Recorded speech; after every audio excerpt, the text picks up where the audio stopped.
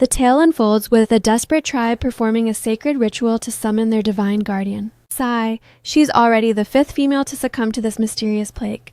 Our alchemist tribe was already dwindling, and now they're collapsing one by one. Is our lineage truly doomed? Cease that blasphemy. Our great guardian would never abandon us. By offering our devotion, his divine protection shall surely shield us. Oh, mighty guardian beast, above it, we implore you to shield our alchemist tribe and deliver us from this catastrophe. Every soul kneeling in the dirt roared in one voice. We beg of you, guardian beast, protect us and grant us the strength to overcome this agonizing trial. As if responding to their desperate pleas, a jagged bolt of lightning tore through the sky, rattling the very foundations of the earth. From the billowing clouds of white smoke, a breathtaking girl slowly materialized. Where on earth am I? Wasn't I just strolling down the street a second ago? How did I suddenly end up in a place like this? The beastmen below stared with dilated pupils and slack-jawed shock. A female. It's a genuine female. The guardian beast has manifested. He has graced us with a maiden. Our alchemist tribe is saved. She's absolutely ethereal. I've never laid eyes on a female this stunning in my entire life. Gratitude to the guardian beast for rescuing the alchemist tribe. The young girl remained in a complete daze. Guardian beast alchemist tribe. The realization struck her like a high-voltage thunderbolt. No way! Have I actually been isekai'd into another world? Abruptly, a rough hand lunged out and snatched her wrist. Female, the fate of our entire tribe now rests solely in your hands. Every second is precious. These are the most elite males of our clan. Pick whichever one you desire to be your mating partner. Mating partner. This is way too fast. Little female, choose me. I am the most powerful warrior in the entire tribe. Good looks are worthless in the wild. Pick me. I'm the biggest and strongest. A female of your divine beauty. Only a male like me is worthy of possessing you. Choose me. No, pick me. You're not worthy of her. Scum. Get lost, everyone. Stop this fighting at once. I don't have any desire to choose any of you right now. What you refuse to select a mating partner. Do you honestly believe the noble males of our alchemist tribe aren't good enough for you? She stammered in a flustered panic. I didn't mean it like that. It's just that this is all so incredibly sudden. I'm not mentally prepared for this at all. He gripped her hand firmly, attempting to exert his dominance. This is the guardian beast's divine will. Today you shall fulfill your duty and complete the mating mission. She let out a piercing scream. No, stop it. I refuse to just hand myself over as a prize like this. After a frantic struggle, she wrenched herself free from his grasp and bolted. Don't you dare run. If I don't run, am I just supposed to stay and be your breeding tool? Not a chance. She sprinted blindly, oblivious to the bottomless abyss yawning right before her. Her foot slipped and she tumbled into the void. The female is falling. Someone catch her move. I'm too slow in the air. I can't reach her in time. It's all over, she thought to herself. I am truly the unluckiest girl alive. I get isekai'd in the weirdest way possible, only to plummet off a cliff in some bizarre final twist. Is this really how it ends? Am I actually going to fall to my death? At that exact heartbeat, a pair of colossal, magnificent wings enveloped her in a protective embrace. She cautiously fluttered her eyes open and wondered, was I actually saved? It's Lord Tianhuang, the supreme guardian of our tribe. Lord Tianhuang has rescued the female. As expected of his lordship, only he possesses such godlike speed.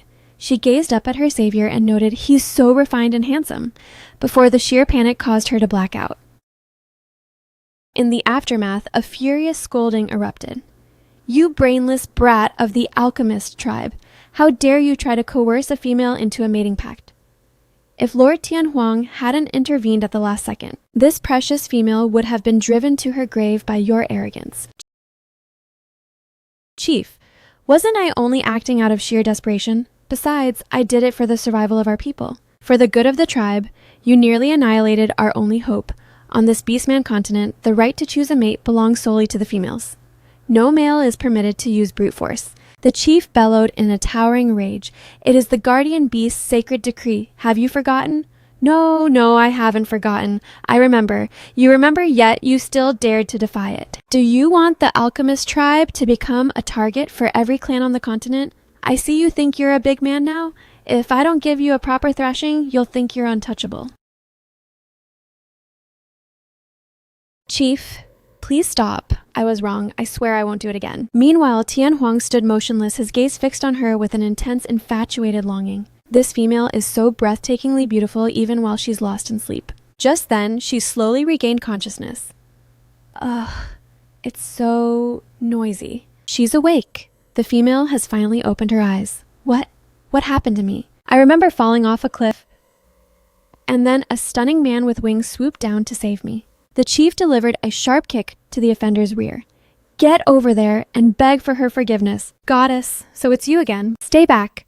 I told you I'm not choosing a mating partner. Don't try to force me again. He immediately dropped to his knees in submission. Great female, I am deeply sorry. I should never have tried to force you. I have violated the sacred decree of the guardian beast. Please, I beg for your mercy. She recoiled in disbelief. Wait, what's the deal? Is he actually groveling to me? And what was that about violating a divine decree? My lady, do not be frightened. I have already properly disciplined this insolent brat from our clan. The chief beamed with a disarmingly warm and fatherly smile. From this moment on, he won't dare lay a finger on you, so breathe easy. In every Beastman settlement, females are considered sacred treasures to be adored by all. No one would dare lay a hand on you. The power to choose a mate is yours and yours alone. Such is the guardian's will, and it is absolute. She mused to herself, it seems the social standing of females on this continent is incredibly high. If that's true, then this world's civilization is surprisingly sophisticated. A heavy silence descended upon the room as everyone became lost in their own turbulent thoughts. The maiden hasn't uttered a single word. It appears her rage hasn't yet subsided. The chief's eyes narrowed into slits as his pupils flared with a terrifying primal fury. Priest, you have desecrated the guardian's law. This tribe can no longer harbor a criminal like you. Exile yourself at once. What, chief, you're actually casting me out into the wilderness? The priest lunged forward and clung to the chief's legs, sobbing and pleading for mercy. No, chief. If I'm banished, the rogue beastman will tear me limb from limb. I don't want to die. Our guest is still rightfully offended. Justice must be served. If you refuse to leave on your own, I'll have Tianhuang personally throw you out. With those cold words, the chief signaled for the powerful Tianhuang. He turned his head and gave a sharp, resolute nod. Understood. No, chief, I was wrong. Please show me mercy. At that pivotal moment, she finally broke her silence. Wait, spare him. I'm not harboring a grudge anymore. Besides, falling off that cliff was my own clumsy mistake. It wasn't his fault. Since the lady has granted you clemency, you may remain within the tribe. Now, hurry up and show her your gratitude. The priest immediately prostrated himself, kowtowing frantically. Female, thank you so much. She offered a gentle smile and said, there's really no need for such dramatic gestures. Watching this play out, Tianhuang thought this girl possesses a remarkably kind soul. Man, I feel like the old chief just played me like a fiddle, but whatever. I couldn't have lived with myself if he'd been exiled anyway. She paused to think before saying, You guys should stop calling me female. I actually have a name. Suddenly, she reached out to steady herself on the rug, but her hand slipped. With a startled ah, she went tumbling toward the hard floor. Tianhuang instantly roared, careful, and blurred across the hall like a literal bolt of lightning. He hit the ground first, using his own muscular body to cushion her impact. Him again. My personal guardian angel. Tianhuang's heart raced. Her body had such an intoxicating scent and felt so incredibly soft. I wish I could hold her in my arms for an eternity. Suddenly, she winced. Ow, you're squeezing me too hard. Tianhuang stammered in a flustered panic. My apologies. Come to think of it, you've saved my life twice now. Thank you so much. How should I address you? Is it Tianhuang? The priest interjected proudly. Lord Tianhuang is our tribe's divine protector. He's the swiftest flyer and the deadliest warrior we have. She extended her hand. My name is Guimo. It's a pleasure to meet you, Tianhuang. He stared at the outstretched hand in a bewildered daze. This is... She beamed and gave Tianhuang's hand a friendly squeeze to explain. This is what we call a handshake. It's a custom from my world used to show friendship when two people meet for the first time. Tianhuang was stunned a handshake and slowly tightened his grip, marveling at how silky her hand felt, almost as if it were boneless. Guimo winced and jerked her hand back. Ouch! Maybe I should just stick to the local customs. How do you guys show friendship? She nursed her hand while fighting back the pain. Why is this Tianhuang so insanely strong? My hand is literally throbbing from that squeeze. The chief said, Female Guimo, you are more than welcome to adopt our ways. Our tradition for showing friendship is to lick the other person's cheek. Guimo froze in shock. Huh? Licking cheeks, let Lord Tianhuang demonstrate the technique for you. I'm such an idiot. They're lions. Of course they lick each other. Why did I even have to ask? Maybe let's just skip that part. We're already friends now, no need to go through the trouble. Tianhuang's expression slumped into a mask of disappointment. All right then. It looks like I really let him down, but he's so powerful I'm genuinely afraid his tongue would leave my face swollen. I still need this face if I'm going to survive in this world. Chief, would you mind showing me around? I'd love to learn more about your tribe. When it comes to our alchemist tribe, we are legendary. Abruptly, the chief cut himself off due to the deafening commotion outside. The female!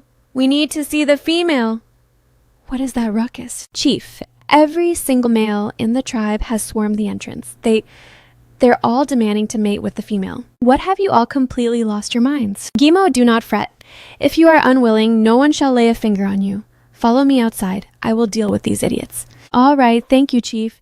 These beastmen are seriously high energy. Is mating the only thing on their minds? Stepping outside, she was met with a chaotic sea of shoving bodies, everyone howling. Female. Give us the female! What in the world is all this noise about? There are so many people. No, wait. So many beasts. She's here. The female is finally out. She's all right. Oh my god, she's breathtaking. I thought you guys were exaggerating, but she's a goddess. I have to make her mine. This is getting a little out of hand, isn't it? Are their brains entirely hardwired for hormones? The heavy thud of a staff echoed through the clearing. Silence. The female has made her stance clear. She has no intention of choosing a mate. Not a single one of you is permitted to pressure her. Now clear out. Chief, we aren't forcing anyone. We just want a chance to woo her. Exactly. Courting her doesn't break the Guardian's law, does it? Chief, you can't just strip away our right to pursue a partner. Cough Guimo, what they're saying is technically true. As long as there is no coercion, any male has the right to court you.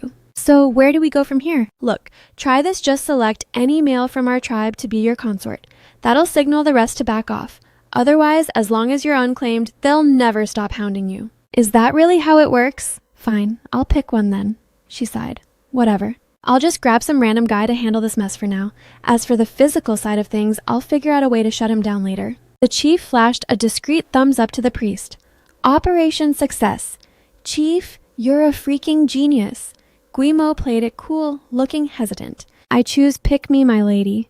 I'm the most gentle soul here. What's the point of being gentle? I'm the ultimate powerhouse. I'll keep you safe from anything. Give me one female and I'll build an entire dynasty. I seriously can't handle this wild energy. Chief, anyone works right. Absolutely. As long as he's a warrior of our alchemist tribe, the choice is yours. Fine then, my choices. I choose him. The entire crowd gasped in shock. Lord Tianhuang, the chief's jaw hit the floor. You're actually picking Tianhuang? Guimo smirked. Is there a problem? Didn't you say I could pick any male from the alchemist tribe? Tianhuang is one of yours, isn't he? She mused to herself. At least Tianhuang seems a bit more low-key than these other cavemen. Plus, he's a total smoke show. He is definitely a member of our tribe. However, Tianhuang is the only pure white lion born in millennia. He is our guardian deity. If he takes a mate, he must renounce his divinity. Guimo, perhaps a different choice. Besides Tianhuang, we have countless elite males ready to serve. For instance, no need. My heart is set on him. I want him as my partner. Nobody else will do. Guimo cheered internally. Yes, my luck is off the charts. Now he just has to reject me. Then I can stay single and it'll be perfectly justified. This is, Lord Tianhuang, what say you? Suddenly, Tianhuang's voice rang out. I accept. Guimo was hit with a fresh wave of shock.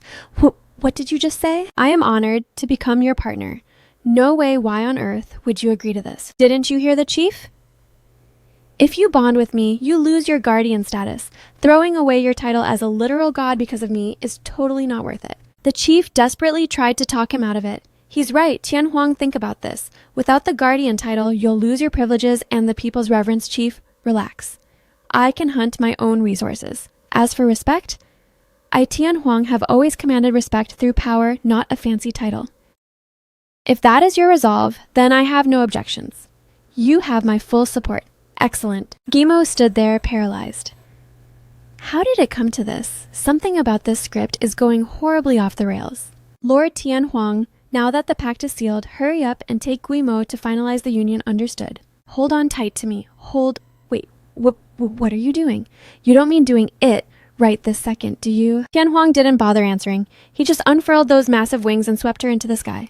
Whoa, I've flown on planes before, but soaring with zero safety gear is a whole different level of terrifying. Where are you taking me? Tianhuang simply replied to my lair. You're home. Don't tell me you're planning to, Before she could finish the thought, she let out another shriek. Ah! Because Tianhuang was diving at a god-tier terminal velocity. Thud, thud, thud. They touched down. We've arrived. Emo panted, trembling. Hey, give your passenger a warning before you pull a stunt like that. That was way too sudden. Tianhuang grunted impatiently. Got it. Now, let's go inside. Hey, wait. I'm not finished talking yet. We'll talk inside. This is my private domain. This place... Scanning the room, her eyes began to shimmer like stars. Wow, everything is pristine white. This is so incredibly dreamy. This aesthetic really suits you? She looked up, only to find Tianhuang's eyes glowing with a predatory crimson fire. Immediately, she scrambled back. Are you feeling okay? Tianhuang decisively hauled her over his shoulder and marched toward the bed. Get on the bed. Ah, what? What do you think you're doing? Mating with you, obviously. No. She panicked inwardly. He looks so stoic, but he's actually this aggressive. But you chose me. I chose you as a partner. Yes, but... Before she could finish, he pinned her wrists down. Then what are we waiting for? Let's begin. Wait. Before she could even blink, Tianhuang moved with lethal precision, locking her lips in a staggering kiss. Guimo felt a wave of despair. I really can't escape this. Is this just my fate? Tears began to stream down her face. Seeing this, Tianhuang froze. You're crying. Tianhuang, can you please just give me some time? I'm not mentally ready for this. Fine. What you're actually agreeing to wait. Rest now. I'm going outside. She buried herself in the blankets, turned away, and whispered a soft thank you. Thinking to herself, this whole isekai journey is proving to be absolutely exhausting. Tianhuang felt a pang of guilt and murmured to himself, Guimo, I'm so sorry. The following morning. The moment Guimo's eyes fluttered open, Tianhuang was already standing over her. Are you finally awake? Huh. Did I sleep in? I'm up. Suddenly, she let out a horrified shriek. Ah! My clothes were totally shredded by you last night. What am I supposed to wear now? Tianhuang presented a brand new ensemble. Wear this. Did you actually craft this with your own hands? It is a tribute for you. This attire is breathtaking. You must have poured your soul into it. I need to change. Would you mind stepping out for a moment? Understood. With a nod, Tianhuang turned and exited the room. I never imagined these beastmen possessed such exquisite craftsmanship. Outside, Tianhuang paced anxiously, desperate to know if Guimo truly favored his handiwork. A few moments later, she emerged from the chamber. Tianhuang, I'm ready. Hey, stop staring at me like that. It's actually a bit intense. Ah, my bad. Haha, you big dummy. Do you truly like this outfit? I adore it. It fits like a glove. Thank you, Tianhuang, not just for the clothes, but for showing me respect last night. Tianhuang looked bewildered. Respecting you? She's out. The maiden has appeared. My lady, you must choose me today. Pick me, I beg of you, female. You absolutely have to select me. Guimo shrieked. Not this again. She immediately scrambled behind Tianhuang to take cover. What is this madness? Don't I already have a partner? Why are they still swarming me? Beautiful female, allow me to be your devoted consort. My lady, no matter what excuses you give, this time you have to pick me. I'm the second-ranked warrior, right behind Tianhuang. I already have a partner. Why are you guys still pulling this stunt? My lady Tianhuang was only your partner for a single night. Today the choice is yours again. A daily reset on choosing... Ugh, I'm getting a real crash course in the wild logic of this Beastman continent. My lady, you're even more radiant today. Pick me. It's my turn tonight, you guys. No cutting in line. I'm moving up. What right do you have to block me? I'm cutting in too. Everyone just stop fighting. From this moment on, I am not choosing anyone else. Guimo clung to Tianhuang's arm with an iron grip. Because whether it's tomorrow or far into the future, my only partner will be him. Tianhuang stood frozen as if struck by a divine thunderbolt. What Guimo you... Tianhuang, don't tell me you're having second thoughts. Is he still harboring a grudge over what happened last night? I'm willing. I am absolutely wholeheartedly willing. Upon hearing those words, the other males looked like they'd lost their very souls. How can this be? Is our chance truly zero? This makes no sense at all. How can anyone be content with just one partner? This female is incredibly stubborn. I've lost, and I don't even understand why. Suddenly, a thunderous shout echoed through the air. Tian Huang, Lord Chief, Lord Priest. Lord Tian Huang, how did things go last night? Tian Huang answered with brutal honesty. Last night, Gimo instantly lunged forward to cut him off. Last night was spectacular. I am beyond satisfied. The female is satisfied. Haha, Lord Tian Huang, you're a legend. You truly are the most potent male god in our tribe. Gimo felt a cold sweat. Hey, the potency you're implying is definitely getting inappropriate. The chief strolled over, clapping a hand on Tian Huang's shoulder. You must work hard at sowing your seeds. Extra effort leads to a bountiful harvest. Tian Huang nodded, then turned to seize Guimo's hand. Gimo, you won't have to lift a finger for manual labor from now on. You have but one duty to bear, as many offspring as possible. The future strength of our alchemist tribe rests solely on your shoulders. Guimo gave a strained, awkward reply. Sure. She thought, Chief, forcing me to carry the fate of the entire tribe on my own. Isn't that a bit of a heavy burden? The alchemist tribe is running out of time. Make haste. My lady, one by one they are collapsing. If this continues... Before the sentence could finish, a panicked cry pierced the air. Chief, this is a disaster. Another female has fallen ill. What, lead me to her at once. Hurry, huh? Did everyone just vanish? I should probably go investigate. Maybe I can actually help. I have no intention of just lounging around as a baby-making machine all day. Lord Witch Doctor, I beg you save my mother. The witch doctor sighed. There is no longer a path to recovery for your mother. What? How can that be? Is my mother going to die? Sob, sob, sob. At that moment, the chief's party arrived on the scene. How bad is it? Let me see. Chief, the witch doctor says my mother is beyond saving. I'm going to lose her forever. Sob, sob, sob. She leaned down to comfort the heartbroken child. Then she turned to the witch doctor with a grim face. Is it the same as before? Precisely, Chief. 1, 2. It's happening all over again. Is my alchemist tribe truly under a divine curse? Gimo muttered in surprise. A curse? This has to be a medical condition, right? She observed closely. Her limbs are slightly edematous, skin turgor is poor. Her temples show signs of constant rubbing indicating chronic migraines. Plus her hair is prematurely white. These symptoms feel eerily familiar. The witch doctor declared, Chief, you must heed my words this time. These afflicted females must be put to the flame immediately. What, burned alive? No, my mother hasn't even passed away yet. You cannot take my mother to the pyre. As the chief wavered in hesitation, the witch doctor pressed harder. This curse is unbreakable. Only by incinerating all the cursed females can we prevent this blight from devouring us all. Gimo whispered to Tian Huang. Who's that? She doesn't look like she belongs to our alchemist tribe. That beast woman is heartless. You're right, she's an outsider. She used to be a wanderer. The chief noticed her dabbling in witchcraft, so he allowed her to stay as our witch doctor. She mused to herself, a wanderer. That's the second time I've heard that term. What kind of faction are they exactly? The chief could no longer suppress his desperation and commanded, execute the order. If we hesitate a moment longer, every female in the alchemist tribe is finished. Our entire future will vanish. The little girl clung to the chief, pleading with every ounce of her soul. Please don't burn my mother. Xiao Yu, I am truly sorry for the survival of our tribe. This is the only path.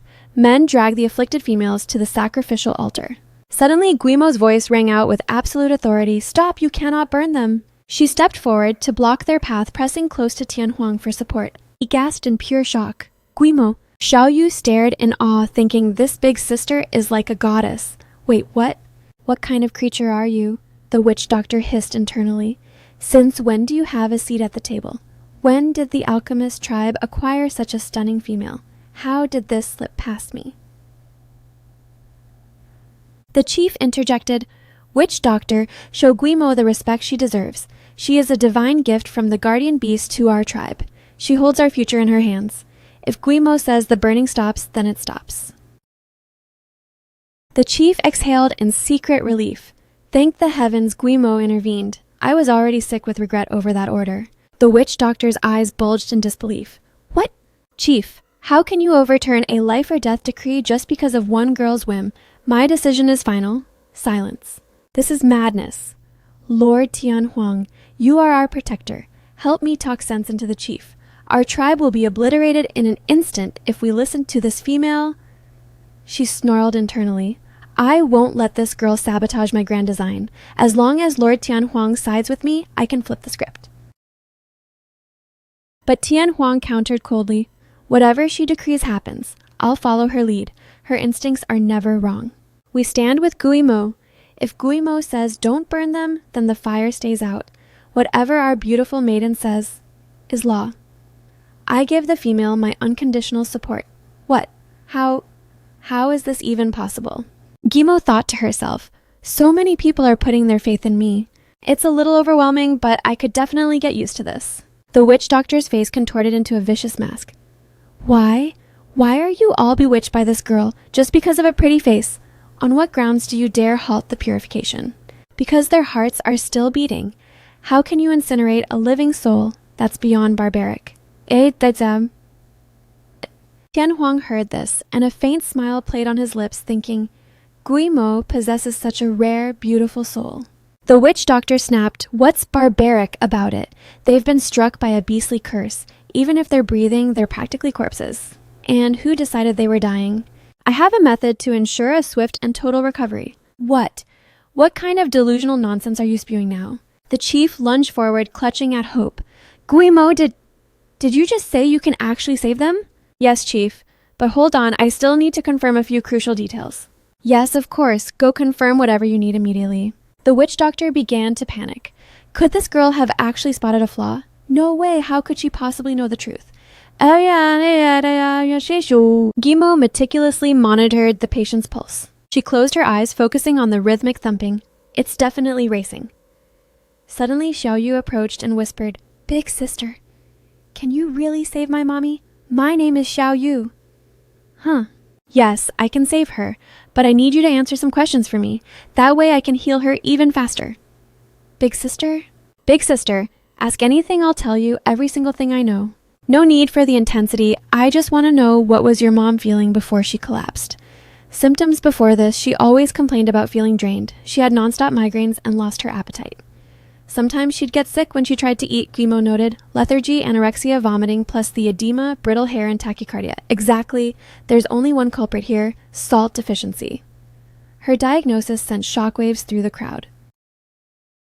What's salt deficiency? What on earth does that even mean? Completely over my head. The witch doctor cackled. Ha ha ha ha ha!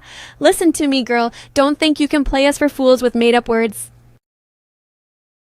See, does anyone here actually believe your lies? Then she thought triumphantly, I thought she was a threat. Turns out she's just a hack. These people are dying for lack of ocean essence. What the hell is salt? But a second later, her heart sank as the chief declared, I believe in Guimo. Tianhuang added firmly, her word is absolute. If you think she's wrong, refer back to the fact that she's always right. Xiaoyu cheered with joy. My mommy is going to live. I don't get a word, Guimo says, but she sounds super OP. The tribe rallied behind Guimo. Our lady is truly legendary. She's not just a beauty, she's a genius. I want her as my mate more than ever now. Hearing the cheers, the witch doctor nearly coughed up blood. What is this? Why does everyone swallow every word she says? Guimo thought, the devotion here is insane. They don't even know what salt is yet. They're backing me 100%. Fine, fine, fine. You're all choosing to listen to her. Then I'm washing my hands of this. Just wait for the curse to devour the entire tribe. When every last female is rotting, don't you dare come crawling back. Inwardly, she was gloating. These cowardly lions have always been easy to manipulate. They'll definitely beg me to stay. The chief wavered. I knew it. My threaten to leave gambit is playing out perfectly. With that smug thought, she stood before the masses and declared, Since you refuse to let me go, I'll... Suddenly, the entire crowd turned their backs on her, leaving her standing there, isolated and utterly bewildered. They swarmed Guimo, asking, How do we produce this salt you mentioned? Yeah, tell us, give us the secret. What? They're not going to stop me. Curse it, because of this female, my influence has completely evaporated. I don't buy for a second that you can cure these beasts. The moment you fail, I'll ensure the chief sends you straight to the Pere Guimo. What's the plan? Just give us the word. Big sister, if you can save my mother, I'll do anything you ask. One warrior pounded his chest, roaring, Lady, just name it.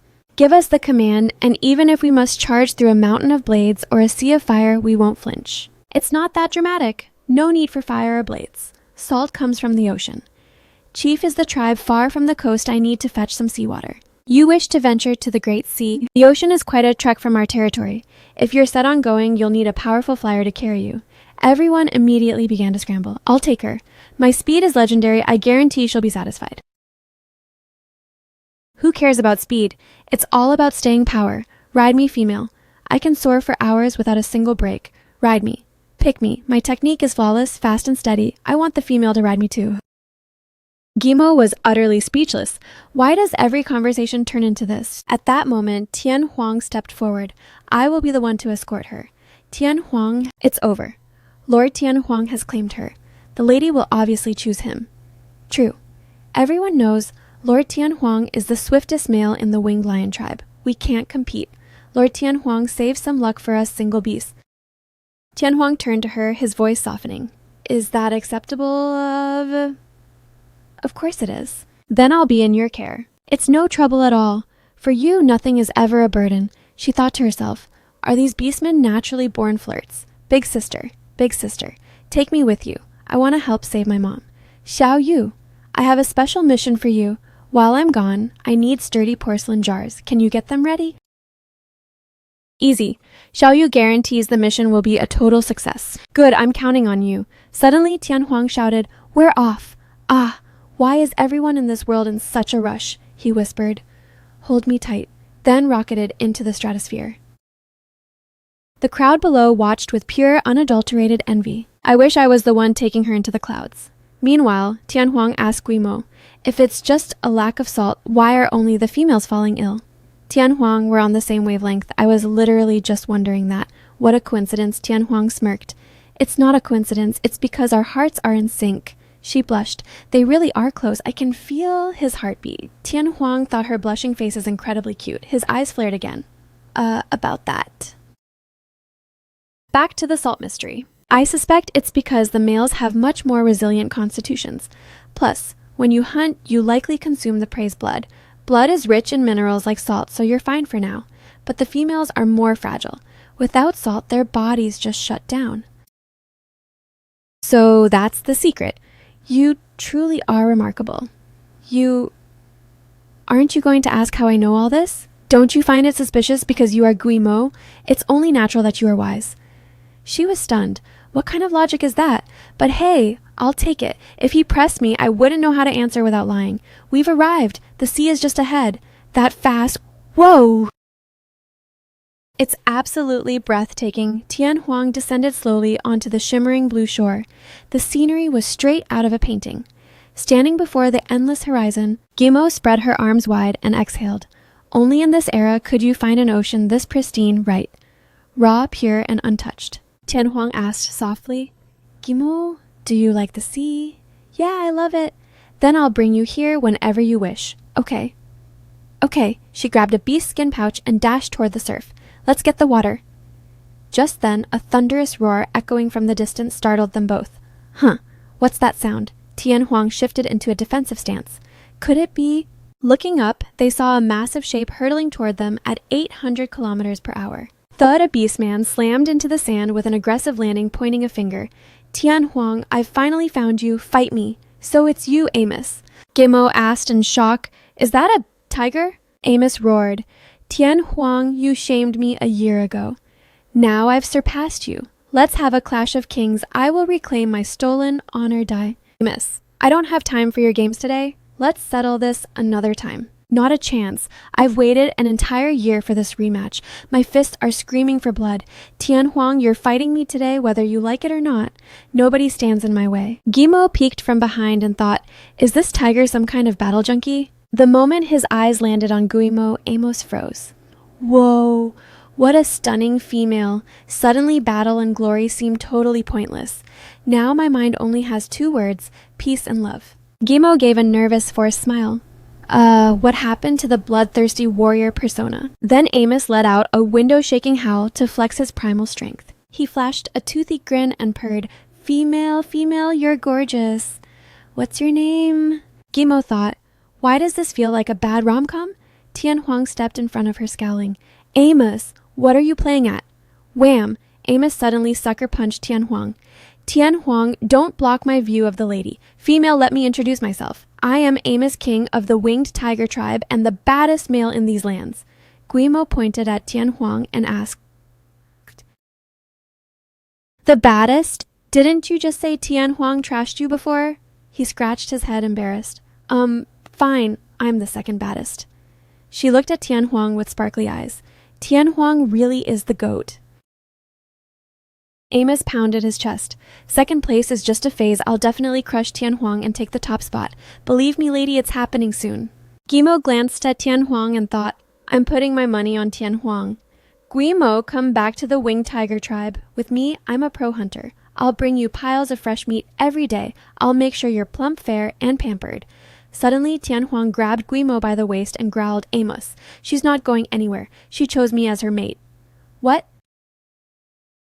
She chose you. How is that even possible? No. Why didn't I find this beauty first? And she's the mate of my sworn rival. Why is the guardian beast so cruel to a lonely tiger like me? Why, Amos. I'll give you a chance to challenge me another day. Guimo, let's collect the water. Guimo thought to herself, giving him a chance to challenge. Tian Huang sounds like such a boss right now. But Amos blocked their path aggressively. Wait, Tian Huang, I want that challenge right now. I need this female to see that you aren't her only option. Are you implying I'm not worthy of Guimo? I'm saying I might be the better upgrade, Amos. You can keep the strongest title for all I care, but I am never letting go of Guimo. I don't need your permission. I'll use my power to make her choose me voluntarily. With those words, the two locked eyes, sparks of hostility flying between them. Guimo stood by, getting worried. Wait, are they actually about to scrap? Tian Huang, don't do this. I don't want you getting hurt, and you stop it. It's pointless. My heart is set on Tian Huang. I'm not interested in any other beastmen. Female, you're even worried about us getting bruised. You truly are as kind as you are beautiful. With a roar, Amos launched himself into the air. I want you to be my mate even more now, he sneered at Tian Huang. If you're a real man, fight me. Let the lady see who the real alpha is. Seeing Tian Huang's aura shift, Guimo tried to hold him back. Tian Huang, stay. I won't leave you. Tian Huang gently patted her head. Guimo, I just want you to know. He took flight and declared that your choice was perfect. Guimo watched them face off and yelled, Hey, Tian Huang, don't. Both of you get down here. Stop this. She thought, why are beastmen so obsessed with their egos?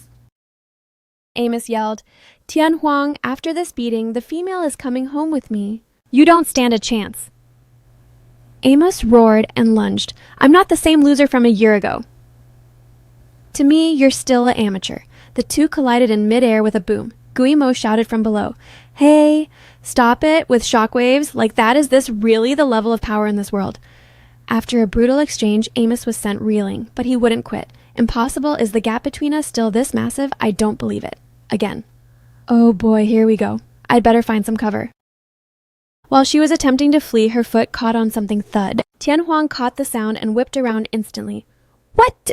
Aborting the duel, he lunged toward Guimo with Amos diving right on his heels. Guimo, talk to me. Are you injured? Where does it hurt?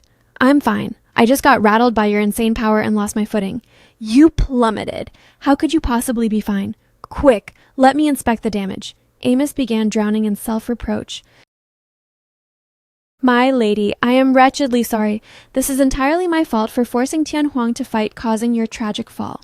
I have committed an unforgivable sin, a monstrous transgression, an absolute atrocity. Hearing this, Guimo thought, Hey, I just tripped like a normal person. Your over-the-top reactions make me feel like I'm on my deathbed or something. Tian Huang spoke again, his voice trembling. Guimo, you're so badly wounded, you can't even speak. Come, I must rush you back to the witch doctor. Wait. Tian Huang, stop. I'm perfectly fine. Besides, we haven't even collected the water. Amos interjected eagerly. Seawater, allow me to secure it for you. No need, really, we can manage. Tian Huang put me down. A heartbeat later, Amos reappeared. I have secured the essence of the ocean. Your speed is honestly terrifying. My brain can't even process what just happened. My lady, you are in a critical state. Do not exert yourself further. Tian Huang, evacuate the female immediately. You must shield her with your life. Tian Huang gripped the water skin, his eyes ablaze. I shall guard her with every fiber of my being." His expression was deathly serious. Tianhuang unfurled his wings and rocketed off. "Hey, the way you two are talking makes it sound like I'm a lost cause. I'm seriously okay." Tianhuang's supersonic flight forced a scream from her lungs. "Ah!" Amos caught the sound and whimpered. "The female is so ill, she's shrieking in agony." "She truly is mortally wounded. My lady, you must cling to life. Stay strong." A moment later, spotting their return, the entire clan swarmed them. "Look, the maiden and Lord Tianhuang have returned." Lord Tianhuang is a god of speed. He's already back with Guimo. Finally, she's back in my sight. She was gone for a moment, and I already felt a void. Truly, a single day apart feels like an eternity.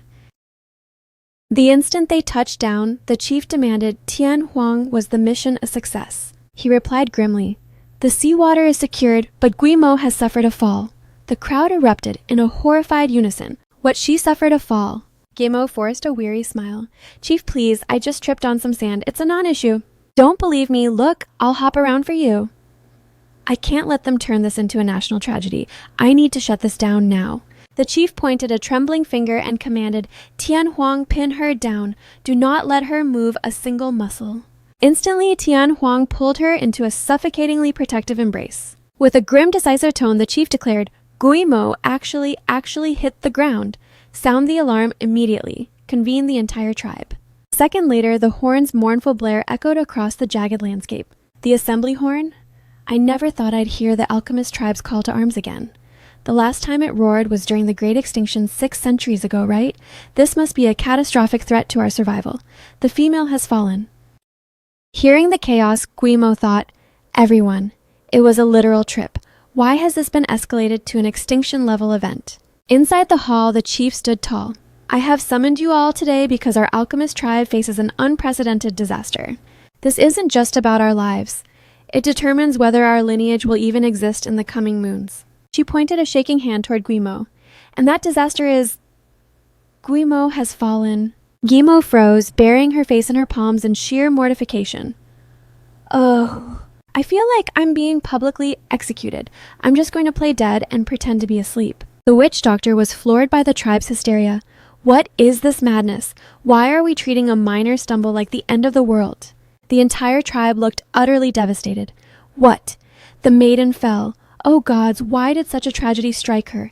This is catastrophic. My heart literally shattered at the news. I wish it had been me who hit the dirt. Chief, save her at all costs, or we are doomed. The witch doctor was dazed. Are these lions suffering from mass psychosis? It's a trip. Why are they acting like the sky is collapsing? The chief slammed her staff into the earth. Silence. Since you all grasp the gravity of this catastrophe, we shall now deliberate on the severity of Guimo's condition. Witch doctor, present your diagnostic findings immediately. The witch doctor broke into a panicked sweat and stammered, Chief, I performed an exhaustive examination. There is absolutely no trauma to the female's body." "Blasphemy. Did you even look? Guimo suffered a fall. How could she possibly be unscathed?" "Listen, Chief. Aren't you guys blowing this way out of proportion? She just tripped. How could she be hurt? I've taken falls before too. Insolence. You dare compare your lowly self to the lady. Truly some beasts are so painfully mediocre, yet so delusional. Chief, she is showing blatant disrespect. Banish her at once and let her rot as a wanderer." The witch doctor thought in a daze of confusion. What is happening? I'm just stating medical facts. The chief then spoke coldly. "Witch doctor, I did not expect you to not only ignore the severity of this crisis, but to also lack the proper perspective on this grave matter. I now find your loyalty to this tribe highly suspicious. Chief, allow me to explain. It's not that I'm incompetent. She really is perfectly fine." The chief's face darkened with fury. "Still unrepentant guards seize her." "Yes. No. Please, Chief, have mercy." Guimo couldn't endure the absurdity any longer and sat bolt upright. "Chief, stop." She thought, this has spiraled completely out of control. I can't stay silent and let her be exiled. Seeing her sit up, the chief went into a total panic. "Guimo, how can you engage in such violent exertion? Lie down this instant." "Huh. Since when is just sitting up considered violent exertion?" "Chief, I'll lie down in a second. Right now, I'm asking you not to exile the witch doctor. It's not her fault she couldn't find an injury because I'm genuinely 100% unhurt. How could you possibly be fine? That woman clearly failed to examine you thoroughly." "Guimo, We all know your soul is pure, but please do not make excuses for her incompetence. Chief, look at her. Could it be? She was indeed wounded in the fall, but this injury has a massive incubation period. It might not manifest for over a decade, which is why it evades detection now. Guimo thought it seems no matter how much I insist I'm fine, the chief won't buy it. I have to play along, though I'm not sure I can actually pull this off. What is that truly the nature of her affliction? To think the lady must endure such a hidden burden. No wonder the witch doctor's skills fell short. Our lady is so brilliant to diagnose her own trauma, as expected of her. She's clearly suffering in silence, yet she claims to be fine just to spare our feelings. She's an angel, huh? They actually fell for that blatant lie just like that. I'm sorry, everyone. I hate deceiving you, but I couldn't just stand by and watch the witch doctor get exiled because of me. The witch doctor stood fuming in the shadows thinking, I speak the truth and get shunned. This female spins a lie and everyone worships it. A pack of brainless, idiotic lions. Guimo rose from the bed and declared, therefore, Chief, you cannot banish the witch doctor. In case my condition flares up one day, I'll still need her expertise to treat me. True. She stays witch doctor since Guimo has graciously granted you clemency. You may remain for now. However, you must level up your medical prowess. Only then can you serve Guimo properly, understood. I understand, Chief. I shall take my leave now. The witch doctor was consumed by resentment. Why does everyone bow to this girl's every whim and she expects me to serve her on what grounds? Guimo watched the witch doctor retreat and thought, I felt something was off about her before. I'll keep her close where I can keep a watchful eye on her. The witch doctor stepped outside, livid. First you sabotaged my plan and now you nearly got me banished. I swear you won't get away with this, Guimo. All right, everyone understands the gravity of Guimo's condition now, right? Though she seems fine. We don't know when the crisis will strike, so no one must be complacent. Stay vigilant. Understood. Understood. Guimo stood behind her and exhaled in relief.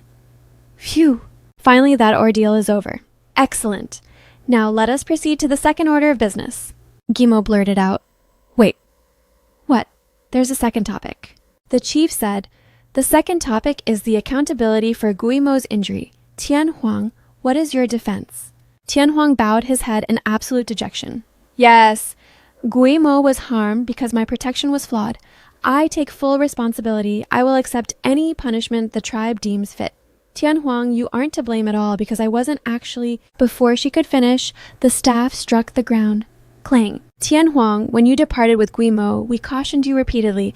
I never expected such negligence. She thought, I can't let Guimo speak now or she'll ruin the momentum. Then she declared, even as the guardian deity of the alchemist tribe, you are not above the law. The fault is mine. I will endure any penance. My only hope is that I may continue to guard Guimo in the future to atone for my failure. Fierce opposition erupted instantly. What, you already let our treasure get hurt? How are you qualified to stay by her side? It's our turn to protect her now. Exactly. We placed our faith in you and you failed her. You should know that the moment she fell, you forfeited your right to protect her forever. We will never trust a failure to guard Our Lady. Guimo was panic-stricken. What is wrong with the chief and these beastmen? I had a simple trip and they're using it as an excuse to destroy Tian Huang. No way, I won't let them hurt him. Chief, about that. The chief raised her hand, silencing Guimo instantly. Strange. Why does the chief keep cutting me off? Guimo, say no more. We will see that justice is served for you. Tian Huang, you heard the tribe. From this moment on, you are no longer worthy of protecting Guimo. Tian Huang's frame shuddered. His teeth gritted in agony as he thought, she's right, she was hurt on my watch. How can I still claim the right to be her shield? Tian Huang turned away, whispering, Guimo, please take care of yourself. Even if I can no longer stand by you, I pray for your long and happy life. The priest interjected. Chief Tian Huang has been our guardian deity and the pillar of our tribe's growth, stripping him of his right to protect the maiden so abruptly. Isn't that a bit extreme? Hold your tongue. Anything concerning the lady involves the very survival of our tribe. There is no room for error. Listen well. Tian Huang serves as a warning to all regarding the lady's safety. There is no negotiation. If you fail, you pay the price. Pleas for mercy are useless. Having said that, the chief thought, Guimo, now it's your turn to play your part. Guimo spoke up firmly. Chief, may I say a few words as per my wishes? The chief grinned, her plan working perfectly. If you have a request, speak plainly. Gimo reached for Tianhuang's hand and declared, "Listen, I only have two things to say. First, Tianhuang did absolutely nothing wrong. Second, I only want Tianhuang to protect me." Hearing this, Tianhuang thought, "I failed her so miserably, yet she still defends me. Why? Why is she so incredibly kind? I can't believe the lady still chooses Tianhuang. Could she have truly forgiven his failure? Our lady is far too merciful. Lord Tianhuang made a catastrophic mistake, and she isn't even resentful. But the chief just said accountability is absolute. Surely the chief won't let him stay as her guardian." The chief replied, "So be it. Let Tianhuang continue to serve as your protector." She smiled broadly, thinking, "Success after this drama, the bond between Guimo and Tianhuang is definitely going to level up." The crowd of males below froze at the chief's sudden reversal, then erupted in howls of despair. No, that was our golden opportunity to get close to her, and the chief just snatched it away. This is so rigged. I really thought I had a shot, but Lord Tianhuang stole the spotlight again. You had a shot. Please, I'm the second-ranked warrior. If anyone's next, it's me. Silence. Every one of you shut it. Guimo is recovering. I won't have this rowdy noise. Anyone who dares speak back can get out. The room went instantly silent, the warriors as quiet as mice. Phew. My deepest thanks, Chief. You owe me no thanks. The chief whispered, "In truth, I should thank you on Tianhuang's behalf. You're the one who gave him his redemption." Huh. So the chief was rooting for Tianhuang all along. Gimo, I am forever in your debt for your forgiveness. I swear by the guardian beast that from this breath forward, I will never let danger touch you again. Tianhuang, I'm the one who should be thanking you for everything. The chief barked, ahem. All right, that matter is settled. Phew, finally done. Now for the final topic of the day, selecting a beastman to personally care for Guimo. Guimo jumped. What is this meeting never going to end? The chief laughed inwardly. Guimo, this is the real reason I called everyone here. Guimo lunged for the chief's hand. Chief, having Tianhuang protect me is plenty. I don't need anyone else. Of course, I trust Tianhuang with your safety. However, he is the tribe's guardian. He cannot be at your side every second of the day. This chosen beastman will be your shadow whenever Tianhuang is called away. There is no need, Chief. I'm perfectly capable of looking after myself. Don't go to any trouble. Trouble? How could it be trouble? Serving you is the highest honor for any warrior in our alchemist tribe. Guimo, say no more. Let me handle the arrangements. Guimo thought, the chief is shutting me down again. What exactly is she plotting this time? Now I am offering you all an arduous but glorious task to stay by Guimo's side and tend to her every need. Who among you is worthy? Down below, the crowd was in a total frenzy. Me? Pick me, Chief. I'm the undisputed champion of close quarters grappling. I can cook clean and even keep the bed warm. I guarantee the lady will have the plushest cushions and toastiest blankets every single night. Besides, if I'm the one tending to her, who's to say we won't eventually catch feelings? Guimo's expression soured. Catch feelings, Chief. I finally see through your little game. All that dramatic theater today was just a setup for this. The chief countered smoothly. Guimo, since the men are being so enthusiastic, why not just take your pick? You can't refuse. It's strictly for your safety after all. Chief, you're acting so righteous that I'd actually feel guilty saying no. But tell me, do you really think I'm out of moves? Fine, if the chief insists then. My choice is, choose me. She's looking right at me. You look like you're craving peaches, so pick me. My lady, choose me. I have full faith in your impeccable taste. The priest leaned in and whispered, Chief, you went through all this chaos just to scout another mate for Guimo, didn't you? You finally caught on a high-tier female like Guimo can't be tied down to just one partner. We need a whole harem so our alchemist tribe can rapidly multiply and dominate. The priest gave a silent thumbs up in admiration. Genius, Chief. Simply legendary with safety as an excuse. Guimo is backed into a corner. This time it's a total checkmate. She tilted her chin up proudly. Obviously. Do you know how many years I've been running this tribe? Now let's see which lucky male Guimo crowns. Suddenly, Guimo pointed a finger and declared, I choose CU. The chief and the priest both shrieked in unison. Wait, what? Thank you for picking me, big sister, I'm over the moon. Guimo mused to herself. Honestly, I should be the one thanking you. If you hadn't been here, I wouldn't have known how to dodge that bullet. Guimo, why on earth did you pick CU? She's just a cub. She can't protect you. You need a brawny male beastman to handle things. Chief CU is absolutely perfect, isn't that right, CU? She thought, a brawny body chief, your thirsty ulterior motives are finally out in the open. Siyu pounded her chest with pride. Chief, have a little faith. Siyu will definitely provide the best care for big sister. The chief could only stammer, well, Gimo interjected. Chief, is there anything else? Because if not, Siyu and I need to go refine some salt. We have a line of patients waiting for a cure. That's all for today? Then we're out. Siyu, let's move. Right behind you. I can't give the chief another opening to scheme. I've got a bolt. Tian Huang immediately gave chase. I'm coming to guard Guimo. Tian Huang, watch her like a hawk. Don't let her trip again. I've got it, chief.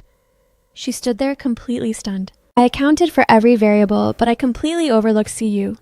Ugh, why is it so damn hard to get Guimo another man? A moment later, Siyu called out, Big sister, I've prepared the porcelain jars. Will these work? This one here is a stone pot carved from a massive boulder. This is perfect, excellent work, Siyu. Let's get the fire roaring and boil this salt immediately. Once we're done, your mother will finally pull through. Gimo sat down to kindle the flame and thought, finally, I'm back on the glorious path of a proper isekai protagonist. Siyu rushed over and insisted, Big sister, let me handle that. You just sit back and give the orders. You shouldn't be doing manual labor. It would be a disaster if you got hurt. Siyu, listen to me. From this moment on, you need to treat me like any other member of the tribe. She thought, if I'm going to drag these beastmen into the light of civilization, I'll start with her. You and I are equals, just two normal females. No special treatment required, okay? But you're so gorgeous and you know everything. You're anything but normal. Besides, didn't you pick me specifically to wait on you? She scratched her head, embarrassed. No, that was just a tactical move to shut down the chief. Otherwise, that meeting would have lasted forever. Anyway, Siyu, remember this. All beasts are created equal. No one is superior to anyone else, got it? Siyu nodded slowly. Yes, even if it sounds a bit strange, Siyu will remember. I'll follow your lead. That's my girl. Let's stoke this fire together. A moment later, they finally had a roaring blaze. I never thought I'd get such a rush of achievement just from starting a fire. Should I pour in the seawater now, big sister? Yes, empty it all in. The seawater was steadily transferred into the pot drop by drop. Big sister, what's the next move? Now we keep the heat high and wait for the water to evaporate. Guimo thought, if this required modern salt-making tech, I'd be screwed. This crude boiling method is my only shot. Siyu peered into the pot with wide eyes. Whoa, salt comes from that. This is intense. I can't wait to see what this life-saving salt actually looks like. Don't be impatient, Siyu. It takes time. Let's talk Siyu. That's a unique name. Who gave it to you? My mother did. I was born in the dead of winter. Mother said that during the cold, every beastman prays for the rainy season to return, so she named me Longing for Rain. Winter and the rainy season, are those the only two cycles here? Mother also said my name stands for hope. Food is plentiful when it rains. Everyone prays for the rainy season. But when winter hits and the food vanishes, many beasts starve. My father died during a cold snap. Is survival in this era really that brutal? Guimo thought, no wonder the chief is so obsessed with finding me a mate. She's just trying to save her people. See you. Don't you worry. From now on, no one is going hungry when it gets cold. We're making salt, and that means we can cure and store food all the way until winter. What big sister are you for real food can actually be kept that long without rotting? Absolutely. Once this salt is ready, I'll show you the secrets of food preservation. Big sister, is there anything you don't know? You're incredible. I bet no beast in the whole world can top you. Maybe only those legendary travelers from 1,000 years ago could even stand in your shadow. No need for the flattery. Wait, hold on. See you. What did you just say? Travelers. Yes. She called herself a traveler, even though we didn't grasp the meaning, the name stuck. You haven't heard of her. Her legend is famous across the entire Beastman continent. It's been told for a millennium. Maybe my hometown was just too isolated for the stories to reach. See you, tell me everything about this traveler. I'm dying to know. Guimo thought, could another isekai soul really have walked this earth before me? Of course, I'm the tribe's best storyteller. Now it all started. Before she could begin, a scout came sprinting over in a total panic. This is a disaster, a total disaster. What happened? Just now, Siyu's mother started having violent convulsions. It looks like the end. The chief says you two need to get there right now. Siyu was paralyzed with terror. What? Siyu, stay with me. The salt is almost finished. Quick, get the containers ready. We're taking this salt back to save her right now. At CU's bedside, the witch doctor scoffed, Chief, she's a goner. Let's start the cremation now before the curse spreads to the rest of the tribe. Absolutely not. We must hold out until Guimo arrives. Guimo vowed she could eradicate this plague, and we have absolute faith in her. Even with the lady's injuries, we must grant her this chance. She was a blessing from the guardian beast to deliver us. She will surely banish this sickness. But the witch doctor gnashed her teeth in pure venom. Curse them! Why won't these thick-headed brutes listen to a single word I say? A warrior whipped his head around and bellowed, Look, Guimo has arrived. Guimo sprinted into the room clutching the precious salt. Everyone make a path. The salt is here. Whoa, is that the legendary salt the maiden spoke of? It's stunning. Her talent is unmatched to be able to conjure something so exquisite. The witch doctor stood paralyzed. Isn't that ocean essence? Is the salt this girl speaks of actually just ocean essence? Guimo carefully sprinkled salt into a bowl of broth. The chief inquired, Guimo, you're seasoning the food with it. Precisely, chief. Once this is stirred into her meal and she consumes it, her recovery will be swift. But she's been so ravaged by illness that she hasn't touched a bite. Do not fret, chief. The flavor will be irresistible once the salt is added. Here, take a bite and you'll be on the mend. Open wide. Siyu's mother feebly parted her lips. The moment she swallowed a single spoonful of the savory porridge, Siyu asked, Mom, how are you holding up? It's heavenly, so delicious. I need more. Slow down, don't rush, there's plenty for you. The chief beamed with pure joy. She can actually swallow, look at that. Color began to return to the mother's pale face. She's actually recovering. The lady is a miracle worker. The witch doctor claimed this was terminal, but the maiden fixed it the moment she arrived. She's so tender with the sick. I'm almost tempted to get sick just to be nursed by her. Tian Huang thought with immense pride. This is my mate, Guimo. The witch doctor's expression twisted into a dark scowl. How does she possess the knowledge to cure this? This is impossible. Only the elite tribes at the continent's heart know the secret. How did she learn it? A moment later, Guimo turned to the leader. Chief, has the rest of the salt reached the other patients yet? I followed your exact orders and added it to their rations. Guimo, I cannot thank you enough. Saving these females is equivalent to saving our entire race. Chief, save your gratitude for later. This is only the beginning. For a full recovery, they must consume salt consistently for a while. We are going to need a massive supply. Guimo, just give the command. What must be done? We need to scale up salt production. That means a massive haul of seawater, more pottery, and endless firewood. The tribe immediately mobilized. I'll lead the vanguard for seawater to the coast. I'll oversee the pottery production move out. The rest of you follow my lead to harvest firewood. Guimo blinked in surprise. Wow, their efficiency is insane. Mom is really getting better. Thank you for bringing her back to me, big sister. Big sister, what's my next task? Just name it. Then see you come help me set up the industrial salt production. Understood. Guimo mused to herself. This is the perfect opening to squeeze more intel about that mysterious traveler out of CU. The witch doctor lurked in the shadows, seething. This female intends to mass-produce ocean essence to save them all. If this continues, my scheme to cripple the alchemist tribe will turn to dust, not on my watch. I will absolutely not permit this success to happen. Nearby, CU asked, Big sister, how much salt are we aiming for? The more we have, the better. Winter is breathing down our necks, right? We need a surplus to cure and preserve our food. So that's the secret. Then CU will work twice as hard. CU, since there's a lull in the action, finish the story of that traveler. Of course. All right, I'll tell you the rest. Legend says that a millennium ago, a radiant female just like you appeared out of thin air. No one knew her origin. She called herself a traveler and sought to bring civilization to our world. Like you, she was all-knowing and taught our ancestors sewing and pottery. Those very skills are what we still use today. No wonder it felt off. This world is primitive, yet possesses advanced weaving and ceramics. So an isekai predecessor really did lay the groundwork for them. Back then, several minor tribes flourished under her guidance and grew into titans, including the 4 great tribes of today. It was a golden age, but tragically after that, what went wrong after that? After that, a horrific calamity devastated the Beastmen continent. The tribes blamed her for the disaster. They hunted her down to sacrifice her to the guardian beast. Then she simply vanished. She vanished. No one ever discovered where she fled. Not a soul knows. Just as her arrival was a mystery, her final destination remains a secret to this day. Gimo's gaze drifted downward. A mystery? Could it be? She finally triggered a return. Did she find the path back home? Big sister. Now that I'm talking about it, you're the spitting image of that person.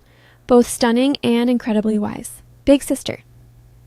You aren't a traveler too, are you? Gimo jumped her hands, waving frantically in denial. See you, hey.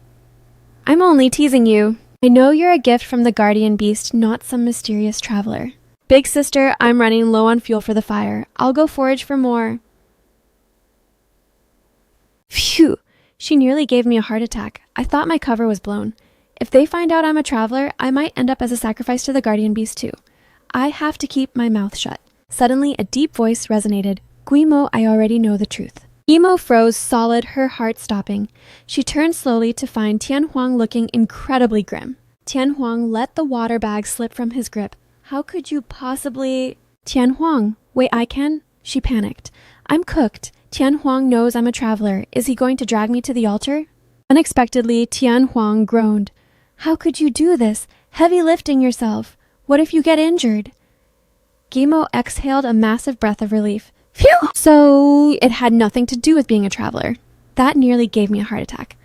I sighed. I was just stoking the flames. It's hardly life-threatening. You really don't need to stress over me. How could I not be stressed?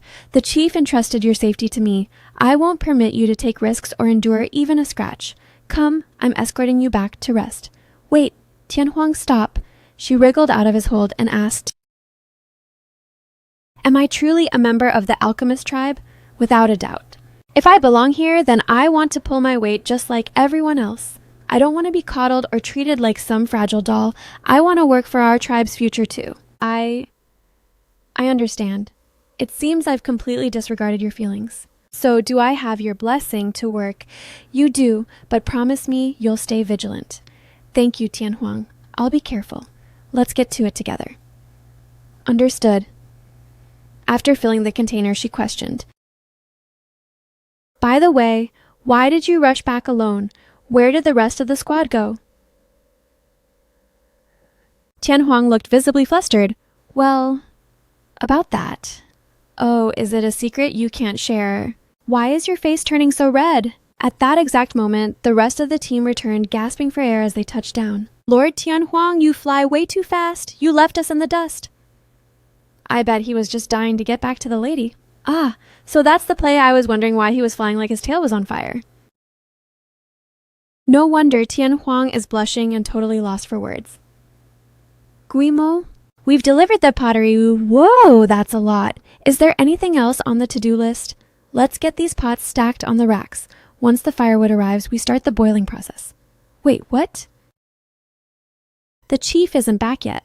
That's weird. Gathering firewood should be a walk in the park. Just then, a frantic shout shattered the peace. Disaster has struck. Siyu came sprinting back, clutching a few branches, tears streaming down her face. Big sister, it's terrible. But the chief's party has been ambushed by the winged tiger tribe. What? Ambushed Siyu, give me the details. Why would the winged tigers surround the chief?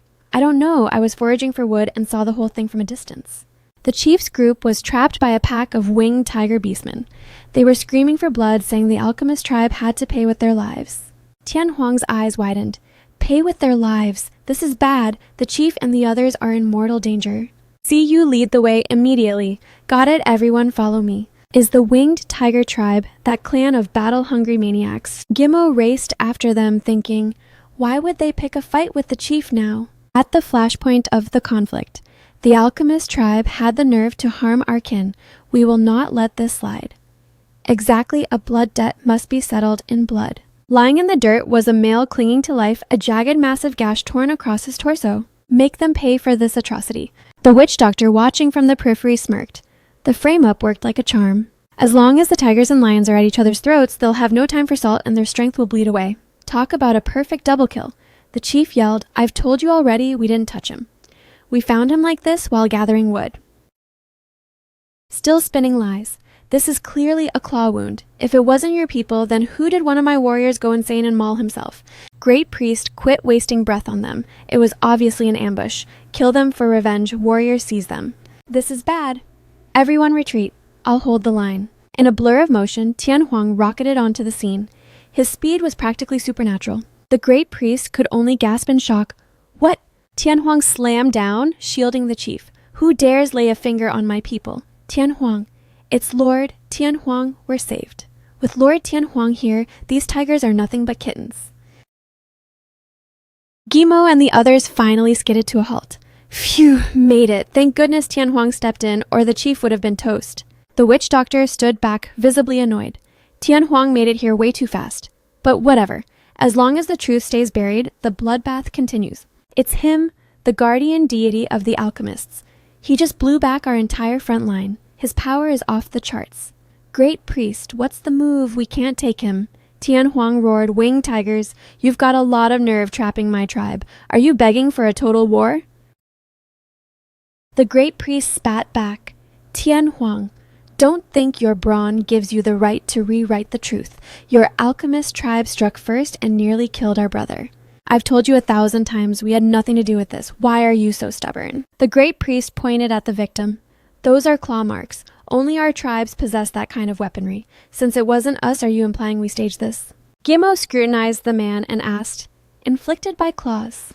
That's not right. This looks more like a textbook case of poisoning. Meanwhile, Tianhuang stood his ground. Whether my kin did this or not, I don't know for certain.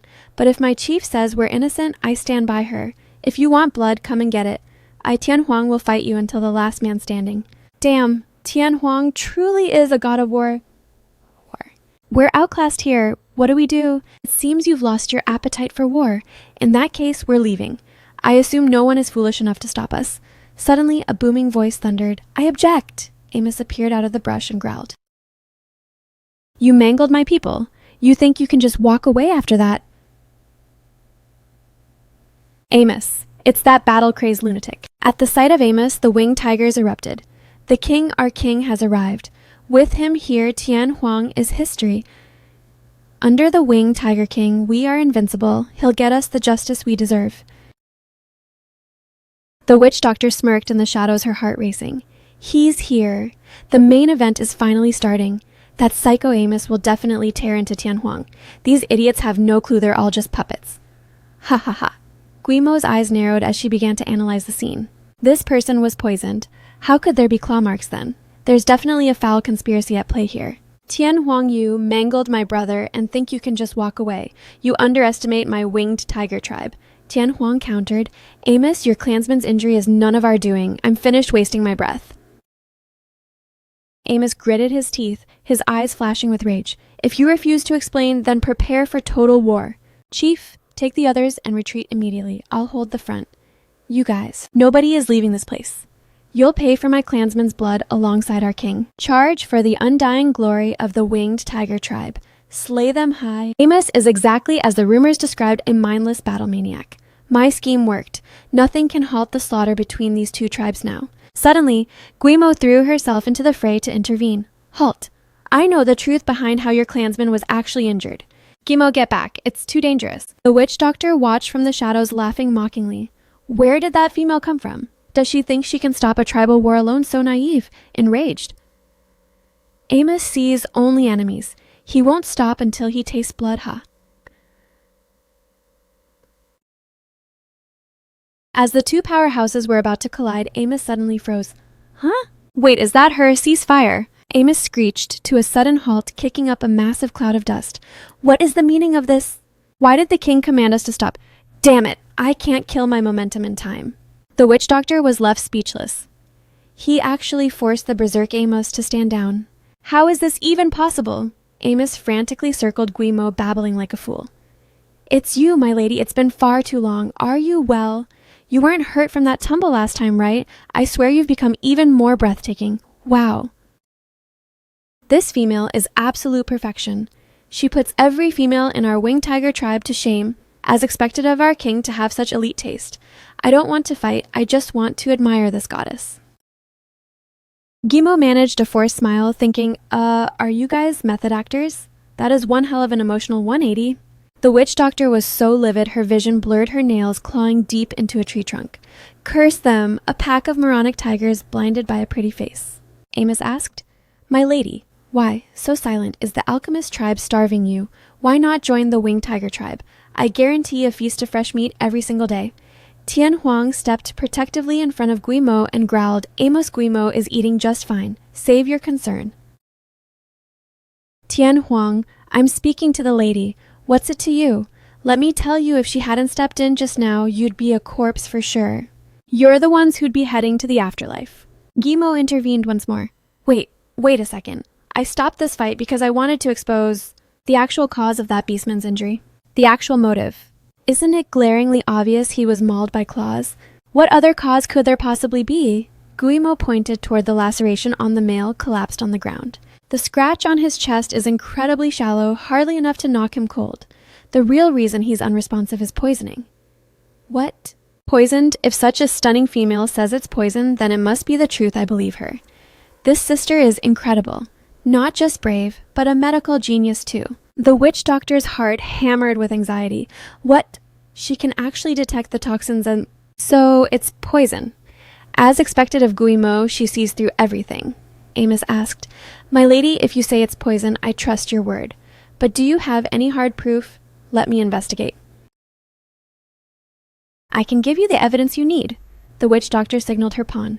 No way, I can't let her examine him or my plan will turn to dust. Muhan, stop her now. Guimo analyzed the situation. In this primitive world, there are no chemical labs. Poisoning usually boils down to two types, toxic food or a venomous bite. Either way, traces will be left behind. As she moved to inspect the body, Muhan blocked her path aggressively. Hold it right there. Huh. Seeing this, Amos also questioned, Muhan, what are you playing at? He replied, King, you can't let her near him. She's an outsider. She must have hidden motives.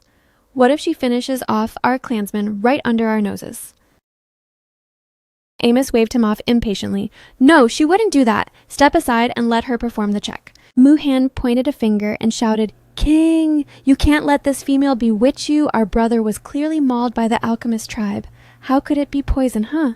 Muhan, are you actually questioning me, your king? I wouldn't dare.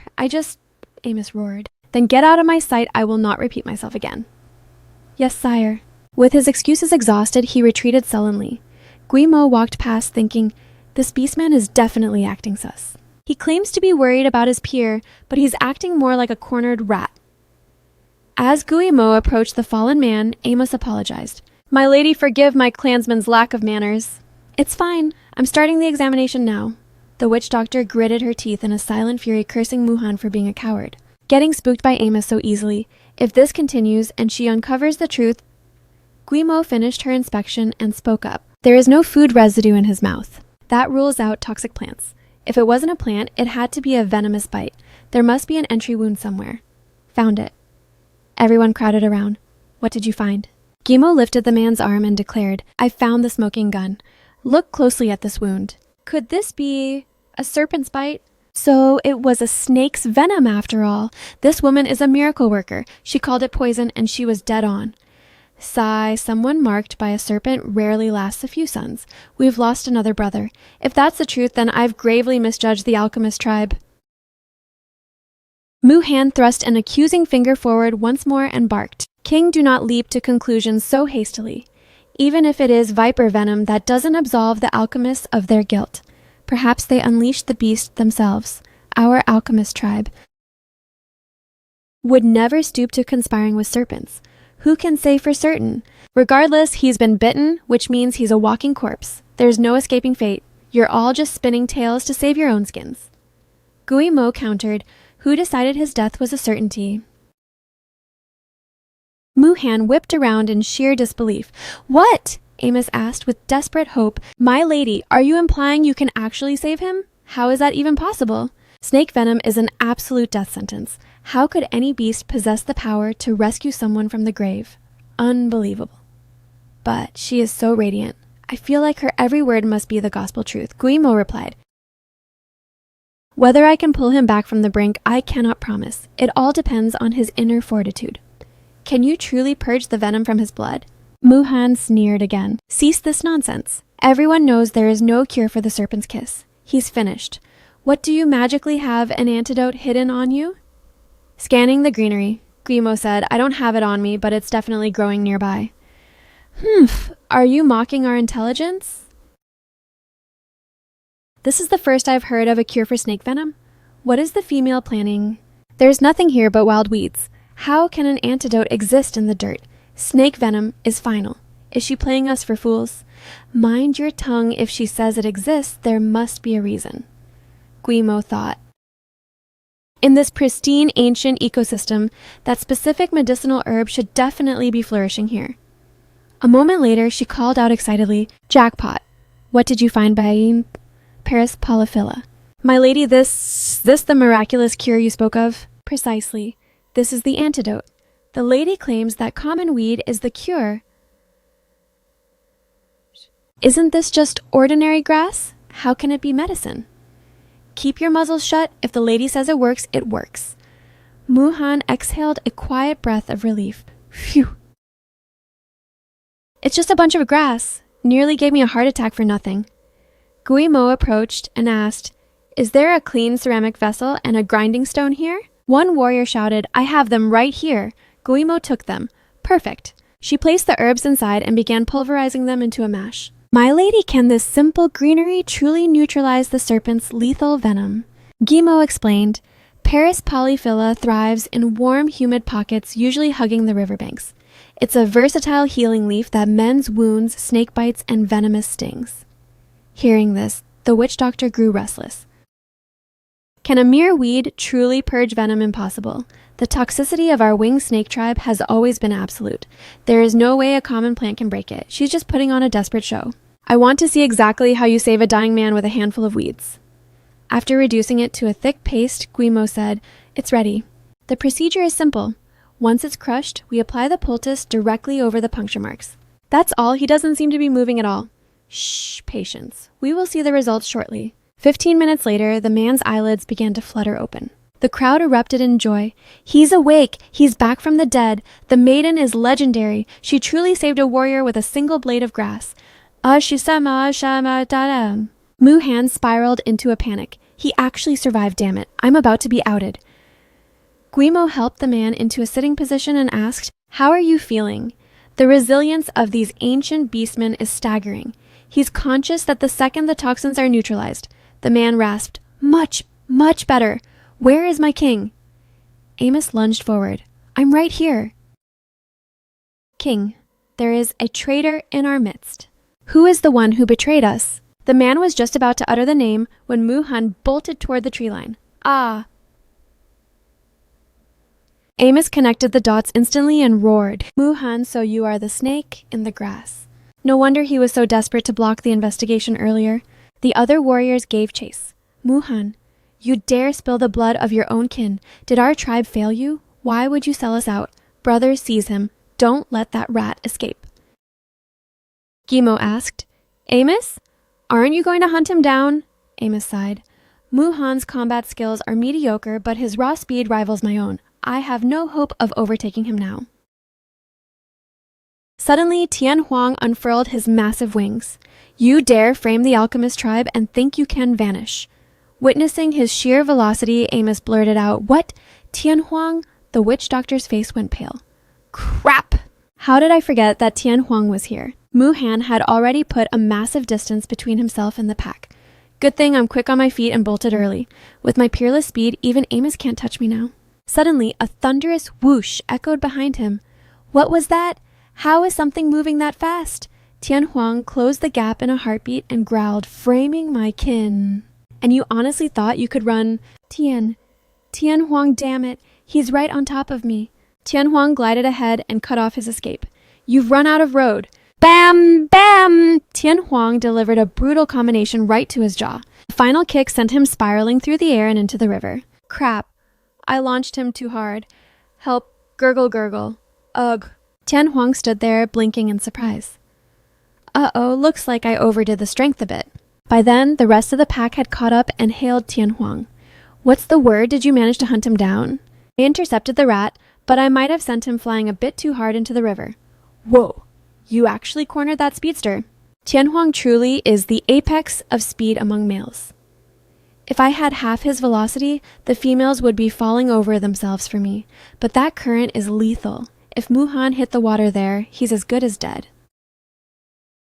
That treacherous rat drowning in the depths is honestly a far more merciful end than he deserves. The witch doctor lurking in the shadows seethed, just as I feared Tian Huang's speed was too much for him. No, I have to salvage Muhan. He's still a vital pawn in my game. I can't let him expire now. All the effort I poured into this masterstroke was sabotaged by that meddling female. Gimo, you'll pay for this. Just you wait and see. All right, the drama is over. Let's head back to the village. Suddenly, Amos's voice thundered across the clearing. Hold your horses. Did I give anyone the green light to leave? You're still obstructing us, Amos. The truth has been laid bare. Do you seriously still suspect us? I know you're no longer the culprits, but the full truth is still buried in the dirt. What are you getting at? Judging by Amos's cryptic expression, there's more to this conspiracy than a single traitor. Bring him over. Get him here now. Relate every detail of the ambush. Yes, my king. At that time, I was tracking prey in the deep woods when a strange whistling reached my ears. Then a sudden searing pain shot through my wrist. I looked down and realized a serpent had tagged me. The moment I shook the snake off, that traitor Muhan materialized out of thin air. Without a word, he viciously raked his claws across my chest. Cough, Muhan, you. After that, my world went dark and I lost consciousness. Tian Huang's brow furrowed. A whistle? Are you absolutely certain you heard a whistle? Yes, I'd stake my life on it. Gimo whispered. Tian Huang, what's the significance of a whistle? Whistles are the tool of a serpent caller. If he heard one, that snake bite wasn't a freak accident. The beast was being commanded. Commanded. Did that rat actually possess the power to control serpents? Our winged tiger and alchemist tribes are alike. Neither of us can dominate snakes.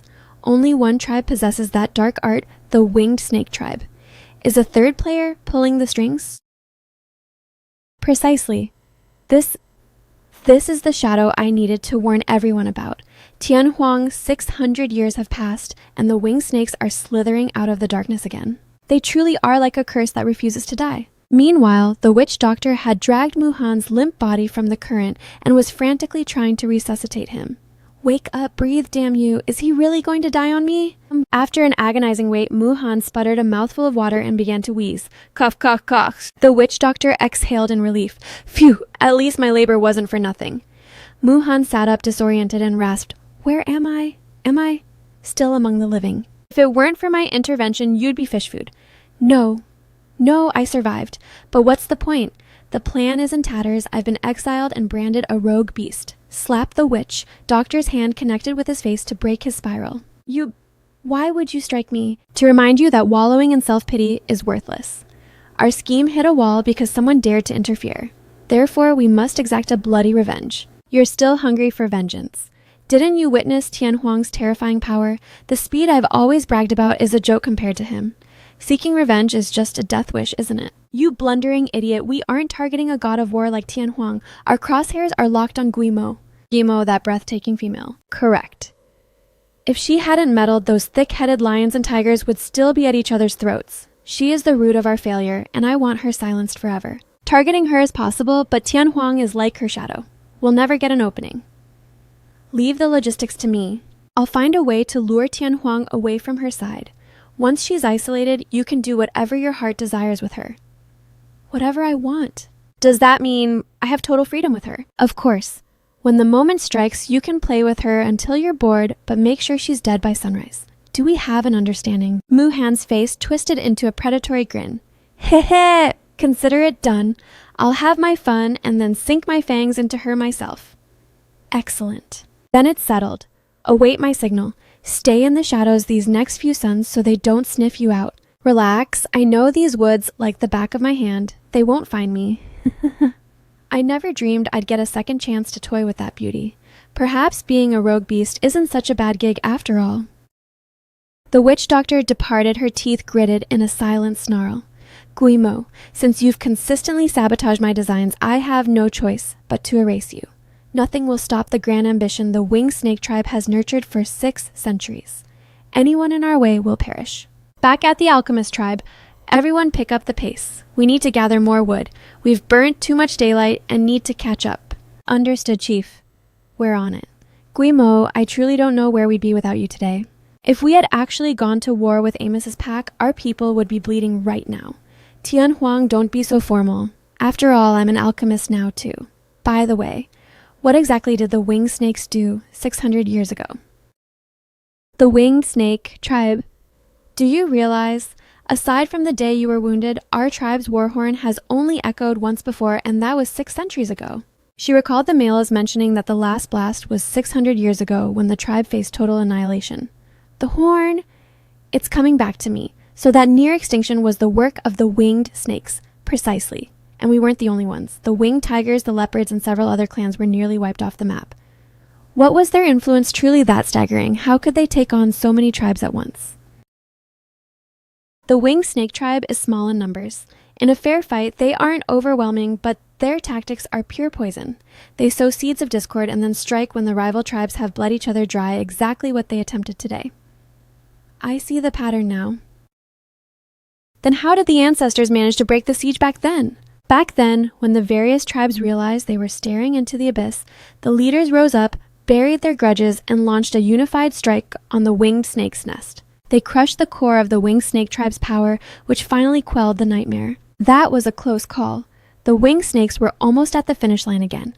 But why are they so hell-bent on fighting everyone at once? It wasn't a quest for land, but a hunt for more food. Right then, the chief also made her way over. She sighed. The Beastmen continent may look endless, but with hundreds of thousands of tribes, food is a constant struggle. The rainy season is manageable because prey is abundant, but once winter hits, resources vanish. Many tribes are forced to resort to pillaging just to survive.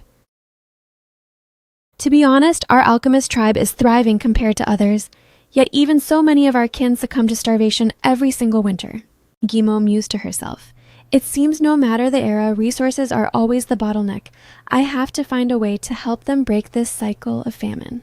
The chief added gloomily, Winter is fast approaching. I honestly don't know how we'll fare this year. Gimo spoke up with infectious energy. Tianhuang chief, don't lose heart. No one is going hungry this winter, I promise. Wait, what, are you serious? Guimo, what makes you so confident? Because I've struck gold. The two gasped in disbelief. Gold food.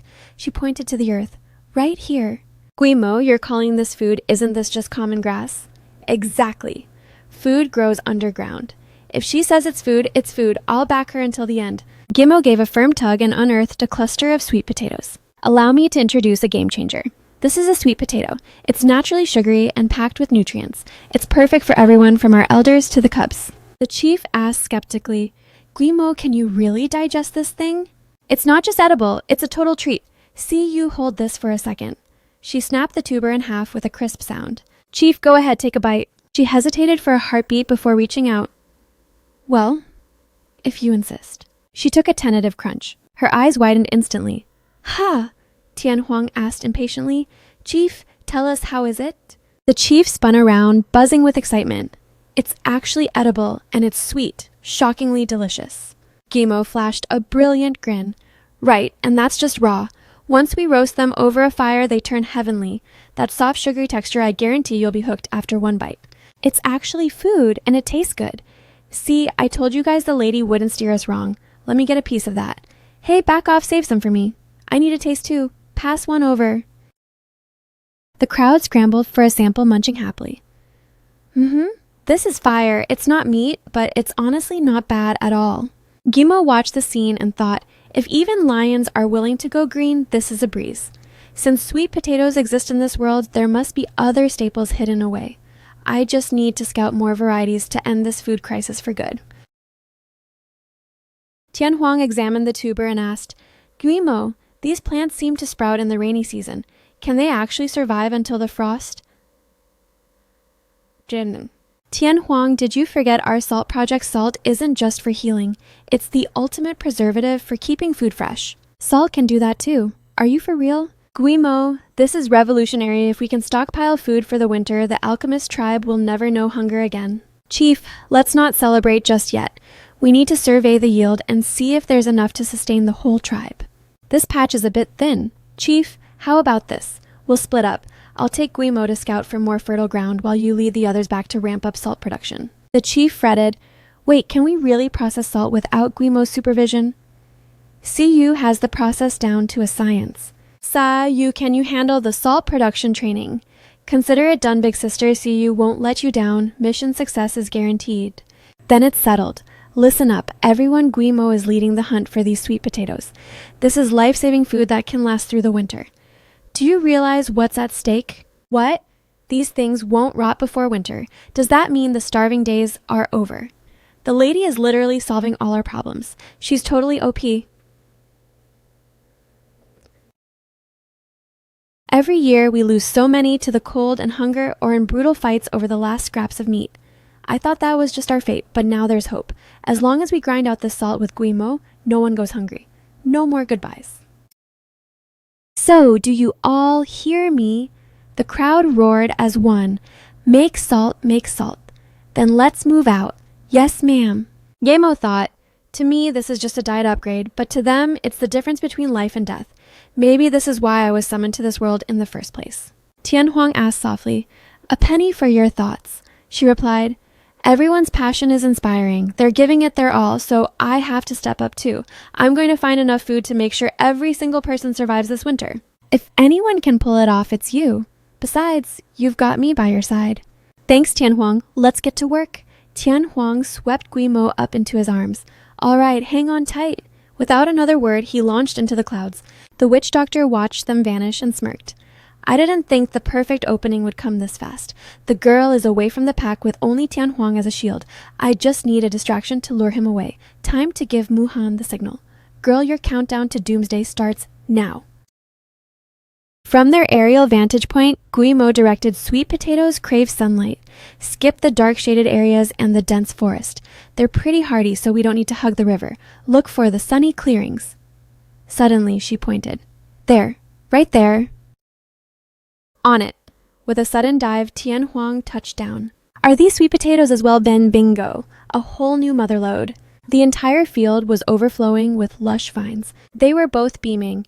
With the harvest this massive, the tribe is set. The winter famine is officially cancelled. We're definitely eating good. Wait, is this a carrot?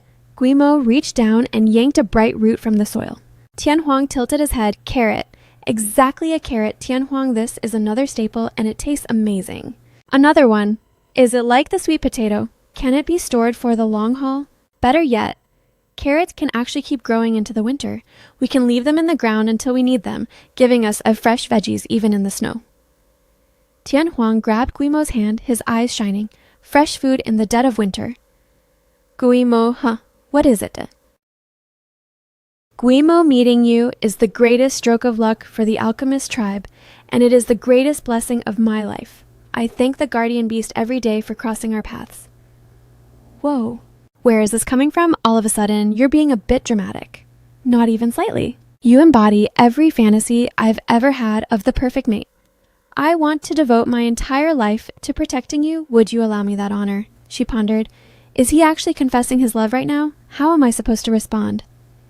Guimo, will you not give me your answer? I also...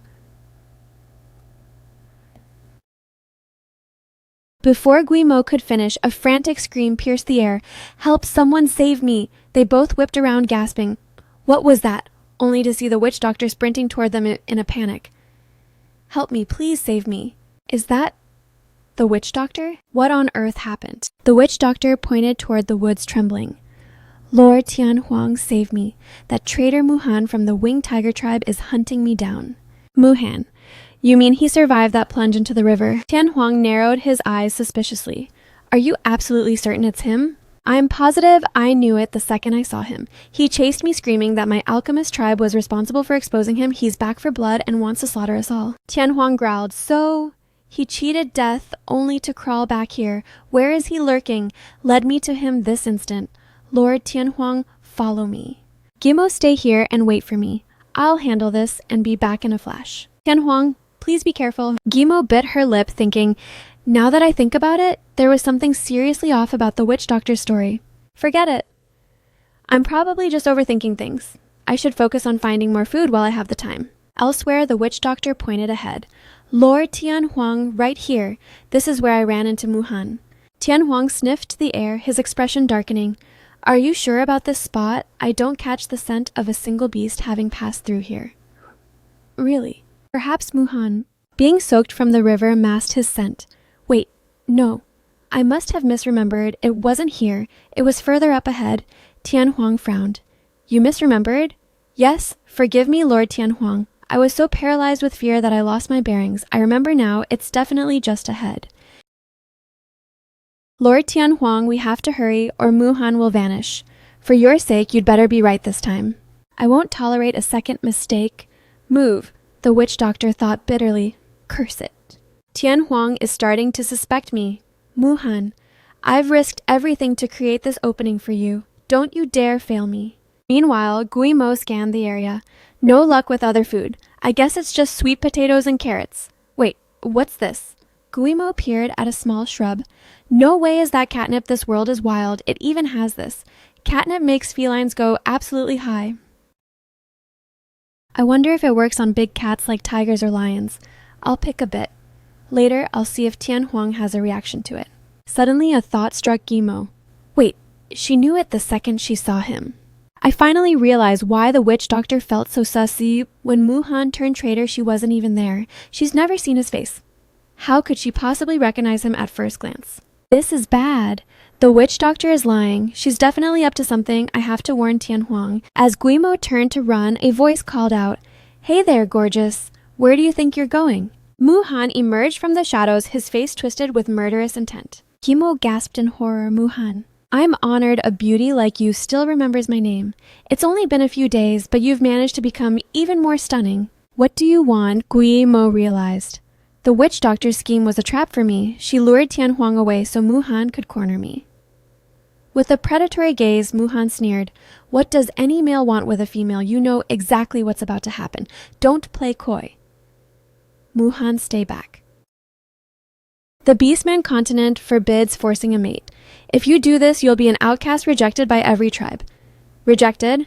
I was already exiled and branded a rogue beast. Do you think I give a damn about being an outcast now? Guimo panicked. What do I do? Muhan is insanely fast. I'll never outrun him. Wait, I wonder if that catnip actually works. Muhan growled. You're the reason I lost everything, so today you're going to pay me back in full. Now be a good girl and cooperate. Guimo summoned every ounce of courage and hurled the catnip at Muhan. No time to hesitate. It's time to gamble. Please let this work on tigers. Muhan snatched the leaves out of the air. Did you really think some pathetic leaves could stop me? He brought them to his nose and sniffed. Huh, what is this scent? It's intoxicating. She cheered internally. It's working. Catnip actually works on tigers too. She immediately threw the rest of the stash at his feet. Feels good, doesn't it? Then have some more. This is incredible. I feel like I'm floating on clouds. Muhan collapsed frantically, rubbing the leaves. I need more. Give me more. Guimo grabbed a heavy branch. I don't know how long this high lasts. I have to take him out now. Down you go. Crack! Guimo swung the club with all her might, smashing it against his skull. Blood began to pour down his face. Muhan staggered back up, dazed. What? That didn't knock him out. Beastman durability is absolutely OP. Sweetheart, I should thank you. If you hadn't hit me, I might have forgotten why I came here in the first place. Guimo's heart sank. I think I just made a bad situation even worse. Elsewhere, Tianhuang stopped. Still no scent of Muhan. Are you going to tell me you misremembered again? No, I'm sure he was right here. We must have just missed him. Let's keep pushing forward. He couldn't have gone far. Tianhuang's eyes narrowed. Witch doctor, did you actually see Muhan at all? She forced a nervous laugh. I swear, Lord Tianhuang, why would I ever lie to you? He was shouting, howling about how he was going to butcher every last member of the alchemist tribe. Then why from start to finish have I not caught even a whiff of his scent? I told you already, the river washed it away. He's probably just terrified of your power and is hiding his presence. Tianhuang's mind raced, howling for blood 1 minute, then hiding like a coward the next. Wait, it's a diversion. The witch doctor gasped. What's this? Did he actually sniff out the trap already? Without warning, Tianhuang rocketed high into the atmosphere. Wu Wei watched his trail and spat. Curse it, Tianhuang is too sharp. He saw right through me. But after that long stall, Muhan must have finished the job right. Yeah, he definitely succeeded. Meanwhile, Muhan was nursing his throbbing head and sneered, Sweetheart! I didn't realize you were as cunning as you are gorgeous. I nearly fell for your little trick. Guimo played the innocent card. Muhan, weren't those leaves intoxicating? Don't you want to keep basking in that aroma? If you crave more, I can find plenty. She secretly cursed her own blunder. I'm so pathetic. I should have bolted while he was high. Instead, I knocked him back to reality. Now I have to find another opening for the catnip. Muhan read her like a book and warned, don't even dream of using that same tired stunt. I'm not giving you another chance. Those leaves are divine and I'd love to keep indulging, but compared to some weeds right now, I'd much rather enjoy a stunning female like you. Crap. He's totally on to me. What's the move? Muhan. I suggest you vanish while you still can. Tianhuang is close. If he catches you here, you're a dead man. Tianhuang's power is on a different level. My strength and speed are a joke compared to his. If he doubles back, I'm genuinely screwed. Exactly. So you should beat it. When Tianhuang snaps, he's a literal monster. No one can survive his wrath. You make a solid point.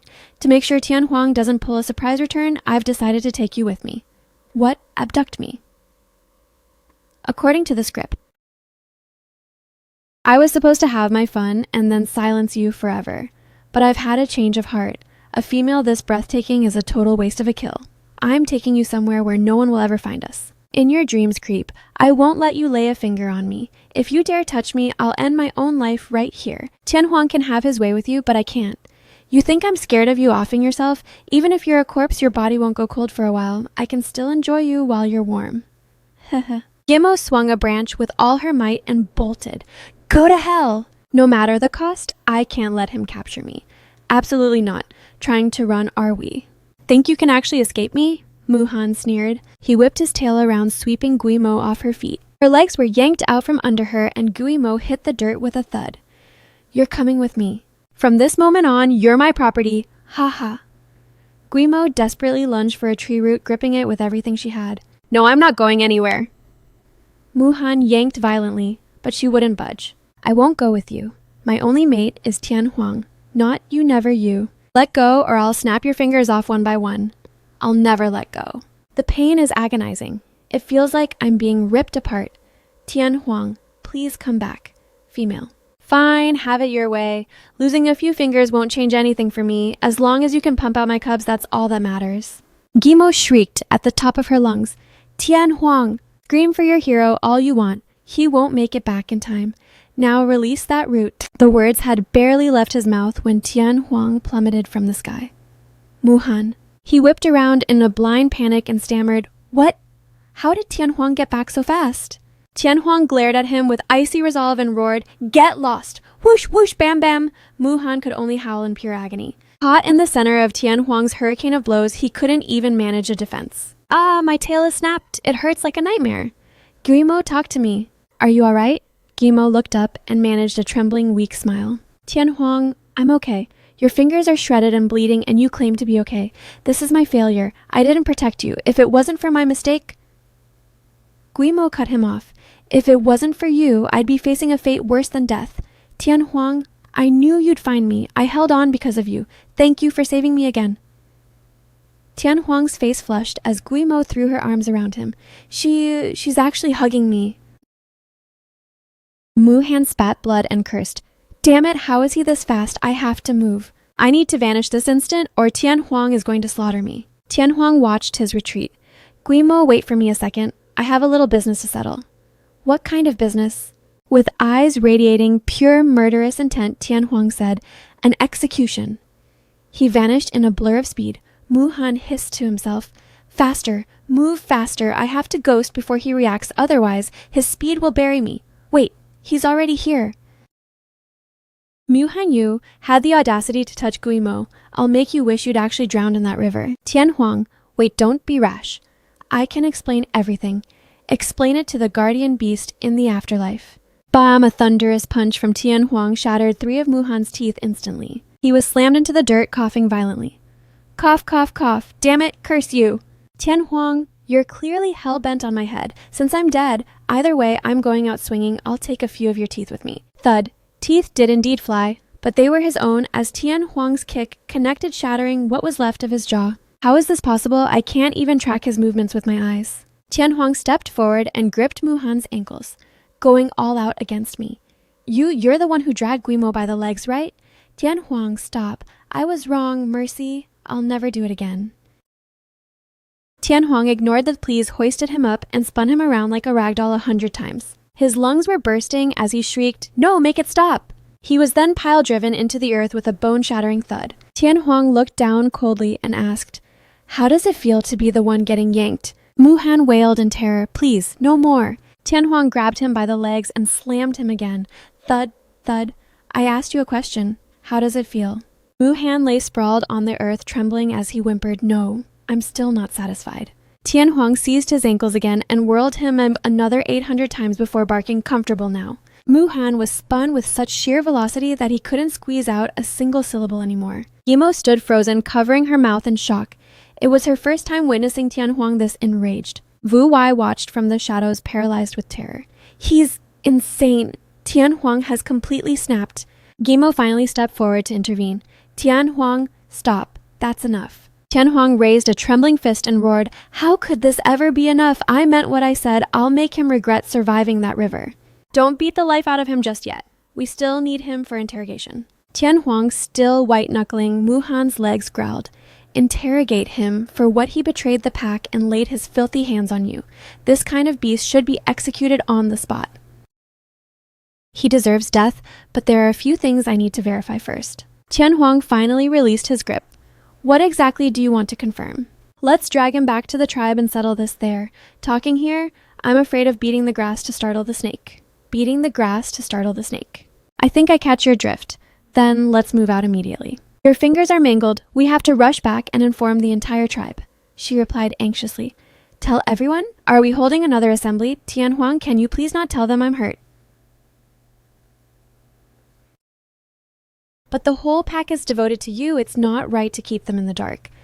I just want everyone to treat me like a normal person. I don't want them causing a scene over a scratch. And I especially don't want you to be criticized, Tian Huang. It's clear I failed to protect you and let you get injured, yet you're still worried about my reputation." "Guimo, why are you so good to me?" "Because you've been kind to me. You're a good man." "Guimo, what are you saying?" I said we should hurry back." Tian Huang unfurled his massive wings and said, "Understood. Hold on tight." And of course he kept his tail coiled tightly around Mu Han's leg. "Ha ha ha ha." Then Tian Huang launched into the sky. This time, Mu Han was left dangling in the wind. His internal organs were bound to be scrambled for sure. Gimo replayed what she just blurted out in her head. Luckily, he didn't hear her clearly. Tian Huang glanced at her thinking, Guimo just gave me her answer. She said I treat her well and called me a good man. Wu Yi fretted. Tian Huang didn't finish Mu Han. Is he bringing that rat back for questioning? No, I have to bolt. If Mu Han sells me out, I'm a dead woman. That pathetic Mu Han. He couldn't even handle one simple task, and now I'm going to be a rogue beast too. Why didn't Tian Huang just beat you to death? Wait, perhaps I don't need to flee just yet. Even though I lured Tian Huang away and sparked his suspicion, he has zero evidence.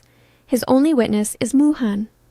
Mu Han was beaten into a coma and won't be waking up anytime soon. If I take this chance to silence the evidence, Mu Han, won't I be in the clear? Exactly. I'll make my move right now. When I get back, I'll just swear that I also fell for Mu Han's lure the tiger from the mountain ruse. What can they do? They can't execute me based on a mere hunch. But the second Wu Wei stepped foot back in the village, she was restrained. What is the meaning of this? Why are you arresting me? Tian Huang stepped forward, cold as ice. Why arrest you? Don't you already have the answer in your heart? How should I know I haven't done anything wrong? Wu Wei thought frantically. What's happening? Why did they seize me the moment I arrived? Did they uncover proof already? Tian Huang spoke again. Did nothing. Then answer me this. Did you know that Mu Han nearly defiled Guimo just now? Wu Yi shrieked, What? That traitor dared to lay hands on our precious maiden Guimo. Are you all right? Did that monster hurt you? Guimo replied coldly, Thanks for the concern. I'm fine. Tian Huang saved me. That traitor didn't leave a single mark on me. She thought, This woman is a high-tier actress. It's a relief that you're unharmed. Tian Huang, you were incredible. When you said we were being played, you were spot on. It was I who nearly fell for his trap. Was it truly us? Or could this be a trap you orchestrated yourself? Me. My scheme. Tian Huang, what are you implying? Do you suspect I'm conspiring with that traitor? I think they've guessed the truth, but they definitely have no proof. I must never confess. Is that not the reality of the situation? How could I possibly be in league with him? I was being hunted by that beast too. If I hadn't run into you, Tian Huang, he would have slaughtered me. Whether you were being hunted or not, I didn't witness it. It's just your word against the facts. If you refuse to believe me, then what evidence do you have that I'm his accomplice? You can't just condemn me based on words, can you? Of course not. Guimo shattered her last shred of hope. Wu Wei spiraled into a panic. Guimo, you're letting this female try to frame me no matter how clever she is. Muhan is still unconscious. You definitely have no proof. Guimo stepped up and said, Wu, do you recall exactly what you said when you intercepted me and Tian Huang? Of course I remember. I cried out, Tian Huang, save me. The traitor Muhan of the Winged Tiger tribe is hunting me. Is there an issue with that? And after that, then Tian Huang asked, Are you sure it's him? And I replied, I'm certain I recognized him at a glance. Do I need to elaborate further? No need. That's quite enough. What's enough? Is there a flaw in what I said? Guimo turned and addressed the crowd. Does anyone else see the problem? I don't hear anything off. It sounds like a standard plea for help. I don't catch it either, but if the maiden says there's a problem, then there is. We're just too slow to catch her drift. From where I stand, why bother thinking? If Tian Huang and the maiden say she's a traitor, then she is. Just kill her and be done with it. Guimo, you see, even the tribe says I'm clean. That means I'm innocent. Stop trying to bluff me. Without proof, release me at once. See, you suddenly spoke up. I think I've realized where her lie fell apart. Wu Wei's heart skipped a beat. See, you enlighten us. She claimed she recognized him at a glance. That's the slip-up. From the moment Muhan was exposed until he vanished into the river, Wu Wei wasn't even present. She had never met Muhan, so how could she possibly recognize him at a glance? Crap, I overlooked that tiny detail. Guimo gave a solid thumbs up. See you, you're sharp. What See You mentioned is just the tip of the iceberg. The other glaring issue is Muhan's freakish speed. No one in this realm but Tian Huang can outrun him. If he were truly hunting you, a snake with your limited agility would never have escaped his clutches. Therefore, the only logical conclusion is that your entire story is a fabrication. Wu Wei stammered, Curse it, this girl actually dismantled my entire lie from a single sentence. I was too sloppy. What do I do? Is this the end for me? The Beastmen began whispering in a frenzy. Look at Wu Wei's face. The lady hit the bullseye. She's definitely in cahoots with that traitor Muhan. See, I told you, the maiden's word is law. If she says Wu Wei is sus, then she's a snake in the grass. Wu Wei, you rat. How dare you plot against her? We should stone her to death.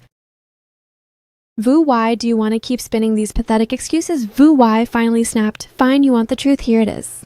Actually, I was present when Muhan was exposed. I was so paralyzed with fear that I stayed hidden, but I witnessed everything. That's how I recognized him instantly.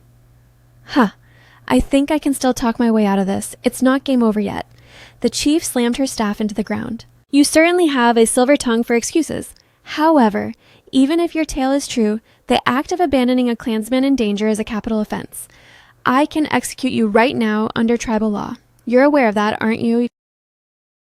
Chief, I was truly consumed by terror. My legs gave out and I couldn't move an inch. I didn't hide out of malice. Don't waste your breath trying to manipulate me. I don't believe a single syllable. I only trust Guimo's insight. But I'm telling the absolute truth. Didn't you all say back at the river that Muhan was working with the Winged Snake tribe? How could that possibly involve me? Those two facts don't contradict each other at all because you yourself are a daughter of the Winged Snake tribe. What me? How could I be a winged snake? I'm just a common snake person. The chief countered, To be honest, I suspected your lineage the moment we met. But back then you looked so pitiful, and since we lacked a witch doctor, I allowed you into the alchemist tribe. Chief, what are you implying? The chief stepped forward and ripped down Wu Wei's hood. I wasn't concerned that your origin would spark tribal hatred, so I personally helped you conceal it until today. And this is how you repay me by nearly destroying our home. The hood fell, revealing the spirit snake coiled around her. A collective gasp filled the air. Is that a snake on her head? She's a winged snake. I heard every one of them has a life-bond serpent. No wonder she wanted to cremate the maiden while she was sick. She's a spy who infiltrated us, death to the winged snakes. The chief showed her mercy and she repaid it with treason. Truly, those of a different blood have different hearts. She tried to harm our savior, unforgivable. Do you have any more lies left to tell? I am indeed a winged snake, but not all of us are evil. I only fled and became a rogue beast to escape their cruelty. I never conspired with Muhan. Everything you're saying is just conjecture with zero hard evidence. You want cold, hard proof? Fine. I've already dispatched a runner to Amos to bring the victim here. Once we match the bite marks on his arm to your serpent, your guilt will be written in blood. Match the bite marks. At that, Tian Huang turned away coldly and ordered, "Take her away.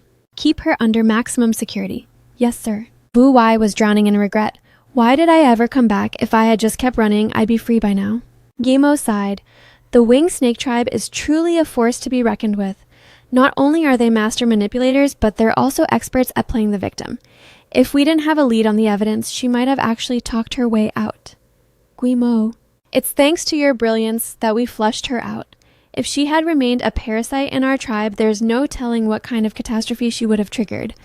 Sigh. This burden is mine to bear. If I had stayed firm and denied her entry, none of this would have happened. I even listened to your lies and almost burned you alive. I nearly paved the way for our tribe's extinction. Chief, you can't torture yourself like this. You aren't to blame.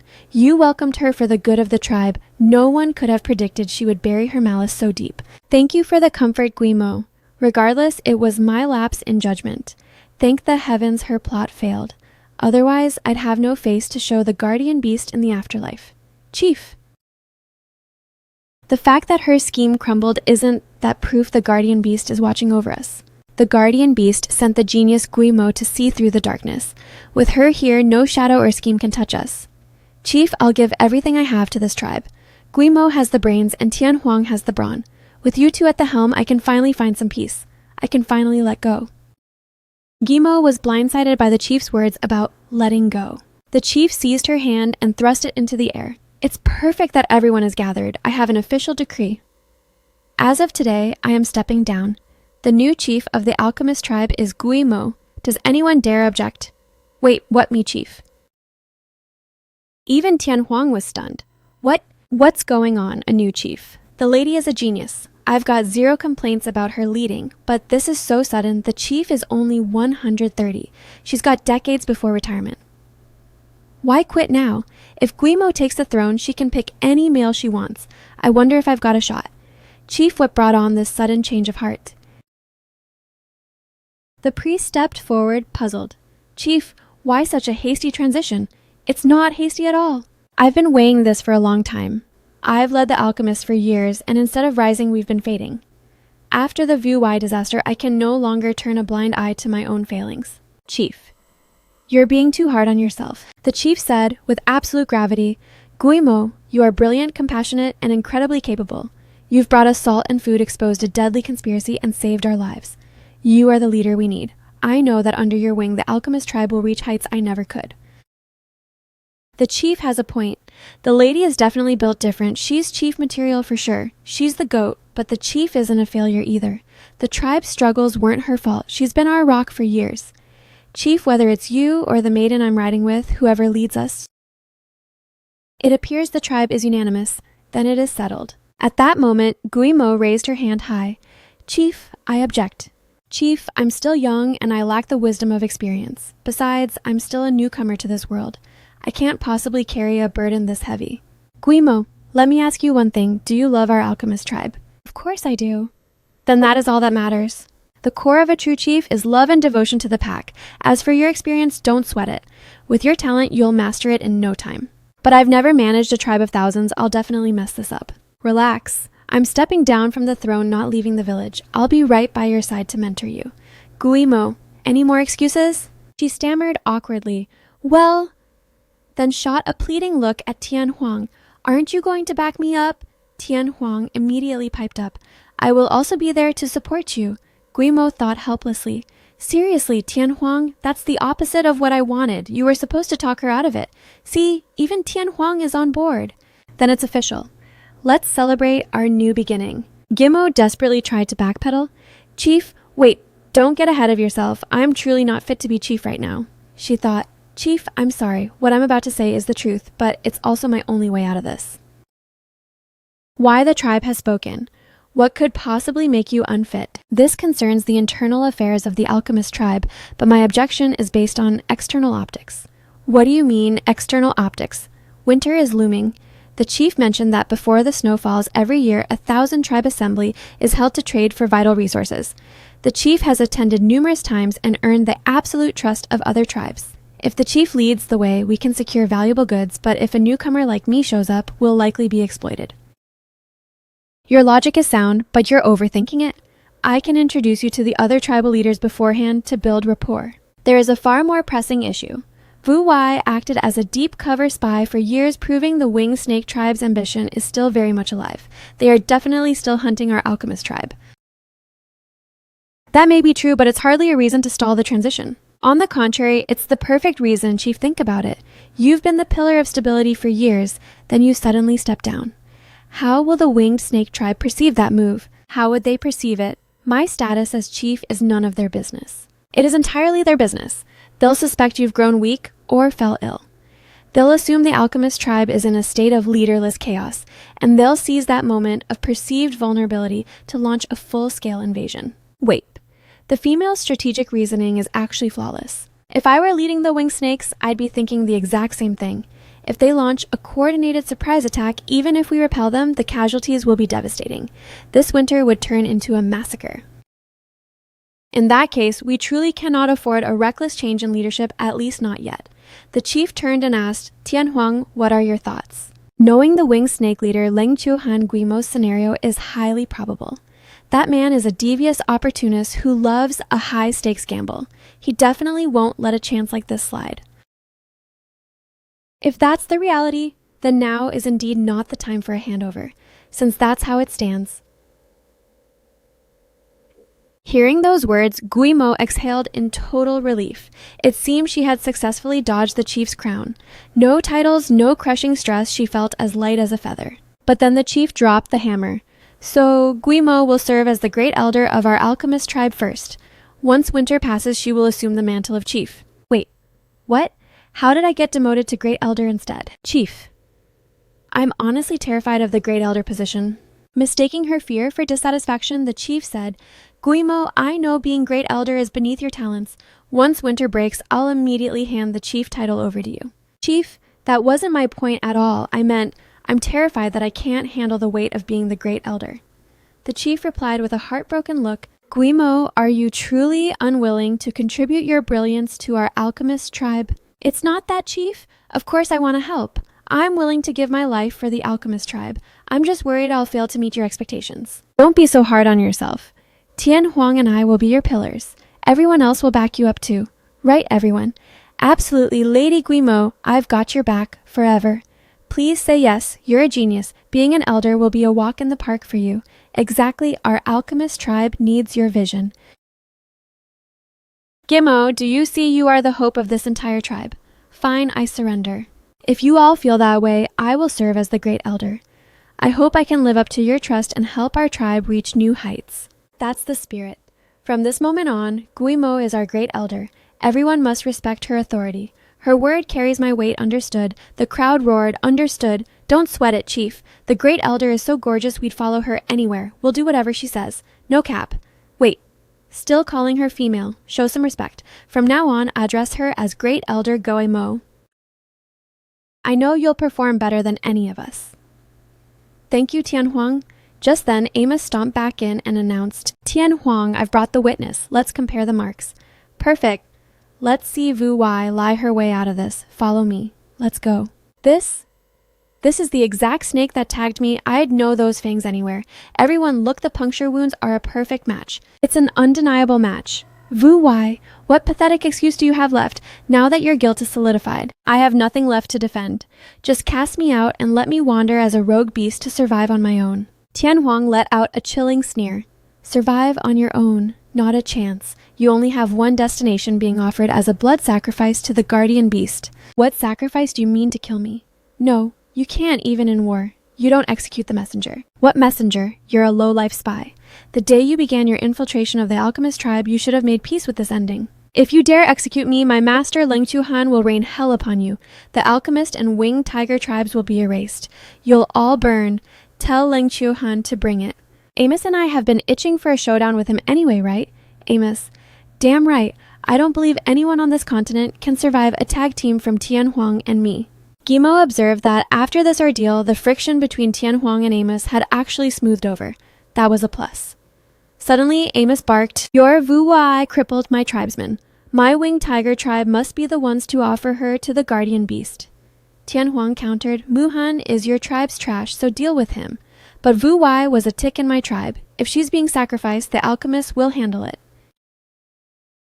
Just when I thought they were becoming bros, they're back to barking at each other. "Tianhuang, I'm challenging you to a duel. Winner takes the prisoner. I'll gladly humble you." Guimo quickly grabbed Tianhuang's arm. "Wait, stop. How about this? Our two tribes join forces to perform the ritual together. Wouldn't a joint sacrifice show even more devotion to the guardian beast?" She thought, "I'm not even trying to stop them anymore. They're really about to throw hands again." Amos beamed. "Oh, that actually makes sense. A joint ceremony would be massive. The guardian beast will definitely be impressed. Lady, you're a genius. Even your random thoughts are fire." Tianhuang thought with pride. "That's my Guimo for you." She added, "Since neither of you has an objection, it's a plan. Let's hammer out the details for the ceremony." Amos suggested, 3 days from now at Great Desolate Mountain. "Deal. In 3 days, I'll bring Muhan to Great Desolate Mountain for the joint ritual." "Good, go prepare." "Wait, I've got one more thing to say." "Tianhuang, I heard you fell for the oldest lure the tiger away trick in the book and nearly let that traitor Muhan snatch the maiden. It was a lapse in judgment. I fell for the ruse and almost cost Guimo her safety." "How could you be so brain dead?" "That trick was literally named Lure the Tiger, and we are the tigers. How could you lions be so gullible?" Guimo was facepalming internally. Hey, let's not get stuck on the literal semantics of the idiom, guys. It won't happen again. I'll protect her with my life and never leave her side. Guimo, you're actually entertaining a next time. Forget that. I don't trust this lion to keep you safe. A lady, join the winged tiger tribe. Amos will be your personal shield. I'll make sure you don't lose a single hair. Amos, that's really not necessary. Tianhuang does a great job protecting me. She groaned internally. Here we go again. How is he doing a great job? You almost got kidnapped. If I were your guardian, that would never happen. I'd keep you pampered, well-rested, and in peak health. The chief approached and said, Amos, don't waste your breath. Guimo isn't going anywhere because she is now the great elder of our alchemist tribe. What great elder? How on earth did the lady become a great elder so quickly? Considering Guimo helped us secure a new source of sustenance, the title is more than earned. Why are you questioning Guimo's competence? I have zero doubts about her. Wait, you guys actually discovered a new type of food? That's right. It just so happens we're about to begin the harvest. Tag along and broaden your horizons for once. Everyone grab your tools. We're heading to the sweet potato patches to unearth them. Yes. Amos stood there blankly. What in the world is a sweet potato? And they're talking about digging up food. Isn't that just playing in the dirt? Can food really grow under the ground? Guimo smirked to herself. She had been dying to see these fierce tigers finally go vegetarian. Put some muscle into it, everyone. Don't leave a single tuber behind. These sweet potatoes are our lifeline to survive the winter. Mission understood. Don't worry, Chief. I'll handle these sweet potatoes as gently as a maiden. You single beast, give it a rest, as if you'd ever get the chance to be gentle with a maiden. Amos was still in a daze. They're actually pulling food from the soil. Are they just scavenging for grass roots? Is that really edible? Can the stuff they call sweet potatoes actually be part of a diet? Even if it won't kill you, it definitely won't satisfy a real predator. We're tigers. We crave meat. We won't become pathetic like these lions who scavenge for anything. Remember, don't touch it no matter who offers. Yes, sir. Suddenly, Guimo walked over and snapped a fresh sweet potato in half. Amos here. Give it a taste. He was struck speechless, freezing up the moment Guimo made her move. Lady, don't waste your energy. Our king is a carnivore. He doesn't feast on garden weeds. Smack, smack, zip it. Who said I wasn't going to eat it? But, King, didn't you just say you wouldn't touch it regardless of who gave it to you? That obviously didn't apply to the lady. If she's the one offering, of course I'm eating. Even if it's poison, I'm taking the bite. He didn't hesitate to devour the whole thing. As expected of our king, his heart is unwavering, his resolve as steady as a mountain. Truly a beast of peak character. Amos accepted the sweet potato. Lady, If you're the one giving this to me, I'll definitely eat it, but right now I'm stuffed. How about I wait until I'm hungry and savor it slowly? Just take one bite to test the flavor profile. Trust me, it won't let you down. She thought, tigers are more resistant to going green, but I need them to take the bait. Tian Huang added, we need these sweet potatoes to barter for meat with them later. Fine then. Since the lady insists, I'll put my life on the line. He took a massive bite and started chewing. A second later, he turned into a statue. King, how is it? He didn't actually drop dead from poison, did he? This stuff is actually legit. The flavor isn't bad at all.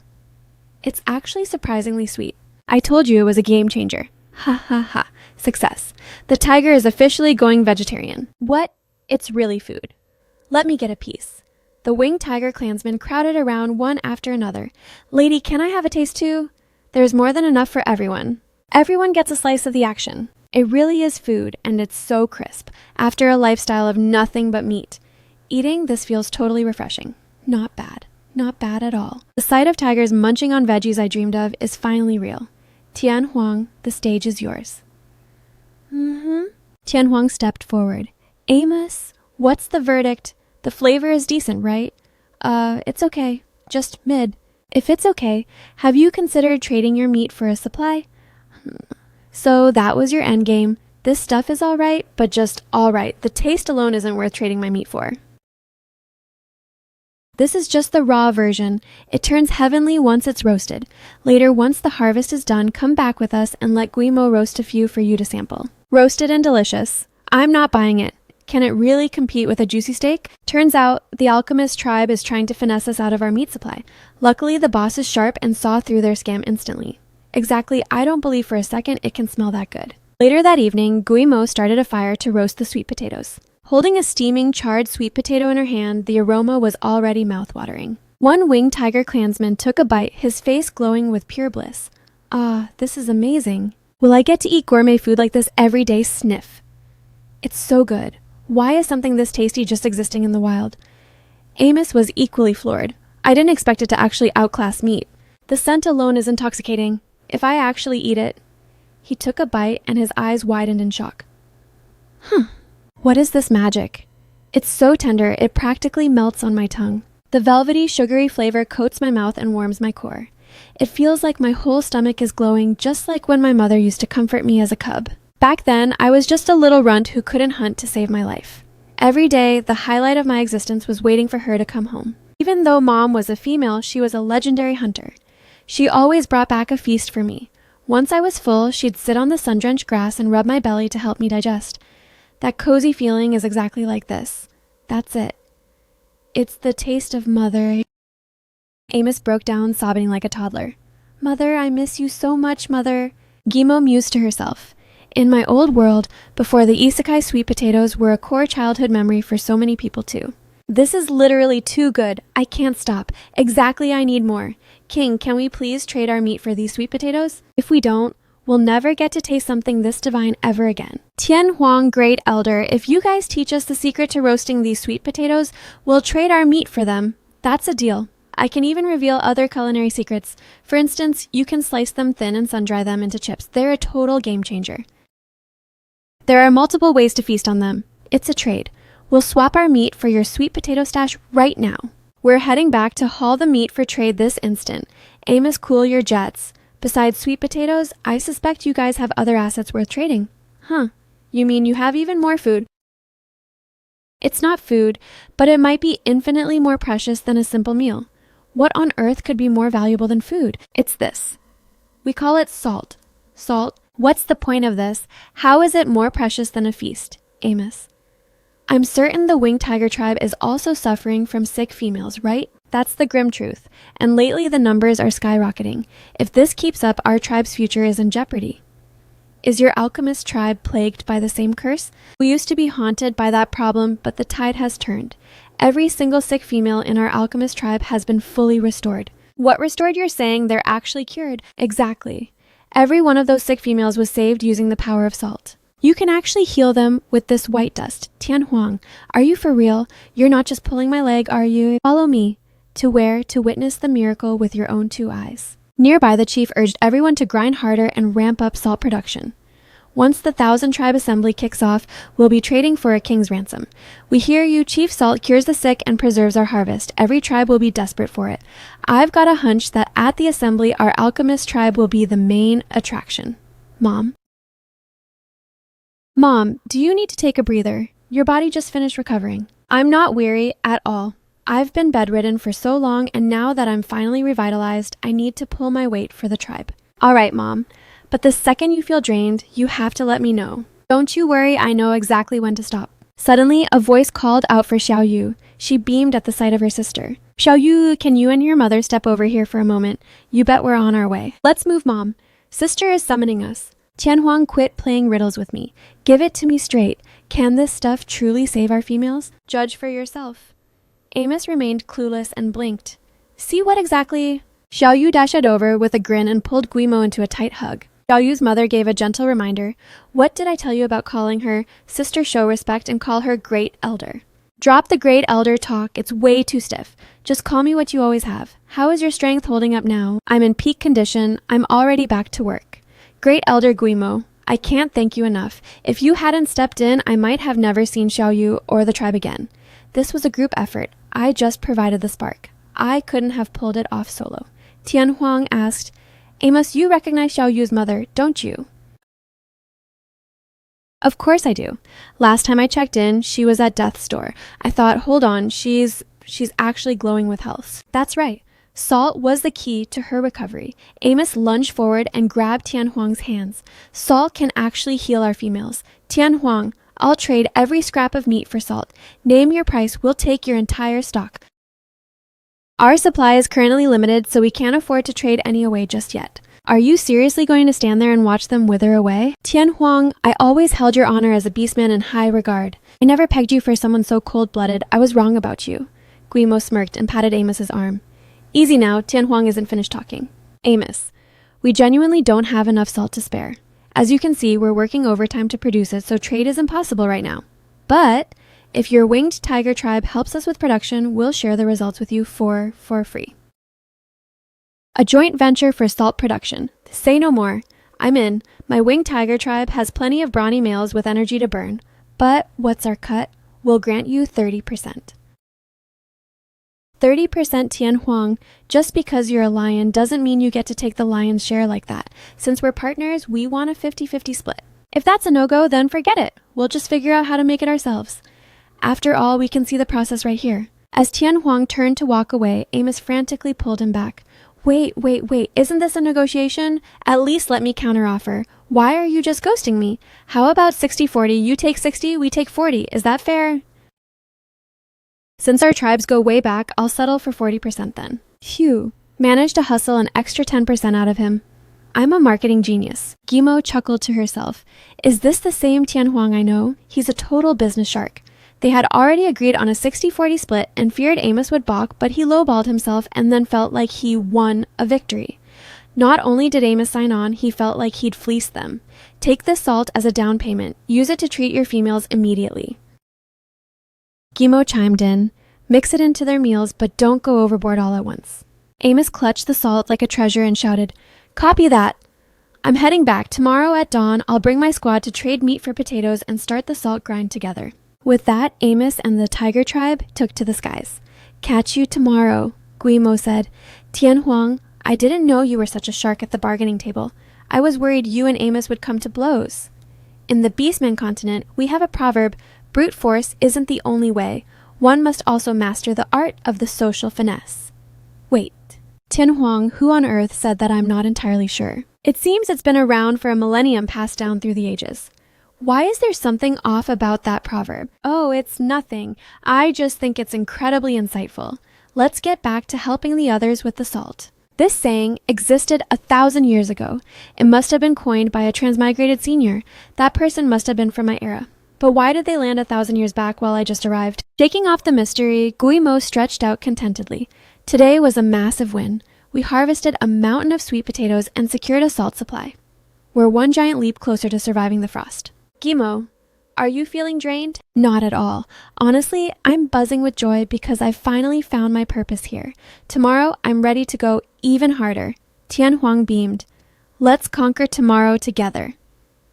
Suddenly, Guimo asked playfully, Tianhuang, while we were working today, I noticed something. Everyone else uses their tails for balance and grip, but yours is always tucked away. Why's that? I'm just not used to it. She reached for Tianhuang's tail. Her curiosity piqued as she asked, why the hesitation? Is your tail fundamentally different from the others?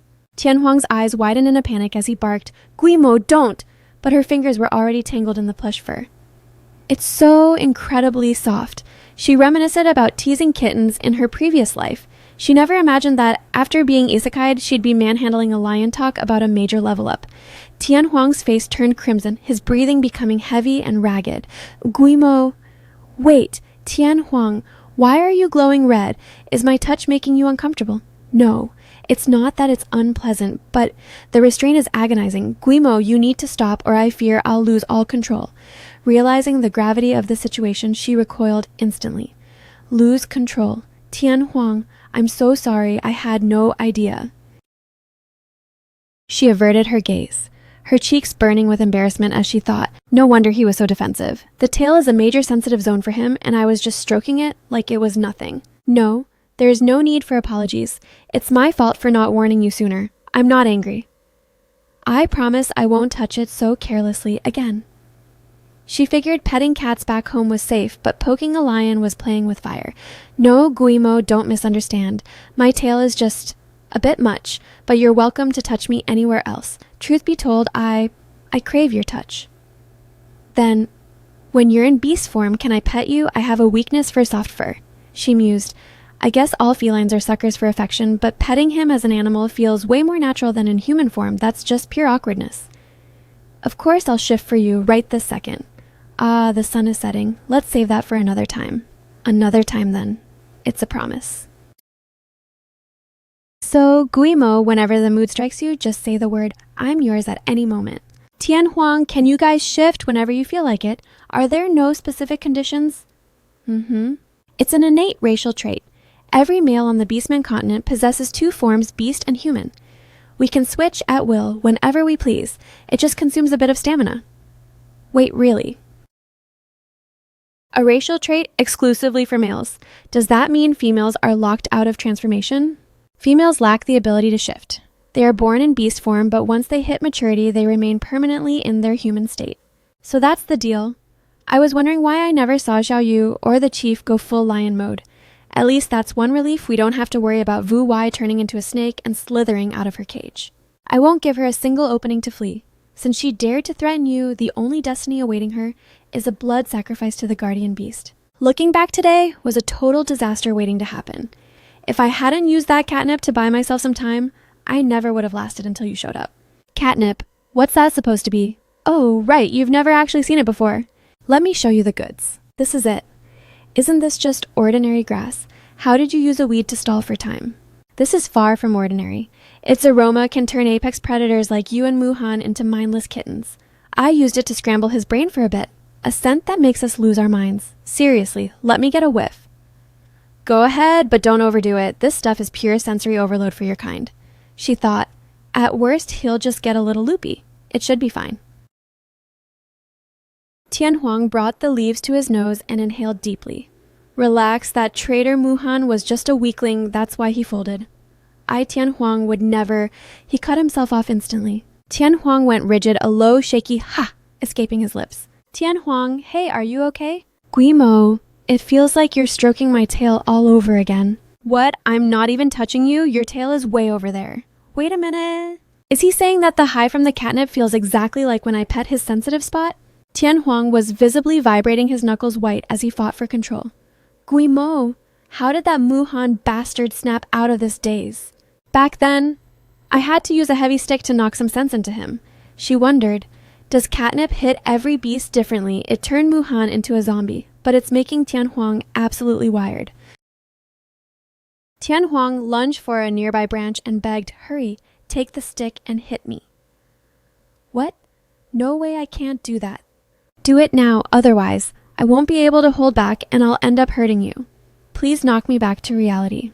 Gimo gripped the wood, her heart aching as she realized he's in total agony, yet his only concern is my safety. Tianhuang continued to plead with desperate eyes. Guimo now. Suddenly she reached out and took his hand. Tianhuang. Ha, Gimo you. Tianhuang. If the pressure is really too much, I'm willing to let go.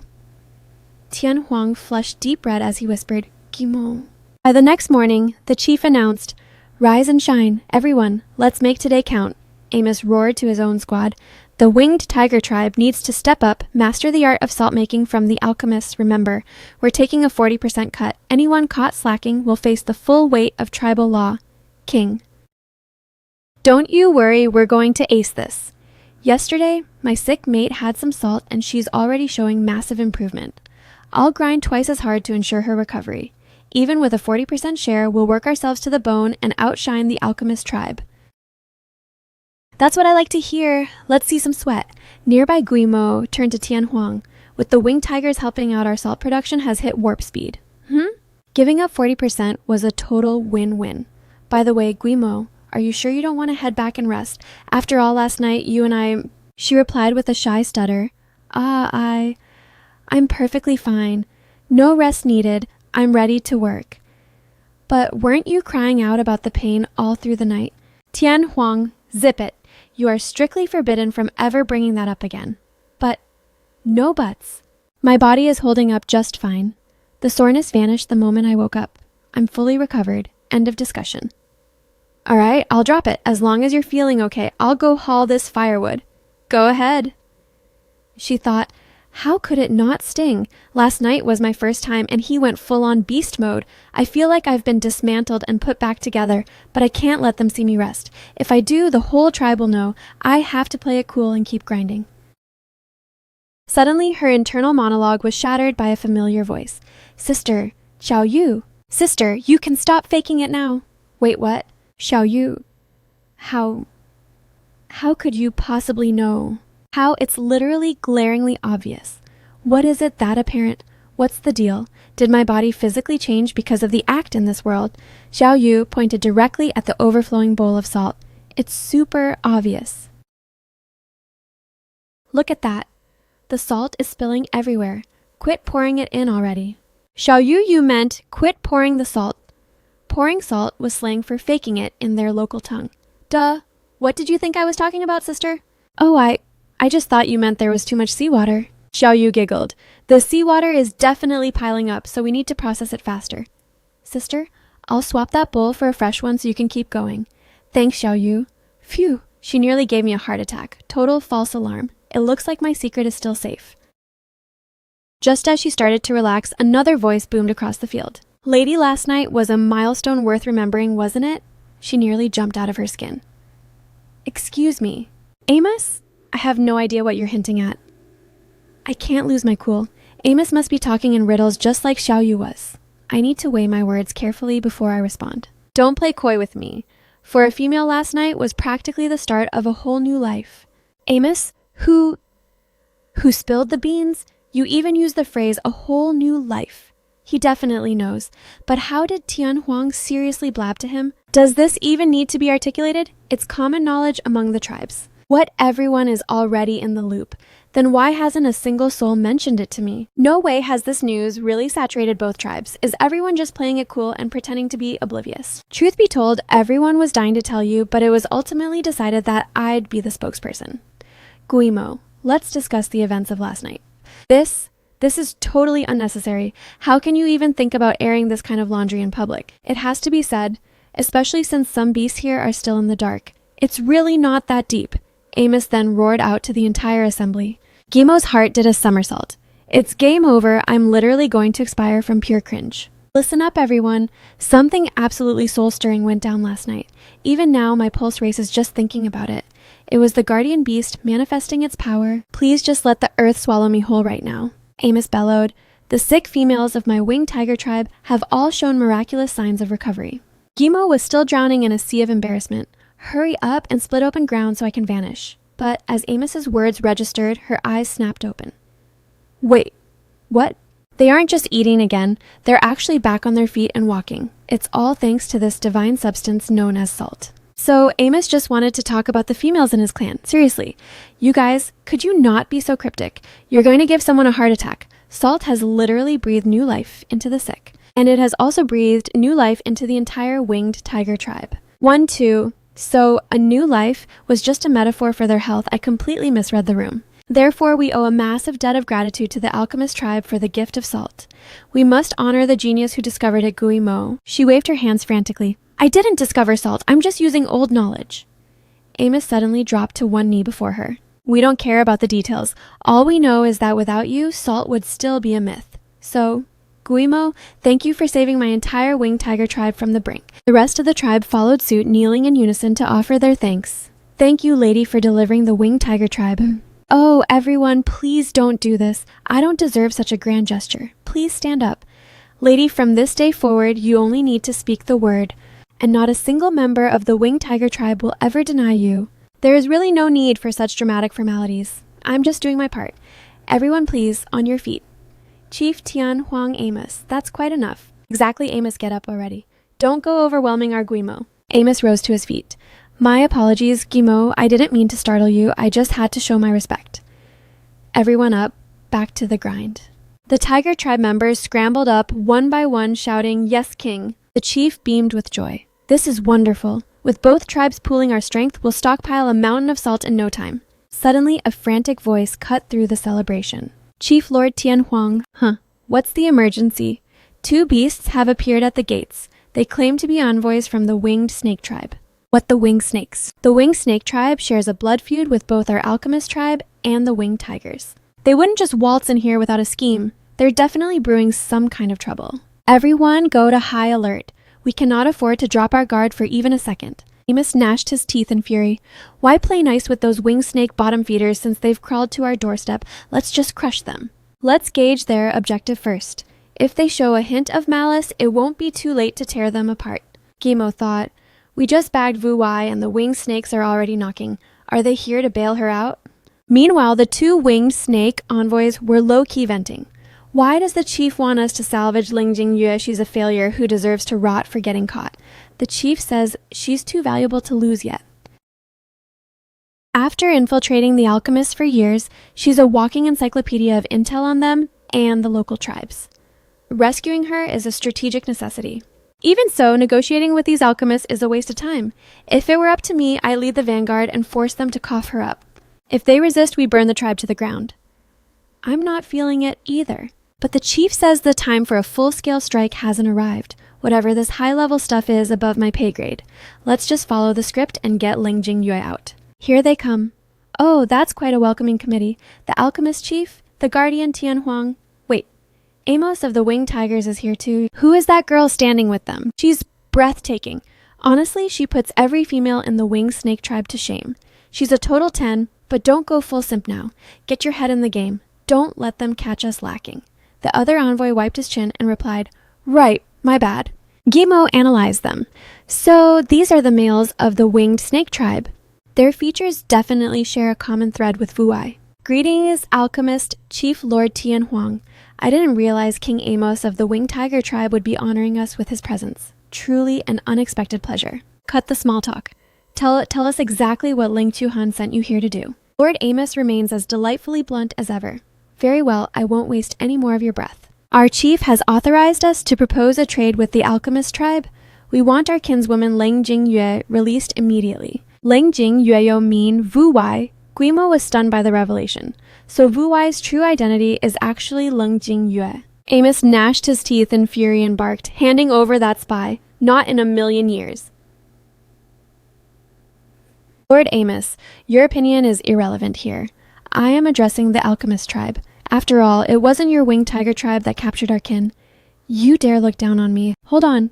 How exactly did you know we were the ones who apprehended her? Lord Tian Huang, there is no need for such inquiries. We have our ways. You only need to decide whether you'll accept this trade or suffer the consequences. Guimo pondered. Wu Wai was caught just a moment ago, yet they already received the intel and sent a retrieval team. How is their network so fast? Is it related to the winged snake tribe's power to command serpents? Tian Huang asked coldly, What kind of deal are you proposing? We? Amos cut him off with a roar. Tian Huang, you're actually entertaining a deal with these snakes. The winged snake tribe is a sworn enemy to us both. That spy sabotaged us repeatedly, nearly igniting a war between our clans. How can we let her walk? Falling for such a basic ruse only proves your own incompetence. You can't blame others for being smarter than you. What was that? You have the audacity to insult Lord Amos. Amos lunged forward, eyes blazing. You looking for a death wish. What you still dare to strike. Lord Amos, stand down. Tian Huang placed a firm hand on the shoulder of one winged snake envoy to pin him. You still haven't answered my question. Lord Tian Huang, you... Amos landed a bone-shattering punch on the other winged snake envoy. Bam! The force sent him flying, crashing violently into a distant tree. Phew! Finally, I've vented some of that frustration. You guys carry on. Guimo analyzed the situation. One makes a calculated move to strike, while the other helps by pinning the target in place. I never expected that despite their constant bickering, Amos and Tian Huang would have such insane chemistry in a fight. It seems Amos still understands the big picture. He held back enough to keep the guy breathing. If he had actually killed them, the diplomatic fallout would have been a total nightmare. Lord Tian Huang, why did you restrain me? Restrain you from what? I have no clue what you're talking about. I was simply waiting for you to answer my question. Guimo was genuinely impressed. She didn't think a guy as straightforward as Tian Huang could play dumb so convincingly. The envoy was left speechless by Tian Huang's gaslighting. He scrambled over to his partner, shouting, Leng Ri-shan, talk to me, are you all right? Leng Ri, Amos is a monster. Just one hit, and I'm practically broken. Amos, how can you just assault people without warning? And what about it? He opened his mouth to disrespect me. Did you think I'd just take it? The fact that I didn't end him on the spot is me being extremely generous to Leng Chu-han. You were actually planning to kill him. We are official envoys of the winged snake tribe here for a diplomatic trade. By doing this, aren't you terrified of triggering an all-out war? Tian Huang stepped in and said, Amos is the king of the winged tiger tribe. His status is equal to your chief Leng Chu-han. Not only did you fail to show respect, but you openly insulted him. Tell me, did Leng Chu-han really send you here to negotiate with such a lack of manners? Our chief certainly didn't intend for things to go this way. If Leng Chu-han didn't intend it yet, you deliberately provoked our two tribes. It seems you're attempting to incite a war on your own authority. We would never. Guimo was secretly floored by the shift. Is this the same Tian Huang I know? He's actually flipping the script to frame them for high treason. Tian Huang continued. I have always heard Leng Chu-han commands absolute authority. Now it seems he's losing his grip. His subjects stop obeying the moment they leave his sight. I should probably remind Leng Chu-han to tighten his leash. Amos smirked and added, yeah, maybe I should teach Leng Chu-han how to actually run a tribe. What Tian Huang? Don't. What did you just call me? Lord Tian Huang. Please don't report this to our chief. We were out of line and accidentally offended you both. We beg for your mercy. Lord Tian Huang, Lord Amos, I am deeply sorry. I spoke without thinking. Please forgive our insolence. I'll be watching your behavior from here on out. If I hear one more disrespectful syllable, I'll send both your corpses back to Leng Chu-han in pieces. We swear it won't happen again. Please give us a moment while I tend to my tribesmen. Make it quick. You wing snake guys are pathetic. You can't even handle a single warm-up punch. Guimo finally spoke up. Tian Huang, you guys were incredible. Hurting them is one thing, but that good cop/bad cop routine to force an apology, I'm impressed. Honestly, we're not that clever. It's just a known fact that they are absolutely terrified of their chief Leng Chu-han finding out they messed up. Why are they so paralyzed by the thought of him knowing? Leng Chu-han is a ruthless tyrant with an obsession for control. He tolerates zero dissent. Any tribesman who deviates from his will is purged without mercy. If he discovers these two failed his mission, their fate will be horrific. What? He's that barbaric to his own kin. How can they stand living under such a regime? Has no one ever attempted to stage a coup against him? Tian Huang explained, Leng Chu-han is a once-in-a-century prodigy of the winged snake tribe. He's their ultimate predator. None of them stand a chance against him. I see. How does he stack up against you, Tian Huang? We clashed once briefly, and it ended in a stalemate, but I'm evolving fast. I'll surpass him soon.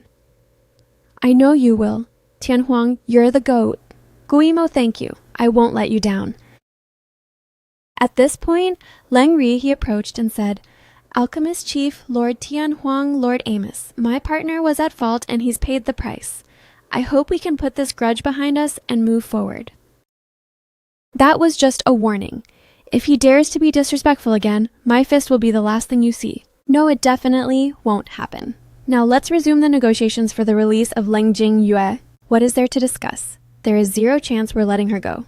Go back and tell Leng Tuhan that she committed a capital crime against our tribes. She's destined for the guardian beast's altar. Lord Amos, please don't be so hasty. At least hear our terms all right. After all, sacrificing Leng Jingyue only provides a moment of spite.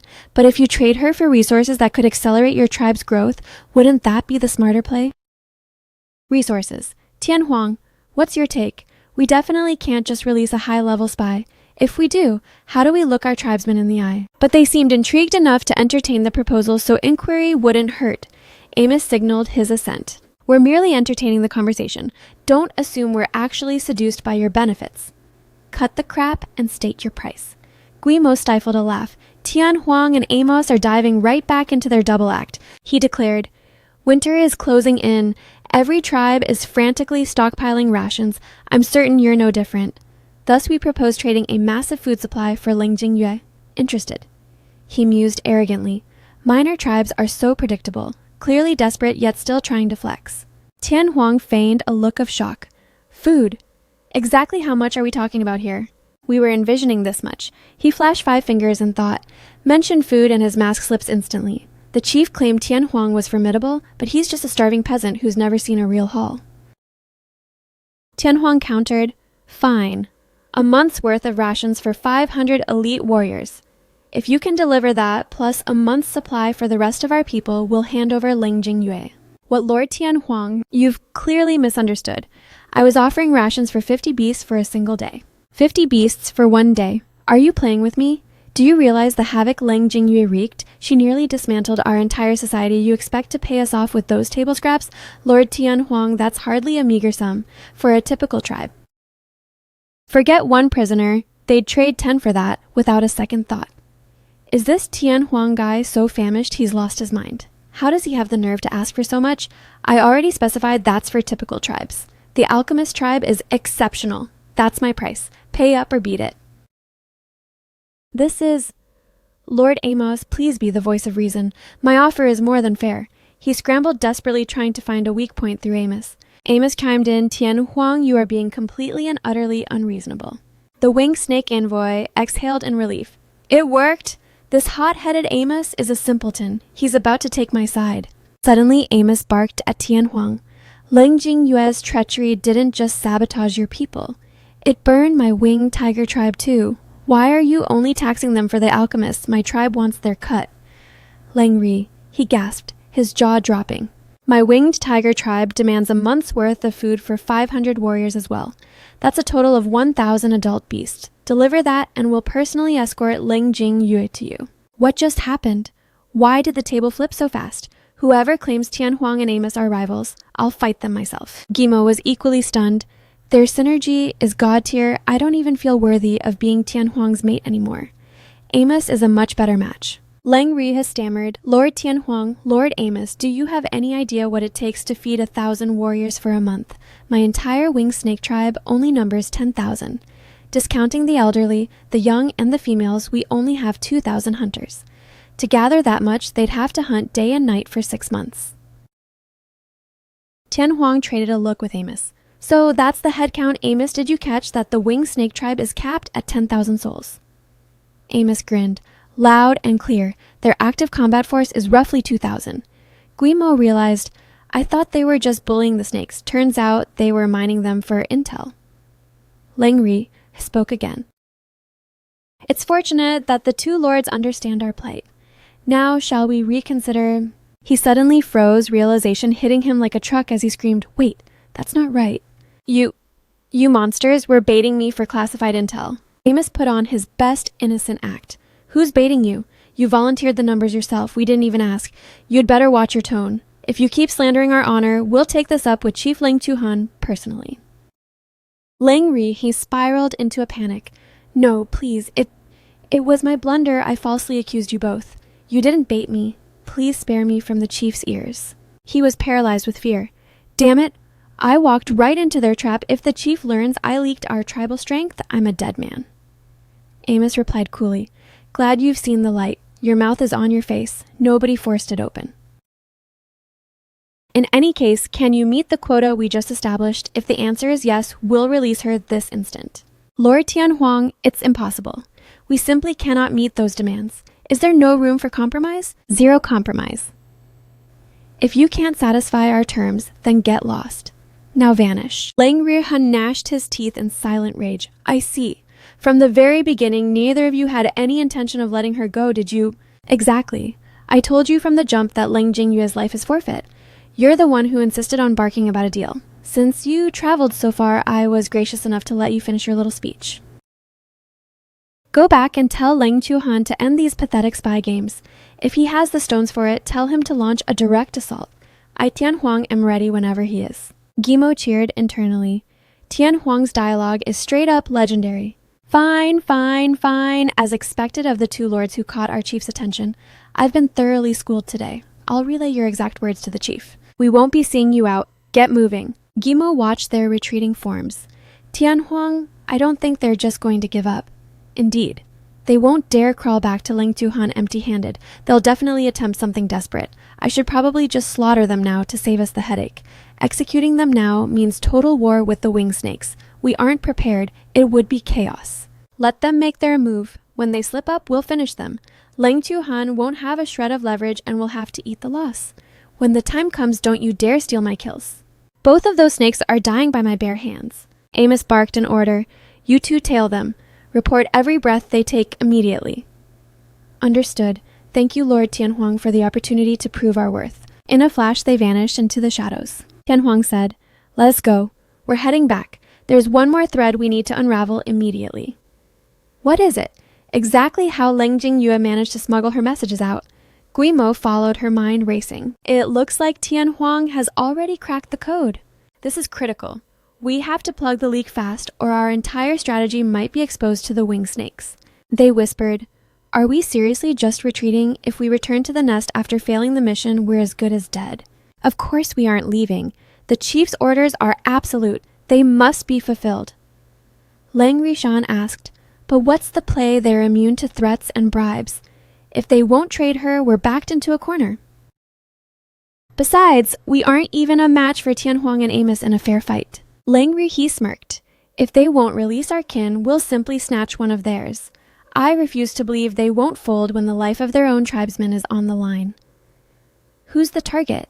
The one they obviously cherish the most. The one with zero combat power, that stunning female. Meanwhile, Wu Wai was brooding. I sent the distress signal the second I was apprehended. The chief should have dispatched a rescue party by now. Why is there no movement outside? Could something have happened to my messenger snake? Was the message never actually delivered? Someone is approaching. At that very moment, outside the cell, the sentry announced Chief Lord Tianhuang. Tianhuang barked the command. Drag Wu Wai out here immediately. Yes, sir. Move it captive. Lord Tianhuang has summoned you. Her heart leaped with sudden hope. Tianhuang wants to see me.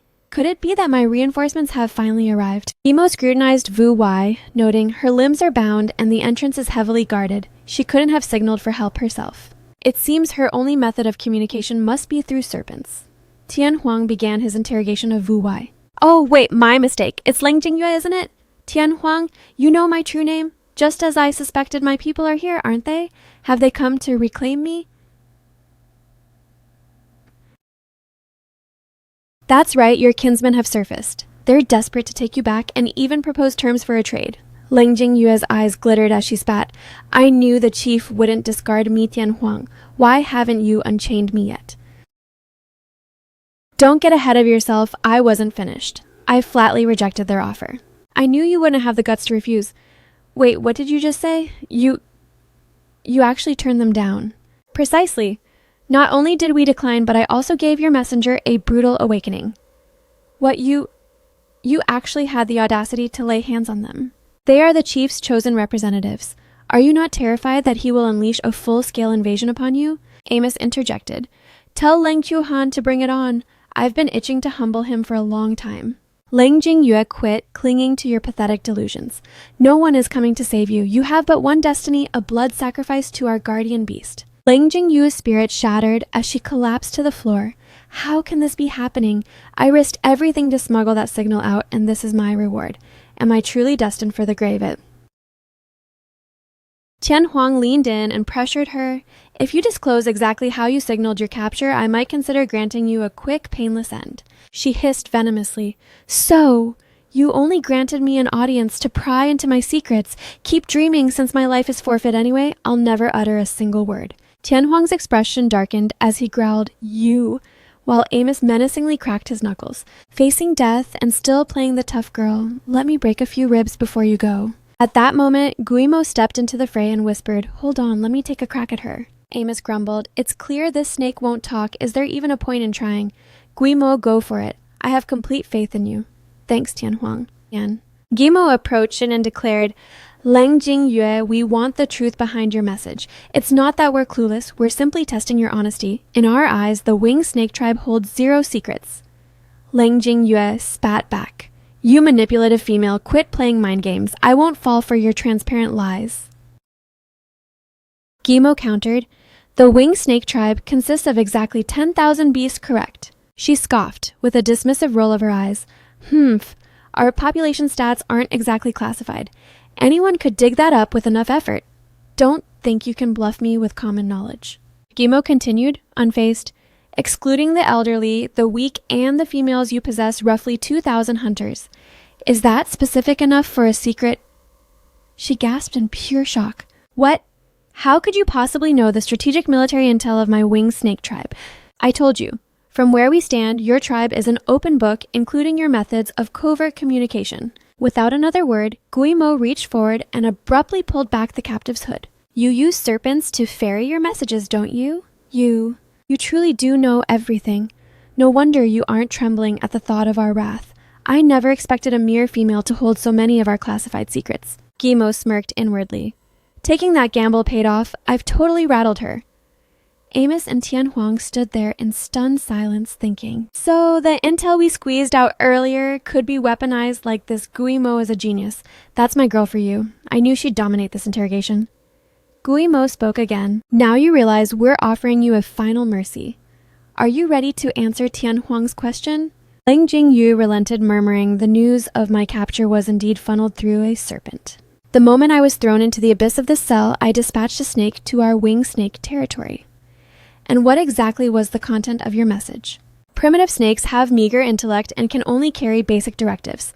I commanded it to inform my kin of my capture and to launch a rescue mission." Guimo leaned back and whispered, "Tian Huang, it appears our internal tribal secrets are still safe."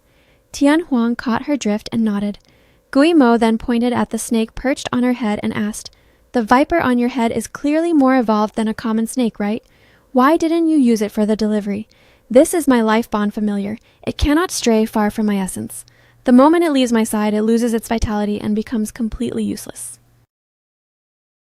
At this, Lang Jingyue's eyes narrowed with suspicion. "Wait, you didn't even know that basic fact?" Guimo's heart skipped a beat. "Crap, I overplayed my hand with that question." She quickly pivoted. "Of course I know. I was simply verifying if you were daring enough to lie to my face." "No. One look at your face tells me you were clueless. You've been playing me for a fool this entire time, haven't you?" "Well, the cat's out of the bag now." "All right, we've drained every drop of useful intel from her anyway. No point in continuing this charade." "Exactly.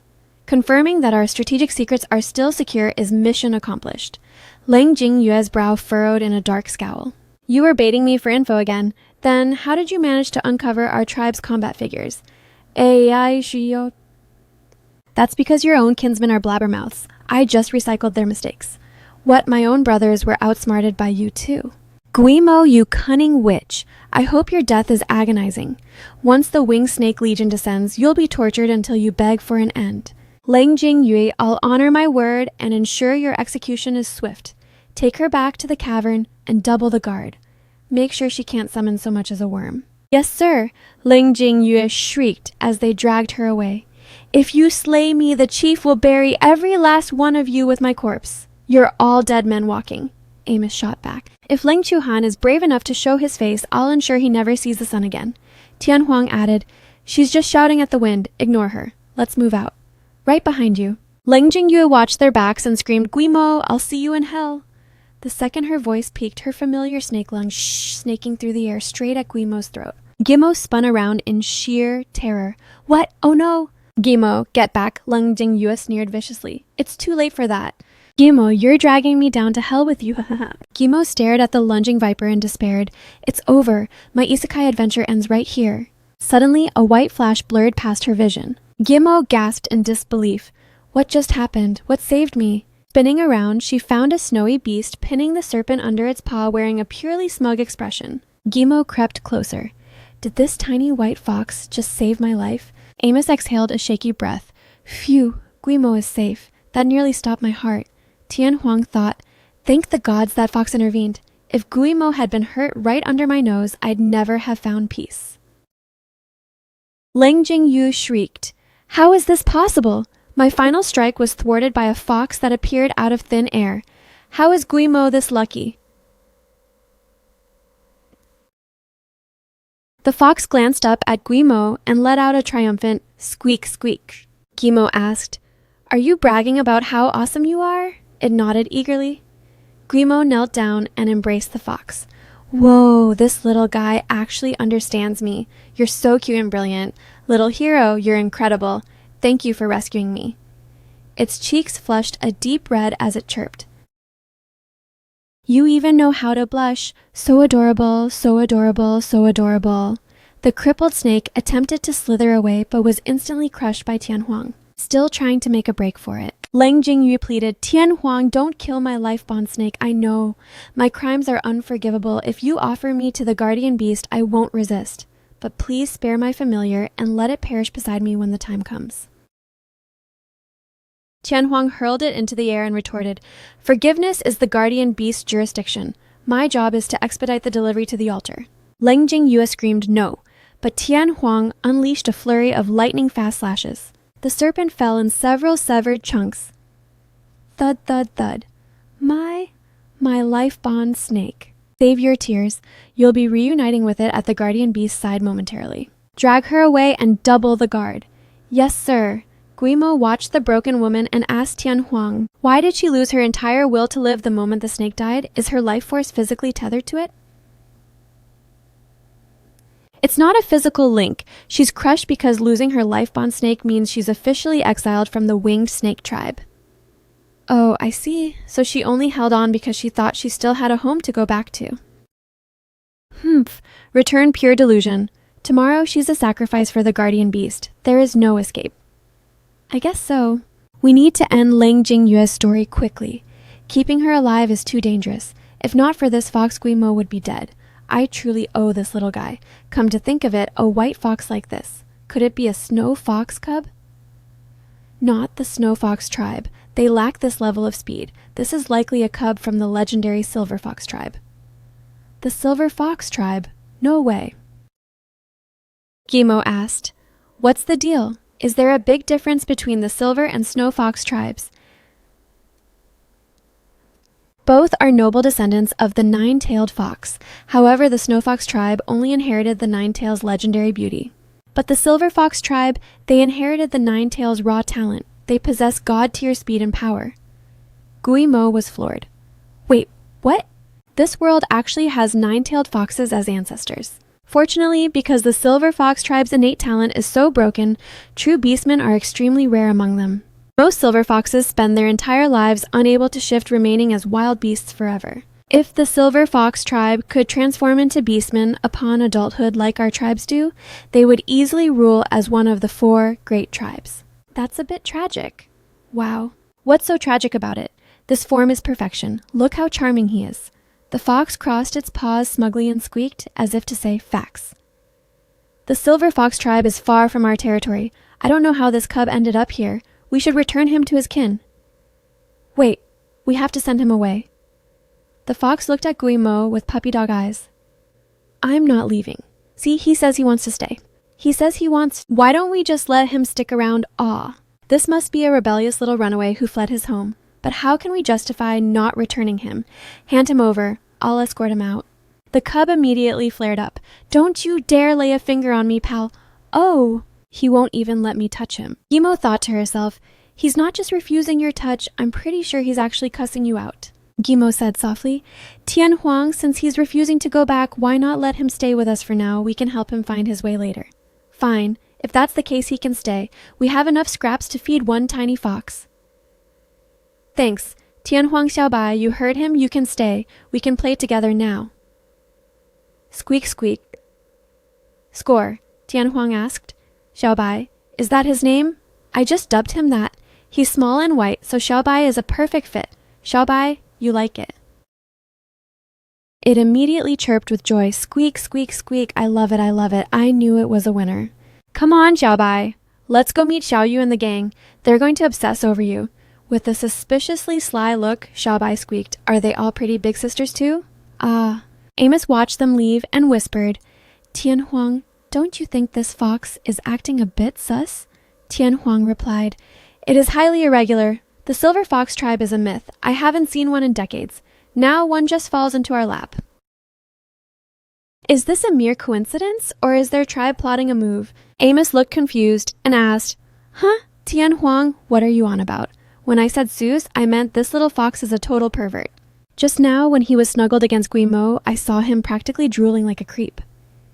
You're overthinking it. He's just an innocent cub. How could he have those kinds of thirsty thoughts? Come on, let's get back to work.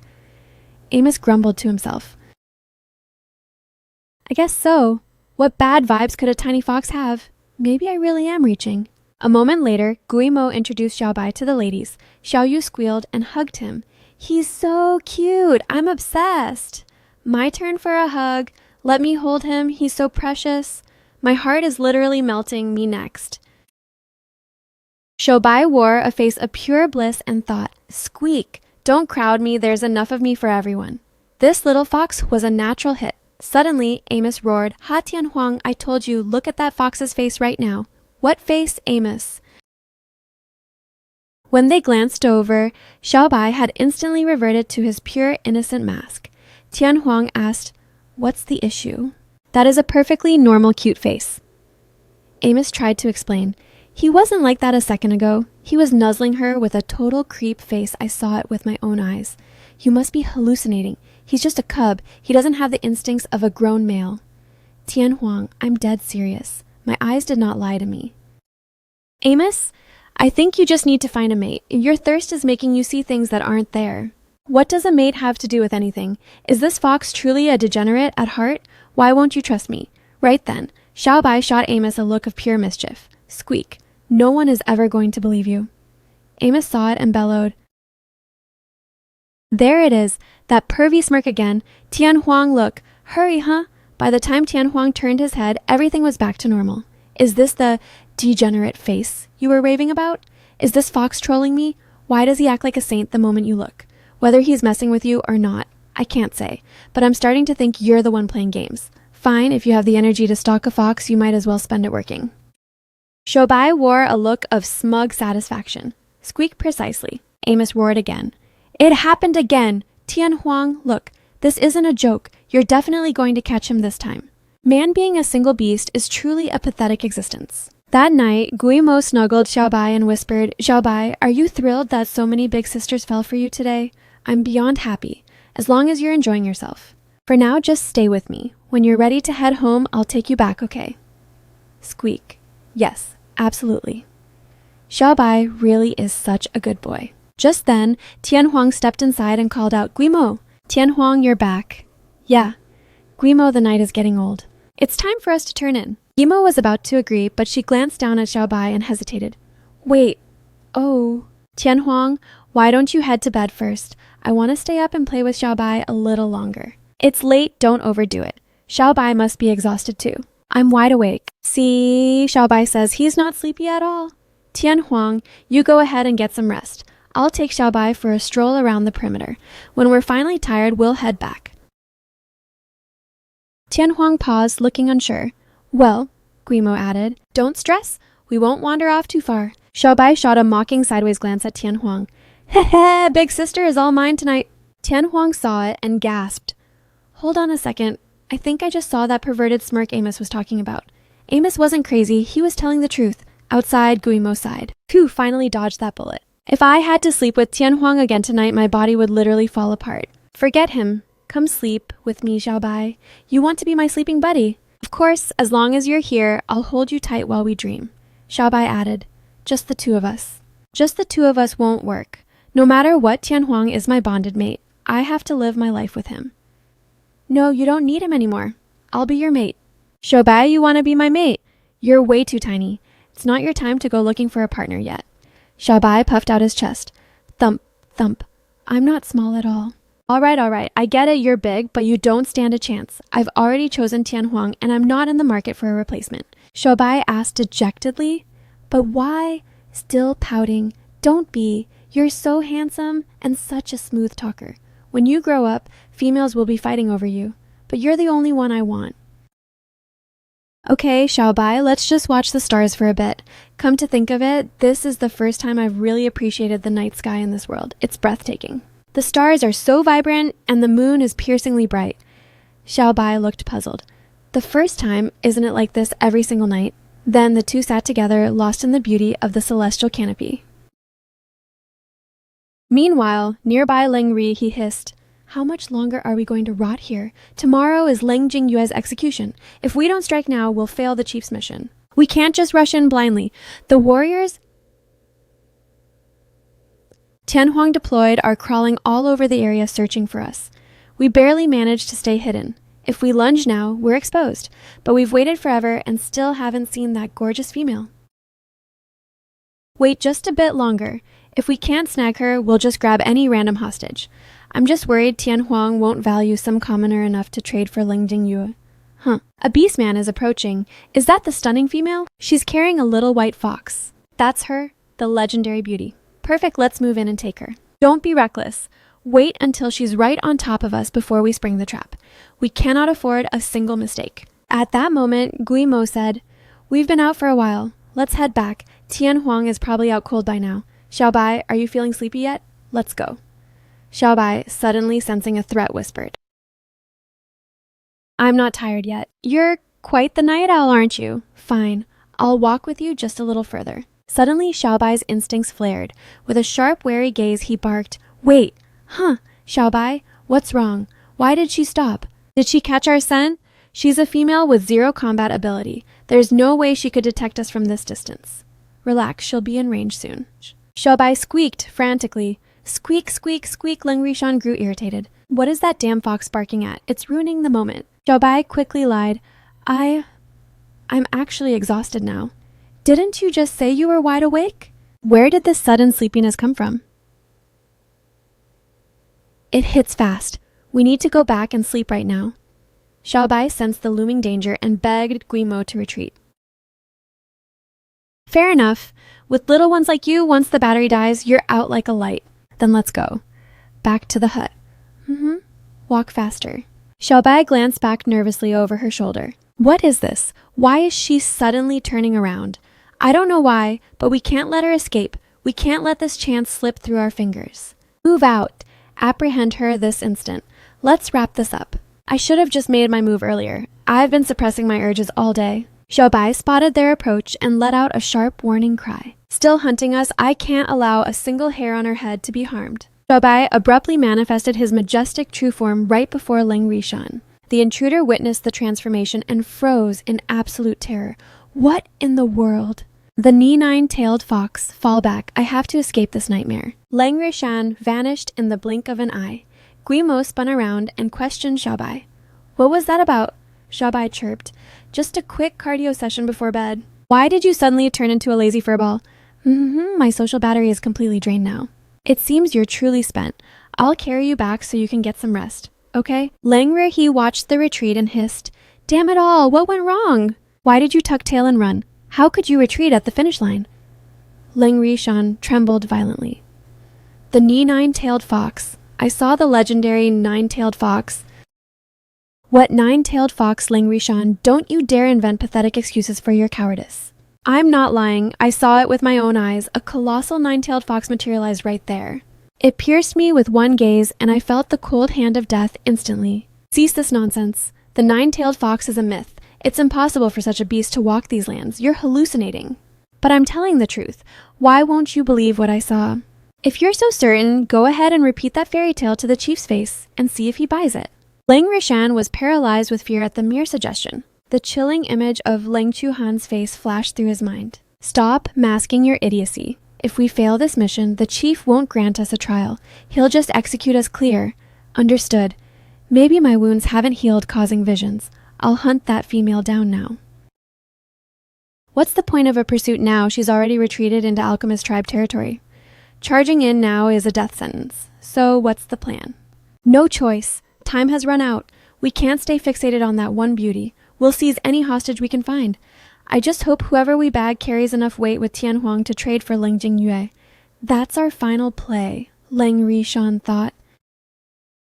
Was I truly seeing things, even if it was an illusion that aura was far more oppressive than the chief's? My instincts couldn't be that wrong.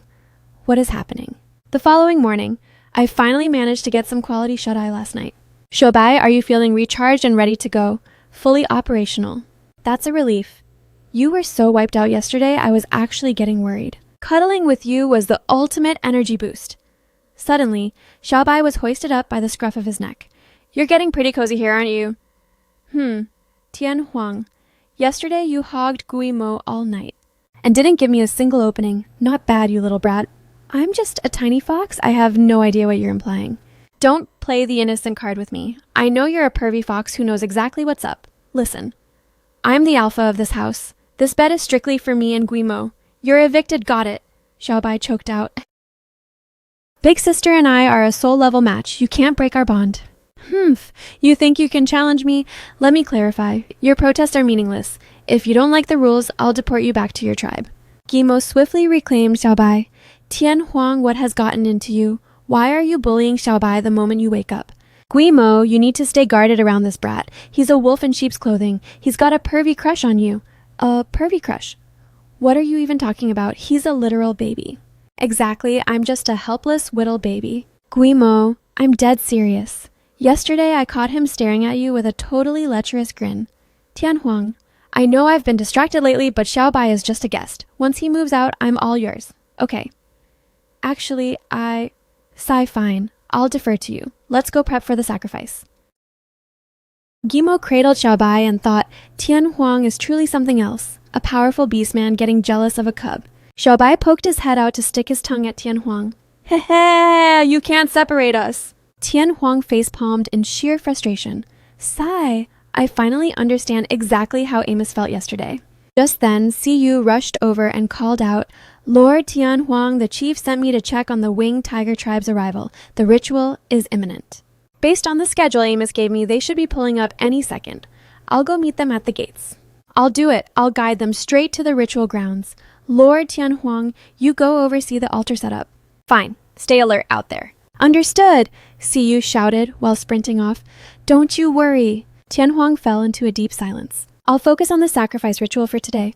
Once the dust settles, I'll find a way to get that little fox out of Guimo's hair. After walking for a while, Siyu muttered, Lord Amos's crew is dragging their feet. I'll head further out to meet them. Suddenly, she spotted Amos's party in the distance. Hurry up, they're finally here, Siyu waved frantically. Lord Amos! Unexpectedly, a shadow loomed directly behind her. Lang Ri-yan swiftly muffled Siyu's scream and dragged her into the brush. Finally snatched a stray from the pack. He vanished, instantly dragging the terrified Siyu into the shadows. On the other side, Amos was barking orders to pick up the pace. Today is monumental. Our alchemist and winged tiger clans are honoring the guardian beast together.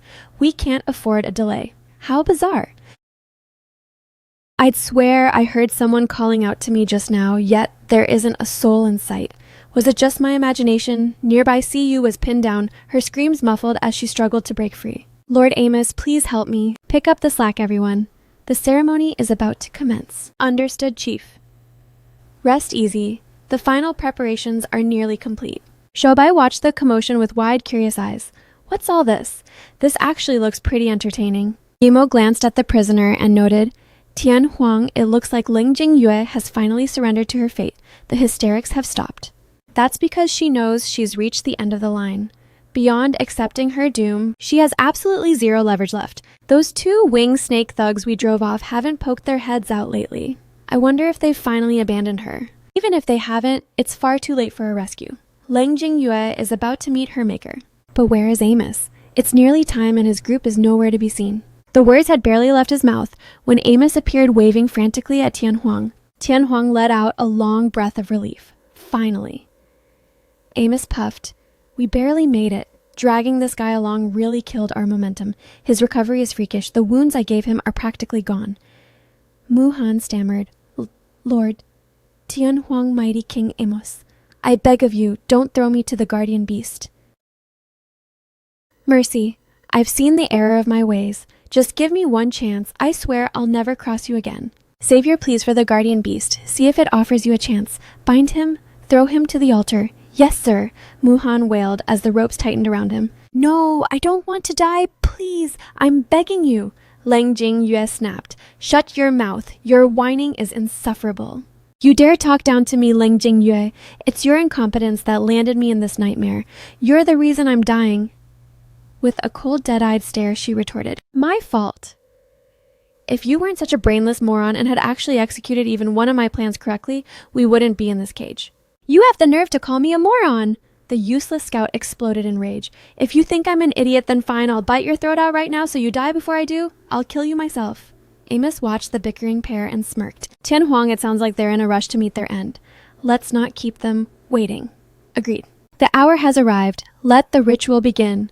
Is everyone accounted for? The winged tiger tribe is all present and accounted for. Let me verify the alchemist tribe. Guimo scanned the crowd, her face suddenly pale. Wait, this isn't right. CU is missing Amos. Didn't I dispatch CU to intercept you and lead the way? Where is she? Amos scratched his head, confused. No, we made our own way here. We didn't cross paths with any of your people. You didn't see her. That's impossible. I sent her out specifically to meet you. Guimo's voice trembled. Could she be in danger?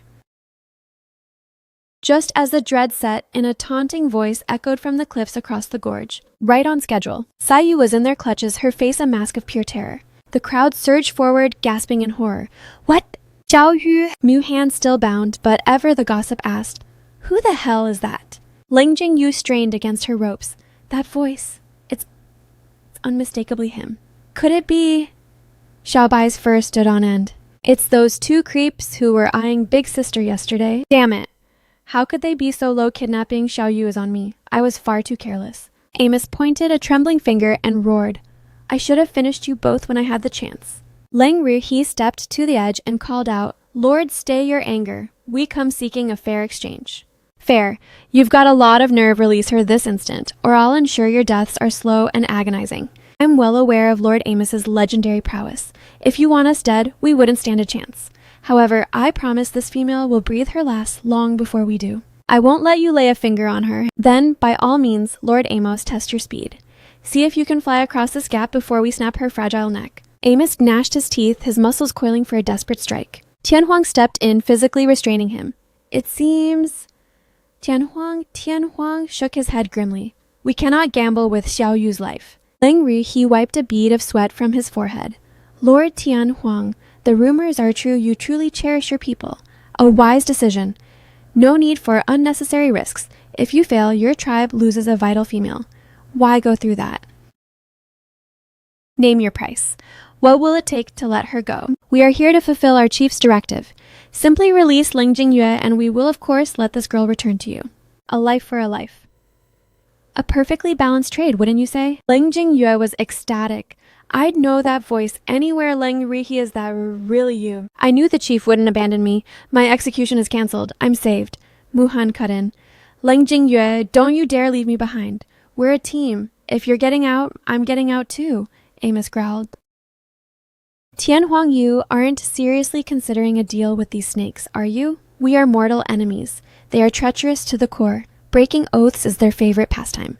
We can't trust a word they say. I know, but Xiao Yu is my responsibility. I have to bring her home. Guimo stepped forward.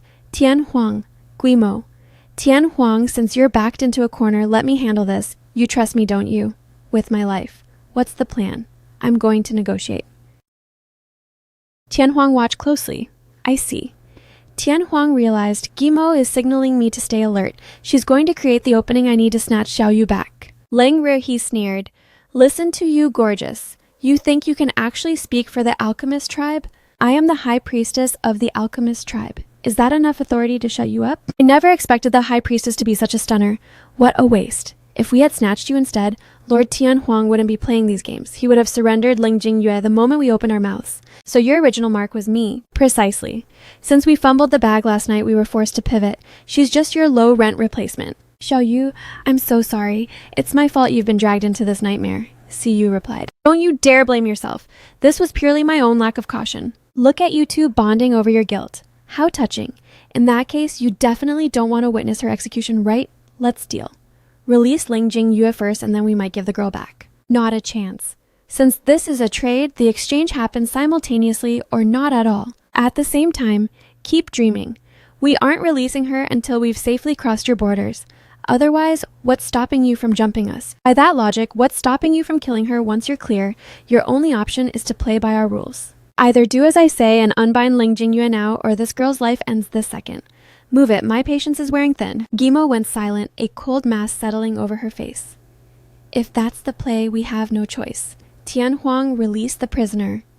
Amos roared, Gimo, you can't be serious. Amos, zip it. A moment later, the restraints hit the dirt. Ling Jingyue's lips curled into a triumphant smirk. Freedom at last. I honestly thought I was walking into my own funeral. Mu Han shrieked, Hey, what about me? Ling Jingyue and I are a package deal. You can't just leave me here.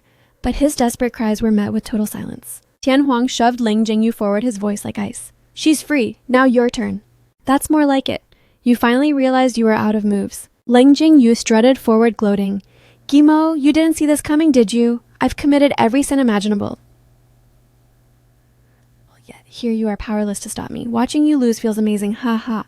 Langre, get over here and fetch me. We females aren't built for flight. Suddenly, Guimo's voice cut through the air. Who said anything about letting you leave alive? Ling Jingyue froze in her tracks. Wait, what? In a flash, Guimo lunged forward and gave her a violent shove. As she plummeted toward the jagged rocks below, a blood-curdling scream erupted. At the very last second, Guimo snatched her by the collar, dangling her over the abyss. Guimo, are you insane? Ling Jingyue shrieked, her face turning a ghostly white. Pull me up this instant! Lang Rishan barked as he tightened his grip on his hostage. Female, you're playing with fire. If you drop her, I'll snap this girl's neck before she can scream. We either exchange lives right now, or we both take a trip to the bottom. Do you truly have so little regard for the life of your own tribeswoman? Xiaoyu, you know, the alchemist and winged snake tribes are locked in an eternal blood feud. We do not negotiate with terrorists for that. I am truly sorry. Big sister, don't apologize. It was my own weakness that got me caught. Ling Jingyue is a monster who deserves no mercy. Forget about me and finish her. Xiaoyu, do you remember the exact spot where we first met? I believe it was right here on this very cliff. Yes, it was here the day I joined the alchemist tribe. I remember being so terrified by everyone that I actually slipped and fell. If Tianhuang hadn't caught me, I'd be a memory. Siyu paused, thinking, wait, why is she bringing up that old story now? Tianhuang's eyes lit up as the realization hit. The cliff, I see exactly what Guimo's planning. Guimo continued coldly. Xiaoyu, you've always followed my lead, so trust me one last time. I'm counting to 3. If they don't agree to the trade, follow my final command and jump. Siyu nodded, her resolve hardening. Understood, big sister. My life is in your hands. Lang Ri, are you listening? I'm counting to 3. If we aren't swapping by then, I let go. Don't bluff me. You don't have the stomach for murder. Guimo didn't blink. 1. Lang Ri had dug his claws into Siyu's throat. If your fingers slip, I'll end this girl myself. Guimo's voice rose. 2. Do you really want to gamble on my mercy? Lang Jingyue screamed in a panic. Wait. Lang, Ri, stop. She's actually going to drop me. Just give them what they want. I don't want to die. Guimo's eyes turned to ice as she barked 3. Lang Ri, his resolve shattered. Stop. Don't let go. I agree. Simultaneous exchange, just pull her up now. I never imagined such a beautiful woman could be this ruthless. Guimo hauled Ling Jingyue back onto the ledge with a grunt, then screamed. Xiaoyu, jump, now. Lang Rishan. And Lang Ri, he stood paralyzed in shock. What? We've been played. On this side, Xiaoyu dashed forward with incredible speed. I'll follow your lead, big sister. With a sharp whoosh, she launched herself high into the void. Ling Jingyue slumped to the ground, paralyzed. I'm alive. That nearly stopped my heart. I genuinely thought I was dead. Wait, what? Watching Xiaoyu plummet off the cliff, she gasped, "What is happening? Is she actually choosing death over being a hostage and jumping to her doom?" Still, in a flash, Tianhuang also dove headfirst after her. Tianhuang plunged into the air and roared, "Amos, handle those pests on the other side," before accelerating his descent into the abyss. Above the gorge, Amos slammed his fists together. "So that's the play? I see it now." Amos pivoted his stance and lunged toward the opposite ledge. "These two are mine to dismantle." The two spies spiraled into a panic. "Lang Ri, what kind of madness is this? We've been played, that female baited us.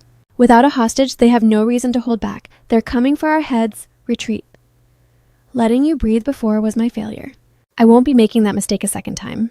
Amos gnashed his teeth and barked, "Die!" "Wait, Lord Amos, we can negotiate." Amos decisively buried a devastating punch into each of them. "Negotiate with my fist.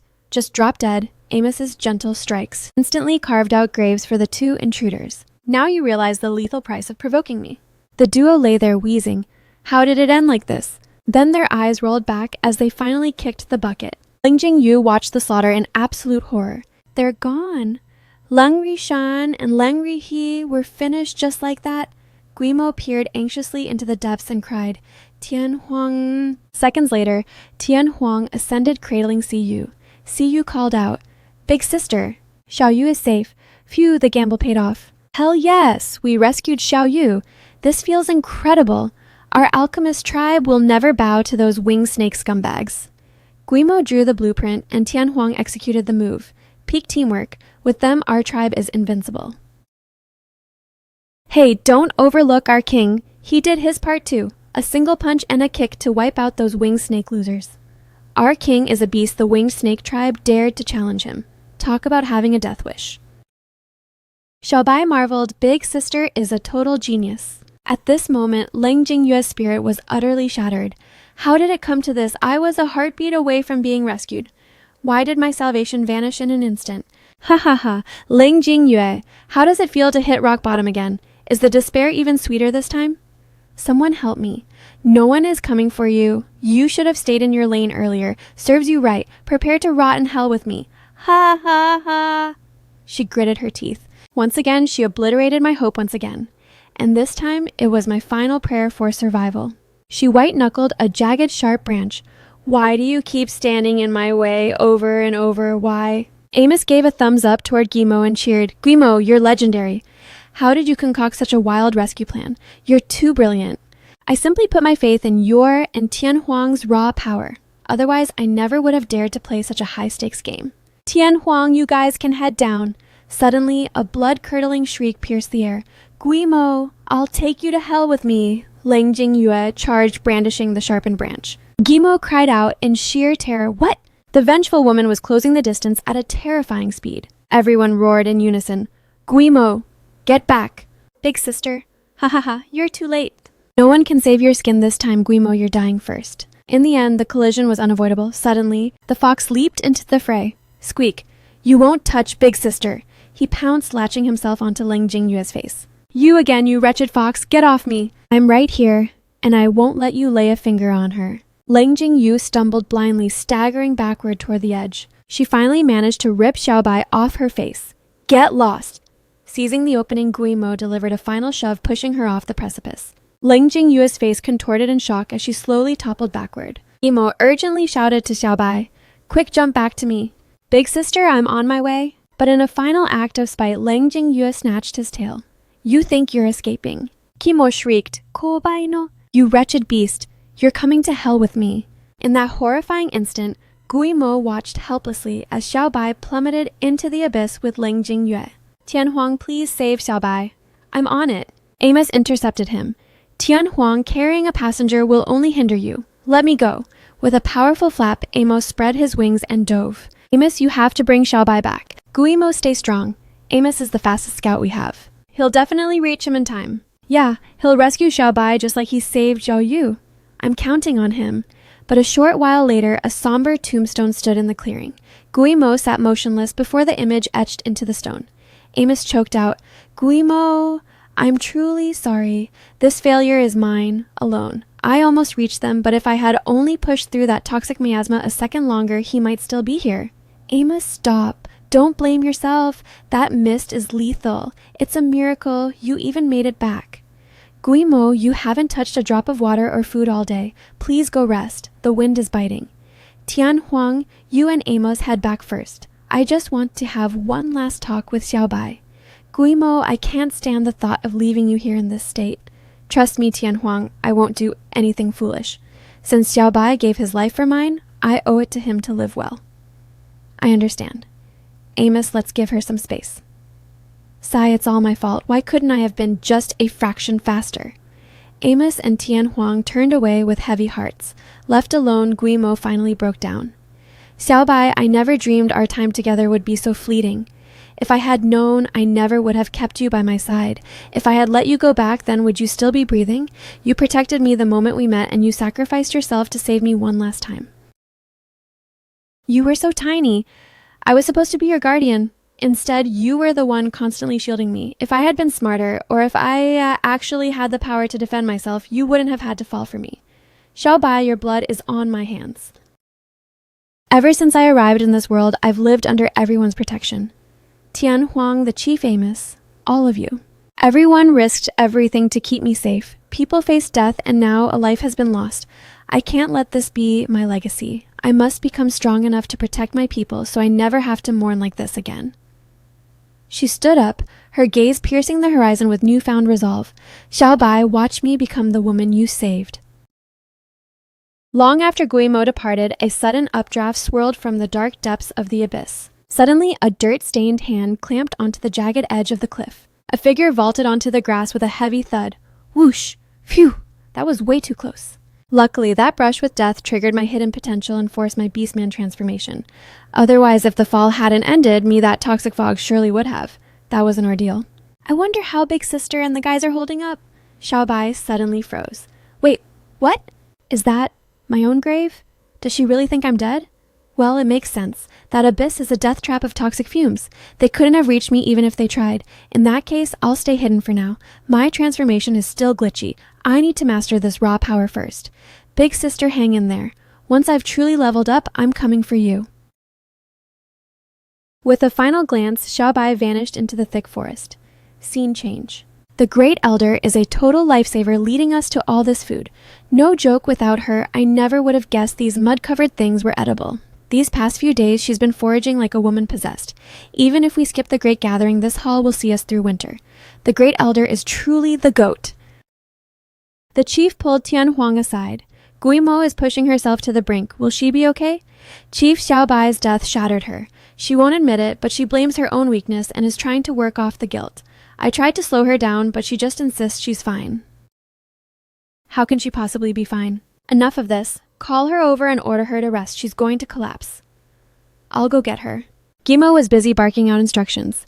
Exactly a salt layer like that is perfect. Distribute it evenly on this side. Tian Huang walked up and swept her off her feet. Guimo, we're done for today. Hey, Tian Huang, put me down. I still need to show them the proper way to pickle these carrots. Guimo, give it a rest. You're going to work yourself into an early grave at this rate. Tian Huang, I told you I'm perfectly fine. I just want to contribute to the tribe. The chief stepped forward. If you truly want to contribute, there's a much more important role for you. Guimo, your dedication is admirable, but the alchemist tribe needs you healthy, not burnt out. Listen to this. The Great Exchange Gathering is just around the corner. This time you and Tian Huang will represent us as our official envoys. Wait, just the two of us, Chief? Aren't you coming? She took Guimo's hand in hers. I'm getting too old for these long journeys. She added with solemn weight. Guimo, I've always intended to pass the torch to you. Consider this great gathering your first real test. Can you lead the alchemist tribe to become the most renowned group there? At the mention of a mission, Guimo's eyes blazed with fire. Consider it done, Chief. I'll smash this goal and bring back the best haul the tribe has ever seen. She thought, I'm done hiding behind everyone else. It's my turn to step up. I will be the one who protects them now. Excellent. I knew I could count on you. Tian Huang, guard her with your life. Her safety is paramount, understood. Tian Huang pressed a fist to his chest. On my honor, Chief, nothing will touch her. Tian Huang is the most formidable male in the Beastman continent, and Guimo is the brilliant mind we need. Together you are unstoppable. Go pack, we move out at dawn. Scene change. the winged snake tribe territory. Chief, it's a total disaster. Lang Jingyue and the others were wiped out by the alchemists and tigers. The mission is a bust. Lang Qiuhan hissed. Useless filth. Their lives were worthless anyway, but those tribes are getting awfully bold executing my men in broad daylight. Do they think they can just spit on the winged snake tribe? Exactly. If we don't retaliate, we'll be the laughingstock of the great exchange gathering. We need to strike now. Let's burn them to the ground. Lang Qiuhan's eyes narrowed. Silence. Now is not the time for a petty skirmish. Don't lose sight of our ultimate objective. He flicked his tongue menacingly. However, since Tian Huang and Amos took what was mine, I'll make sure their lives become a living hell. I'll deal with them personally at the Great Exchange Gathering. Just wait. Back with Guimo, she marveled, I can't believe this world already has handcarts. I was stressing about how to lug all this food. Looks like I was worried about nothing. No doubt these carts are the handiwork of that other isekai traveler. Tian Huang looked at her with concern. Guimo, are you all right? You look pale. If you're tired, let me carry you. She waved him off with a smile. No, I'm good. I'm just calculating. Between the sweet potatoes, salt, and jerky, we should be able to dominate the trade at the gathering. Don't sweat it, Guimo. We've all tasted your cooking. These veggies are just as good as fresh meat. The other tribes will be begging for a taste. I'm actually worried we'll be too popular and sell out too fast. Amos chimed in. Last year, we were the laughingstock with only a few carts. This year, we're rolling in with dozens. Let's see who's laughing now. Xiaoyu clung to Guimo's arm excitedly.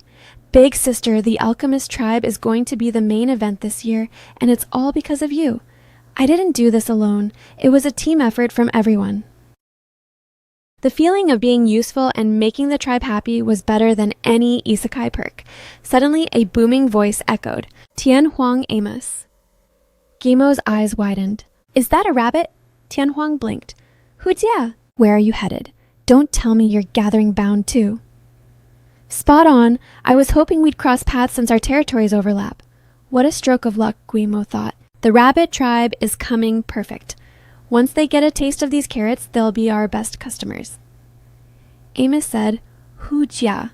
Didn't your tribe sit out the gathering last year? What's the occasion? Did you run out of grass to munch on? Ugh, don't even get me started on that mess. Normally, the provisions we stashed this year would have seen us through the frost, but a pack of rogue beastmen hit us out of nowhere, slaughtering my kin and torching everything. We're in ruins. What? A coordinated pack of rogues? Those outcasts are usually lone wolves, so how could they be organized? Are you positive you didn't miscount? I'm dead certain of what I saw. There were several of them moving with tactical precision as if they'd rehearsed the raid just to plunder our stores. We're completely blindsided. Tian Huang's brow furrowed. They're forming gangs now. Hujia continued. Our food reserves are bone dry. Our only shot is to hit the Great Exchange Gathering and try to swap some trinkets for enough scraps to survive the winter. Tian Huang Amos, you guys better keep your eyes peeled for those marauders too. Tian Huang nodded grimly. Understood. We'll be on high alert. Then I'll take my leave. Let's catch up at the Exchange Gathering. Amos stroked his chin, muttering, this is bizarre. Rogues living together without tearing each other apart is a miracle in itself. Why the sudden teamwork? Tian Huang agreed. It's definitely a red flag. We'll grill Hujia for more intel once we arrive. He then turned to the group. Let's keep moving. Stay frosty and keep your guard up. Xiaoyu chimed in. I'll go warn the others to stay sharp. We've got too much cargo. We can't let those scavengers get a sniff of our stash. Mose also barked at his warriors. You heard her. Remind everyone to stay vigilant. If so much as a twig snaps, I want to hear about it instantly. Guimo sighed to herself. Surviving this era is a brutal grind. Food is gold, and you're constantly dodging rogue attacks. The big tribes can hold their own, but the smaller ones are just sitting ducks. Guimo, don't let those outcasts scare you. As long as I'm standing, neither you nor the tribe will come to any harm. With you by my side, I feel invincible. Tian Huang the rabbit tribe is in a rough spot. When we hit the gathering, let's cut them a deal on those carrots. The rabbits and my alchemists go way back, so consider it done. But why the obsession with carrots? Are you positive that's the only thing that'll win them over?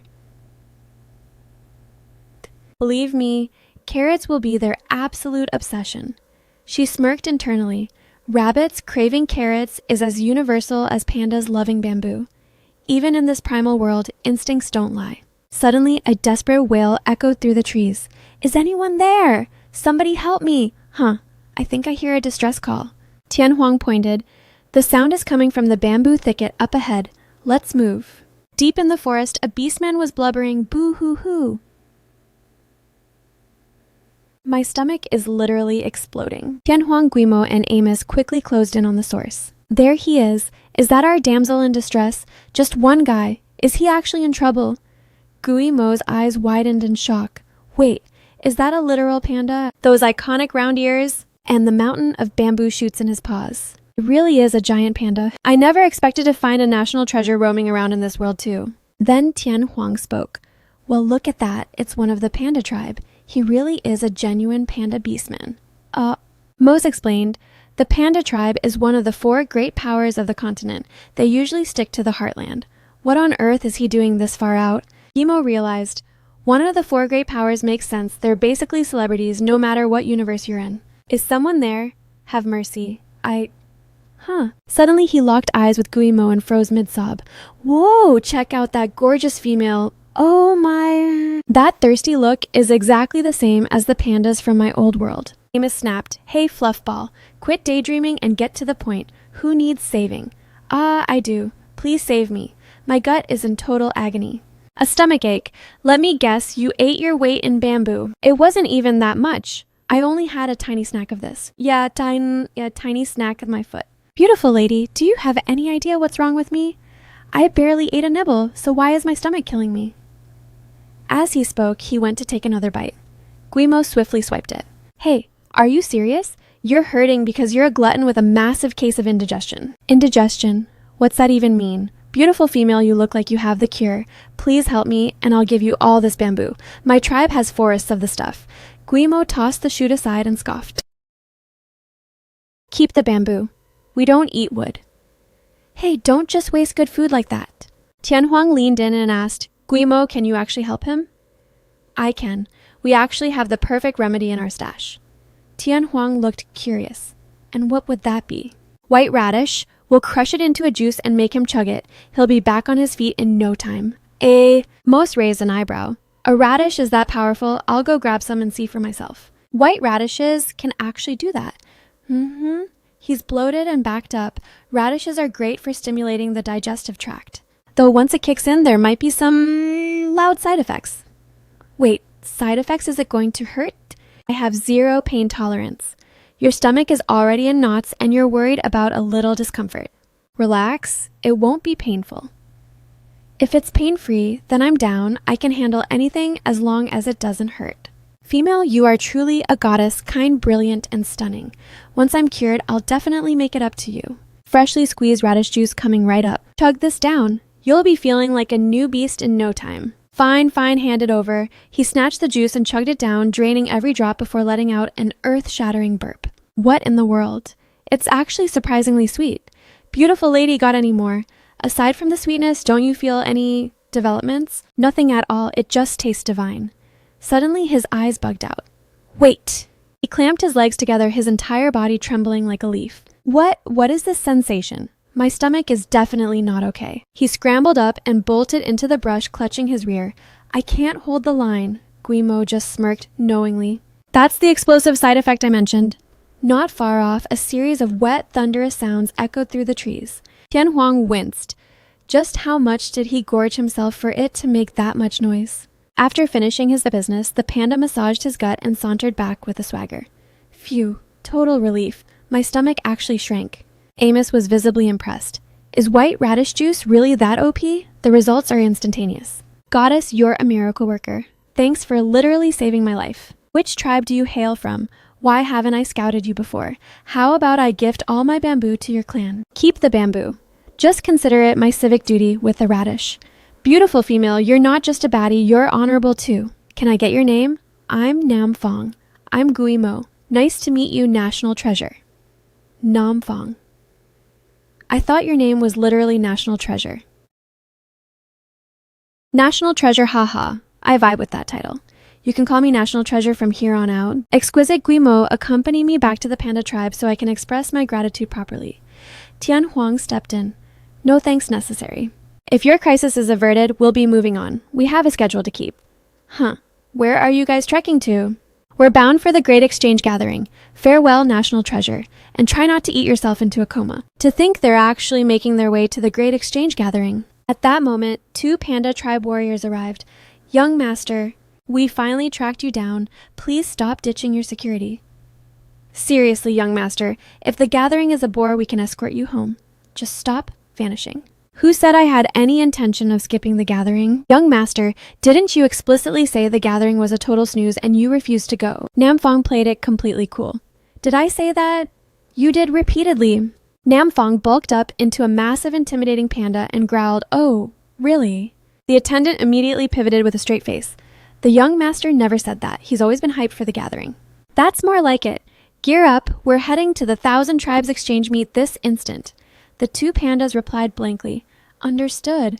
Beautiful Guimo, our paths are destined to cross again very soon. The scene cuts back to Guimo and Tianhuang's caravan. You mentioned the panda tribe is one of the 4 great powers. Who are the other 3, the Dragon, Phoenix, and Keelan tribes? Along with the pandas, they're the big 4 ruling from the continent's heart. Guimo was low-key shook. Dragons, phoenixes, and keelans, this world actually hosts legendary mythical beasts. Amos scoffed, "Guimo, don't let the hype get to you. The big 4 aren't all that special. Once upon a time, the alchemist tribe and my winged tigers also reigned in the center. Back then, those big 4 were just our lackeys. We were that OP back in the day. What went wrong for us to end up in the sticks?" Xiao Yu piped up. "I know the tea. Let me tell you, sis. Remember that legendary female from a millennium ago? The other traveler. What does she have to do with our downfall? Everything. It's because of her favor that the big 4 ascended, which indirectly triggered the alchemist tribe's decline. What's the full story? Didn't you say she was a selfless sage who shared her tech with everyone? Yeah, she was generous, but she definitely had favorites. The dragons, phoenixes, keelans, and pandas. She gifted all the premium blueprints to those tribes first. That's how they monopolized the tech and became the elite. So that's the real tea. She thought, damn, my isekai predecessor literally shifted the server meta by herself. Knowledge really is the ultimate power. I wonder why that big sister was so biased toward those 4 specific tribes. Guimo mused, I think I get it. Dragons, phoenixes. And keelans are mythical icons modern people never see, so she was naturally curious. And pandas, no explanation needed. Who doesn't love a national treasure? Tianhuang said, Xiao Yu, don't blame the past. If your own strength falters, you'll fade eventually regardless of help. Don't vent. We just need to keep grinding. Leave the rest to the guardian beast. Amos added, we will reclaim the center and our glory soon enough. We have the formidable Lord Tianhuang and Lord Amos, plus our genius big sister. We're definitely making a comeback. This great exchange gathering is the first move for our tribes to reclaim their throne. Tianhuang, how much further until we arrive? We've reached our destination. Guimo asked in awe, we're already here. Is this a prehistoric Zootopia? Whoa, the sheer variety. I've never seen this many beastmen in one place. Is that the elephant tribe? They're colossally massive. And the fox tribe? Why are they just peddling flowers and herbs that look so aesthetic yet strange? Sis, look, the wolf. Tribe's stall is stacked with animal bones. They look absolutely savage, Guimo thought to herself. The Great Gathering is even more packed than a holiday flea market back home. This is total chaos. Amos noted Tianhuang this year looks way more crowded than the last. The bigger the crowd, the better the trade. We're going to clean up. Let's move head to our designated stall area. Huh, you mean the Great Exchange Gathering is actually divided into specific zones? That's right. Every tribe at the Great Gathering is assigned a fixed plot. Our winged tiger clan is situated right next to your alchemist tribe. But when they arrived, they found only a remote deserted wasteland. Is this really our spot? There isn't a single soul here. How are we supposed to trade a thing? The Great Gathering allocates stalls based on hierarchy. The alchemists were once titans who held the center, but since our decline, we've been exiled to the very edge. Our winged tiger tribe is also considered a fringe clan. That's why our assigned territories are adjacent. Guimo mused, no wonder their annual trade was so pathetic. Low status equals zero traffic, but this year we're staging a comeback. Tianhuang, Amos, the distance is irrelevant. Since we brought such a massive haul, I have a foolproof way to lure those beastmen here. For real, sis, you're a genius. What's the move? Let me help, you'll see shortly. For now, let's unload the goods. Xiao Yu, find some flint and get a blaze going. Got it, I'm on it. Tianhuang felt a surge of excitement. Having Guimo in the alchemist tribe was like a permanent ray of hope. Suddenly, a voice called out. Tianhuang Guimo turned and was stunned. Standing there was a breathtaking girl with shimmering white hair. This fox looks exactly like Xiaobai, but in Beastman form. Her ears are slightly more elongated, absolutely stunning. Tianhuang asked her coldly, Xueling, why are you here? Looking for you, obviously. I heard your alchemist tribe slunk in, so I rushed over. Guimo thought, Tianhuang's got game. We just stepped off the trail and an old flame is already here to reminisce. Tianhuang, I don't know if you've finally come to your senses. I've been thinking about you incessantly. I ache for you every day and dream of you every night. Wait, something feels off. This isn't a sentimental reunion. This is a full-blown ex-girlfriend haunting us. Xiaoyu whispered to Guimo that Xueling from the Snow Fox tribe is back to pester Lord Tianhuang again. Again, does she pull this drama often? She's insufferable. She's obsessed with forcing Lord Tianhuang to marry into her clan. She even used the stall assignments to blackmail him. The reason the alchemist tribe is always stuck in the dirt is mostly due to Xueling's sabotage. Is that so? All right then. This vixen isn't just thirsty for my man. She's threatening the very survival of our tribe. Xueling twirled around and looked at Tianhuang. Do I look radiant today? I did my makeup specifically for you. If you join my Snow Fox tribe, you'll have a gorgeous fox princess like me as your mate, and your alchemist will get a prime stall. Isn't that a fair trade? Tianhuang brushed her hand off and said icily, Xueling. I've told you 1,000 times, a real partner doesn't use threats. The second you tried to blackmail me, I decided I would never bow to you. Tianhuang is right. Our alchemist tribe might be struggling, but we have our pride. We aren't intimidated by your Snow Fox threats. We'd rather rot in this remote corner than trade our dignity for a better stall. Humph, a pack of ignorant, stubborn peasants. Tianhuang listened to reason. My Snow Fox tribe has occupied every surrounding plot. No matter what you try to trade, our terms will always undercut yours. If you don't submit to my request, I guarantee your alchemist tribe won't move a single item. Guimo stepped in front of Tianhuang and scoffed. You're barking pretty loud. Aren't you afraid of biting your own tongue? Who the hell are you? I'm Guimo, Tianhuang's mate. What Tianhuang's mate Tianhuang is she for real? You actually took a mate. Exactly. Guimo is my mate and the woman I cherish most. Tianhuang, you're a 1 in a million white lion. Your mate should be legendary. How could you settle for such a mediocre female? Guimo is the furthest thing from mediocre. She is stunning, brilliant, and powerful. She is irreplaceable. In my eyes, you're the one who's mediocre. What? Tianhuang, You have the nerve to call me mediocre. I am Princess Xueling of the Snow Fox tribe. One word from me can drive countless males into a frenzy. And you're ungrateful enough to label me as average. Guimo cut in. Look, go find those thirsty males elsewhere and stop harassing our Tianhuang. Also, I'd appreciate it if you didn't interfere with our business. With my Snow Fox guards surrounding you, don't even dream of trading a single scrap of food today. I think you've miscalculated. We didn't come to this gathering to beg for food from others.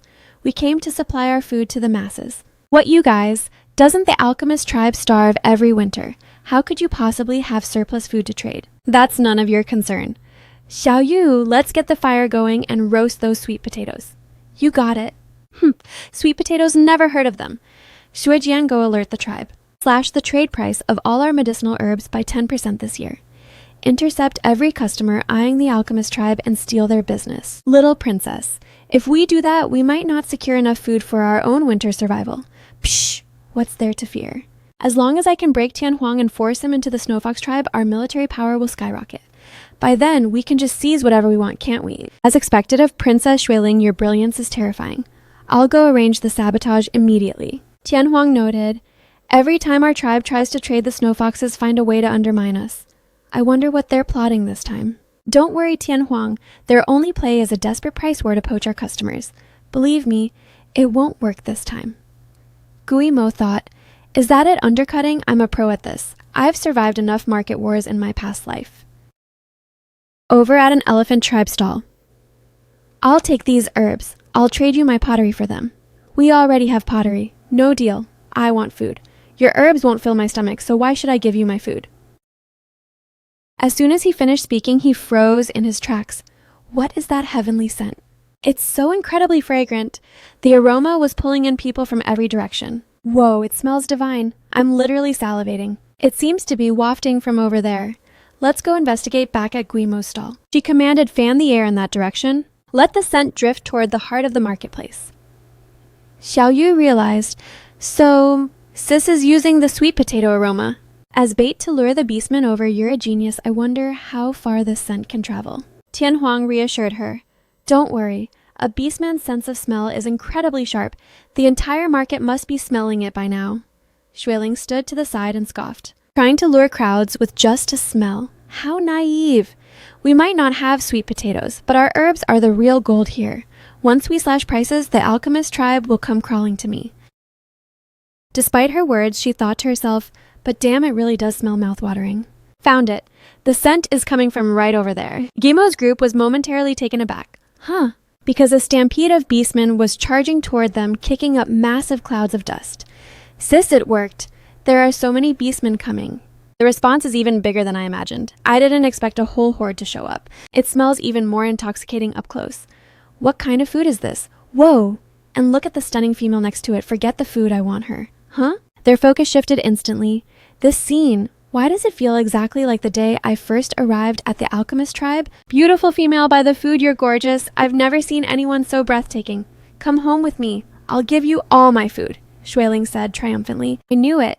How could a simple smell attract so many? It turns out they all came to bask in my beauty. Wait, where does this vixen get her deluded confidence? She actually had the nerve to sneer at Guimo. You look like you're doubting me. Fine, today I'll give you a masterclass in the power of beauty. By the time I'm done, you'll understand who the true one-of-a-kind female is around here. Listen up, you low-tier beastmen. My divine beauty isn't something you peasants can just gawk at for free. But she was immediately shoved out of the way. Move it, you're blocking the view. Xueling stood there completely frozen. Wait, what? One beastman launched himself high into the air, sliding into a desperate theatrical kneel before Guimo as he cried, Exquisite goddess, this is my entire life's fortune. I'm giving it all to you. Please come home with me. What is that pathetic pile of junk worth, beautiful female, choose me? I have enough food to keep you pampered for a lifetime. I have stashes of herbs. If you bear my cubs, they're all yours. Pick me, I'll be your slave. How is this happening? The goddess they're simping for is Guimo. Are they all legally blind? I am clearly the most radiant fox here. Finally, Guimo cleared her throat. Hey, you guys chill. I'm only selling roasted sweet potatoes, not my hand in marriage. Tian Huang stepped in front of her with a lethal growl. Back off. She's my mate. Is that... A white lion, the legendary 1-in-1,000-year apex predator. His combat power is off the charts. Abort mission. Definitely don't mess with him. Hehe, beautiful lady. We just got a little overzealous. Please don't take it personally. No, it's fine, really. I'm used to the attention. Thank goodness Tian Huang is here, or these guys might have actually kidnapped me. This female is as kind as she is stunning. I really need to figure out how to take her home. Tian Huang looked ready to blow a fuse. What was that? Care to repeat yourself? Whoa, terrifying. Is this the overwhelming aura of a white lion? Ahem, I'm not on the menu, but these roasted sweet potatoes are. They're massive, hot, and honey sweet. Whether you have jerked meat, medicinal herbs, or pottery, if it's useful. We can make a deal. Holy crap. So that intoxicating aroma wafting through the market was this food called roasted sweet potatoes. It smells so good, I'm losing my mind. I need to trade Will these beast fangs work. What about these rare blood-stanching herbs? Absolutely step right up. Everyone form an orderly line. Suddenly, Xueling shrieked at the top of her lungs. Everyone shut up and pay attention to me. Huh? Who is this loudmouth? What's her deal? I am Princess Xueling of the legendary Snow Fox tribe. As everyone knows, my tribe produces the most elite medicinal herbs in the world. Even the big 4 tribes from the continent's center beg us for supplies. Today, as long as you boycott the alchemist tribe, I'll slash my herb prices by 10%. What? 10% off. If we flip these herbs elsewhere, the profit would be insane. With these, we won't have to fear death while hunting. But those sweet potatoes smell like heaven. I really, really want to eat them. Seeing the crowd waver, Xueling smirked. Herbs are the true currency of this continent. With a 10% discount, these simpletons will fold instantly. Your tribe won't trade a single scrap. That's the price for crossing me. Gimo suddenly shouted over the crowd, "Listen up! Our sweet potatoes can be traded for just one seashell. If you bring me a string of seashells, I guarantee you'll have enough food to survive the entire winter." Gimo laughed internally. A price war, really trying to outmaneuver a modern marketing pro. You've picked the wrong opponent, sweetie. The crowd gasped in disbelief. What, one whole sweet potato for just one seashell? That's practically giving them away. Think about it, if you have enough food to last all winter, you won't need to go out and hunt, right? No hunting means no injuries. If you aren't getting hurt, you don't really need herbs, do you? The Beastmen had a collective epiphany. He's right. If we're full, we stay home and stay safe. Why risk our lives for meat when we have this? This female isn't just a beauty, she's a visionary. Forget the herbs, get the potatoes, this deal is a steal. I don't have shells, but I have other rations. Can I trade those? Don't panic. We have enough for everyone. Just stay in line one by one. And just like that, a massive whining queue formed at the alchemist's stall. I have the thickest hide, give me the goods. I have premium pottery. I have 3 chunks of dried manure. Get that out of here. What's wrong with you, you stinky brat? Tianhuang whispered, "Gimo, 1 seashell for a potato. Our tribe only uses those for ceremonies. They're basically worthless." "Trust me, you'll see the power of the seashell soon," she thought. This world is stuck on bartering. If I turn shells into currency, I'm basically inventing the central bank. Xueling stood nearby, gnashing her teeth. Curse them. These low-tier bird-brained beastmen. A few potatoes and they lose their dignity. Guimo, I've etched your name into my grudge list. Just you wait. A 1 in 1,000-year white lion is the rightful king of this world. I'm not giving up. Tianhuang will be mine.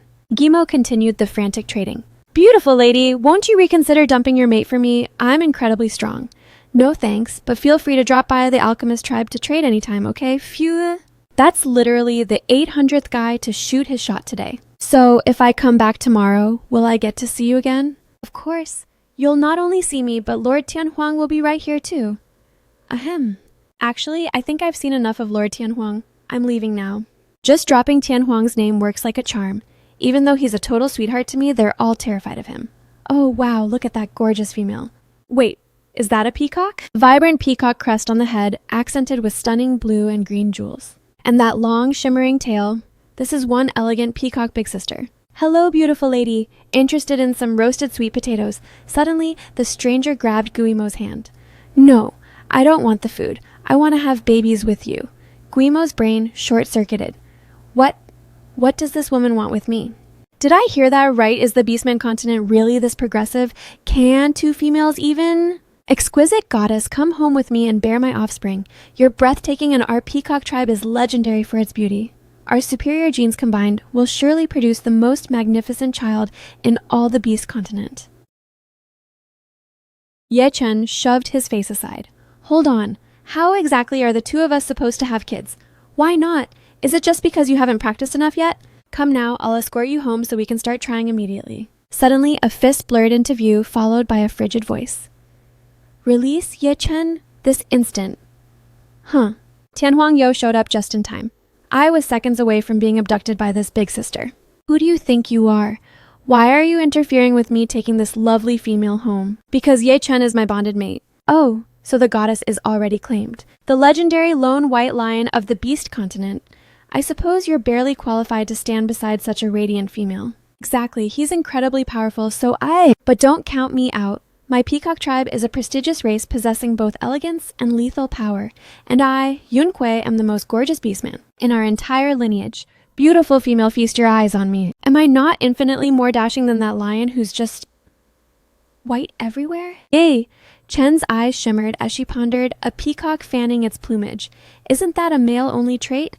Wait, so this isn't a big sister, but a guy? Was I played by his pretty face? Dai itsayoike."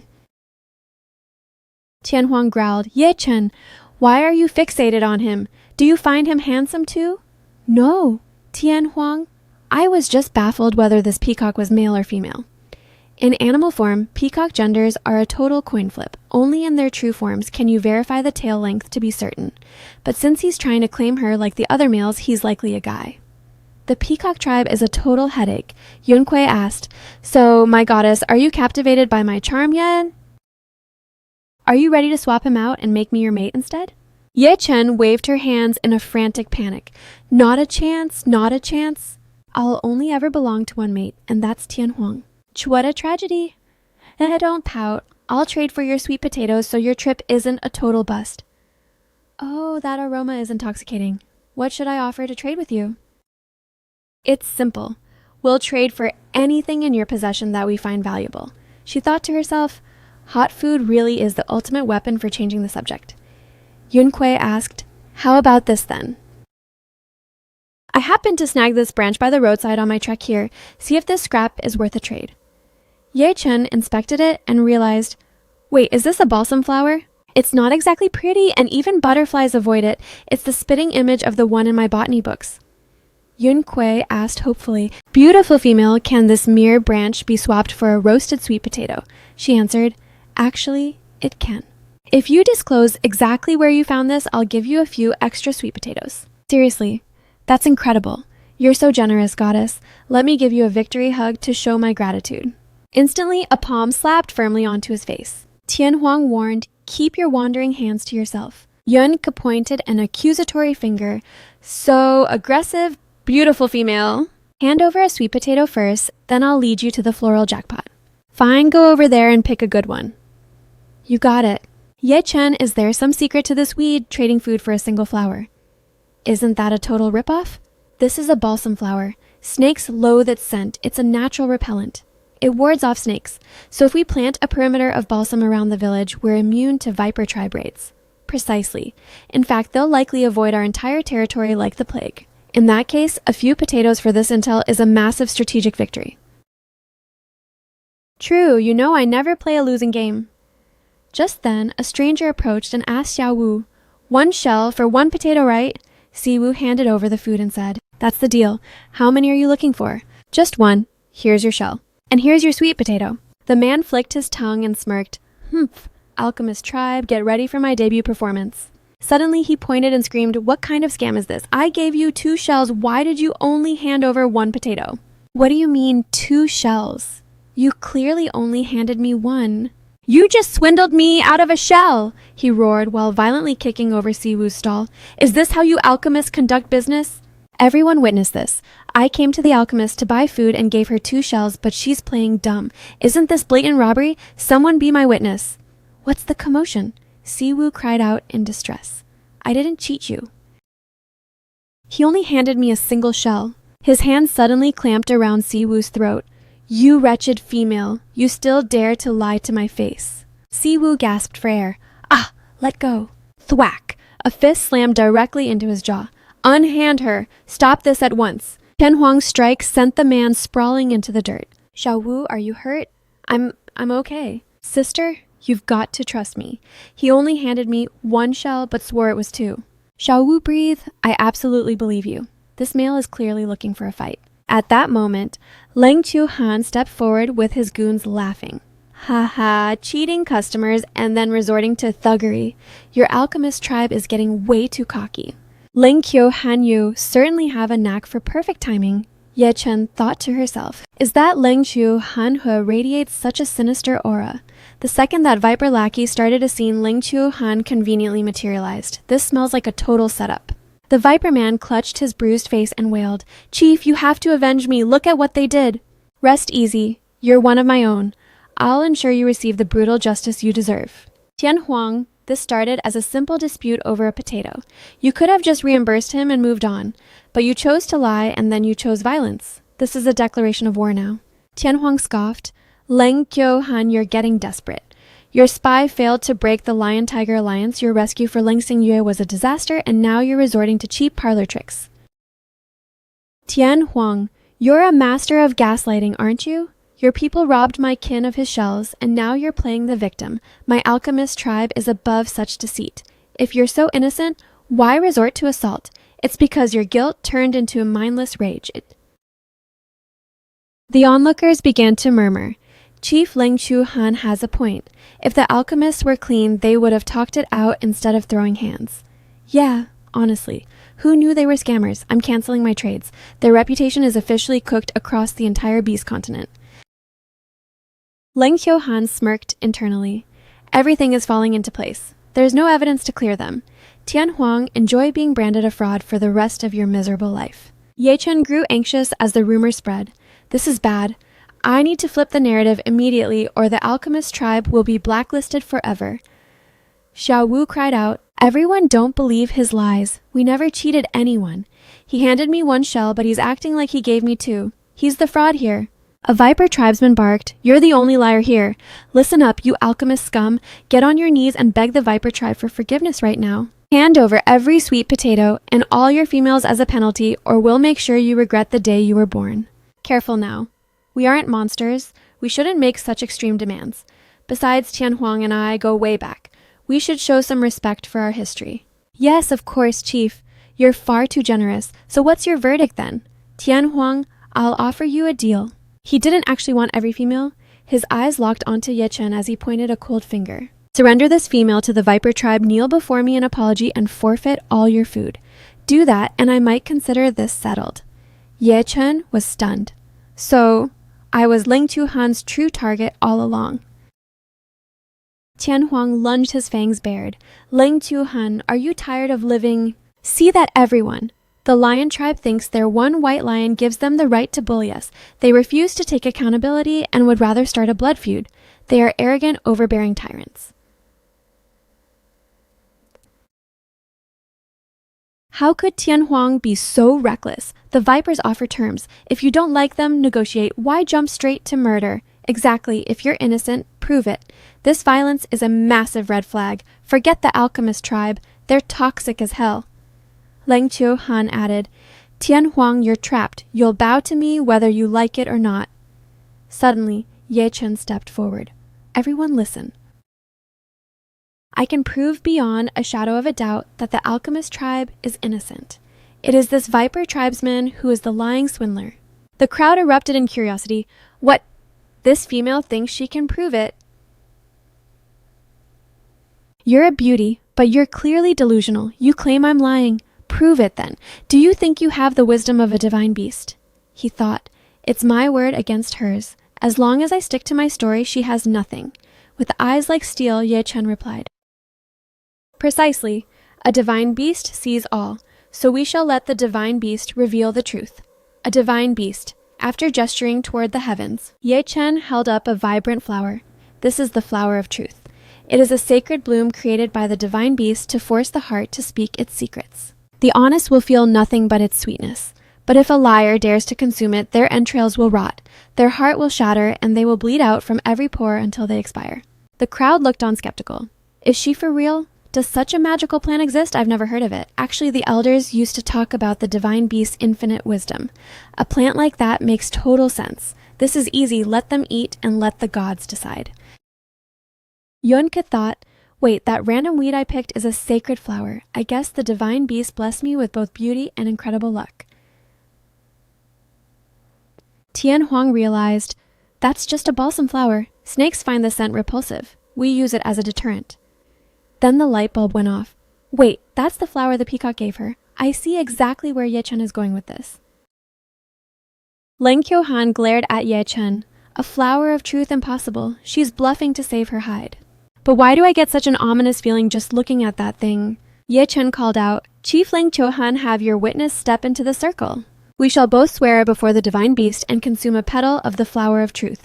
The liar will be unmasked before the sun sets. The viper man began to shake. Chief, is this thing the real deal? Leng Qiuhan hissed. There's no such thing as a truth flower, now eat it. But what if she's not lying? I don't want my guts to rot. He glared with murderous intent. If you don't step up now, I'll end you myself, Ye Chen taunted. What's the holdup? Is the viper tribe paralyzed by fear? Do you have a guilty conscience after all? You're the ones with the guilty conscience, you fraud. Boo! Leng Qiuhan violently shoved the man forward. Eat the damn petal now. Very well. Let the judgment begin. I will go first so no one can claim the alchemists are afraid of their own test. She raised her hand to the sky. I swear to the divine beast that the alchemist tribe received only 1 shell. If I am speaking falsehoods, may the gods punish me and let my insides decay until I perish. Without hesitating, Ye Chen placed the petal on her tongue and swallowed. The crowd buzzed with excitement. That's a death oath. She looks totally unfazed. She ate it and survived, so she's clean. I can't wait to see what happens to the snake. My oath is fulfilled. Now it's your turn. He trembled, a cold sweat breaking across his brow. Why am I feeling lightheaded just being near this thing? Does the flower sense my lies already? What too terrified to eat? If you're scared, just confess. A bruised ego is much better than having your heart burst from the inside. Leng Kyo-han growled, take the oath and eat it or I'll skin you alive right here. He raised a shaking hand. I swear to the divine beast I gave them 2 shells. They only gave me 1 sweet potato. If I'm lying, let the gods strike me down. Here goes. If I don't eat, the chief kills me. If I do, maybe I survive. He took a frantic bite of the flower. There's no way a flower can actually read my mind. He choked it down with a grimace. Ugh, it's bitter, but... Wait, I feel fine I'm still alive. The crowd began to stir again.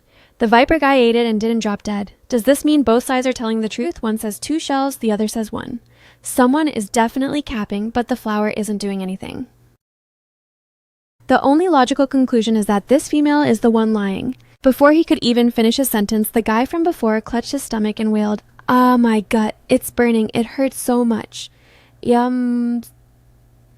Leng Kyo-han was visibly stunned. How is this possible? Ye Chen watched him writhe and thought, why wouldn't it be balsam flowers contain realgar?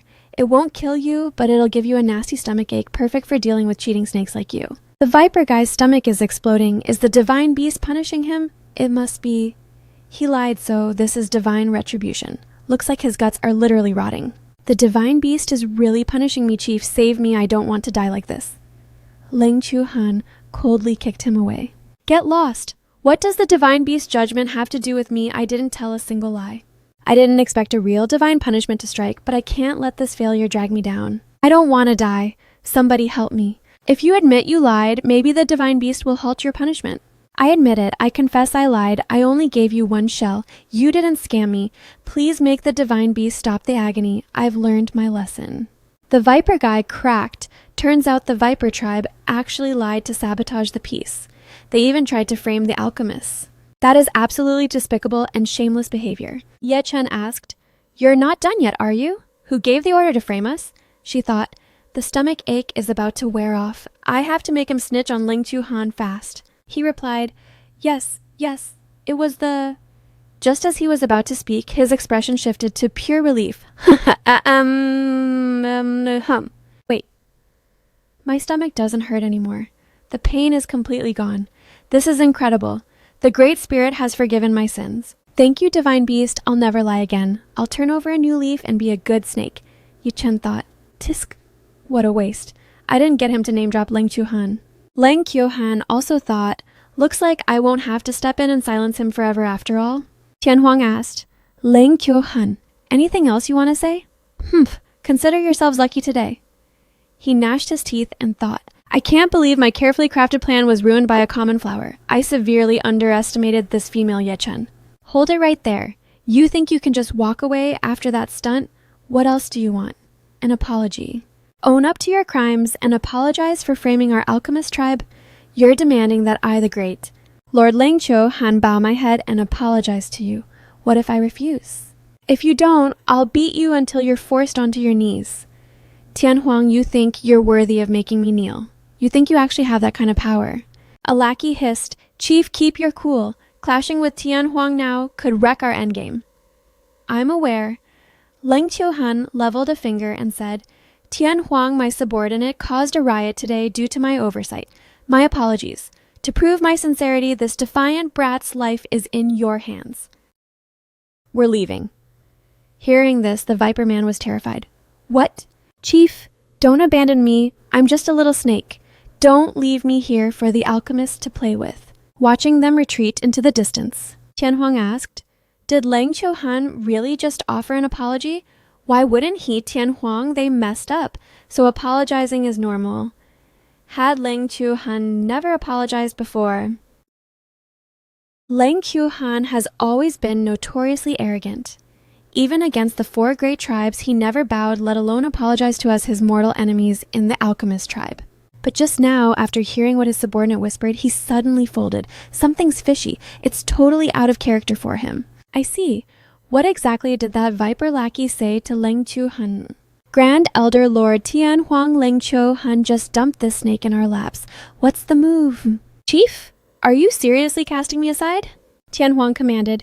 Make him haul the heavy food crates. Huh, hauling crates. So from now on, I'm just a manual labor snake. Serves you right. That's what you get for messing with our tribe. Move it.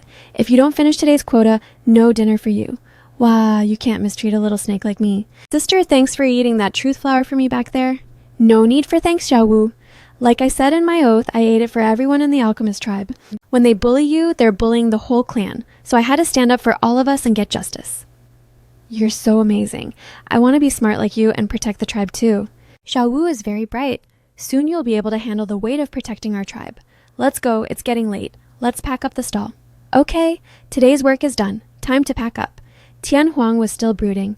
Ling Chu Han giving in so easily today is definitely a red flag. He'll probably stir up more trouble. Today, he specifically mentioned Ye Chen. I must protect her well and keep her out of harm's way. Night fell. Day 1 of the gathering ended on a high note. Let's keep up this momentum tomorrow. Ye Chen looked at the empty room and said, Is this the housing the exchange meet provides? It's pretty basic. But it's fine. We're only staying here for a few nights anyway. Why is Tian Huang lagging behind? I'm right here. Tian Huang, why are you just now getting back to the room? He replied, I went to prepare something special. This dagger is forged from the strongest beast bone. I'm giving it to you. A dagger, Tian Huang? Why are you suddenly giving me this? So you can protect yourself better, of course. Defend myself. Tian Huang, are you planning on leaving me? I'm not going anywhere. Don't lie to me. If you're staying, why give me a weapon to protect myself?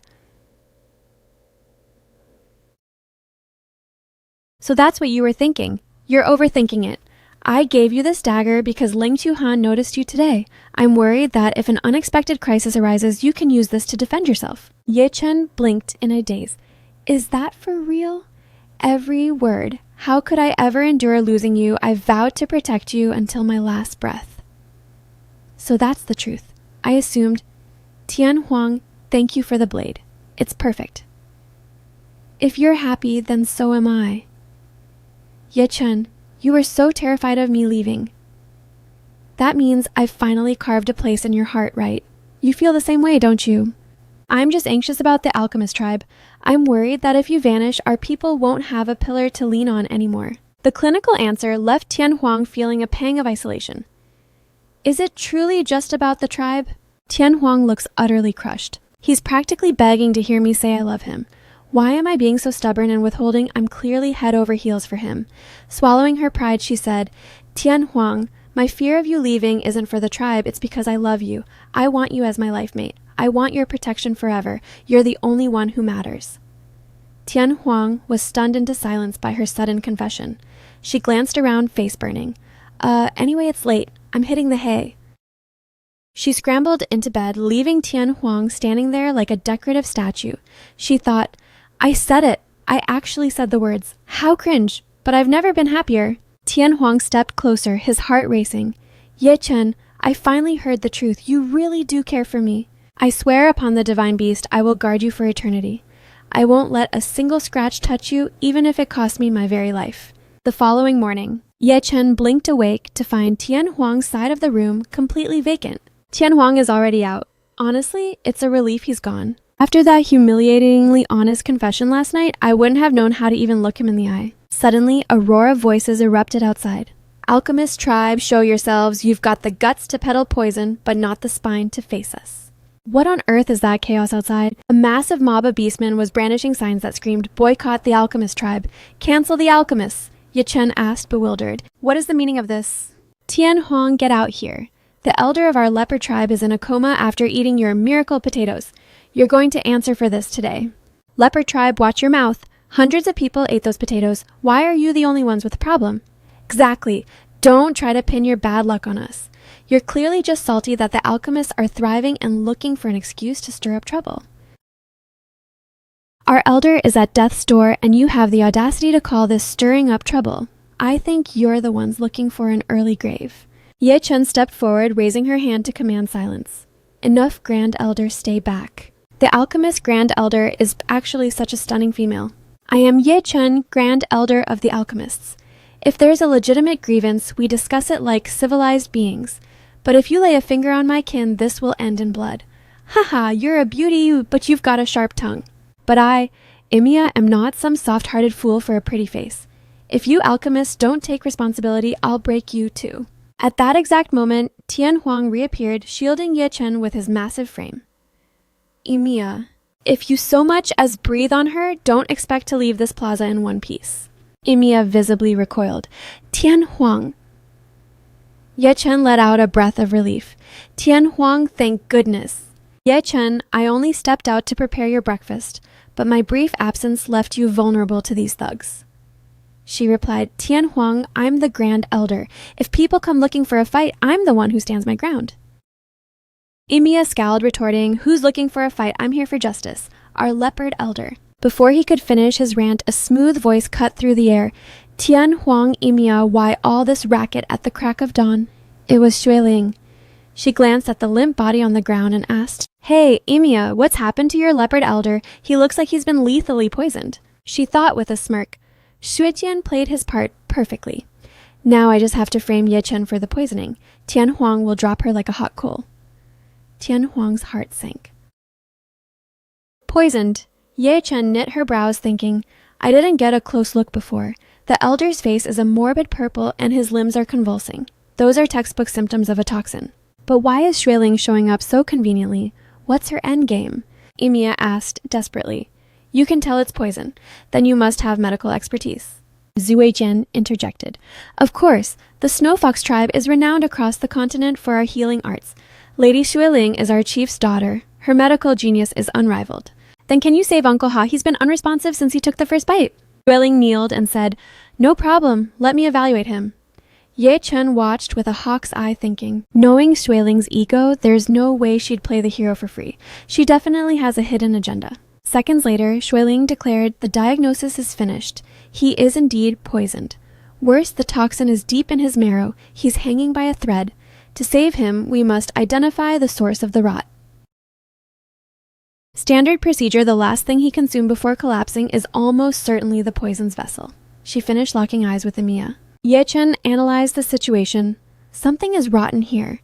Xueling barely touched him, yet she's positive it's ingested rather than a bite. She's deliberately painting a bullseye on our food. Hearing that, Imiya spun around and roared, the last thing Uncle Ha ate was a roasted sweet potato. You alchemist snakes, what do you have to say for yourselves? Give us an answer, or give us blood. Tian Huang started. Imiya, the facts are still. Before he could finish, Xueling cut him off. The facts are self-evident. The elder fell only after eating the alchemist's food. As for the culprit, well, we just need to see who personally handed him the potato. Imiya turned to his tribesmen and barked, Who gave Elder Ha the sweet potato? Who was it? One man stepped forward. I saw it. I was standing right next to the elder. The person who handed the elder the poison was her, that beautiful female. Xueling thought triumphantly. Checkmate, Ye Chen. Xueling, so this was your plan from the start. Imiya glared at Ye Chen with murderous intent. I can't believe it was you. You actually had the nerve to lace the food with poison. Siwu instantly rushed out to stand in front of Ye Chen. Don't you dare spout such garbage. Our sweet potatoes are clean and there's no way my sister would ever hurt anyone. Xueling sneered. Isn't it obvious you practically gave those potatoes away yesterday because they were laced with poison, right, Ye Chen? You played the saint yesterday, but who knew such a cold and devious heart was hiding behind that mask? Assassinating the leopard tribe elder. For that you deserve a gruesome death. Ye Chen mused, relentlessly fanning the flames and pointing the blade at my throat. I'm positive the leopard elder's poisoning was Xueling's handiwork. Xueling, you really will stoop to any depth to claim Tian Huang, won't you? The mob erupted. She's right. This female looks like a goddess, but she's rotten to the core. Her crime is unforgivable. She's a murderer. She must pay in blood. A life for a life. Slaughter her. To avenge Uncle Ha, Tian Huang roared with primal fury. Anyone who dares lay a hand on her will find only death. This overwhelming aura, it's absolutely bone-chilling. Xueling pointed a trembling finger. Tian Huang Ye Chen poisoned the leopard elder. She's a treacherous snake, so why are you still shielding her? The term treacherous fits you much better. Yi Chen is the purest soul I've ever encountered. I won't allow a single soul to harm a hair on her head. Tian Huang, you're hell-bent on protecting Ye Chen, aren't you? Don't think for a second I'm intimidated just because you're a white lion Ye Chen poisoned Uncle Ha. Even if we have to wage a suicide mission, the leopard tribe will have its vengeance. Then come and try it. Tian Huang, if they're coming for me, let me handle the fallout. Ye Chen, you'll be walking into a death trap. Don't worry, I've got this under control. Emiya. Isn't it a bit impulsive to brand me a poisoner based on such flimsy evidence? You're still playing the victim. The last thing Uncle Ha consumed was a sweet potato from your stall. Isn't that proof enough? Do you need Uncle Ha to rise from the grave and name you before you confess? Exactly. Let Uncle Ha declare with his own voice how he was struck down. Ye Chen thought, Xueling, your framing tactics are so mid. I dealt with far more complex schemes back with Ling Xingyue. Emiya turned to the motionless figure. What let Uncle Ha say it himself? You wretched female, are you mocking us on purpose? Uncle Ha is comatose. How is a dead man walking supposed to talk? Ye Chen hoisted a vibrant stalk of herbs. If he's unconscious, we just have to wake him up, right? This is a universal detox fern. If your elder consumes this, he'll be back on his feet. Ye Chen thought, thank goodness I bartered for some elite supplies yesterday, including this legendary detox fern. Zuiling's face paled. What a universal detox herb, I've never heard of such a mythical thing. But Ye Chen looks so damn confident. She couldn't actually revive that leopard, could she? Emiya asked skeptically, are you for real? Dead serious. I'm betting my life on this to clear my name. Now step aside and let me save your elder. Do it. Zuiling frantically blocked their path. Don't listen to her. Our Snow Fox tribe leads the continent in medicine and we've never heard of this fake herb. She doesn't want to save him. She wants to silence him so no one can testify. She thought desperately, I don't believe she can cure him, but if there's even a sliver of a chance, I can't let her flip the script. Emiya was easily swayed and flared up. What? Ye Chen gripped the herbs tight, thinking, Zuiling, your guilty conscience is showing honey. Fine. I'll just have to play the act first explain later card. She commanded, Tian Huang, get me over there now. Tian Huang moved like a lightning strike, scooping up Ye Chen and soaring over the stunned crowd. They touched down right beside the dying Uncle Ha. Tian Huang, keep them off my back. Consider it done. Zuiling shrieked in a total panic. No, stop her at all costs. Otherwise, your elder is a dead man. Hearing that, Emiya charged forward. You keep your filthy hands off him. Thud Emiya's desperate punch was effortlessly parried by Tian Huang. Emiya, don't you dare touch Ye Chen. Tian Huang, out of my way.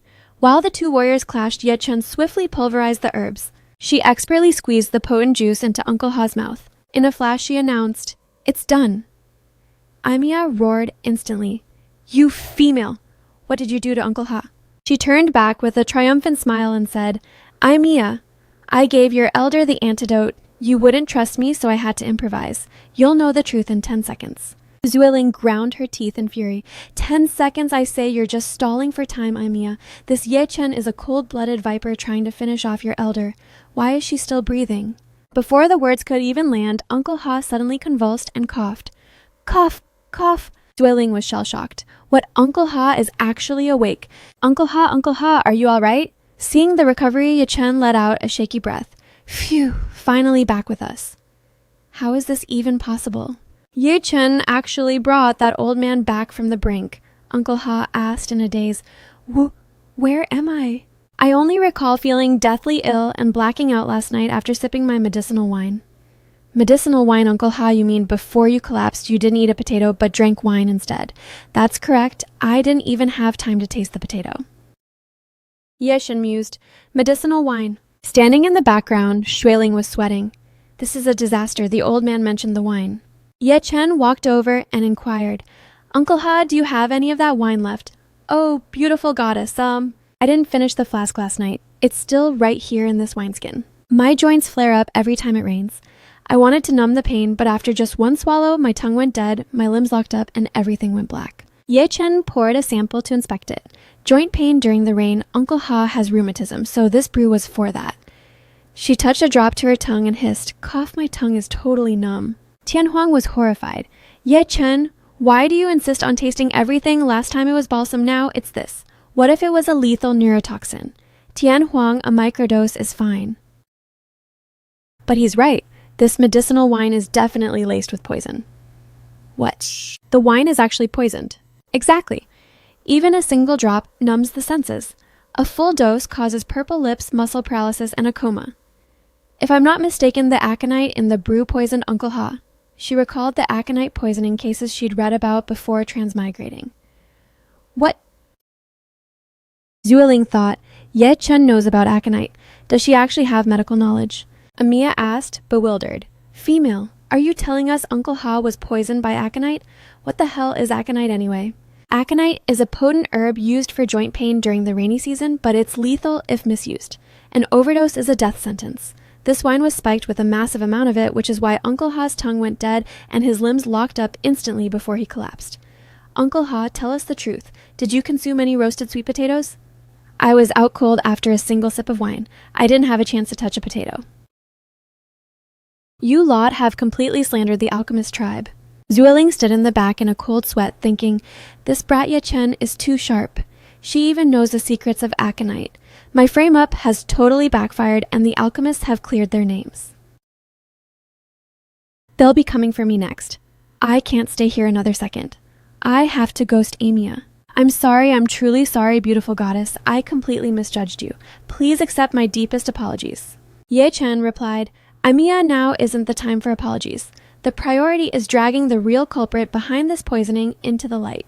Isn't that right, Lady Xueling? Xueling and Xuejin were trying to slink away when her voice halted them. Damn it, I've been spotted. Uncle Ha roared, wait, it's that kid. He's the one who sold me that lethal medicinal wine. Xuejin desperately tried to cover his face. It's not me, it's not me. You've got the wrong Beastman. Amiya lunged over and seized his arm. Still playing games. I'm sure Uncle Ha wasn't the only witness to your shady deals yesterday. Want me to call the others?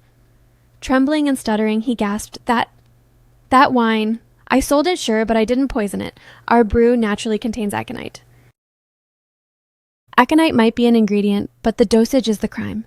Your Snow Fox tribe specializes in medicine. There's no way you didn't know that much aconite was a death sentence. In fact, this flask contains at least 5 whole roots. You're a liar. I clearly only tossed in 2. Oh, only 2. Did everyone catch that? He just confessed to the crime. Typically, even half a root is enough, and over 1 root is fatal. You set a trap for me, Zueling cursed under her breath. That absolute useless idiot. Amiya's hand clamped around his throat. It really was you. You dared to try and kill Uncle Ha. I'll end you. Gah. Cough. No mercy. I was just following orders. Lady Xueling told me to do it. What? It was actually Xueling. Xueling, you really went that low. Ye Chen thought, is framing the new meta in the Beast continent. This is like the 3rd time. I'm becoming a professional at debunking these flops. No, it's a lie. Xuejian is slandering me. It wasn't me. I have absolutely no motive to commit such an atrocity. Xueling the witness and the evidence are both staring you in the face. No amount of gaslighting can save you now. As a princess of the Snow Fox tribe, you led your people into a filthy conspiracy. I suspect from this day forward, no tribe will ever trust the Snow Fox tribe's medicine again. Ye Chen was floored. Whoa, Tian Huang's counterplay is elite. He just upgraded Xueling's personal mess into a tribal PR disaster, pitting the Snow Foxes against the whole world. Tian Huang is a stone-cold savage. What a badass, adorable lion. The crowd glared at Xueling, the gossip spreading like wildfire. The Snow Fox tribe's wine is actually liquid death. Who'd risk buying from them now? Healers are meant to save lives, but she's out here poisoning elders and calling herself an expert. I spit on her, the audacity. Let's boycott the Snow Foxes. Everything they have is probably tainted. She shook with fear. What? They're boycotting our entire tribe. It's over. I've triggered a total catastrophe. Just then, a massive panda beastman strolled up and mused. The Snow Fox tribe's goods are toxic. Then I must warn all the other tribes to keep their guard up, eh? The national treasure, it's a panda. I didn't expect the panda tribe to show they're one of the 4 great beast tribes.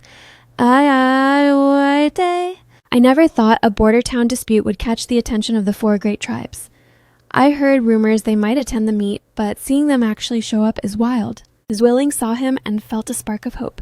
The panda tribe? This is my chance to flip the script. Someone whispered, "That's the son of the panda chief, the young master Nam Fong." Nam Fong's eyes sparkled the moment he saw Ye Chen. "Exquisite Ye Chen, I've finally tracked you down." Nam Fong moved toward Ye Chen, but Zwilling blocked his path. "Young master Nam Fong, you've arrived at the perfect moment. Our tribe's goods are flawless. It's that female Ye Chen from the alchemist who's using dirty tricks to frame us. You must investigate and restore our honor." She thought, "The pandas and snow foxes have been trade partners for eons. As long as I play the victim, he'll surely protect us for old time's sake." Ye Chen nudged Tian Huang and asked, "Tian Huang, why is she begging the pandas for justice? Are they that tight?" "Yeah, the snow foxes are herb moguls and frequently supply the 4 great tribes, so they're well connected. Zwilling thinks the pandas will be her personal shield." "Is that so?" Ye Chen mused. Surely the national treasure wouldn't protect a snake without knowing the facts, right? Nearby, Nam Fong shoved her hand away and said, "You're claiming the alchemist framed you. Why should I believe a word you say? I am Princess Zwilling of the noble Snow Fox tribe. My lineage is divine, unlike these low-class border dwellers like Ye Chen. You must believe me. Besides, young master, we trade massive amounts of goods every year. You know our reputation, right?" The supplies from the Snow Fox tribe have indeed been reliable in the past. "Exactly. Our tribe has a pristine reputation. We'd never poison anyone. It's that Ye Chen who's slandering us by calling our wine toxic." "I see. In that case..." Zwilling was screaming internally with joy. Ye Chen. So what if I poisoned it with the panda tribe as my shield? You're powerless. This is the power of status. You're nothing compared to me. Nam Fong picked up the wineskin and shoved it toward her. "In that case, simply drain this entire bottle of medicinal wine to prove it's harmless." Zwilling froze in horror. "What? But you said the wine wasn't poisonous." "This girl Ye Chen claims it's toxic, but there's no hard proof. I can't tell who's capping. Since you say it's safe, go ahead and chug. If you finish this and stay healthy, I'll believe you." But what are you questioning my judgment? Or do you think I'm a senile beast who can't spot a lie?" I didn't mean that." Zwilling took the skin with trembling fingers. "How did it go so wrong? Why isn't he simping for me?" Nam Fong pressured her. "Drink up. I don't have all day to waste on you." Ye Chen smirked. "That's more like it. The national treasure should be this based." Tian Huang was low-key annoyed. That panda was definitely eyeing Ye Chen too much. Zwilling held the wine paralleled. "What do I do if I drink this? I'm dead. But if I refuse, I'll insult the panda tribe and bring ruin upon the snow foxes." Zwilling is afraid to drink. The wine is definitely liquid death, trying to pull a fast one in front of the 4 great tribes. She really played herself. Tisk tisk, who knew the snow fox reputation would be nuked by her ego? This Zwilling is a walking disaster. She poisoned an elder and dragged her whole tribe into the mud. If she were my kid, I'd break her legs. Hearing the insults, Zwilling looked around in a frenzy. She thought, "I need an exit strategy and I need it now." At that moment, she spotted Suejian looking at her for help. A wicked idea took root. "Aha, Suejian, I still have a fall guy." Nam Fong barked again. "Well, still not drinking. Do you want me to have my guards force feed you?" "There's no need for that. Young Master Nam Fong, I just caught the scent of the wine. And it indeed contains poison." "Oh, so you're finally admitting the Snow Fox tribe poisoned it?" "No. The Snow Fox tribe is a pillar of honesty. We'd never do something so vile. This wine is poisonous because Xuejian betrayed us. This was his own rogue operation." Xuejian's jaw dropped at the betrayal. "What, Zwilling? How could you?" "So she's gonna pin every last drop of blame on Xuejian." Zwilling violently shattered the wine flagon against the dirt and snarled. "Xuejian, I tirelessly preached the healer's creed to you, yet you chose the path of depravity and betrayed our Snow Fox tribe. Why was your goal to ignite a bloody war between the alchemists, the leopards, and our own kin?" Xuejian's entire frame trembled. I never betrayed the tribe. It was clearly you, my lady." Before he could finish his desperate plea, Zwilling unsheathed her dagger with a cold glint. You treacherous dog still spewing lies. Today, I'll purge the filth from my own house. This is going south fast. The onlookers lunged to intervene, but they were a heartbeat too late. Shuiling decisively drew the blade across Xuejian's throat in one fluid motion. The sheer speed of the execution left the crowd paralyzed in shock. What? Xuejian clutched his gushing neck, wheezing out a final Xuejian, only your silence can bury this secret forever. So die for me. I'll ensure your family is provided for. With those chilling words, Xuejian collapsed into the dirt. Ye Chen surveyed the carnage and realized, this Xueling is a literal monster. To save her own skin, she didn't hesitate to butcher her own guard. With Xuejian dead, the primary witness is gone. We have zero leverage over her now. Listen up, everyone. Xuejian poisoned the leopard elder, sabotaged the alchemist tribe, and nearly plunged us into a tribal war. He sought to shatter the peace of the beast continent. His crimes were beyond redemption. So Yahello, I've sent him to face the divine beast's judgment. Namfang narrowed his eyes at Xueling. Who authorized you to play executioner? Even a traitor deserves an interrogation. Silencing him so abruptly makes one wonder if you're hiding something behind that guilty conscience. Young Master Namfang, my conscience is perfectly clear. I was simply consumed by a righteous fury I couldn't suppress. Though it breaks my heart to slay my own kin, I've cleansed my tribe of a traitor, and I have no regrets. My, what a righteous heart you possess. I appreciate the praise, young Master Namfang. Now that the truth has been unveiled and the villain is dead, I trust the harassment of the Snowfox tribe will cease. I must return home to report this betrayal to my father. Xueling Xuejian was your personal shadow. Are you really just abandoning his corpse without a burial? Aren't you terrified? His vengeful spirit will come guarding your bedside in the dead of night? Xueling's composure cracked as a shiver of dread took hold. I'll send a disposal team back to collect him. With that, she beat a hasty retreat. Ye Chen watched her disappear and noted, Xueling is far more predatory than even Ling Xingyue. Even that woman wouldn't murder her own people. Xueling killed her guard without flinching. This isn't the last we've seen of her. Ye Chen, from this moment on, you don't move an inch away from me. I'm certain she's going to go scorched earth to eliminate you. I hear you. I won't lower my guard. As she fled, Xueling spat out venomous curses. That low-born bitch, Ye Chen. If she hadn't bewitched Tian Huang, I never would have had to resort to this poisoning scheme. Now the frame-up has tanked, and I nearly lost my own head. I was backed into a corner and forced to kill Xuejian. That moron was a total liability, let himself get played by Ye Chen into a confession he was actually going to snitch. Thank the gods I was fast enough to silence him and dodge that bullet. Reaching a desolate clearing, she threw down the dagger and aggressively wiped the gore from her hands with a cloth. Humph, that peasant actually got his filthy blood all over me. Suddenly, the rustle of leaves echoed behind her. Who's there? Who's stalking me? She spun around, but the shadows remained empty. Nothing. Why is the air suddenly so heavy? It couldn't actually be Xuejian's ghost coming for my soul, right? I need to reach the tribal camp now. Suddenly, an ominous squeak pierced the silence. She gasped, What? In an instant, a pair of strong arms pinned her from behind as a strange voice whispered, You aren't going anywhere.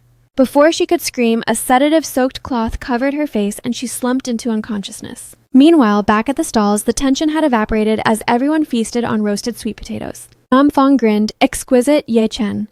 These potatoes are elite. They're seriously addictive. I'm glad you like them.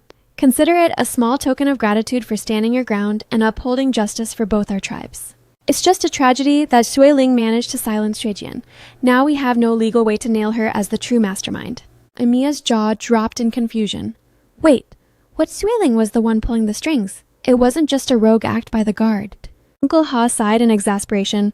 Were you even present for the last hour? I'm starting to seriously second-guess making you the chief. Huh? At the end, she made such a convincing oath, I actually thought she was... I'm going to hunt that snake down and drag her back right now. Sit down and cool your head. The window of opportunity is closed. Xuejian is dead. Without a witness, we can't touch a princess like Xueling. Charging in there would be social suicide. If you have energy to burn, use it to thank Ye Chen and Tian Huang. If they hadn't dismantled Xueling's scheme today, I'd be a corpse and the leopard tribe would be in ruins. Emiya sheepishly scratched the back of his neck. Ah, yeah, you're right. Ye Chen Tianhuang, thanks for the save today. Also, I was a total jerk earlier for doubting you. I'm truly sorry. Forget it, you guys were just pawns in her game. Uncle Ha leaned in with a mischievous glint. Yi Chen, you're the whole package brains and beauty. Tell me, how old are you? Are you officially mated yet? If you're interested, we can offer this brat Emiya to you as a formal apology gift. Ye Chen was internally screaming a hard pass.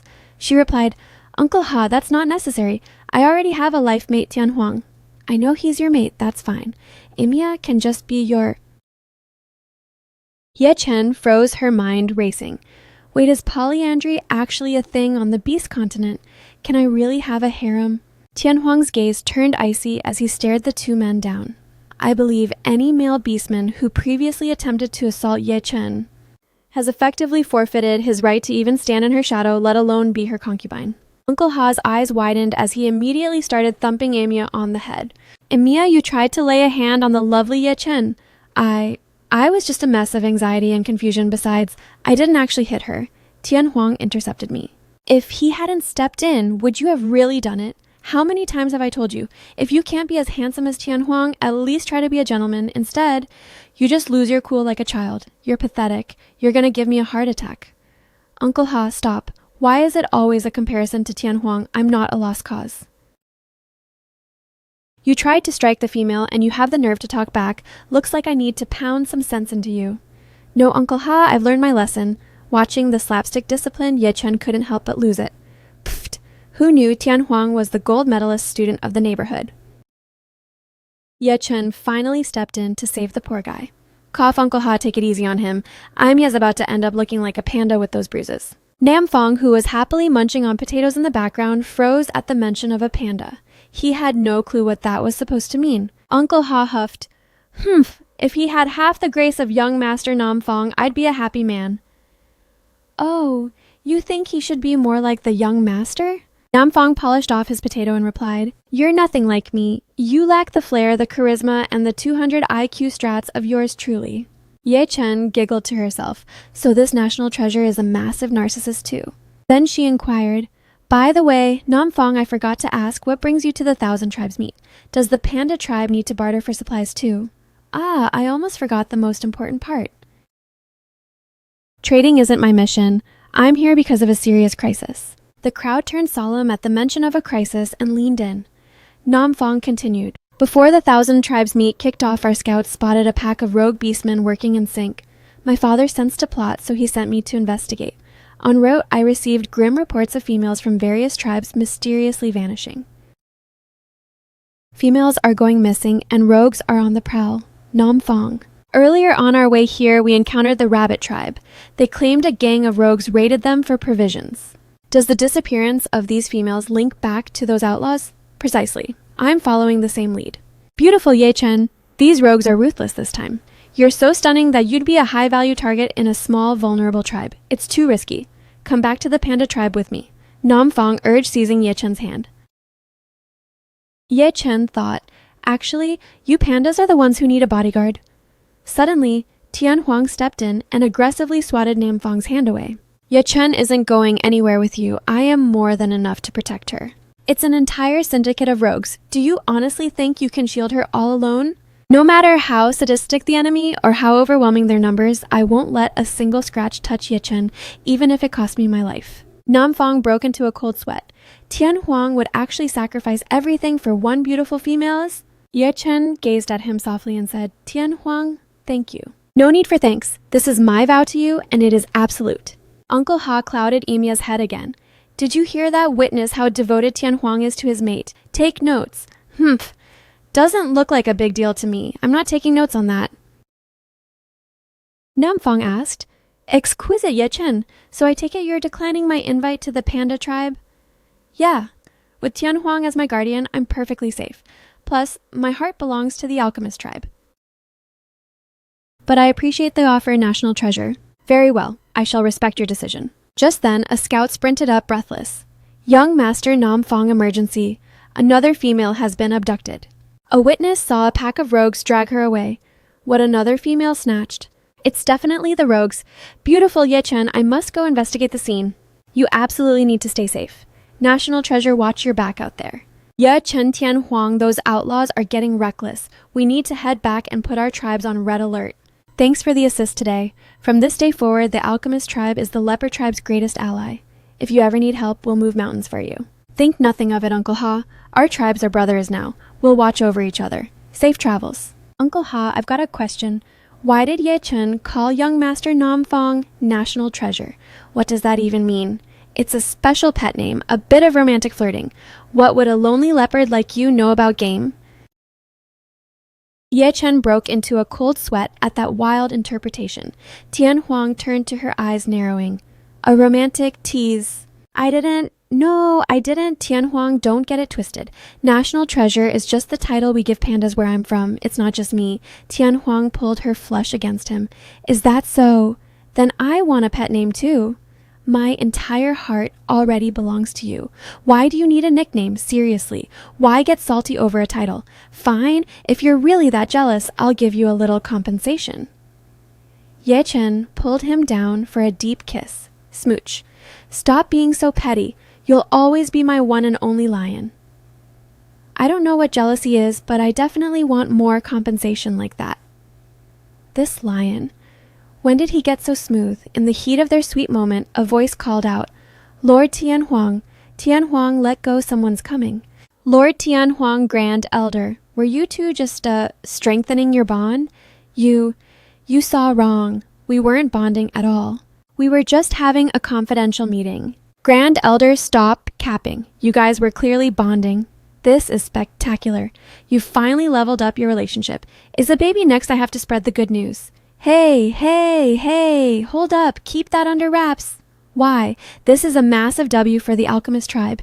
If you and Lord Tian Huang produce an heir, our tribe's power will skyrocket. It's a win-win.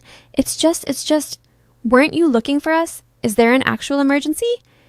Ye Chen was panicked. If rumors of their intimacy leaked, she'd die of pure embarrassment. Oh, right. I almost lost the plot. I haven't seen Siwu in ages. I wanted to check if you or Lord Tian Huang knew where she vanished to. What Siwu isn't at the stall after that scene with Shrilling? Siwu mentioned she was heading back to the stall to help with the customers. No shot. I've been holding down the fort at the stall the whole time. Tian Huang's expression darkened. She hasn't returned. Don't tell me. After that, the tribe fanned out in a desperate search for Siwu. Siwu, where are you hiding? I've been scouring the area for hours and still no sign of her. Siwu has never pulled a stunt like this. Where could she be? Could she be like those other vanished females? Ye Chen's eyes locked onto a hair ornament on the forest floor. This is the flower from Siwu's hair. Shock rippled through the group. What? It really is the ornament Siwu always wears. Her mother handcrafted it for her. She treats it like a holy relic. She'd never just discard it here. Something that precious. Siwu definitely didn't drop it by choice. She must have been ambushed and lost it in the struggle. Tian Huang examined a tree trunk, finding jagged claw marks. Wait, these minor scratches must be Siwu's, but these deep gouges, they're from a powerful adult male beastman. Ye Chen's knuckles whitened as she gripped the flower. Siwu. She was abducted. That male tried to drag her away by force, and Siwu was terrified, desperately clawing at the branches. During the scuffle, this ornament was ripped from her hair. Just then, a group approached. Hey, what's the alchemist tribe doing wandering out here? The Snow Fox tribe. Their eyes sparkled with lust when they saw Ye Chen. Damn, what a gorgeous female. She's even more fire than Princess Shuiling. Tian Huang stepped forward, radiating a lethal aura. She's my mate. Keep your eyes off her if you want to keep them. Whoa, chill. It's a misunderstanding. We're not looking for trouble. We're looking for our princess. Have you seen Princess Shrilling? Shrilling what? She hasn't returned to your camp either. It seems you've crossed paths with Princess Shuiling before. After encountering you, our princess suddenly went off the grid. Spit it out. Did you alchemist scum kidnap her or what? Tian Huang's gaze turned lethal. Do you truly believe you can frame my tribe without a shred of evidence? Keep running your mouth and I'll show you exactly how rough I can get. This white lion's aura is absolutely bone-chilling.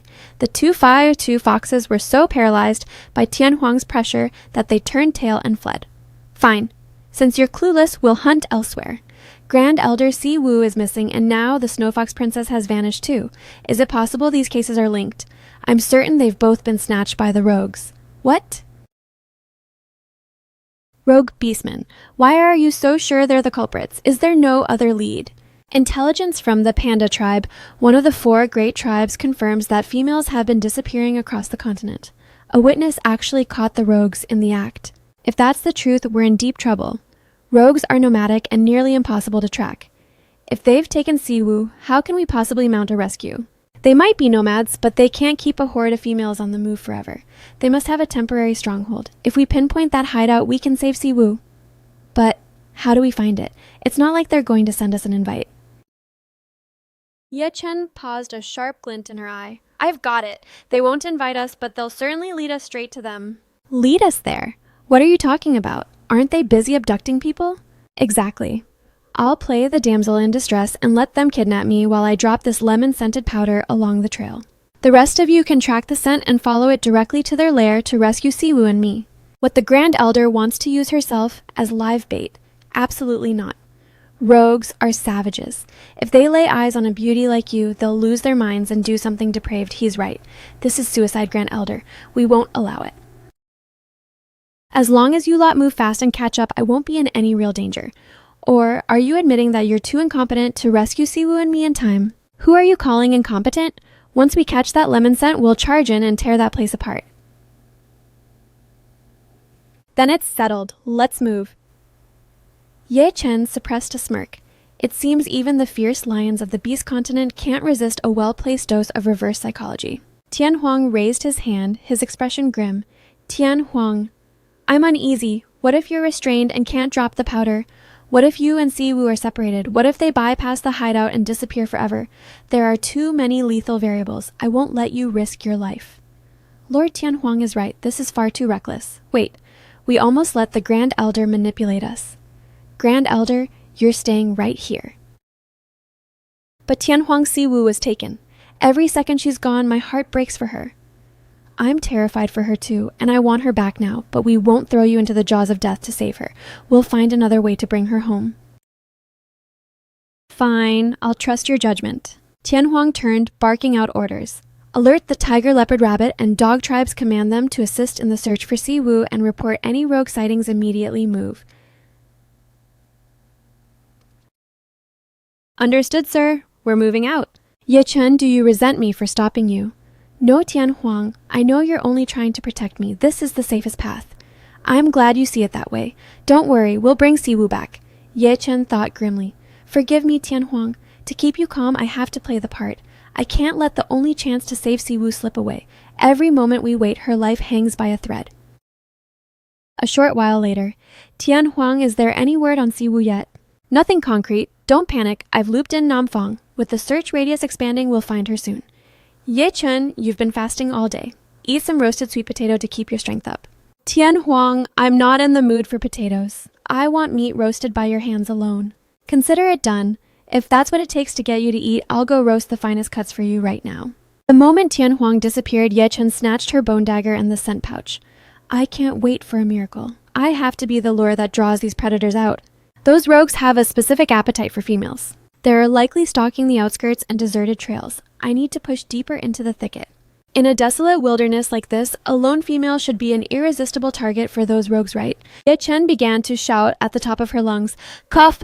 Cough, Siwoo! Where are you? I'm coming for you! Her cries successfully lured a predator from the shadows. Well, another female, and this one is a total smoke show. Hey, she's coming with me. Suddenly, Ye Chen felt a presence surging behind her. Wait. He lunged, slamming his hand over Ye Chen's mouth. Come with me, pretty thing. Ye Chen frantically tore a hole in the scent pouch. This beast is too fast. I have to rip the bag open now. A heartbeat later, her world went black. Heh, top-tier females really are built different. She even carries such an intoxicating fragrance. The boss is going to lose his mind when he sees this prize. Moments later, Tian Huang returned with the freshly roasted meat. Ye Chen, your meal is ready. He stared at the vacant room, his heart sinking. Wait, where is she? The bone dagger and the scent bag, they're gone. She actually went through with it. She went out to play the bait all by herself. Tian Huang dropped the food, his eyes blazing with panic. That request for meat was just a distraction to get me out of the way. Tian Huang immediately shifted into high gear, taking flight. Ye Chen, you'd better be safe or I'll burn this forest down. Deep within the rogue's lair, Ye Chen was bound and tethered. Sis, wake up! Ye-chun groggily blinked her eyes open to find Siwoo hovering over her. Who's calling me? Sis. It's you, Siwoo, you're alive. Siwoo, I finally found you. Are you hurt? Did they lay a hand on you? I'm okay, sis. They've just been keeping us locked in here with those winged rats guarding the entrance. Those rats are actually bats. We still have no clue what they're planning to do with us. Zwilling, tied up nearby, let out a disdainful scoff. Humph. Isn't it obvious they're clearly captivated by my royal elegance? Just wait until my rescue party arrives. I'll skin every last one of these peasants alive. Ye-chun mused. So they bagged Zwilling too. It looks like every missing female from the meet is being stockpiled here. Just as she spoke, another captive was shoved into the room. What on earth has this female been eating to bulk up like this? Why is she so heavy? If I hadn't seen her gorgeous face, I'd swear she was a male. They hurled Yunkei to the ground with a heavy thud. Has Yunkei been snagged as well? The winged rat tribe must have been blinded by his looks and mistaken Yunkei for a female. That was a grind, but we've successfully bagged quite the haul of females. Still, why does Lord Lengchu-han insist we just lock them up instead of enjoying ourselves? What's his end game? It's not playtime yet. Lord Lengchu-han clearly has bigger fish to fry. Word is, he and Maji are collabing on some massive operation. Is Maji that Beastmen warlord who commands the stray outcasts I heard he's a savage, violent, and cold-blooded monster? Why would Lord Lengchu-han ever team up with a freak like him? What Lord Lengchu-han desires isn't for you sewer rats to stress over. We just need to execute the mission he assigned. There will be rewards, obviously. I just hope he grants me a female so I can finally stop being a single lonely rat. Eavesdropping on the intel, Ye-chun realized so Lengchu-han is the mastermind behind these abductions. And he's actually joined forces with the stray outcasts for some grand scheme. What exactly is his goal? Siyu desperately cried out to the unconscious Yunkei. Yunkei, wake up, snap out of it. Yunkyu fluttered his eyes open and dizzily muttered, where am I? Whoa. So many stunning sisters. Did I actually make it to heaven? This is far from heaven. If you don't get your head in the game, you're headed straight to hell. Yunkyu's eyes sparkled. Is it you, divine goddess? Our fates are intertwined after all. Leaning in, he suddenly froze and shrieked. Ah, why am I bound like this? Oh wait, it's all coming back to me. I remember being by the lake admiring my own flawless reflection. I was so lost in my own beauty that I let my guard down and someone snuck up and KO'd me from behind. Oh. No wonder they thought you were a girl. What kind of straight male spends his day staring into a mirror like that? Anyway, gorgeous, where's that white lion of yours? How did he let you get snatched? Didn't he flex about protecting you? Is he just all talk and no game? Tian Huang is more than capable. I let myself get caught on purpose to track down Siyu. I offered to be the bait, but Tian Huang refused to let me risk my life. I had to go rogue and sneak out behind his back. Wait, so you risked your own life just to come and rescue me? Goddess, you actually pulled a move like that to dive into the lion's den despite the danger. Truly as brilliant as you are beautiful. Zwilling spat out venomously. Brilliant and beautiful my foot, she's a total clown. Now she's tied up just like the rest of us. She can't even save her own skin, let alone yours. Since I had the guts to walk into this trap, I obviously have an ace up my sleeve. Say you lean over toward my waist and use your teeth to pull out the hidden dagger. Let me handle that. My mouth is incredibly talented. Before Yunkei could finish his creepiness, Siyu planted a kick on him. I won't let you creep on my big sister. Big sister, leave it to me. Watch this. Sayu expertly gripped the hilt of the dagger between her teeth. Yunkyu asked, that blade is exquisite. Who gave you such a masterpiece? Tian Huang gave it to me for self-defense. It's truly coming in clutch today. Clutch. See you hurry and slice through these vines. On it, ma'am. Zwilling listened, her heart burning with jealousy. Tian Huang actually gifted Ye-chun a dagger. Humph. Once I'm out of this dump, I'll force Tian Huang to give me one too. The thick vines were swiftly severed. Yunkyu cheered, victory goddess, you are absolutely phenomenal. Ye-chun gestured frantically for silence. Shh, keep your voice down. I'm going to cut everyone loose now. Don't make a single sound. Everyone watched with bated breath and nodded. Meanwhile, Leng Tu-han was deep in conversation with Maji. Maji had also successfully rounded up quite a collection of females. The final phase of our operation is ready for ignition. Maji grumbled, you've got the females you craved, but I'm still waiting on the mountain of food my stray warriors need. Don't get your tail in a twist. Aren't we about to launch an all-out assault on the great exchange gathering right now? Once we crush those tribes, Won't there be more food than you can possibly consume? Maji slammed a heavy hand on his shoulder and barked, "Fine. Stick to the deal. When the dust settles, the food is mine and the females belong to you." That friendly slap nearly made Ling Chuhan's lungs collapse. Cough. I'm a man of my word. Direct your beast to strike the heaviest hitters first, the winged tigers and alchemists. Engage Tian Huang and Amos in the front. I'll be waiting in the shadows to deliver the killing blow when they least expect it. Can't wait to see the looks on their faces when you bury a blade in their backs. I'm out. The invasion starts now. The moment Maji left, Ling Chuhan's expression twisted into something demonic. Food for you. You filthy outcasts think you're worthy of anything. Once the tribes are erased, you're next. I'll seize everything, the food, the females, and the glory. Our winged snake tribe will reign supreme, and I, Ling Chuhan, will be the absolute god of this world. Elsewhere, Amos was hyped up and heading toward Tian Huang's quarters shouting, "Ye Chen Tian Huang, get a load of the elite loot I traded for today." Scanning the empty room, Amos stood there, puzzled. Where is everybody? Guess I'll have to flex my haul on them later. Just then, Amia sprinted up out of breath. Amos' disaster has struck a horde of stray beastmen, is laying waste to the great exchange gathering. We're about to be completely overwhelmed. Hearing the chaos, Amos let his bags crash to the floor without a second thought. What stray beastmen are launching an invasion? How could this be possible? I'm not entirely sure, but the situation is beyond critical. Uncle Ha ordered me to alert all tribes for immediate reinforcements. You need to move now.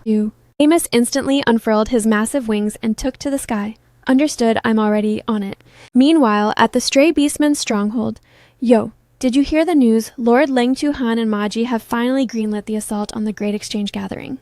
They're striking already. It won't be long before we're drowning in endless food and high-tier females. Crouched inside, Ye Chen caught every word and realized what Ling Chuhan's endgame is a full-blown alliance with the strays to sack the Great Gathering. No, I have to break out of here immediately and leak this intel to Tian Huang. Zwelling, sitting behind her, barked with impatience. Why haven't you freed me yet? Are you blind to the fact that this princess is still bound? Hurry up and prioritize my release. Ye Chen spun around, brandishing the dagger. If you value your life, shut your mouth. If those guards at the entrance catch wind of us, nobody leaves this cave alive. Without another word, Ye Chen sliced through her bindings. Zwelling fumed internally. Ye Chen, not only did you refuse to untie me first, but you also had the audacity to lecture me. Just you wait and see how I make you pay for this. Suddenly, Zwelling lunged and snatched the dagger right out of Ye Chen's grasp. Zwelling, what the hell are you doing? Zwelling leveled the blade at her and sneered. Who said I'm letting everyone rot here? I've got a brilliant strategy to ensure our escape. Ye Chen, go seduce those two guards at the door. While the three of you are busy getting cozy, the rest of us will seize the opening to vanish. Yunkui recoiled in disgust and spat. What kind of twisted demonic plan is that? I won't let you disrespect the goddess like that, Zwelling. That isn't the time for your petty games. Hand over that dagger now. She swiftly cut the remaining ropes on her legs and retorted, I'm not playing around. This is the most efficient way for us to make a clean break. Efficient? Then why don't you go handle the distraction yourself? Without warning, Zwelling wrenched the dagger from Ye Chen's grasp. So you know it's a filthy job. If you're too cowardly to do it, don't force it on others. Give me that dagger now. Zwelling instantly concealed the blade behind her back. You're doing it whether you like it or not. Then she shrieked at the top of her lungs, guards, help. A female is trying to escape. She figured as long as the rats focused on Ye Chen, she could slip away in the chaos. Plus, with the dagger, she could easily dispatch any stragglers. Panic rippled through the group at her betrayal. What? The two rat guards heard the commotion and charged back into the cavern. How did these females break loose? Thinking of running, are we? You're begging for a brutal beating. Damn it, we've been set up by Zwelling. Yunkyu moved like a blur, landing a heavy punch squarely on the rat's snout. I told you are not allowed to lay a hand on the goddess. The guard hit the dirt with a satisfying thud. Ye Chen called out to Yunkyu in a panic. The other rat scrambled to get away.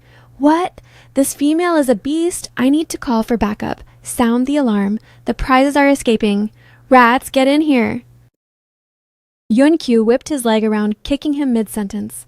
Shut your damn mouth. The casual strike sent the rat flying, slamming hard against the stone wall. Zwelling seized the opening to bolt.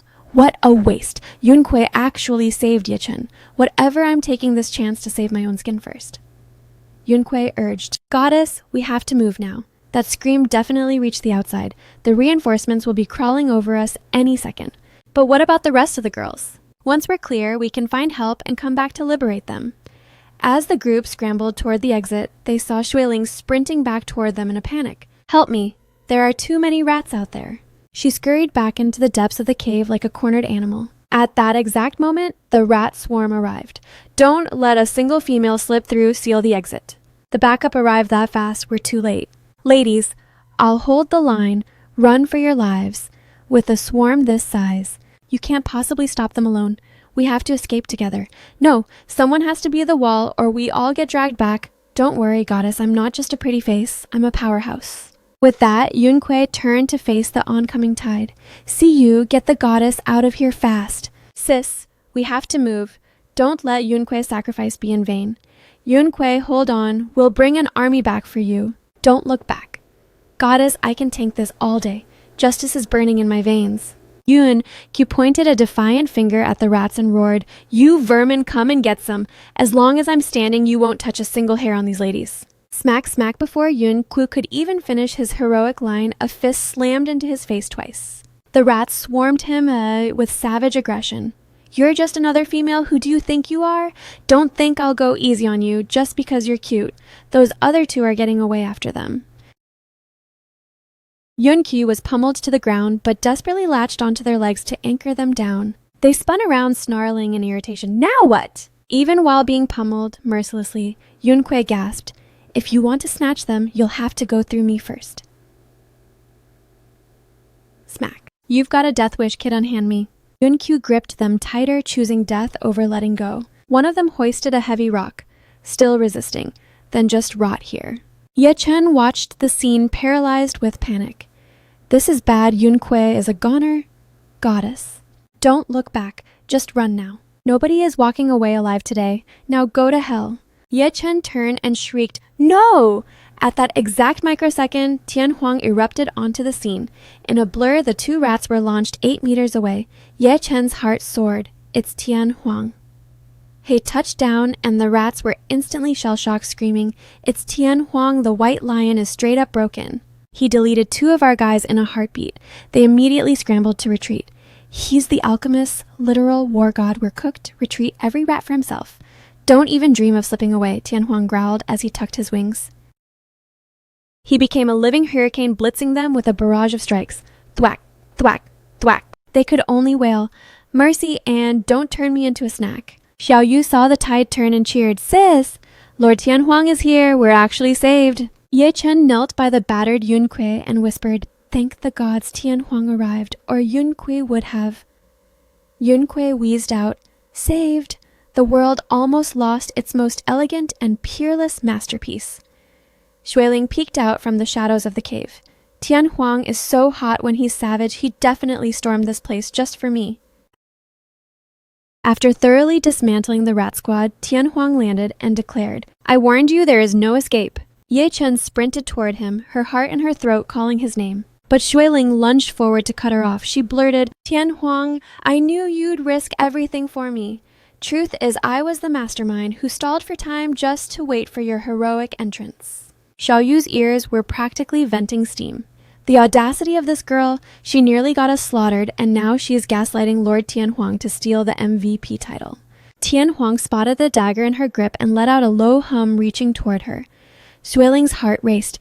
He's reaching for me. Is he going to embrace me? He must be obsessed with my high IQ plays. Finally, he's falling for me. Come on. Tian Huang, take me. Tian Huang snatched the dagger and turned his back with icy indifference. Xueling stood frozen. What? Suddenly, Tian Huang glanced back, his eyes sharp as razors. You aren't worthy of this blade. How? How can this be? Xiao Yu giggled. Sis Lord Tian Huang is the real deal. He didn't buy a second of Xueling's cap and even secured your weapon. Ye Chen felt a wave of anxiety. He got the dagger back, sure, but look at that face, he's definitely fuming. I did lie to him and go rogue after all. Tian Huang stepped over and spoke her name. Ye Chen stammered, Tian Huang, I'm sorry. Before she could blink, he crushed her into a fierce embrace. I was terrified for you. Tian Huang, you're not livid. Who has time for anger? When my soul was in agony, I was paralyzed by the thought of you being hurt or losing you forever. I'm sorry, my love, for scaring you. I was just so desperate to bring Xiaoyu back that I kept you in the dark. It's okay, it's okay. As long as you're breathing, as long as you're by my side, nothing else matters. Thank you, Tianhuang.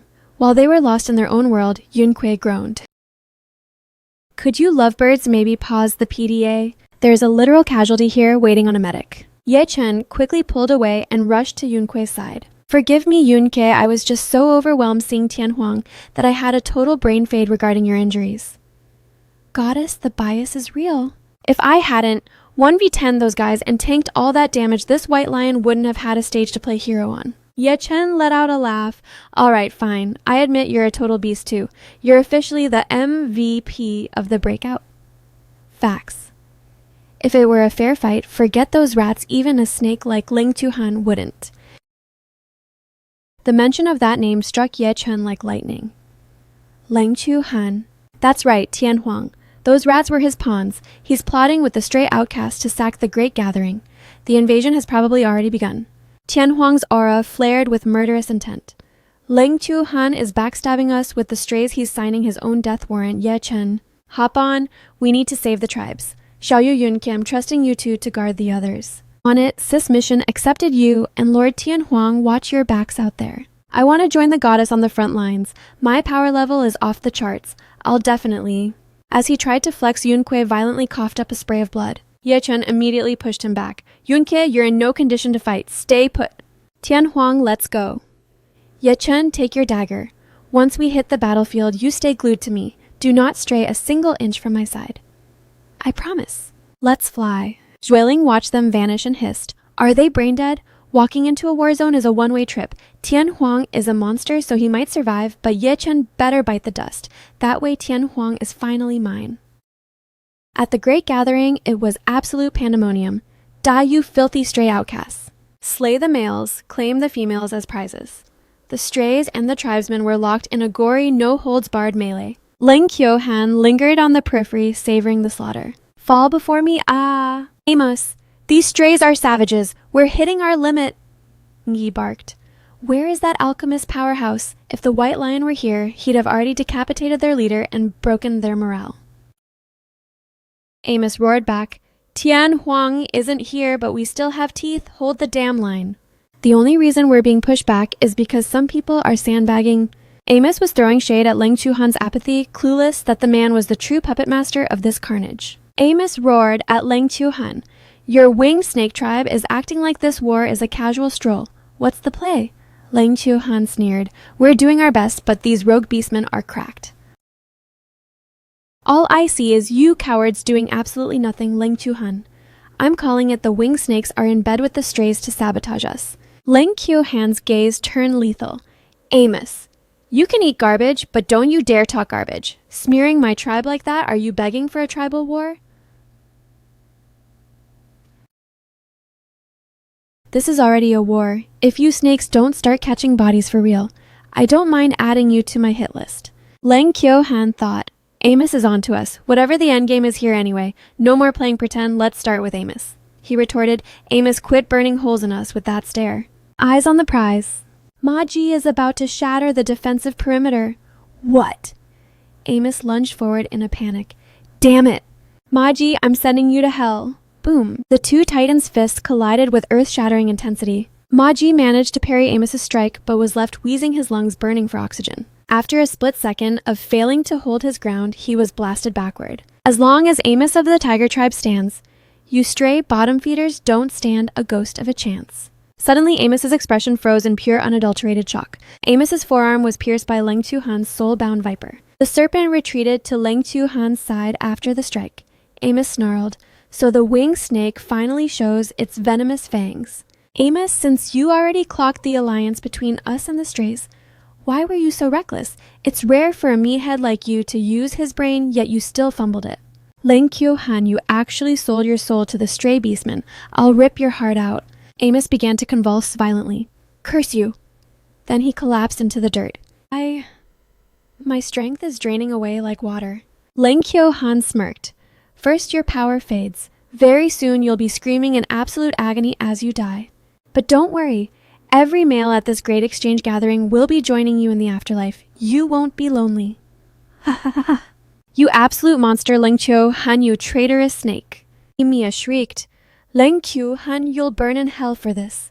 He replied, hell can wait, but since your strongest warrior Amos has been neutered, you're all destined for a gruesome end. Amos struggled to his feet and growled, Amos, am not finished yet. Before I draw my last breath, I'm dragging you down to the abyss with me. You tigers are cockroaches, taking a direct dose of my venom and still standing, but you want me dead? You'll have to survive Maji first. Maji Amos is your plaything now. Maji looked at Amos with a sadistic grin. Ha ha ha ha ha ha. Amos, your funeral starts today. He rained down a massive punch, but Amos managed a desperate block. You think a low-life rogue like you is worthy of taking my life? With that, the two juggernauts clashed, trading brutal blows. Bang, crash, thud. After a flurry of strikes, the battle was a bloody stalemate. The tribesmen erupted in cheers. Our king is still in the game. He's still fighting. Hold the line, everyone. The king will crush them. Emiya screamed, Amos, you have to survive this. After the brawl intensified, Maji was finally sent reeling by Amos on the 20-second exchange. Seeing Amos's overwhelming killing intent, Ling Qiu Han's eyes flared with rage. This Amos, he's circulating my poison and still possesses this much raw power. Maji panted, drenched in sweat. Ling Qiu Han, why isn't your toxin working? Why is he still a beast after being bitten? It's working perfectly. If he wasn't poisoned, your trash skills wouldn't have even moved him an inch. Keep pressing. He's bluffing. The more he fights, the faster the poison hits his heart. You're about to watch him break. Amos was already drenched in a cold, deathly sweat. Maji locked eyes with Amos and growled, I'll take your word for it one last time. Then he vaulted into the air. Amos, let's see how much longer you can play hero. Long enough to see your corpse rot. As he spoke, Amos suddenly coughed up a spray of crimson blood. His entire frame shuddered. He whispered hoarsely, I've hit the wall. Maji erupted in a triumphant, mocking laugh. Ha ha ha, Amos, you finally reached the end of the road. He wound up a lethal fist and roared, Go meet your ancestors. All of Amos's kin cried out in terror, King Amos. Ling Qiu Han smirked with twisted satisfaction.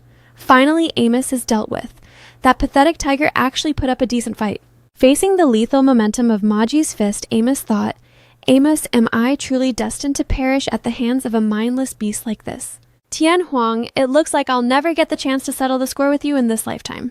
At that critical microsecond, a familiar commanding voice thundered, Cease this at once. Every warrior on the battlefield snapped their head upward to behold Tian Huang. He descended with a divine grace, protectively cradling Ye Chun in his arms. Seeing his arrival, Amos was flooded with relief and roared, Tian Huang. Ling Qiu Han hissed at Maji, Execute Amos this instant.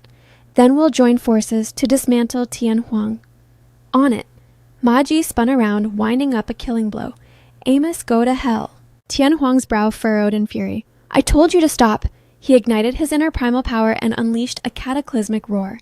The sheer shockwave caused the very earth to tremble beneath their feet. The sound was a sensory nightmare for every beastman present.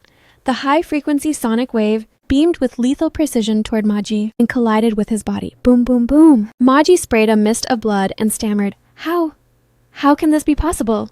He collapsed like a puppet, with cut strings dying a gruesome and instantaneous death. Chaos erupted among the invaders. What Lord Maji was roared to death if he's gone were cooked ballback. Cowards, stay your ground. Lord Ling Qiu Han is still here. We can still turn the tide. Mia leaped into the fray, shouting, Brothers, the counteroffensive starts now. Slay them all, the White Lion is here, and he just one-shot Maji. Lord Tian Huang has finally arrived to save us. Massacre these degenerate rogues, show no mercy. Don't let a single traitor escape alive. Ling Qiu Han's face darkened with rage. Curse it, how did Tian Huang arrive at such a precise moment and his aura has evolved again? He actually ended Maji with a mere roar. As he fumed, a terrified underling whispered, Chief Tian Huang is a monster. Our plan is in shambles. We need to retreat. He spun around with a murderous snarl. Retreat. What, you honestly believe I can't handle a single lion? I didn't mean to imply. Ling Qiu Han vented his fury on his own soldier, snapping the man's neck with cold, effortless brutality. He declared, When has Ling Qiu Han ever retreated from a fight? Eliminating Tian Huang was always the climax of my script. He must be erased, and he will be. Do you understand? The trembling winged snakes cried out, Understood, my lord. No one stands in the way of my ambition. Anyone who dares perishes. I have spent an eternity setting this stage. I refuse to let Tian Huang slip through my fingers now. Tian Huang touched down and inquired, Amos, are you still among the living? Amos swayed on his feet and wheezed. Tian Huang, a few seconds later, and you'd have lost your favorite rival. What took you so long? Almost don't hold a grudge. Tian Huang was busy liberating me and the other abducted females from that den. Leng Qiuhan's heart skipped a beat. What Tian Huang successfully raided the hideout too. So the disappearances were orchestrated by Leng Qiuhan. This disgusting spineless snake, I'll tear him apart. Ah! The venom is too potent. Don't provoke the toxins. Sit down and let me stabilize you. Ye Chen produced a rare 7-leaf 1-flower medicinal herb. Luckily, I keep these essentials for dire situations. Consume this immediately, Amos. Amos grabbed the herb and began to chew. Amos, focus on purging the poison. I'll handle that snake myself. Tian Huang, watch your back. Ye Chen, have faith. I am your mate. No matter the foe, I will emerge victorious. I know. To me, you are the peerless champion, Tian Huang. Amos growled, Tian Huang, don't finish him off too quickly. Once I'm clean, I want the honor of delivering the final blow to avenge this betrayal. Tian Huang replied coldly, that depends on how much of a beating he can take. If my strength is too much for him, it's out of my hands. Ye Chen, the fight begins. Stay in the safety of this perimeter. Understood, I'll be waiting for you. With a sudden burst of speed, Tian Huang charged Leng Qiuhan. Leng Qiuhan, you didn't flee. It seems you've made peace with your death. Leng Qiuhan cast his cloak aside with a flourish. Flee, why would I, Amos, is a neutralized husk.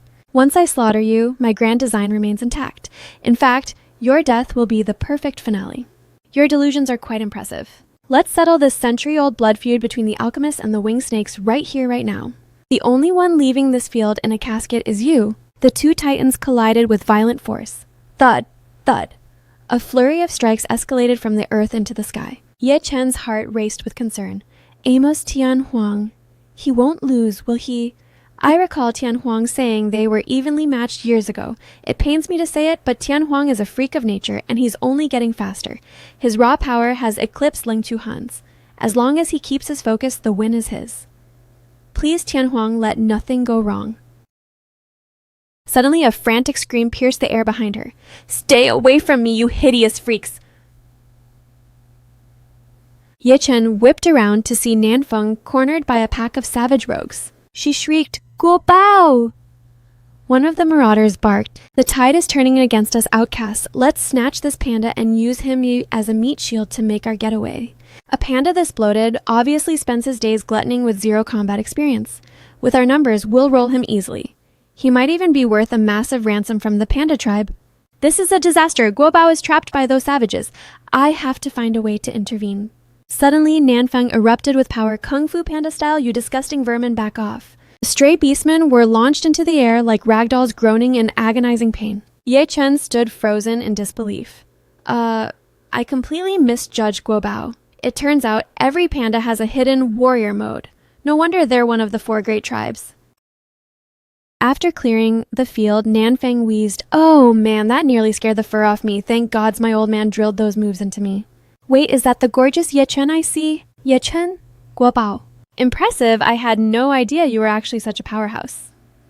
Ha ha ha ha ha ha ha. It was nothing, honestly. I'm mortified you had to see my messy side. Truth be told, I'm a total pacifist. If these lowlifes hadn't pushed me to the brink, I wouldn't have even flexed a muscle. But these strays and the winged snake tribe conspired to plunder our resources and our kin. Such depravity demands zero mercy. What the winged snakes are in bed with the strays. Those snakes, when I return, I'll ensure my father blacklists them so every tribe on the continent hunts them like vermin. Exactly. Since the snakes are behind this, Leng Qiuhan is the true puppet master. Where is he hiding? Ye Chen pointed toward the heavens. Tian Huang is handling him. The white lion engaged him already, but can he hold his own even if Leng Qiuhan is scum? His combat prowess is elite tier. Aside from the masters of our big 4, few can stand against him. He'll prevail. I believe in him. Ye Chen, I know you're blinded by love. But if he fails, it's not just his life on the line. Letting a monster like Leng Qiuhan escape would be a catastrophe. I need to back him up. At that precise moment, Tian Huang's roar shook the sky. Perish! And Leng Qiuhan took a direct hit. Boom! The impact sent Leng Qiuhan plummeting toward the earth like a fallen star. Crashed. The collision carved a massive crater as if a warhead had detonated. Ye Chen and Nanfeng watched breathless. Nanfeng hollered, "What? The White Lion actually won. Tian Huang pulled it off. I never doubted him for a second."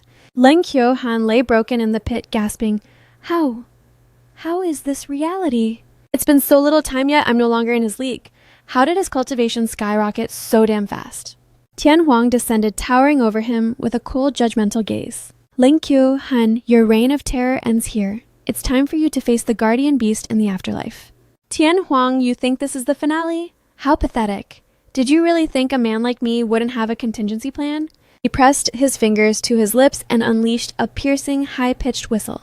Is that a flare for reinforcements? Suddenly, a deafening rustle erupted from the surrounding foliage. Immediately after, a sea of thousands of hissing serpents swarmed out, anscling the entire battlefield. Every single viper had a glowing, blood-red eyes hissing with murderous intent at the gathered beastmen. So many snakes, Leng Qiuhan truly is a master of chaos. Nanfeng's face drained of color. Serpents, there are millions of them. Save me. Completely losing his cool, Nanfeng scrambled onto Amos's back for safety. Amos bellowed, Hey, I'm a warrior, not a climbing frame. Get off me. Since he was already battered, Amos buckled under the weight and they both hit the dirt. Thud. The vipers continued to flood in a literal carpet of every lethal venomous hue imaginable. Leng Qiuhan, you honestly think you can stop me with a few garden pests? Vanish. Tian Huang blurred through the air and the encroaching snakes were instantly butchered into ribbons. They fell in bloody heaps at Leng Qiuhan's feet. I know these pets can't touch you, but the others are easy prey. Can you really just stand there while they're devoured alive? Tian Huang glanced back at his frantic tribesmen and hissed. Damn it, this is a nightmare. It's the winged snake tribe's legendary venom swarm. Watch your step, everyone. One bite is a death sentence. Leng Qiuhan is a demon. I can't believe he'd summoned this many vipers. We're boxed in. What's the move? We can't possibly block them all. Leng Qiuhan's vipers are encircling us outcasts too. Is he seriously turning on his own allies? Leng Qiuhan, what the hell is this? We had a pact. Are you really going to burn the bridge while we're still standing on it? Precisely. I'm burning it all down. This was always the finale. You pathetic stray bottom feeders. Did you really think you were worthy of sharing my throne? Leng Qiuhan, you spineless, poisonous traitor. The strays will hunt you to the ends of the earth for this. Brothers, our leader is cold, and now we've been backstabbed. The mission is a total bust. Every man for himself, Bolt.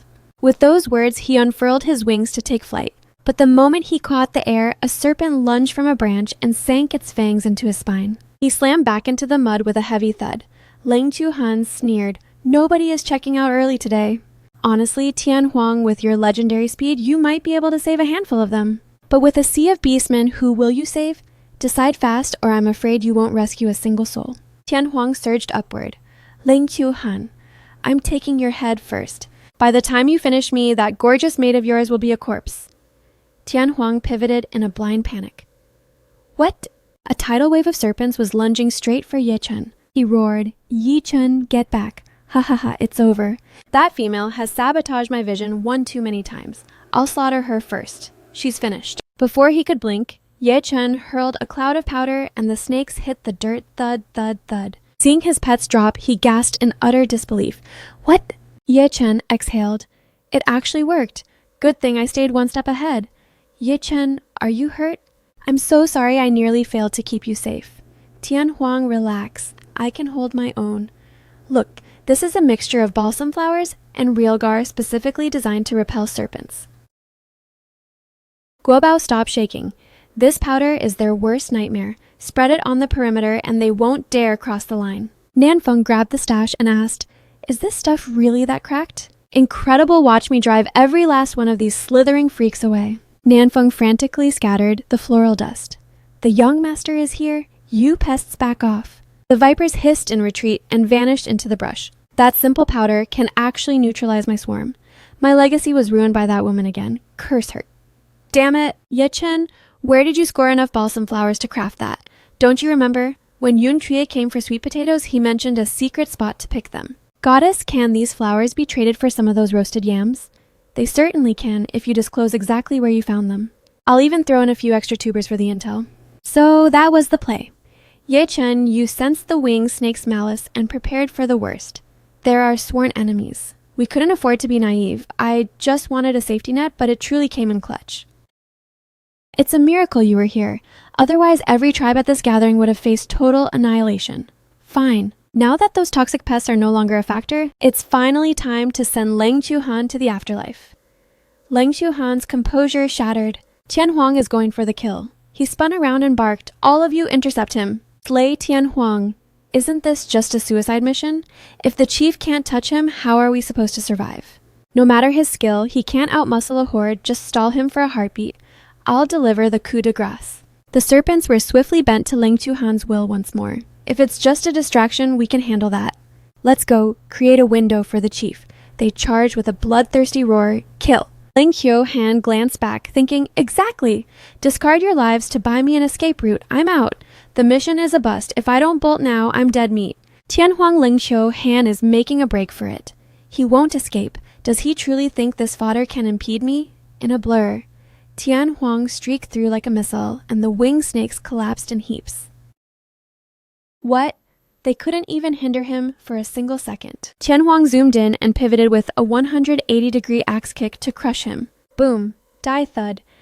Leng Chuhan parried it, but gasped, "This is a disaster." Tian Huang's power level is completely off the charts. The sickening sound of snapping bones resonated from Leng Chuhan's frame. He shuddered and sprayed a mist of blood. Boom! Once more, he was cratered into the exact same pit. I cannot afford to give him another opening. Suddenly, a massive shroud of smoke erupted along with Leng Chuhan's shriek. "Ah, Tian Huang, you pushed me to this!" Boom Tian Huang squinted into the haze wary. Suddenly, a colossal black python loomed out of the darkness. Ye Chen asked in horror, "What is that thing?" That monstrous black python is Leng Chuhan's true beast form. I've never witnessed the wing snake's transformation. I thought they had none. This is chilling. Ye Chen asked, trembling, "Is Tian Huang in danger?" Amos said with certainty.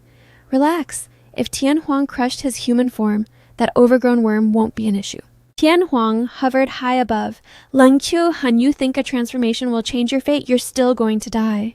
I'm not doing this to survive. I'm doing this to drag you to hell with me. Let's end it together." Tian Huang self-destruct. Instantly, the python's entire form began to crackle with lethal bolts of electricity. "This is bad.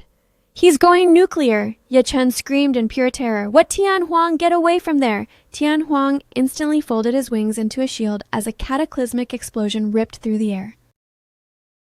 Dense pitch-black smoke billowed across the landscape. Ye Chen cried out for Tian Huang, her voice breaking. Amos was struck dumb. How is this possible? What happened? Did Leng Chuhan actually blow himself up? Did both Leng Chuhan and Lord Tian Huang just perish? Could it be Tian Huang? No way, by a manhua. Did that legendary white lion really just bite the dust? Ye Chen lunged into the billowing smoke. "You're okay. You've got to be alive, right? Tian Huang, don't you dare scare me like this." But as she faced that dark, suffocating smog, Ye Chen began to cough violently. Amos sprinted over and yanked her back from the haze. "Ye Chen, this black smoke is lethal. You can't go in. Tian Huang is still in there. He's definitely wounded and needs help. I have to save him."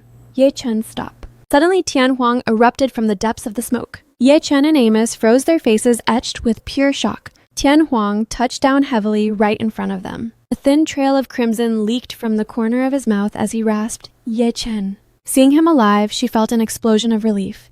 "Tian Huang, you scared me to death. I thought you left me. I'm sorry, Ye Chen. I made you worry. How could I ever leave you? I'm sworn to protect you for the rest of my days." Amos slammed a hand onto Tian Huang's chest. "You almost gave me a heart attack. I thought you were about to go out like a coward. Let me tell you, if you're gonna go down, it better be by my fist. Don't you dare lose to anyone else." Cough, cough. "No matter who the opponent is, I will not lose." "Oh, I was so hyped I forgot you're poisoned. Hurry up and swallow this to detox." "Relax. His weak to your poison won't take me out."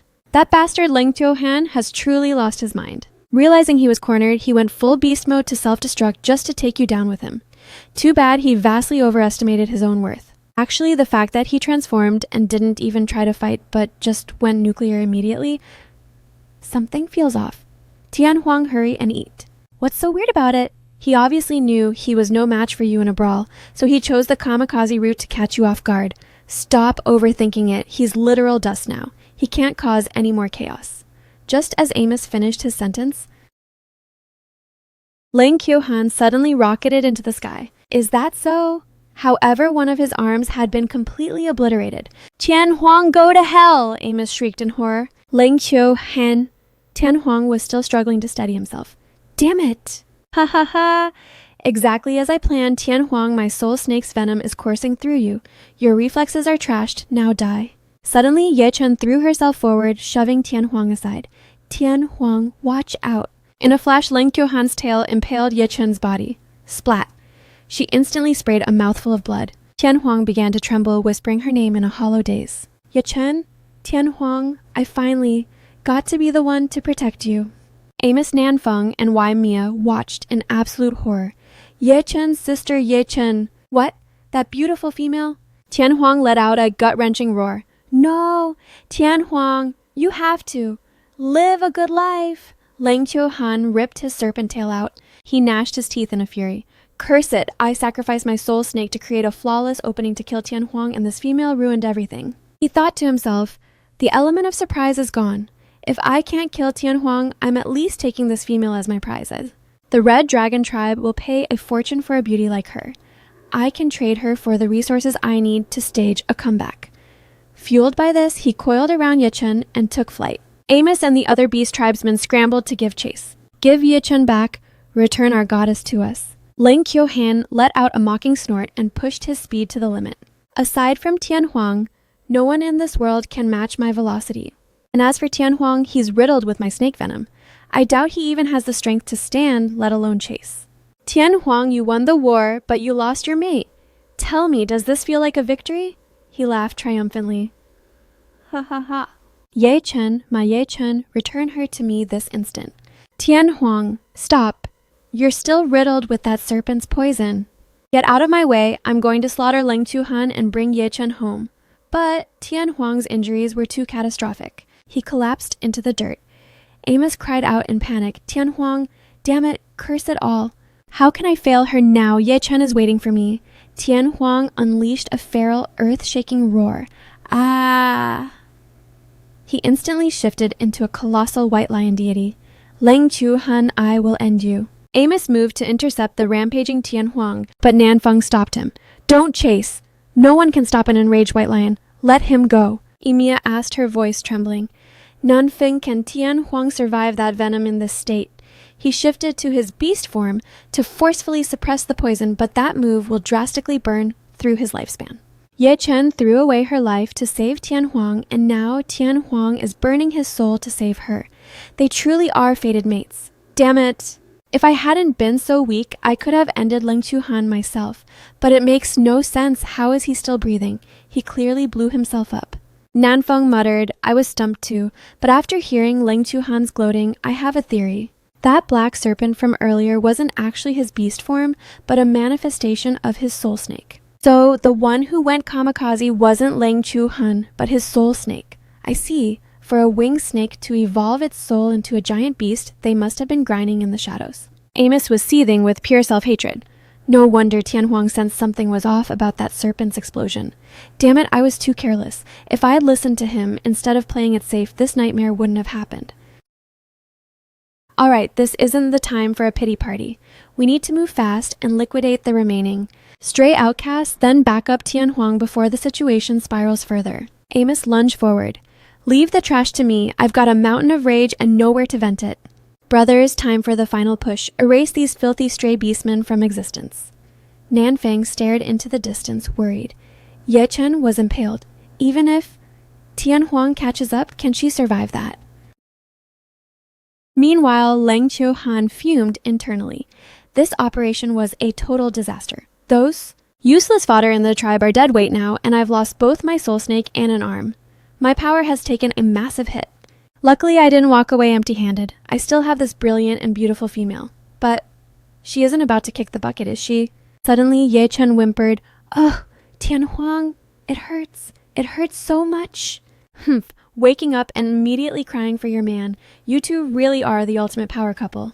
Well, glad you're still breathing. If you died, all my effort would be flushed down the drain. Ling Qiuhan? So you're my captor. Whatever, do your worst. I'm fading fast anyway. Die, you don't have permission to die until I've sold you to the Red Dragon tribe. You torched my entire plan and cost me everything. If I don't flip you for some top-tier resources, I'm finished. Ye Chen realized. The Red Dragon tribe, one of the big four, Leng Qiuhan, is going to pimp me out to them. No way. Even if I have to end it myself, I won't be used as a bargaining chip. Leng Qiuhan sneered. So you better hang on. Once we cross this expanse, we'll reach the Red Dragons. When we dock, they might actually have the tech to fix you. Ye Chen's eyes flickered with a plan. The sea. She covertly unsheathed a dagger and hid it behind her back, letting out a defiant laugh. Ha ha, Leng Qiuhan, your little business deal with the Red Dragons is about to go bust, because I'm checking out right now. She flashed a hand soaked in her own blood. See for yourself if you think I'm capping. What is it that critical no? I have to patch her up immediately. I can't let my payday just bleed out. The moment he leaned in, Ye Chen seized the opening and slashed the dagger at his throat. The blade grazed his neck. He roared, "Damn it, you tricked me!" Ye Chen thought, close but no cigar. I couldn't finish him. Time for plan B. Leng Qiuhan snarled, "You manipulative female, are you really that desperate to meet your maker?" That's right, I'm making my own exit right now, Ye Chen declared as she hoisted the dagger high. Leng Qiuhan shrieked in a panic, "Wait, what are you?" He was forced to break his grip, releasing Ye Chen into the void. As Ye Chen plummeted, she screamed, "Leng Qiuhan, I'd rather rot in the abyss of the ocean than let your sick plan succeed. Damn it. I still need to sell her to the Red Dragons. I can't let her drown in the deep blue. Suddenly, a booming voice echoed, "Merfolk territory! Outsiders back off!" Leng Qiuhan froze midair. Huh. The merfolk breached the surface, soaring with elegance. Ye Chen watched them, her mind drifting. I didn't expect to see merfolk at the end. They're breathtaking, but they still don't compare to my Tian Huang. Leng Qiuhan barked. Merfolk tribe, that female is property of the winged snake tribe, hand her over now. A merman with a shimmering golden tail appeared. Winged snake tribe, this female fell into our waters, making her merfolk property. She has nothing to do with you. Now beat it. A mere fish thinks he can steal from Leng Qiuhan. He threw a punch. You've got a death wish, Sushis. We merfolk stay out of land dweller drama, but if any dirt walker dares to disrespect us. He ascended higher, adding, we execute everyone involved. Leng Qiuhan's strike was effortlessly parried by the merman. He gasped in shock. What? A second later, Leng Qiuhan took a heavy blow to the gut and coughed up blood. The force sent him spiraling back into the clouds. Is the merfolk's power level seriously this high? The merman said icily, vacate these waters immediately or prepare for a burial at sea. That female is a goner anyway. You can have the corpse, but don't get cocky. Merfolk. Offending. Leng Qiuhan will be your downfall. With that, he fled. A little garden snake thinks he's a dragon. Pathetic. Our merfolk tribe is peerless at sea. I'd love to see you try. Come back and I'll brew you into tonic. The golden merman then turned, is the goddess safe? Chief Sia has secured her in a hydro bubble. But she's been impaled. Her vitals are dropping fast from massive blood loss. Chief Sia's eyes widened. What? It's once in a blue moon we find a female this stunning. Save her at any cost. With those orders, they dove, taking Ye Chen to the abyss. Ye Chen floated in the bubble, her consciousness flickering like a dying candle. Ah. I was so hyped I forgot your poison. Don't worry, his weak tier poison won't take me out. Splat Tian Huang was impaled. Ye Chen bolted upright, screaming, Tian Huang! So it was just a nightmare. I'm still breathing. Where am I? These ornaments, they look like treasures from the deep. Right, I escaped that snake and fell into the blue. Wait, am I living in a bubble? Suddenly a voice teased, beautiful female, I wouldn't pop that bubble if I were you unless you don't like breathing. She spun around startled. Who's there? And seeing Chief Sia, Ye Chen's eyes widened as she thought, a golden merman. Yeah, beautiful female, are you feeling any better? Only then did it hit her. Wait, the pain is gone. Is my wound already gone? Sia reassured her. The scar remains for now, but it'll fade within days. You're the hero who saved me. My injuries were fatal, yet you actually mended them. It's like a miracle. A merman chimed in. Naturally, our chief Sia sacrificed his own Naga pearl for you. You should know a merfolk produces only one in a lifetime. It can literally snatch a soul back from the grave. You gasped in shock. A Naga pearl that defies death. Why would you waste something so priceless on me? Sia replied. Every female on this continent is a treasure, especially a beauty like you. You're worth it. But if that's the truth, I have no idea how I could ever repay such a debt. Beautiful goddess. Repayment is of no concern. Don't be silly. Since you're already our chief's fated mate, just pop out a few merman cubs and we're even. Wait, mate babies. The scene cuts to a battered Ling Chu Han. Curse it, if I hadn't been mangled by Tian Huang today, those fishmen wouldn't stand a chance. No matter. The red dragons and merfolk are blood enemies. Once I reach the dragons, I'll tell them the prize female I intended for them was stolen by the merfolk. They'll gleefully slaughter those fish to get their revenge. Suddenly he stiffened and whirled around at the sound of a predatory growl behind him. A lion's roar. Could that be Tian Huang? That's impossible. He was riddled with my viper's venom. How can he hunt me down this quickly? In my current state, I'm cooked. I have to bolt. Tian Huang, looming in his colossal white lion form, spoke with icy malice. Ling Kyohande, the snake's face turned ghostly. I'm dead. Bam! He sprayed a mist of blood, his eyes bulging from the sheer impact. He was sent skipping like a stone across the beach. The white lion's massive paw ground his face into the dirt. He hissed through the pain. Damn it! The lion bared his razor fangs, his voice vibrating with a bone-chilling, lethal frost.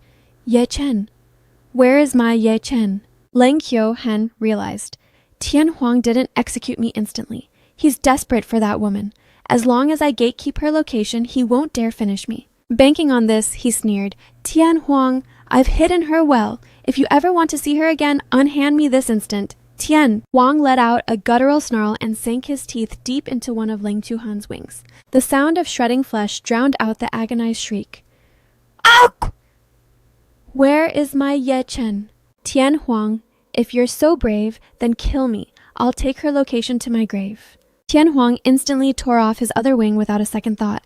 Where is my Ye Chen? Now broken Ling Qiu Han didn't dare resist and blurted out, I'll talk. That female. She fell into the abyss of the sea. Tian Huang's eyes flared with murderous rage as he barked, What did you just say? Ye Chen is lost in the ocean. If you move now, you might actually save her. But waste time killing me and Ye Chen will be fish food. Damn it! Tian Huang kicked him aside like trash and stood on the precipice glaring at the waves. Ye Chen, I'm coming. With that, Tian Huang plunged into the depths with a thunderous splash. Ling Chu Han lay there a broken mess. I never imagined Tian Huang would go full psycho for a female. I was nearly tortured to death, but I'm still breathing. Besides a land beast diving into the ocean, you've just signed your own death warrant. When the time is right, I'll make you pay for every ounce of this pain 1,000,000 times over. At the Crystal Dragon Palace. Beautiful female. Why does the mention of offspring shock you? Is your constitution too frail? It's fine. You're so exquisite, I wouldn't mind even if you couldn't conceive. No, I'm perfectly healthy. I'm just baffled. Why am I suddenly labeled your mate? Our chief gave his life essence pearl to save you. Isn't it obvious you're his now?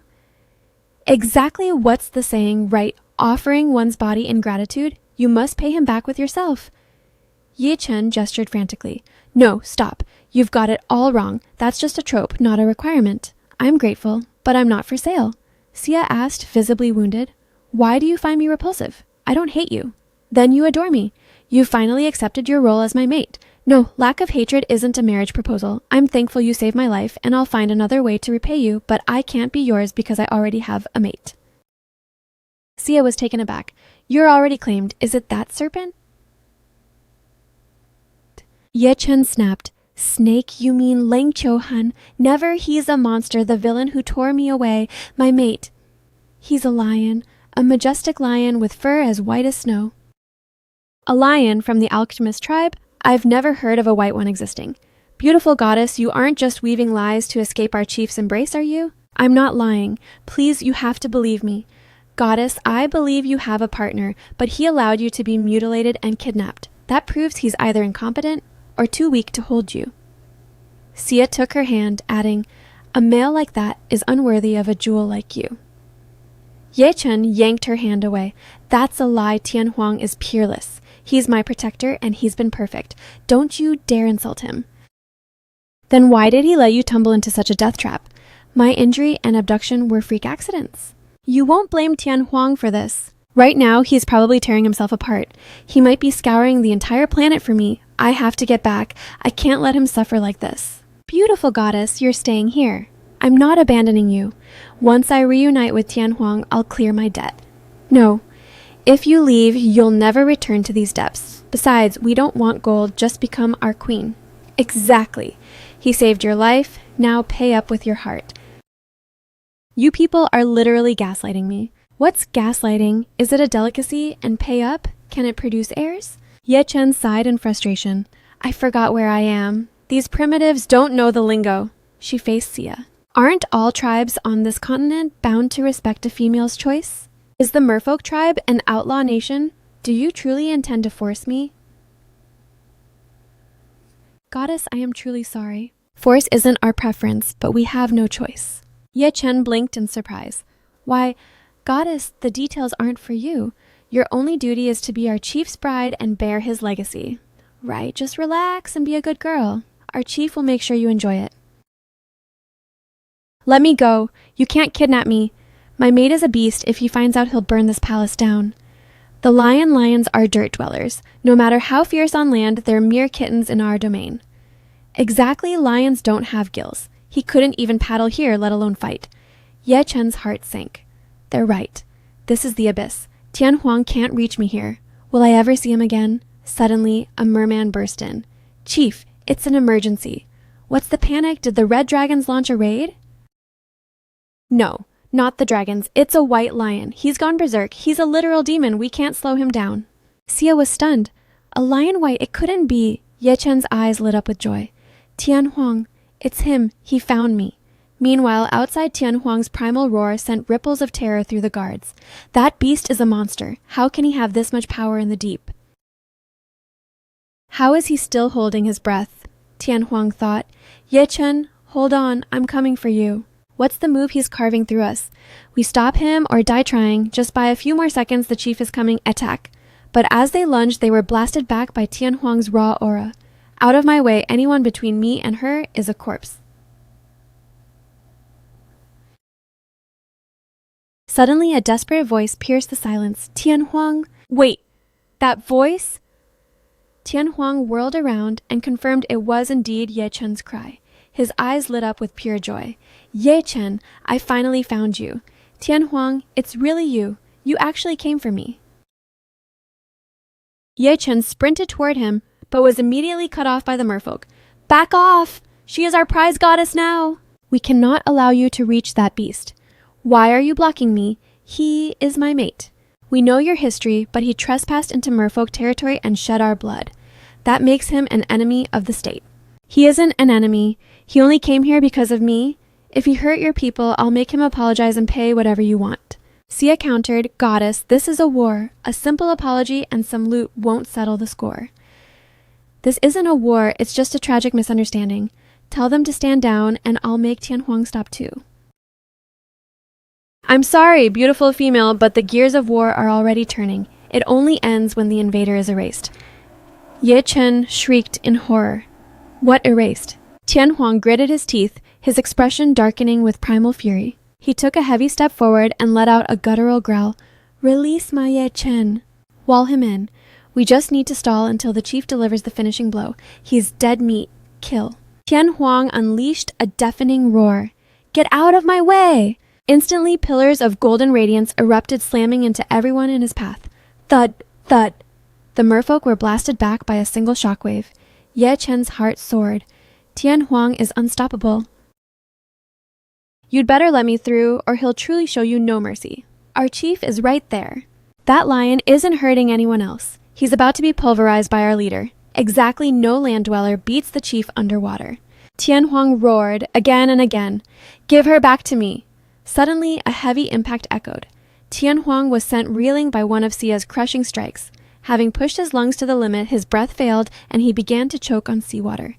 Ye Chen screamed, Tianhuang. White Lion, this is where your journey ends. The chief made his move. He dominated the White Lion. Truly, he is peerless. The chief is invincible. The lion is cooked. Tianhuang used every remaining ounce of willpower to drag himself up. Anyone in my way dies, Sia shouted.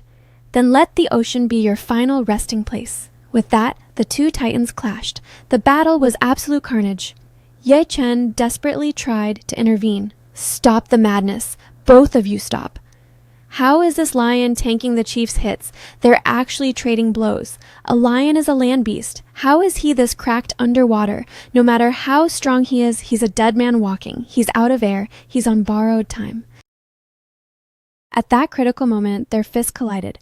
Bang! They remained locked in a stalemate, neither giving a single inch. Sia remarked, "White lion, you've got guts to block my strikes in the abyss. But by the look of your eyes, you've hit your limit, haven't you?" Ye Chen shrieked, "Tian Huang, he can't breathe. He's out of oxygen. To survive this long is a feat. You are a rival worthy of my respect, so allow me to personally send you to the afterlife." Ye Chen wept, pleading through her tears. "Tian Huang, please just go. Leave me and get back to land. Stop trying to save me, or you'll die." Tian Huang's eyes turned a demonic blood red as he thought, "Ye Chen, I crossed hell to find you. How could I ever turn back?" Tian Huang unleashed a cataclysmic roar, sending lethal energy ripples towards Sia. "What?" Sia barely crossed his arms to block coughing up blood from the force. Nearby merfolk were blown away like leaves. The chief actually took a hit from that beast. Is he suicidal? He knows he's drowning, yet he dared to open his mouth. He's literally throwing his life away for that girl. And he doesn't give a damn about his own survival. Right then, Tian Huang's lungs finally gave out and he reverted to his massive beast form. Ye Chen screamed his name in despair. She tried to lunge for him, but Sia restrained her. "Goddess, you can't. Get your hands off me. Let me go," Tian Huang wheezed weakly. "Give Ye Chen back." "Tian Huang, don't come any closer. Swim to the surface now. Even if it kills me, I'm bringing you home." Tian Huang sobbed. They both strained toward each other, reaching out to bridge the gap. But Tian Huang's strength evaporated, and he began to sink slowly into the darkness. The beast is finally dead. What a nightmare. He almost dismantled our entire tribe single-handedly. Luckily, nature finished what we started. "You merfolk, are you really banking on the fact that you saved my life? Fine. If this life belongs to you, then I'll give it back right now." "No, stop it!" Ye Chen hammered against the water bubble with all her might. Finally, the protective barrier shattered. Seawater began flooding into her lungs. Gulp. Sia panicked, shouting, "Quickly save the goddess." I don't need your saving. I'm going to the abyss with Tian Huang now. We're even. "I'm dying with my mate." Sia was stunned. "What?" "Tian Huang, I won't let you die alone. Take my breath. If we go out together." She then pressed her lips firmly against Tian Huang's. A heartbeat later, Tian Huang's eyes flickered open. "Ye Chen." She pushed him upward with her last strength. "Tian Huang, go hurry." "I'm so sorry, Tian Huang. I can't watch you die. I'll give you my last breath so you can live. Even if I fade away, I do it for you." Tian Huang caught her hand and yanked her back into his embrace. "Ye Chen, I'm never leaving you behind. We're getting out of this hell together." Tian Huang kicked toward the surface with every ounce of his soul. "We survived together or not at all," Sia muttered. The female gave her very life for him, and Tian Huang could have escaped if he let her go. But he didn't. He'd rather perish than be without her. I finally see why she chose him as her one and only. Tian Huang thought, "Crap, no air, and the surface is still a mile away. My body, I'm almost out of fuel." "Ye Chen, I'm sorry. I failed to protect you and dragged you into the deep. From the moment you chose me, I swore to be your shield forever. Even if a lethal abyss lies ahead as long as you're by my side, I have absolutely nothing to fear. Ye Chen, don't be afraid. Beyond death, we'll meet the guardian beast. He'll surely let us be together for eternity." Just as Tian Huang closed his eyes, Sia conjured a water bubble to encase the two of them. "I refuse to be the villain who tears these star-crossed lovers apart. Escort them back." Later, within the Crystal Dragon Palace. Tian Huang, wake up." Tian Huang thought dizzily. "Am I dead? Is the guardian beast summoning me? No, that's not right." He sat up abruptly. "Is that Ye Chen's voice? Tian Huang, you finally regained consciousness. Ye Chen, is it truly you? Just now I was trapped in a nightmare. I dreamed you nearly drowned in the abyss because of me. My very soul felt like it was being ripped to shreds. When I first came to, I also thought it was a dream dying together, but it was real. We almost perished in the ocean." Thankfully, we're both breathing now. Everything is fine. Does this mean we're still submerged? How can we speak and breathe so effortlessly? Sia spoke from the shadows. It's because I fed you seaweed pills, a secret merfolk remedy so land dwellers can survive in the deep. Tianhuang whirled around instantly. What's your game? Relax, I won't try to snatch this gorgeous female from you for now. Just focus on your recovery.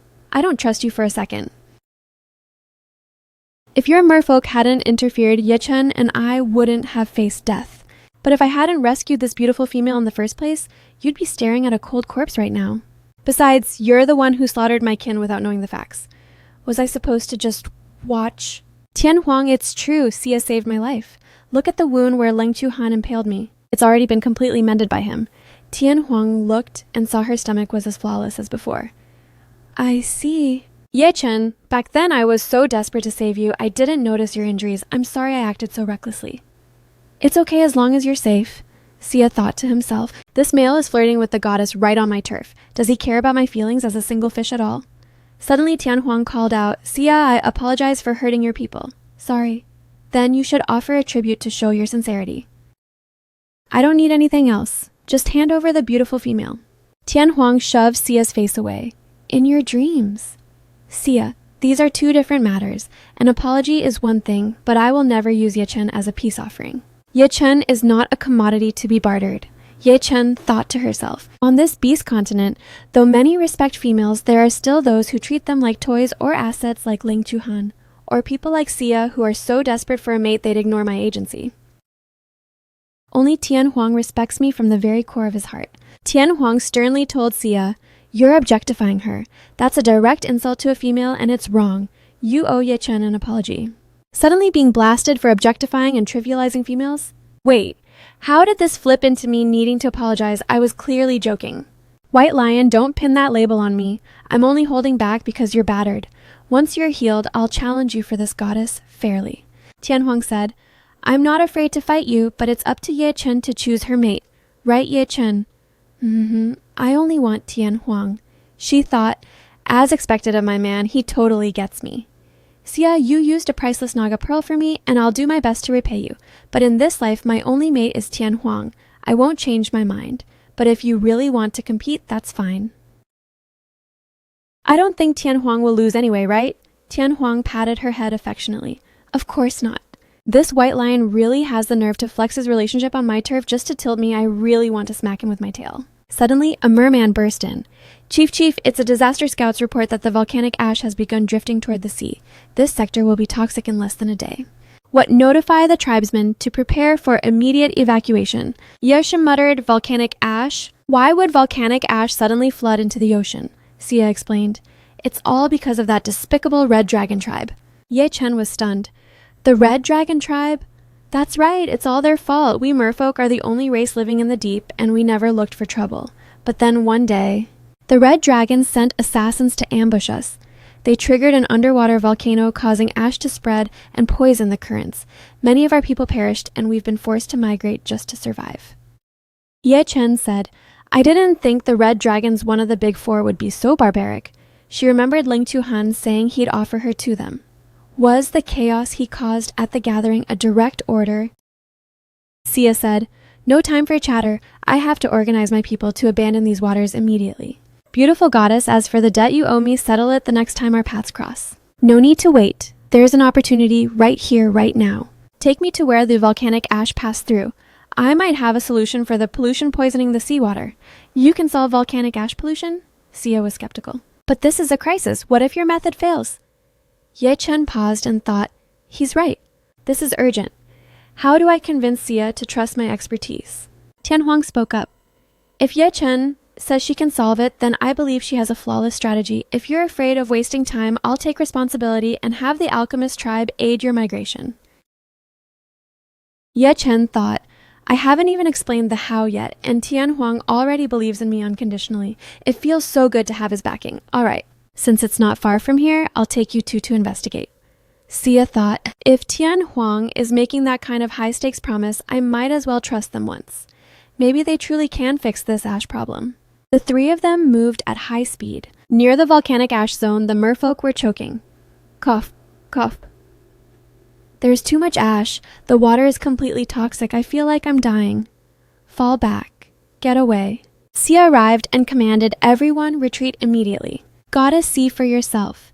This volcanic ash is suffocating the ocean, poisoning the currents so nothing can survive.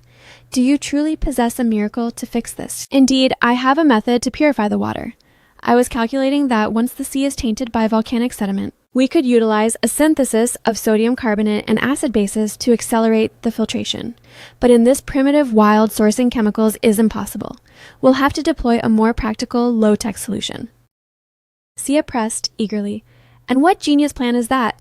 It's a bit too technical to explain in words just yet. How about this escort me and Tian Huang to the nearby island, and I'll give you a live demonstration. Sia eyed her skeptically. Goddess, this isn't just an elaborate jailbreak, is it? You know, land is forbidden to my kind. Honestly, you don't need a ruse. I won't hold you captive forever. Don't project your petty insecurities onto me. I genuinely have a solution. If you're doubting me, meet us at the shoreline tomorrow morning. I'll give you all the proof you need. Tian Huang interjected. I stand by Ye Chen.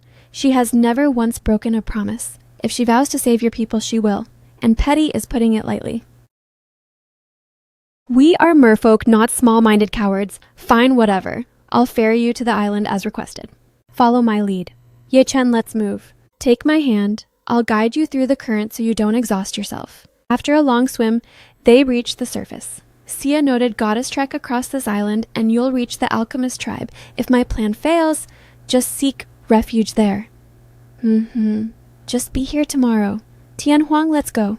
As they vanished, a merman whispered, Chief, you really think that female can pull this off? Another scoffed, impossible. This is ocean-wide pollution. No beastman in history has conquered that. She's definitely just ghosting us. Sia sighed. One trip tomorrow will settle it. Let's head back. Deep in the woods, Ye Chen called out, Tian Huang, help me fell some trees. And while you're at it, slice them into uniform logs. Ye Chen, can these simple trees really purify the merfolk's toxic waters? Absolutely. These branches will be transformed into charcoal. Charcoal acts as a powerful adsorbent for impurities, making it a perfect natural filter. Since the merfolk were so skeptical, I didn't waste my breath explaining the science. Seeing the results will be enough. Ye Chen, you're legendary. Your wisdom is infinite. So many tribes have found a future because of you. Cough, cough. Hardly. How can I be the legend when you're the one doing the heavy lifting? I'm powerless, just a fragile soul who relies on your protection.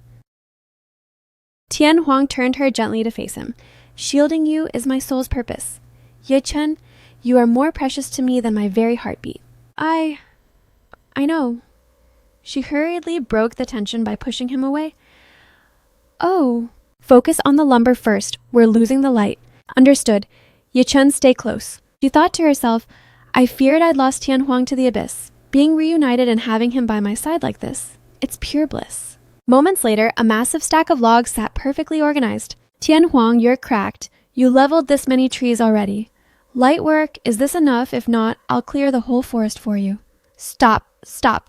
This is more than enough for a charcoal batch. Next. We just need to utilize the earth smothering technique to carbonize the wood. Tian Huang looked puzzled. Earth smothering? What? Ye Chen, your mind is on another level. I'm lost. Just give me the orders. All right. First, we need to excavate a massive deep pit to house these logs. But we lack tools. Digging a crater by hand will be a grueling task. Suddenly, a blur of motion and a thunderous boom erupted. Tian Huang asked, Does this work? Yes, exactly. Tian Huang, you're a beast. Ye Chen realized, I keep forgetting this is the Beastman era. A normal man is nothing compared to a powerhouse like him. Looks like our charcoal will be ready way ahead of schedule. Cough. Next step, toss all that firewood into the pit. Then layer in some small twigs and leaf litter, just a dusting. Finally, we pack it with mud, leaving only a few ventilation points. Now for the ignite. We let the internal heat bake the wood overnight and it should be perfect. As Ye Chen reached for the flame, Tian Huang stopped her. Let me. This is too risky for you. He sparked the fire, swept it into the pit, and sealed the entrance. Did I get it right? Perfect. Now we play the waiting game. Suddenly, her stomach betrayed her. Grrr. She thought, crap, I haven't eaten in ages and my body is screaming for a meal. Tian Huang stepped closer and ruffled her hair. That's on me. You must be famished. I'll bag us some game. We'll be feasting in no time." With that, he rocketed into the sky. Ye Chen stood gazing at his retreating silhouette, thinking, "It seems since I started this life with Tian Huang, the modern world feels like a distant memory. Maybe it's because his presence makes me feel so safe." Later, a massive beast haunch was sizzling over the embers. Once the meat was perfectly charred, Tian Huang offered her the first bite. "Incredible Tian Huang, you're a genius. If you were in my world, you'd be a Michelin-starred celebrity chef." "Michelin Ye Chen, do you have a thing for black pearls? There are tons in the abyss. I can die for a chest of them if you want." "No, it's just a figure of speech from my home. I'm just saying your BBQ skills are legendary." "Ye Chen, what kind of place is your world anyway? Your knowledge is so vast. Is everyone there a genius?" "Hardly. My home is a concrete jungle. Skyscrapers touch the clouds. For travel, we board metal birds' planes to fly. Food is a click away. No hunting required." Sounds like a dream. Tian Huang pondered silently. "I've never heard of such a realm on the beast continent." But as Ye Chen reminisced, a spark returned to her eyes. "Does she crave that life? If she goes back then, He looked deeply troubled. Ye Chen called out to her protector Tian Huang. "Actually, my hometown isn't all that. The air is toxic compared to this, and there's a lethal plague forcing everyone into isolation." She gently took his hand. I've said all that. But the reality is that even if my world were a shimmering paradise 1,000,000 times better than this land, it doesn't have you. Without you, it can never compare to being right here by your side." Tian Huang was visibly electrified, his face flushing a deep crimson. "Tian Huang, you cherish me so much. It's only natural that I want to stay." Watching his reaction, she wondered, is he so overwhelmed with emotion that he's actually going to cry? Suddenly, Tian Huang pinned her down onto the soft sand. "Ye Chen, you're incredible. Let's mate right now." "Wait, what, Tian Huang? This is way too sudden." "It's not sudden at all. Weren't you just confessing your love for me?" "Well, yes, but I was just trying to tell you. Don't you want to cough? That's not what I meant, but we love each other, and that means mating right in our world. When a female says those things, she's giving the male a green light." "But that's not what I meant at all. Look, we're in the middle of the wilderness, totally exposed. How can we do that here?" She sighed internally. This is the only catch he wants to get down to business at the drop of a hat. It's so embarrassing. Suddenly, he scooped her up. "Easy fix. We'll just head into the dense forest. Don't worry, Ye Chen. I'll make sure you enjoy every second." "That is definitely not what I meant. Tian Huang put me down this instant." The following morning, "Chief, look, the shore is empty. I told you they were capping. Our best minds couldn't fix the volcanic ash in ages. How could that girl? She definitely ghosted us with her man. Let's bounce." Sia insisted. "One last call. Ye Chen, Tian Huang, the merfolk are here. Is the chief still coping? If that girl actually shows up, I'll eat straight garbage." The words had barely left his mouth when Tian Huang and Ye Chen emerged from the tree line. Is she actually still here?" Sia scanned Ye Chen's face and smirked. "Goddess, you're late to the party. Were you busy mating with this white lion?" Ye Chen flushed a violent shade of pink. "Cough! Then she shrieked, "You have absolutely no filter." Tian Huang pulled her protectively into his chest. "Ye Chen is my mate. This is completely normal behavior. What's it to you, fish boy?" "Damn it. Listen, goddess, we merfolk are top tier in the bedroom too. You should give me a shot. I'm definitely more of a beast than this lion." Tian Huang lunged into the surf and shoved Sia. "You looking to die?" "Like I'm scared of a mangy cat. Bring it. Chief, we've got your back." Ye Chen put her hands on her hips and roared, "Knock it off. Do you want to save your ocean or not? Seriously, what is with these guys? They'll brawl over literally anything." Sia froze and asked, "You really found a solution?" "I did. The charcoal is ready. Just hang on. Tian Huang and I will haul it over." She stepped firmly onto the blackened mound of earth. "This is the stuff." Tian Huang grabbed the charcoal. "We're heading back to Sia." Tian Huang scooped up a handful and nodded, "On it." The merman watched baffled. "What the hell is charcoal? Doesn't look edible." "Chief, you think she's actually onto something?" "Whether it's a miracle or a dud we wait. This is our last stand." "Sia, here it is. It's called charcoal. This is the key to neutralizing the volcanic ash." "This black dust, is she trolling us?"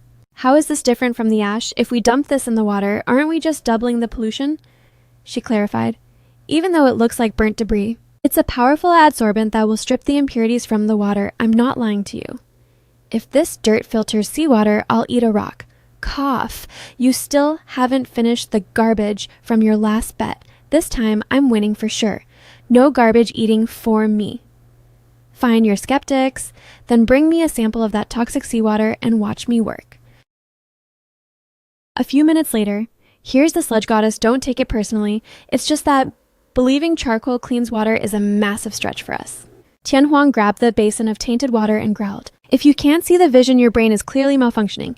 Ye Chen said this stuff cleanses the water and her word is law. She doesn't lie. Since you're so smart, don't come crawling for help when your ocean dies. Ye Chen smiled, thanks Tianhuang.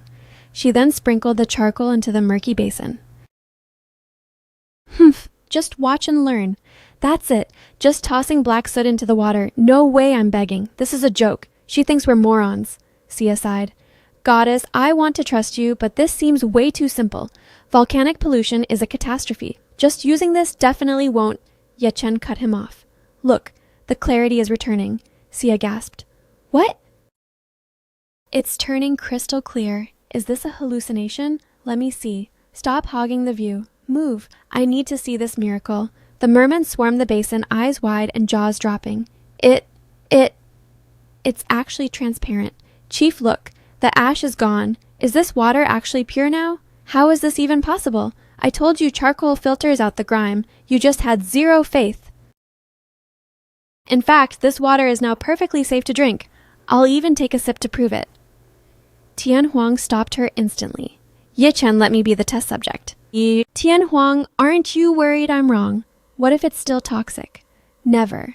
I trust you with my life. If you say it's safe, it's safe. Tianhuang used a shell to scoop up the water and downed it in one go. Ye Chen thought, Tianhuang, thank you for always being my rock. Done. The water is pure and refreshing. The white lion actually drank the sludge, and he's not dead. Does charcoal really kill volcanic ash? How can something as dark as coal purify anything? I bet he's just acting tough to trick us. But look at the water, and the lion didn't hesitate. This feels legit. Sia, consumed by curiosity, dipped a finger in. After a tense beat, he took a massive gulp. Suddenly, his eyes sparked with wonder. Chief, why would you risk it? How do you feel? Is it lethal? Sia shouted. It's amazing. It's clean, crisp, and almost sweet. What seawater is actually drinkable? Does this mean we can save the entire ocean? We're not doomed. Ye Chen stood tall, letting out a triumphant huff. I told you the charcoal would do the job. Sia clasped his hands in reverence. Goddess, you're a genius. You're the savior of the merfolk. We need to mass produce this stuff. Can you lead us? Yes, please, goddess. Teach us the way of the charcoal. I never knew something so ugly could be so precious. Our tribe finally has a future. Tianhuang smirked. Oh, so now you're fans. Weren't you just saying she was playing games? Ah, our bad. We didn't realize charcoal was a cheat code for seawater. We were totally tripping. Sia bowed. Goddess, forgive my doubt. We were wrong. I hope you can overlook our ignorance. It's fine. I wanted to help you guys anyway. Tianhuang and I will assist in making more. Wah, goddess, you're an angel, beautiful and a saint. Seeing Sia's heart eyes. Tianhuang's possessive side flared and he pointed straight at Sia's face. Simping won't get you anywhere. Ye Chen is my mate, end of story. Just because she's yours today doesn't mean she's yours forever. I'm not letting a female this incredible slip away. I'm winning her over. Tianhuang gave him a hard thumbs down. With what your lack of trust, move fish boy. Sia roared in frustration. You. Ye Chen stepped between them. Enough. Do you want the charcoal or not? I'll make it, but what goddess, name your price, and I'll move mountains to pay it. The scale is the problem. Charcoal filters water, but the ocean is vast. This small batch is just a drop in the bucket compared to the pollution. You're right, the scale is massive. This isn't enough. Let us help with the production. Are you slow? We're merfolk. We can't survive on land to burn wood. How are we supposed to help? Ye Chen thought, me and Tianhuang alone can't possibly make enough. We need to forge a furnace. If only there was a powerhouse tribe that could breathe fire. Suddenly a mocking voice echoed, the merfolk actually think they can purify the entire ocean. Delusional? Ye Chen spotted the intruders and froze in shock. Lung Chu Han. Who's the guy with the dragon horn standing beside him? Sia hissed through his teeth. Ao Bing. So it's you. Sia, you've met him.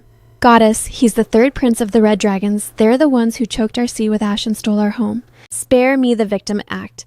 If your people hadn't poached our red dragon eggs, we wouldn't have scorched your waters. Tianhuang whispered, Ye Chen, the red dragon birth rate is abysmal. They guard those eggs with their lives. If they think the merfolk stole them, this is a blood feud. I see. She narrowed her eyes deep in thought. So, this whole war is over dragon eggs. Sia doesn't look like a common thief. This smells like a setup. The merfolk erupted in protest. Who stole your precious eggs? Stop capping. You just want us extinct and you're making up excuses. You red dragons are all talk and no bite. Ao Bing's aura flared, his voice dropping to a lethal growl. You absolute bottom feeders. Do you wish for death? Ye Chen rushed into the fray. Enough! This whole conflict could be one massive misunderstanding. Tianhuang shouted in alarm. Ye Chen, get back. Wait, is that actually a female? Ling Qiuhan smirked. Your Highness, that's Ye Chen. I intended to present her to you as a gift, but these fishmen snatched her away. It's a direct insult to the Red Dragon's authority, he thought to himself. Perfect. While I manipulate these idiots into slaughtering each other, I'll just wait for the bodies to pile up. Then Ling Qiuhan will claim everything. Ao Bing's expression soured. Is that the truth? The merfolk didn't just steal our legacy. They dared to touch a female intended for me. They're begging for extinction. Don't listen to a word Ling Qiuhan says. You're the third prince, right? Look, I was kidnapped by that snake. I already have a mate. Even if the merfolk weren't here, I'd never join the red dragons. A mate, that weakling from the alchemist tribe. It doesn't matter who claimed you first. I am a prince of the red dragons. My power and status dwarf that alchemist. Dump him and join my harem. Tianhuang's jaw tightened in a murderous rage. You think you're worthy? Tianhuang is 10 times the man you are? I'm never leaving him. Exactly. Give it a rest, you scaly brat. Can't you see I'm next in line? Even if she dumped him, I'm the obvious choice. Know your place. You filthy fish. You dare disrespect royalty. Die. Ao Bing summoned a torrent of dragonfire and unleashed a devastating strike. Sia roared, You calling me ugly? Look in a mirror, dragon breath. I'll drown you where you stand. The clash erupted fire against water in a violent explosion of steam. Boom boom, Tianhuang shielded Ye Chen. Stay behind me! The two factions collided in a chaotic all-out brawl. Ye Chen screamed over the noise. Stop this! Why can't we just talk like civilized beings? Ling Qiuhan frowned and whispered more poison into Ao Bing's ear. What is there to discuss? If these fish show zero respect to the third prince and keep provoking you, the red dragon's honor will be dragged through the dirt. Ling Qiuhan continued to stir the pot, desperate for a total massacre between the two tribes. This is getting out of hand. That snake definitely has a hidden agenda. You dare lay a hand on our chief. You red dragons are finished. We're ending your bloodline today. Ye Chen cried out. This has to stop. The merfolk are going to get slaughtered. Ye Chen, stay calm. I'll back Sia up. The dragons won't win this. Wait, they won't win. Hold on. I finally see what Ling Qiuhan is playing at. Tianhuang Ling Qiuhan is baiting them into a double KO so he can swoop in as the victor. He's playing both sides. Tianhuang looked confused. Huh? Ling Qiuhan gave up being a snake to be a bird, but orioles are weak. Ye Chen face-palmed. It's a metaphor. Anyway, I have a plan. We're going to make Ling Qiuhan believe that his little scheme actually worked. I want to see his true face. Here's the play. Tianhuang, go fight Ao Bing, but throw the match. Fake your death. Chew these herbs, they'll look like fresh blood when you spit them out. Do it when he's not looking. Copy that, Ye Chen, I'm on it. Watch me work. With a burst of speed, Tianhuang charged toward the duel between Sia and Ao Bing. Ye Chen glared at Ling Qiuhan, thinking, if Tianhuang and the merfolk can sell this performance, the fighting will stop. Then we'll see what that snake is really hiding. I hope this works. Back in the heat of battle. Ugly fish, I'm turning you into sushi today, burn. Ao Bing unleashed a massive wave of infernal fire. Sia smirked. Try me, dragon boy. Suddenly, a shockwave erupted as Tianhuang tore through Ao Bing's flames. Sia blinked in surprise. What are you doing, cat? This lizard thinks he can take my woman. I'm fuming. He's mine to handle. Step aside. Sia stood there, stunned. Wait, you actually shredded through dragonfire? You're actually a beast, aren't you? Ao Bing condensed a sphere of white-hot flame in his palm. Fine, let's settle who's truly worthy of her right now. Tianhuang gathered his primal energy and countered, then it's definitely going to be me. Instantly, the two blurred into a high-speed collision. Thud, thud, thud, thud. Sia watched from the sidelines, completely bewildered. They're just gonna duel like that, then what am I supposed to do? Suddenly, Yechen hissed, Sia, over here now. Huh? Goddess, but what? We're in the middle of a war with the dragons. Get to safety before you get caught in the crossfire. The war is over. Can you use your frequency to tell your tribe to play dead without the dragons noticing? I can. Our ultrasonic waves are silent to outsiders, but why the hell would we fake our deaths? It's not like we're losing to these lizards. Do you want the charcoal or not? If you want to save your sea, then do exactly as I say. Fine, I hear you. I'll signal the tribe immediately. Sia touched his temples, sending out silent ripples of sound. Disengage the dragons. Everyone hit the deck and played dead. The chief's orders, we're faking it. Meanwhile, Tianhuang and Aobing's duel reached a fever pitch. A massive explosion sent Aobing sliding back. You alchemist trash. I'll admit you've got power, but I will never yield. Then show me what you've got. Tianhuang thought to himself, this is the moment. Time to take a dive. Right then, a berserk Aobing lunged forward. Die! He grit his teeth, thinking, this lion is a monster. I've burned through every ultimate move and still can't break him. He'll surely parry this next strike, but even if I fall, I'll go down with my warrior's pride intact. Tianhuang calmly raised his arm to intercept the incoming blow. Aobing's eyes widened in disbelief. He actually tanked that. But suddenly, Tianhuang's guard crumbled as he let out a guttural cry. Arg! He thought frantically. Quick, swallow those herbs, Yechen! Gave me, or the act is finished. Aobing stood paralyzed. Did my strike actually land? He waited for the debris to clear and gasped in absolute shock. What? Tianhuang hacked up a mouthful of crimson blood. I couldn't hold your power. It was too overwhelming. Damn it all. With those final words, Tianhuang let his limp body spiral into a freefall. Thud. This can't be how it ends. Ugh. Aobing stood frozen, unable to process the sight. He whispered to himself, did I actually win? Ling Qiuhan, however, narrowed his eyes in suspicion. Aobing took down Tianhuang that felt a little too convenient. The merfolk began wailing in staged agony. The red dragons are cracked. I'm fading. Gasp. Is our tribe doomed to extinction?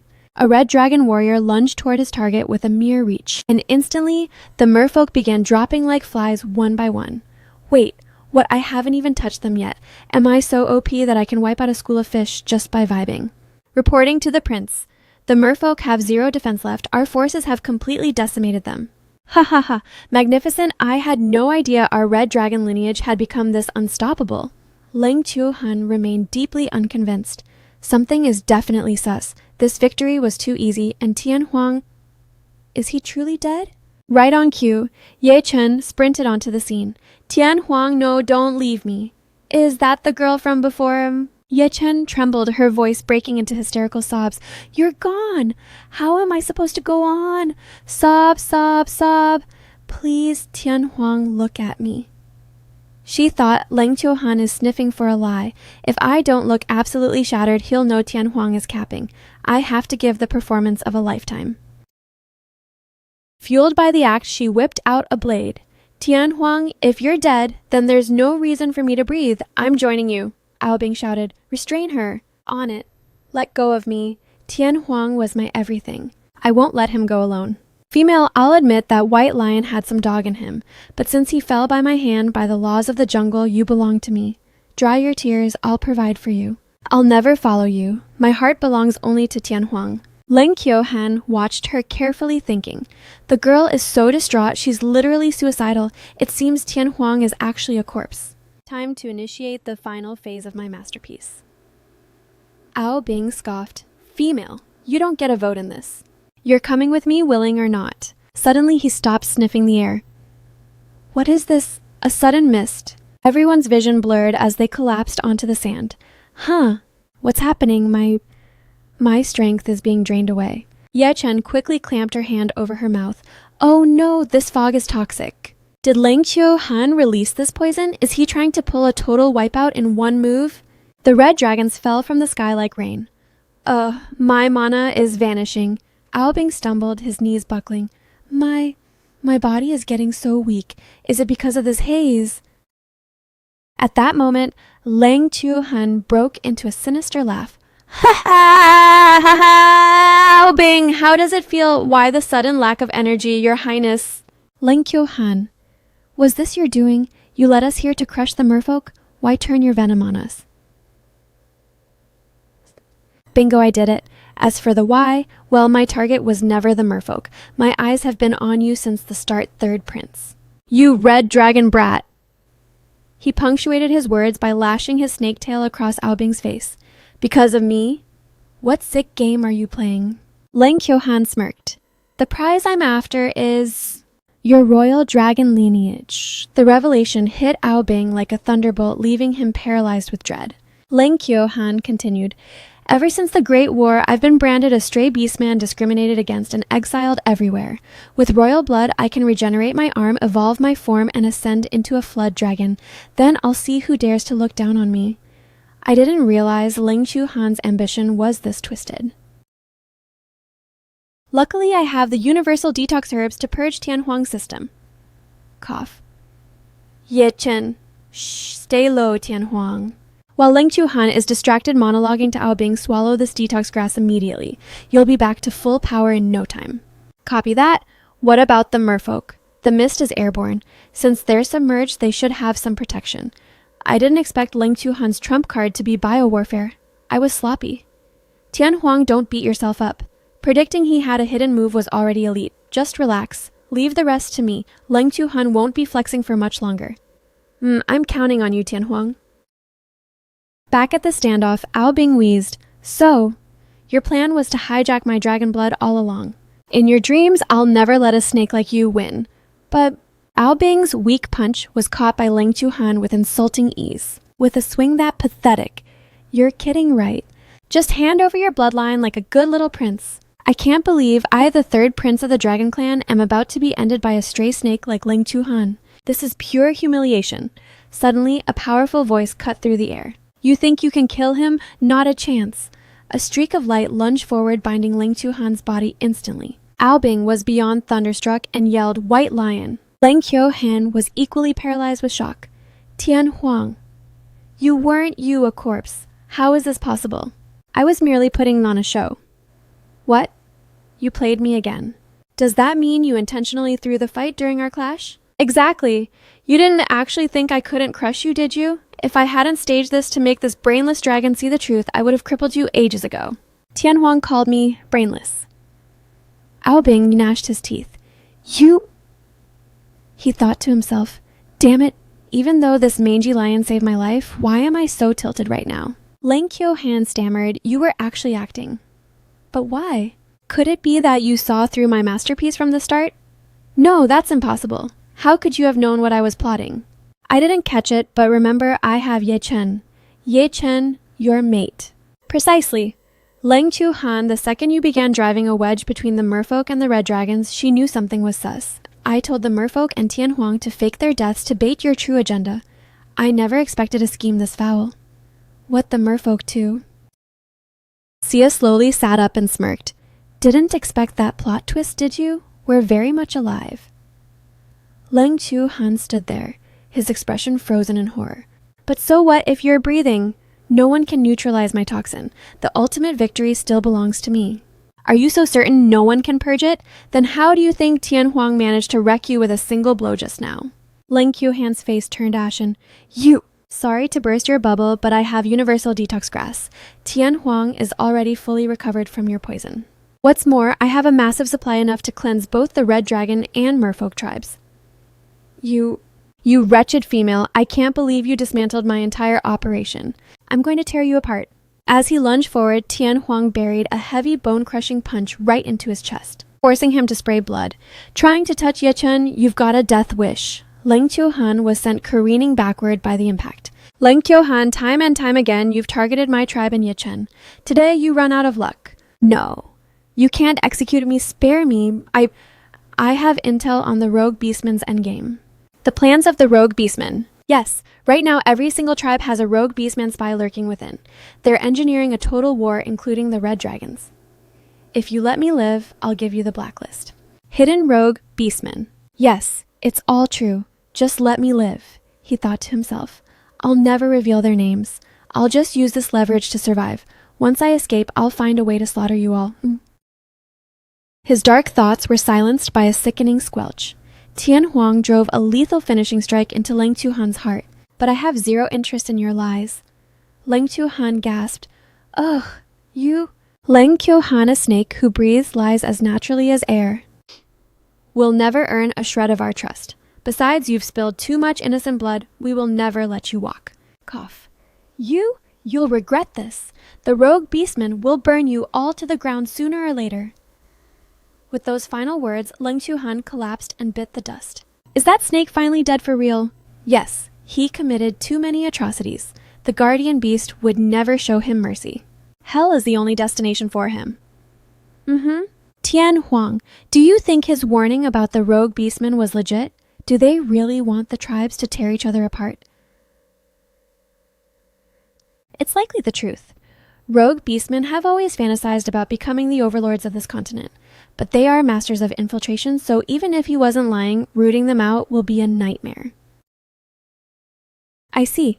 Then for now, our hands are tied. But it's fine. As long as I have you here, and since you're so OP, we don't have to fear any rogue beastmen. Always, Ye Chen. I'll be your absolute shield and won't let any beastman lay a finger on you. Her eyes shimmered as she whispered tenderly, Tian Huang? Cough. Aobing suddenly spoke up weakly. Goddess. Cough, can you save the simping for later? My poison is still killing me. Can you prioritize me first, Cough? Ye Chen whirled around, suddenly remembering. Oh, my bad. Totally slipped my mind, I forgot you were there. Hurry up and swallow this detox grass. Then she turned toward the ocean and shouted, Sia, how's the situation on your end? Goddess, I'm holding up, but my kin have all been hit by the toxin. Both our tribes are in bad shape. If I divide my detox grass, it'll be stretched too thin. What's the play? Tian Huang suggested, Ye Chen, what if we incense the detox grass like we did the charcoal? Could the vapor neutralize the poison? A detox aerosol. That's brilliant.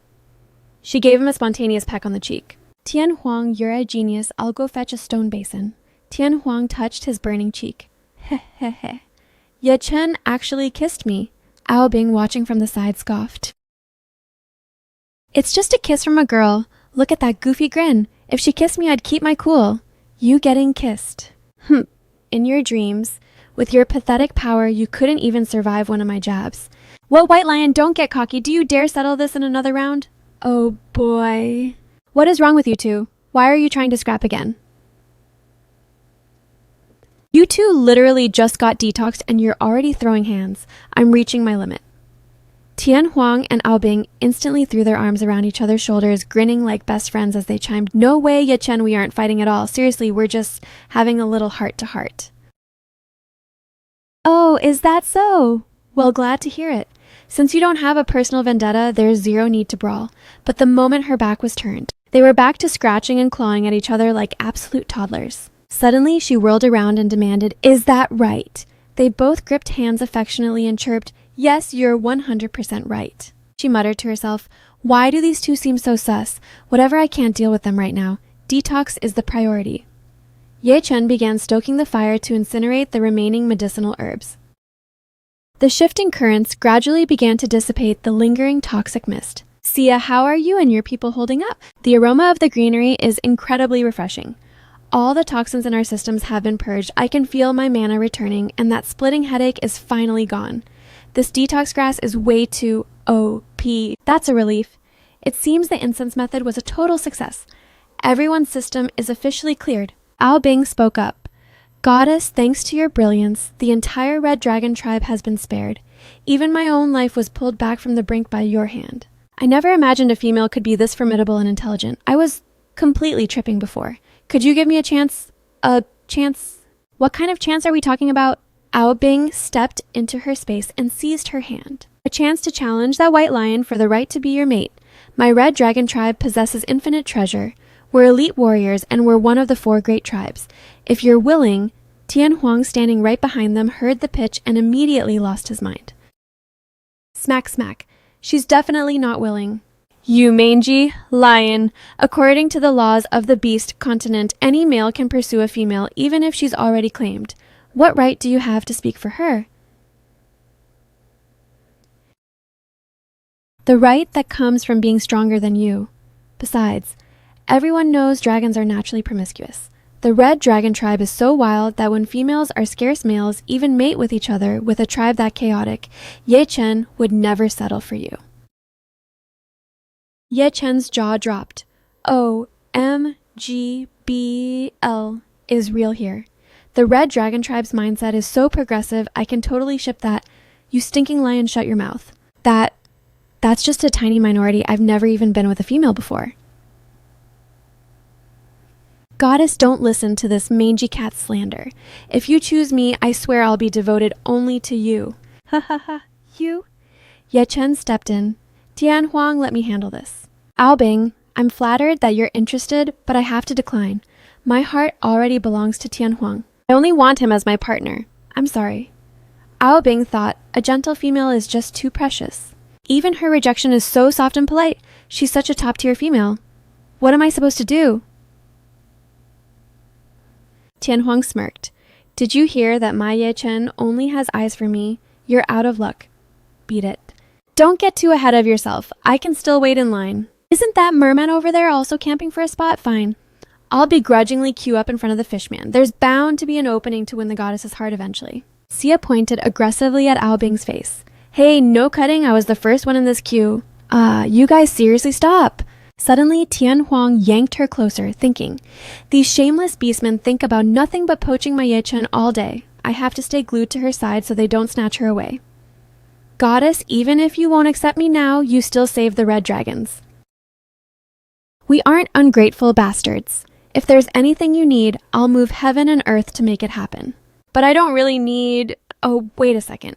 It seems you actually can be useful. Ao Bing rushed over. Just give the order. Your red dragon tribe has the gift of flight, and you can also breathe intense fire. Plus, you have immense physical power.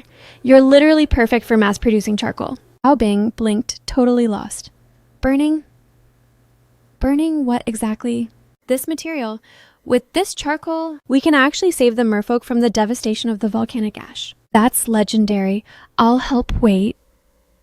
He suddenly froze.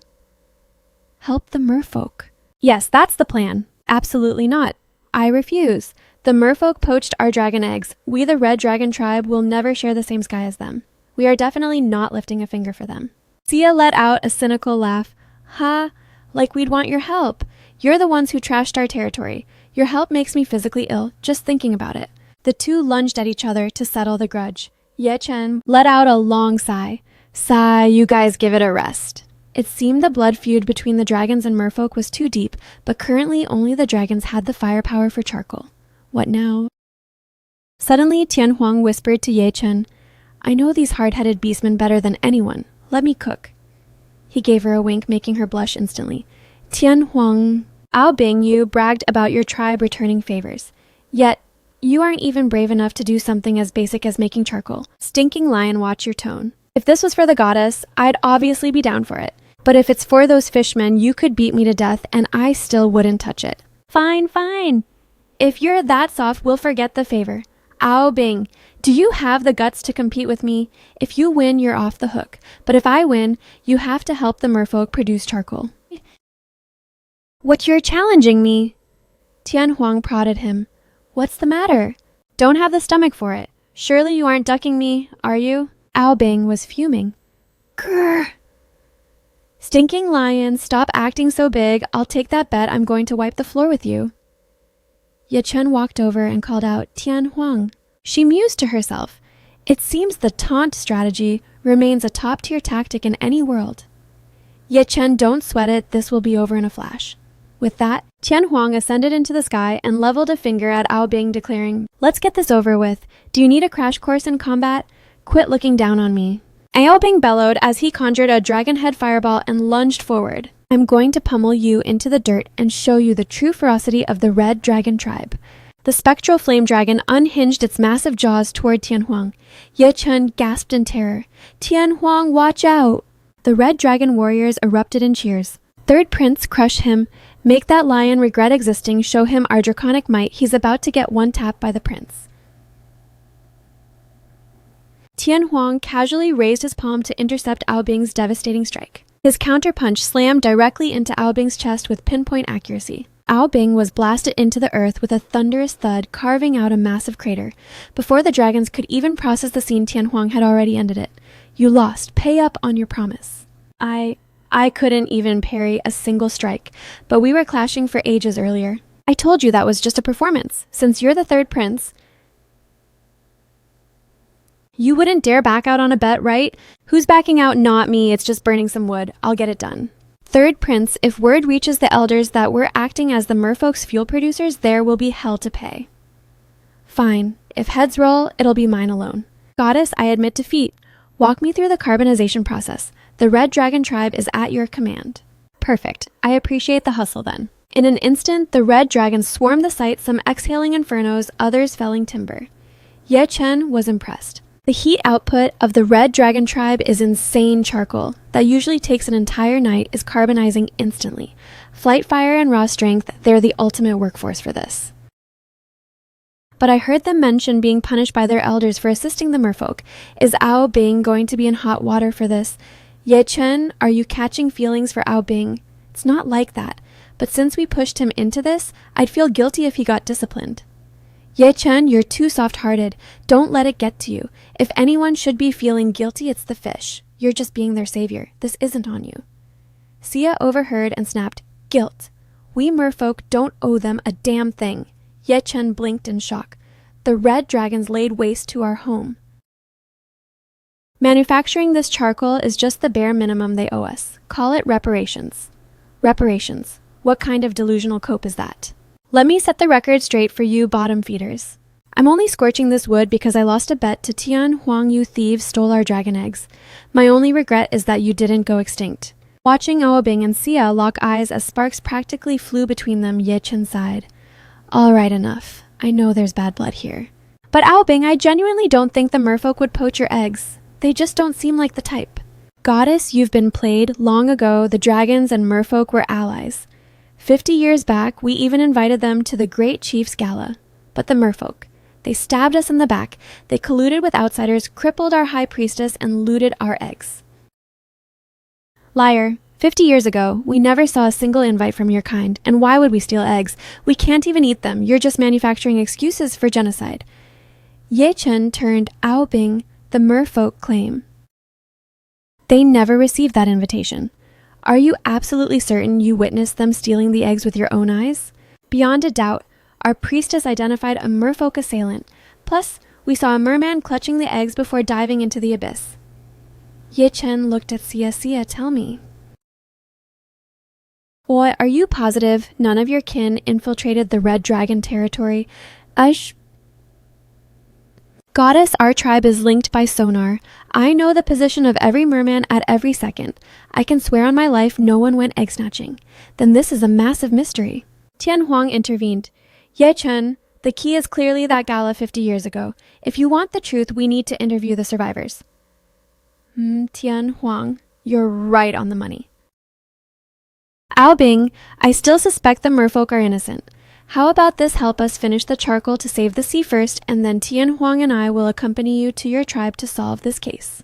Ao Bing grumbled. What's left to investigate? The facts are clear.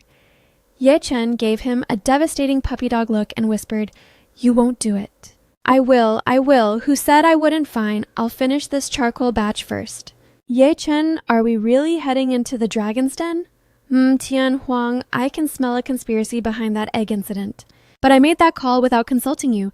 Tian Huang pulled her into a soft embrace and whispered, It's okay.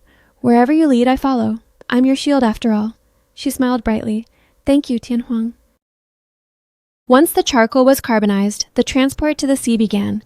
Ye Chen cheered, Let's go, team. She gave the signal, and massive blocks of charcoal were jettisoned into the ocean with a colossal splash. The merfolk divers gathered the pieces and stacked them into a natural filtration reef. It's working. The charcoal is absorbing the volcanic toxins. Unbelievable. This charcoal is actually scrubbing the sea. That girl is a straight up genius. Our home is saved.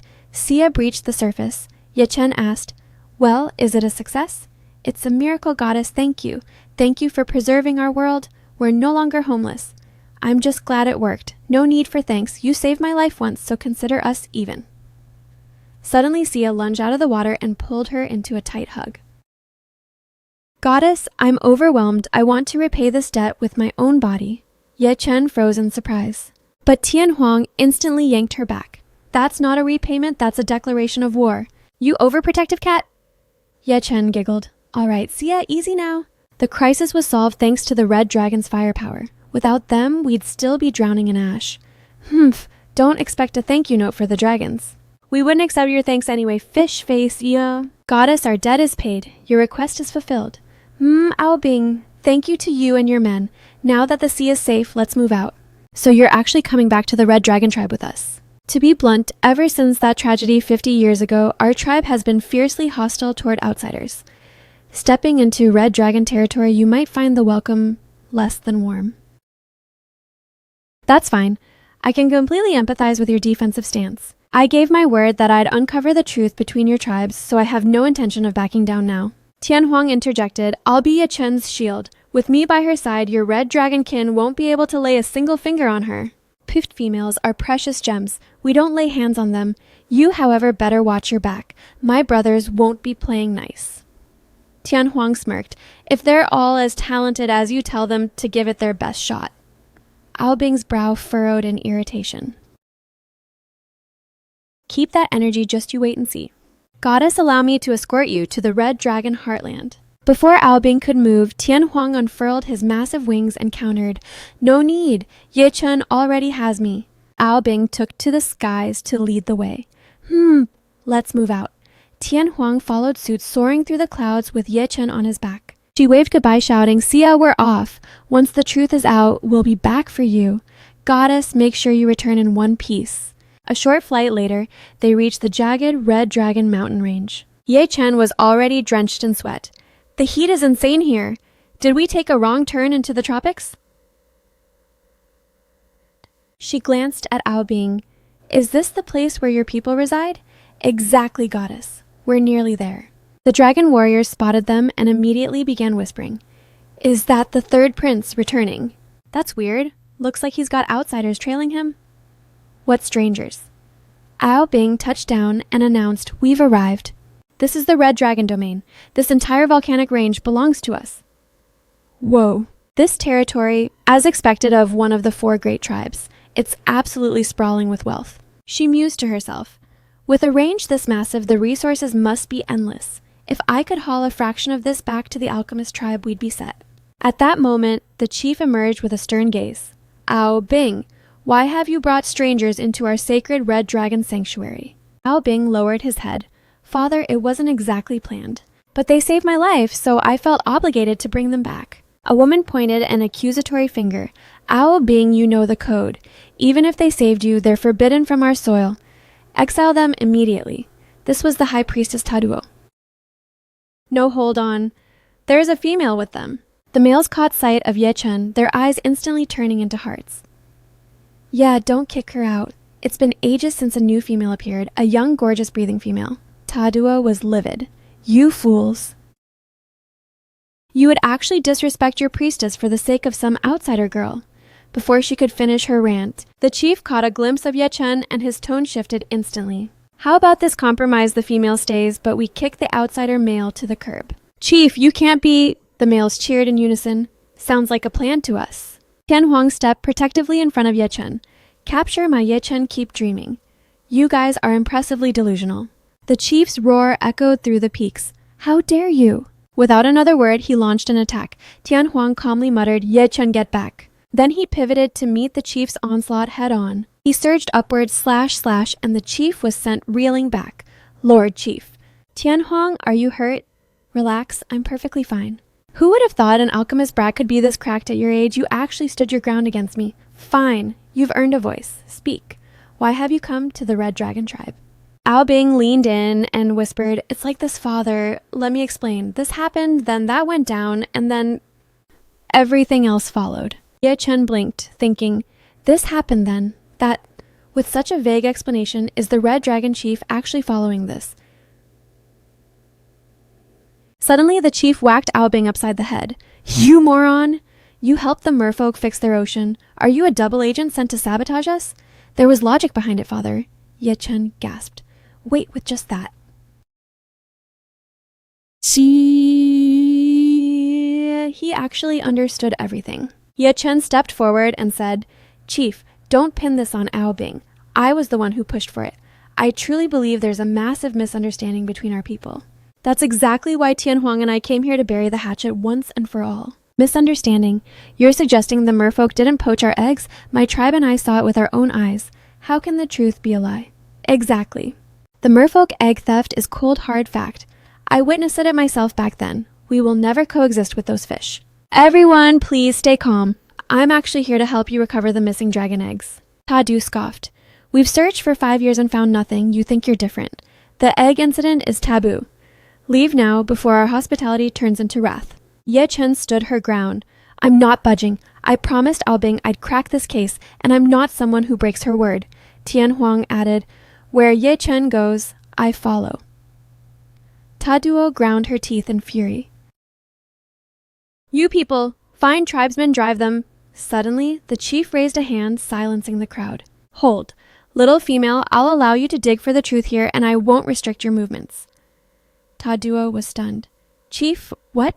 Ye Chen rushed forward, beaming with joy. "For real." The chief added with a chilling tone, "But should you fail to recover those eggs, you'll have to birth a new heir for our Red Dragon tribe yourself." Tian Huang's expression turned murderous.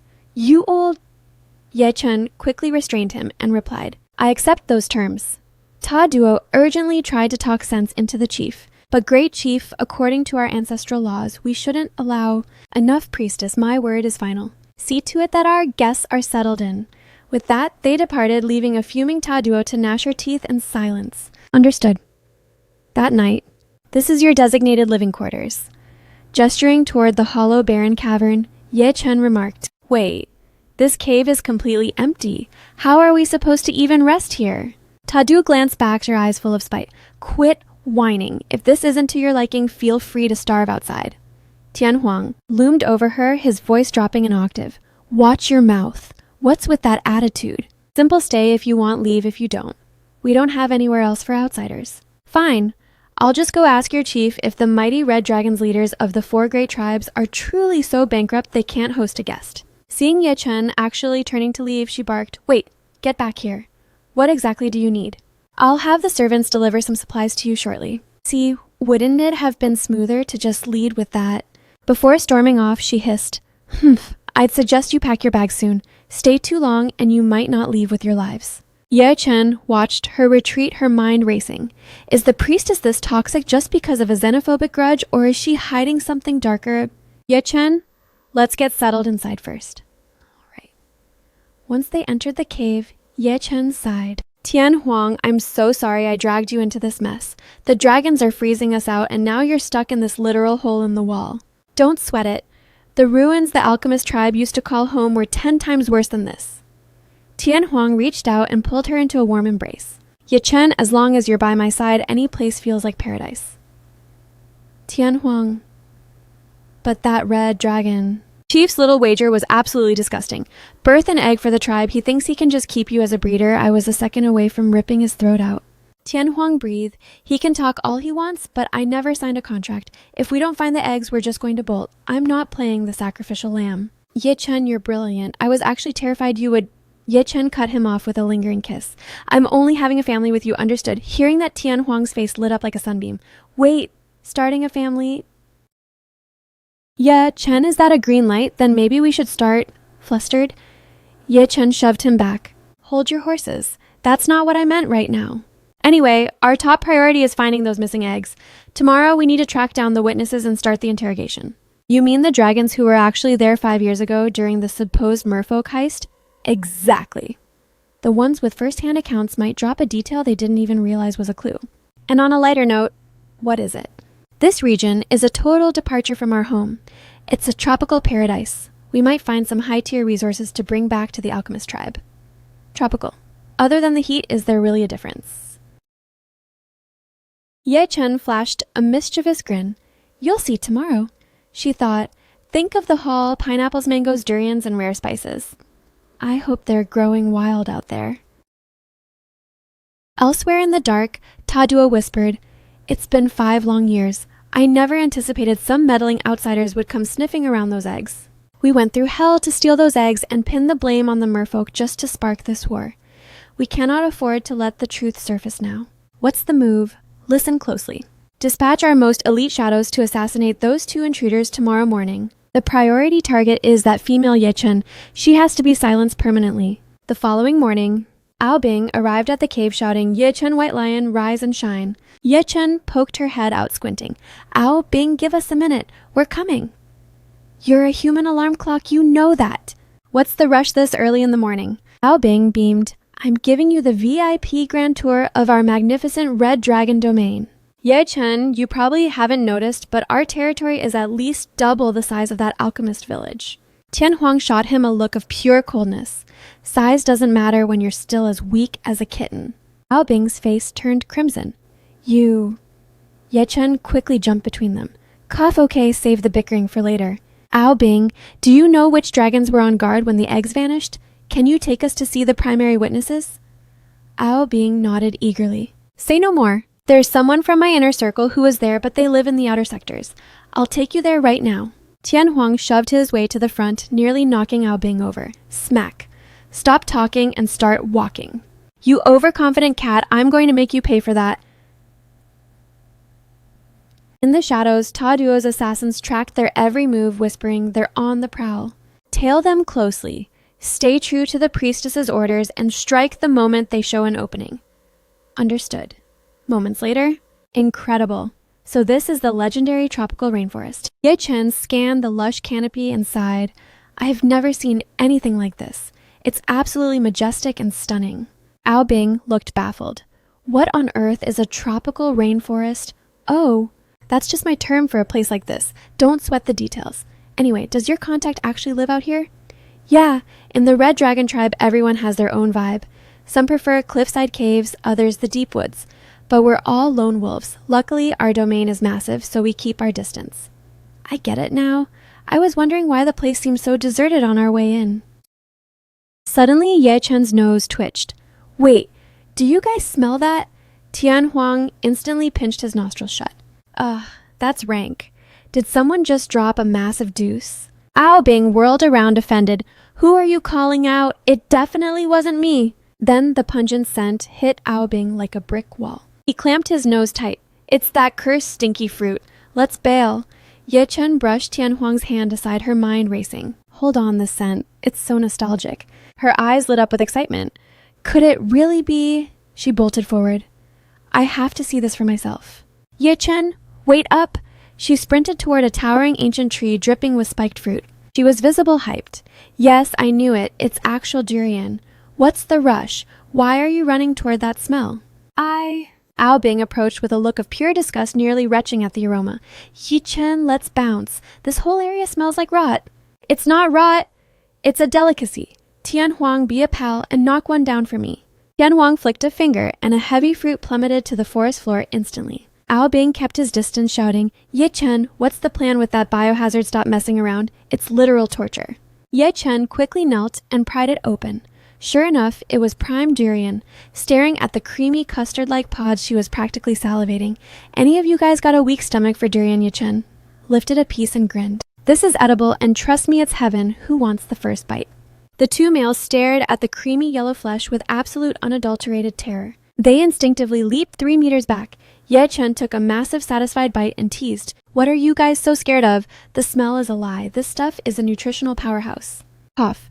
Ye Chen, quit trolling us. We have a mission to focus on.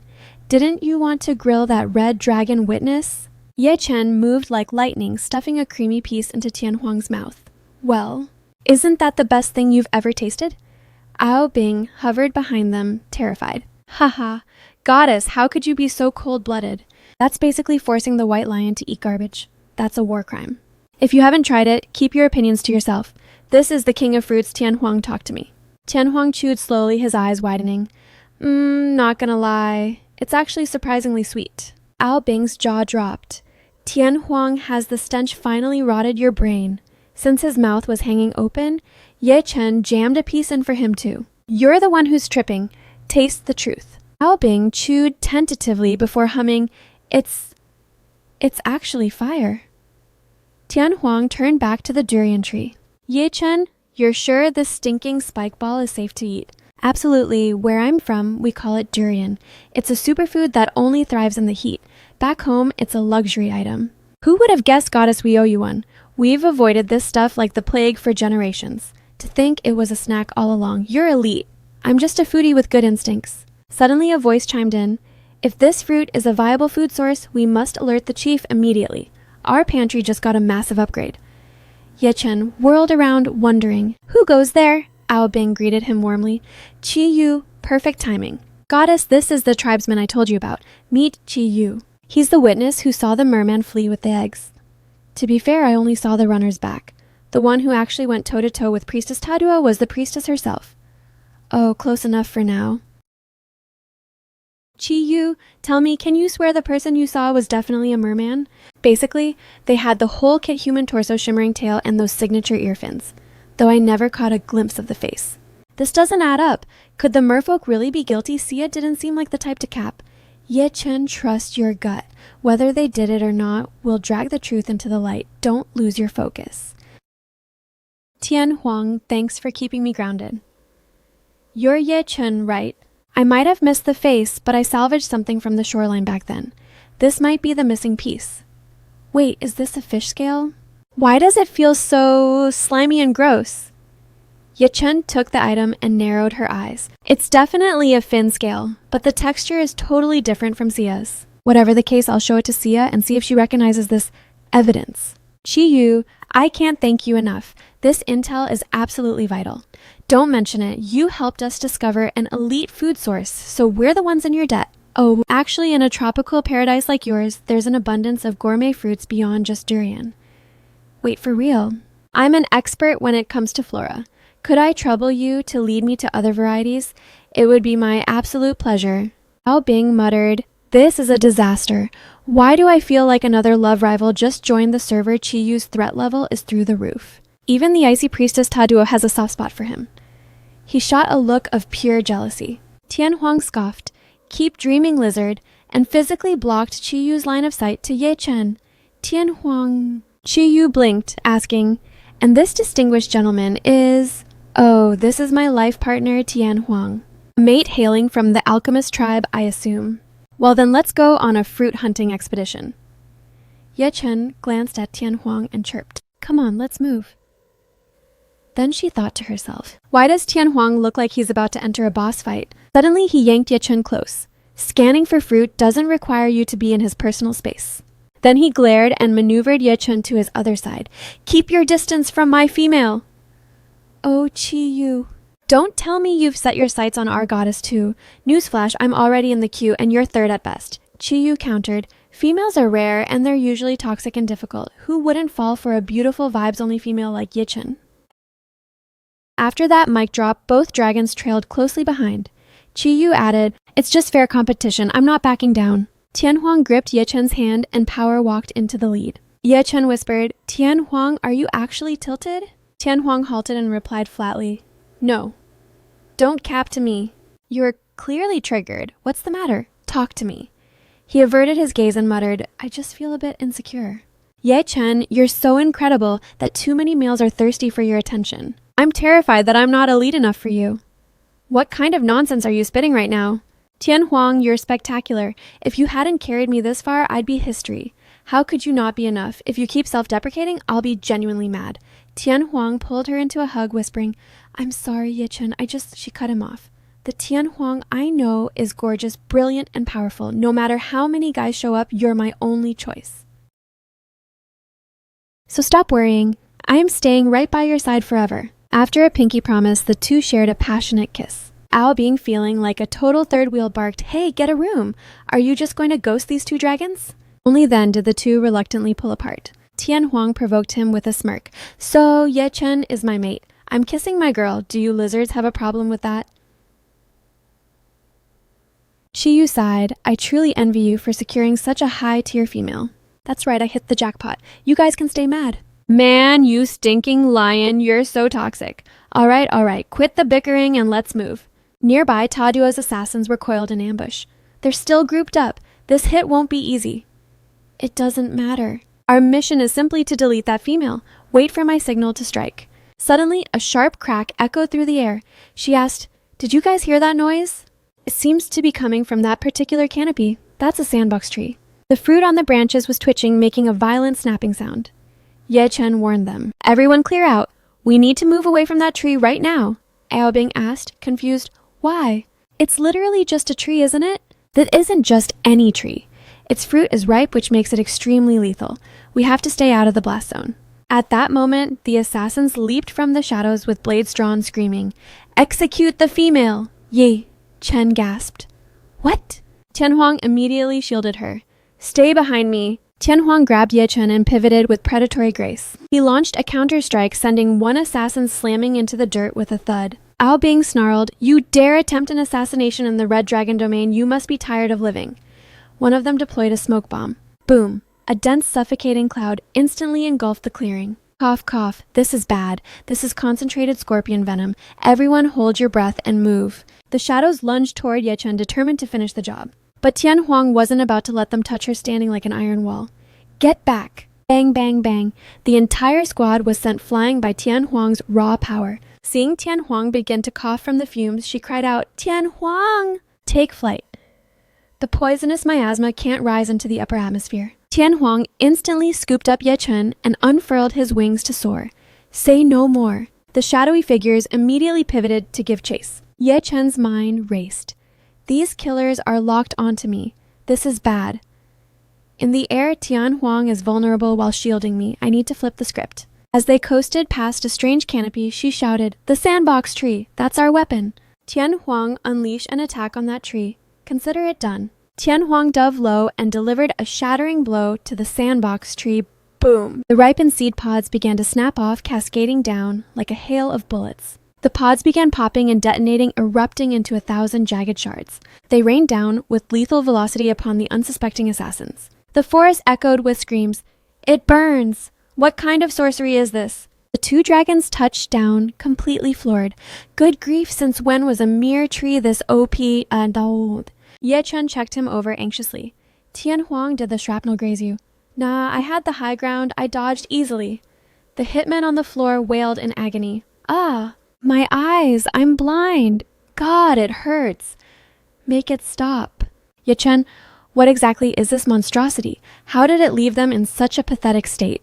She explained, it's a sandbox tree, nature's most dangerous biological weapon.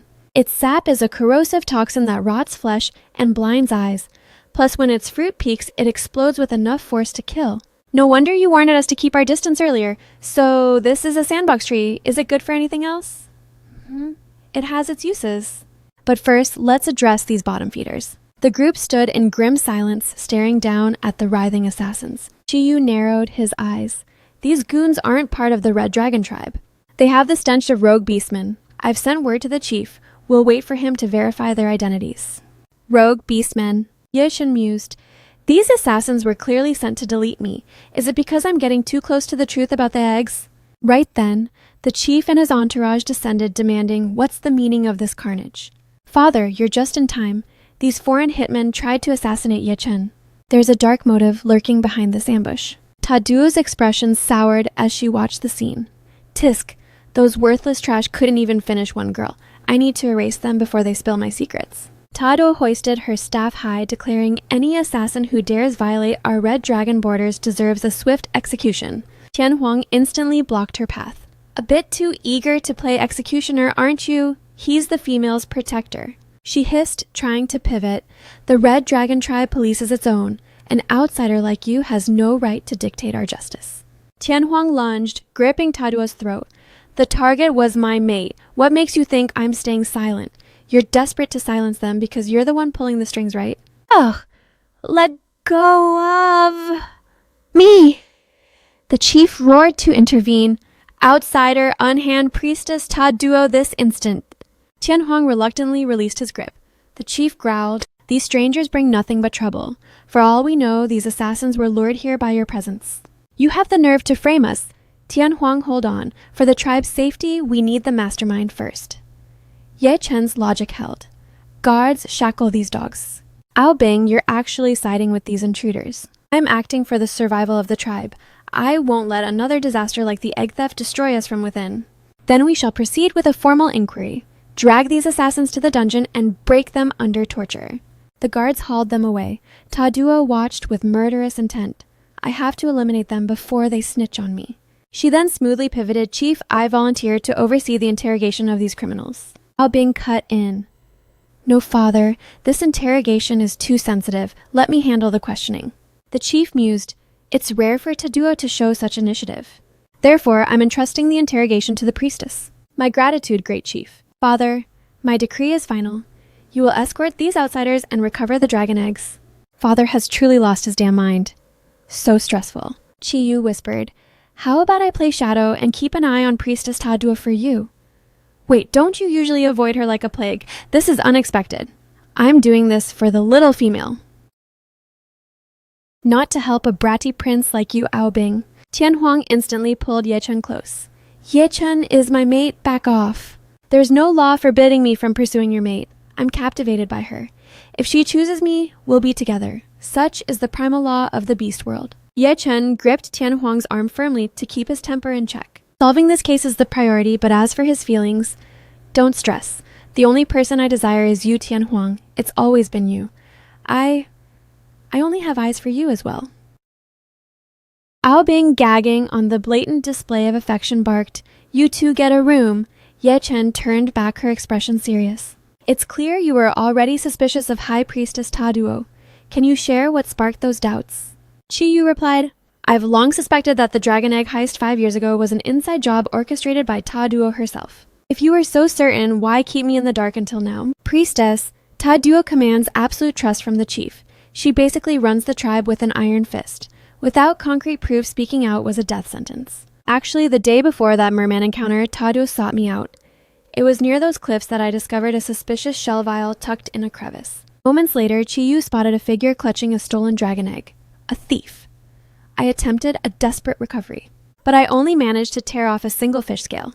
Ta Duo engaged him too, but her efforts were suspiciously ineffective at stopping his escape. Looking back, I'm convinced Ta Duo deliberately baited me to that coastline just to witness the merman, which means she needed a credible eyewitness to verify her fabricated story and clear her own name. Time is of the essence. You keep a shadow on the priestess, we're heading back to grill the merfolk." Sometime later, at the water's edge, "Goddess, you're back. I've been worried sick. So is the egg mystery finally solved." Ye Chen held up the scale. "This was found on the thief. Do you recognize it? This definitely didn't come from a merman." "See what makes you so certain. Look at the luster. Our scales possess a radiant prismatic glow.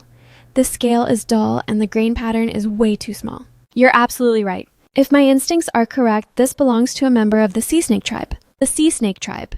Once they reach their half-human form, they're masters of disguise. They can mimic mermen perfectly." "Ao Bing, do you have any leads on where these sea snakes hide out?" "They launched a bloody invasion 6 centuries ago and were purged by a tribal alliance.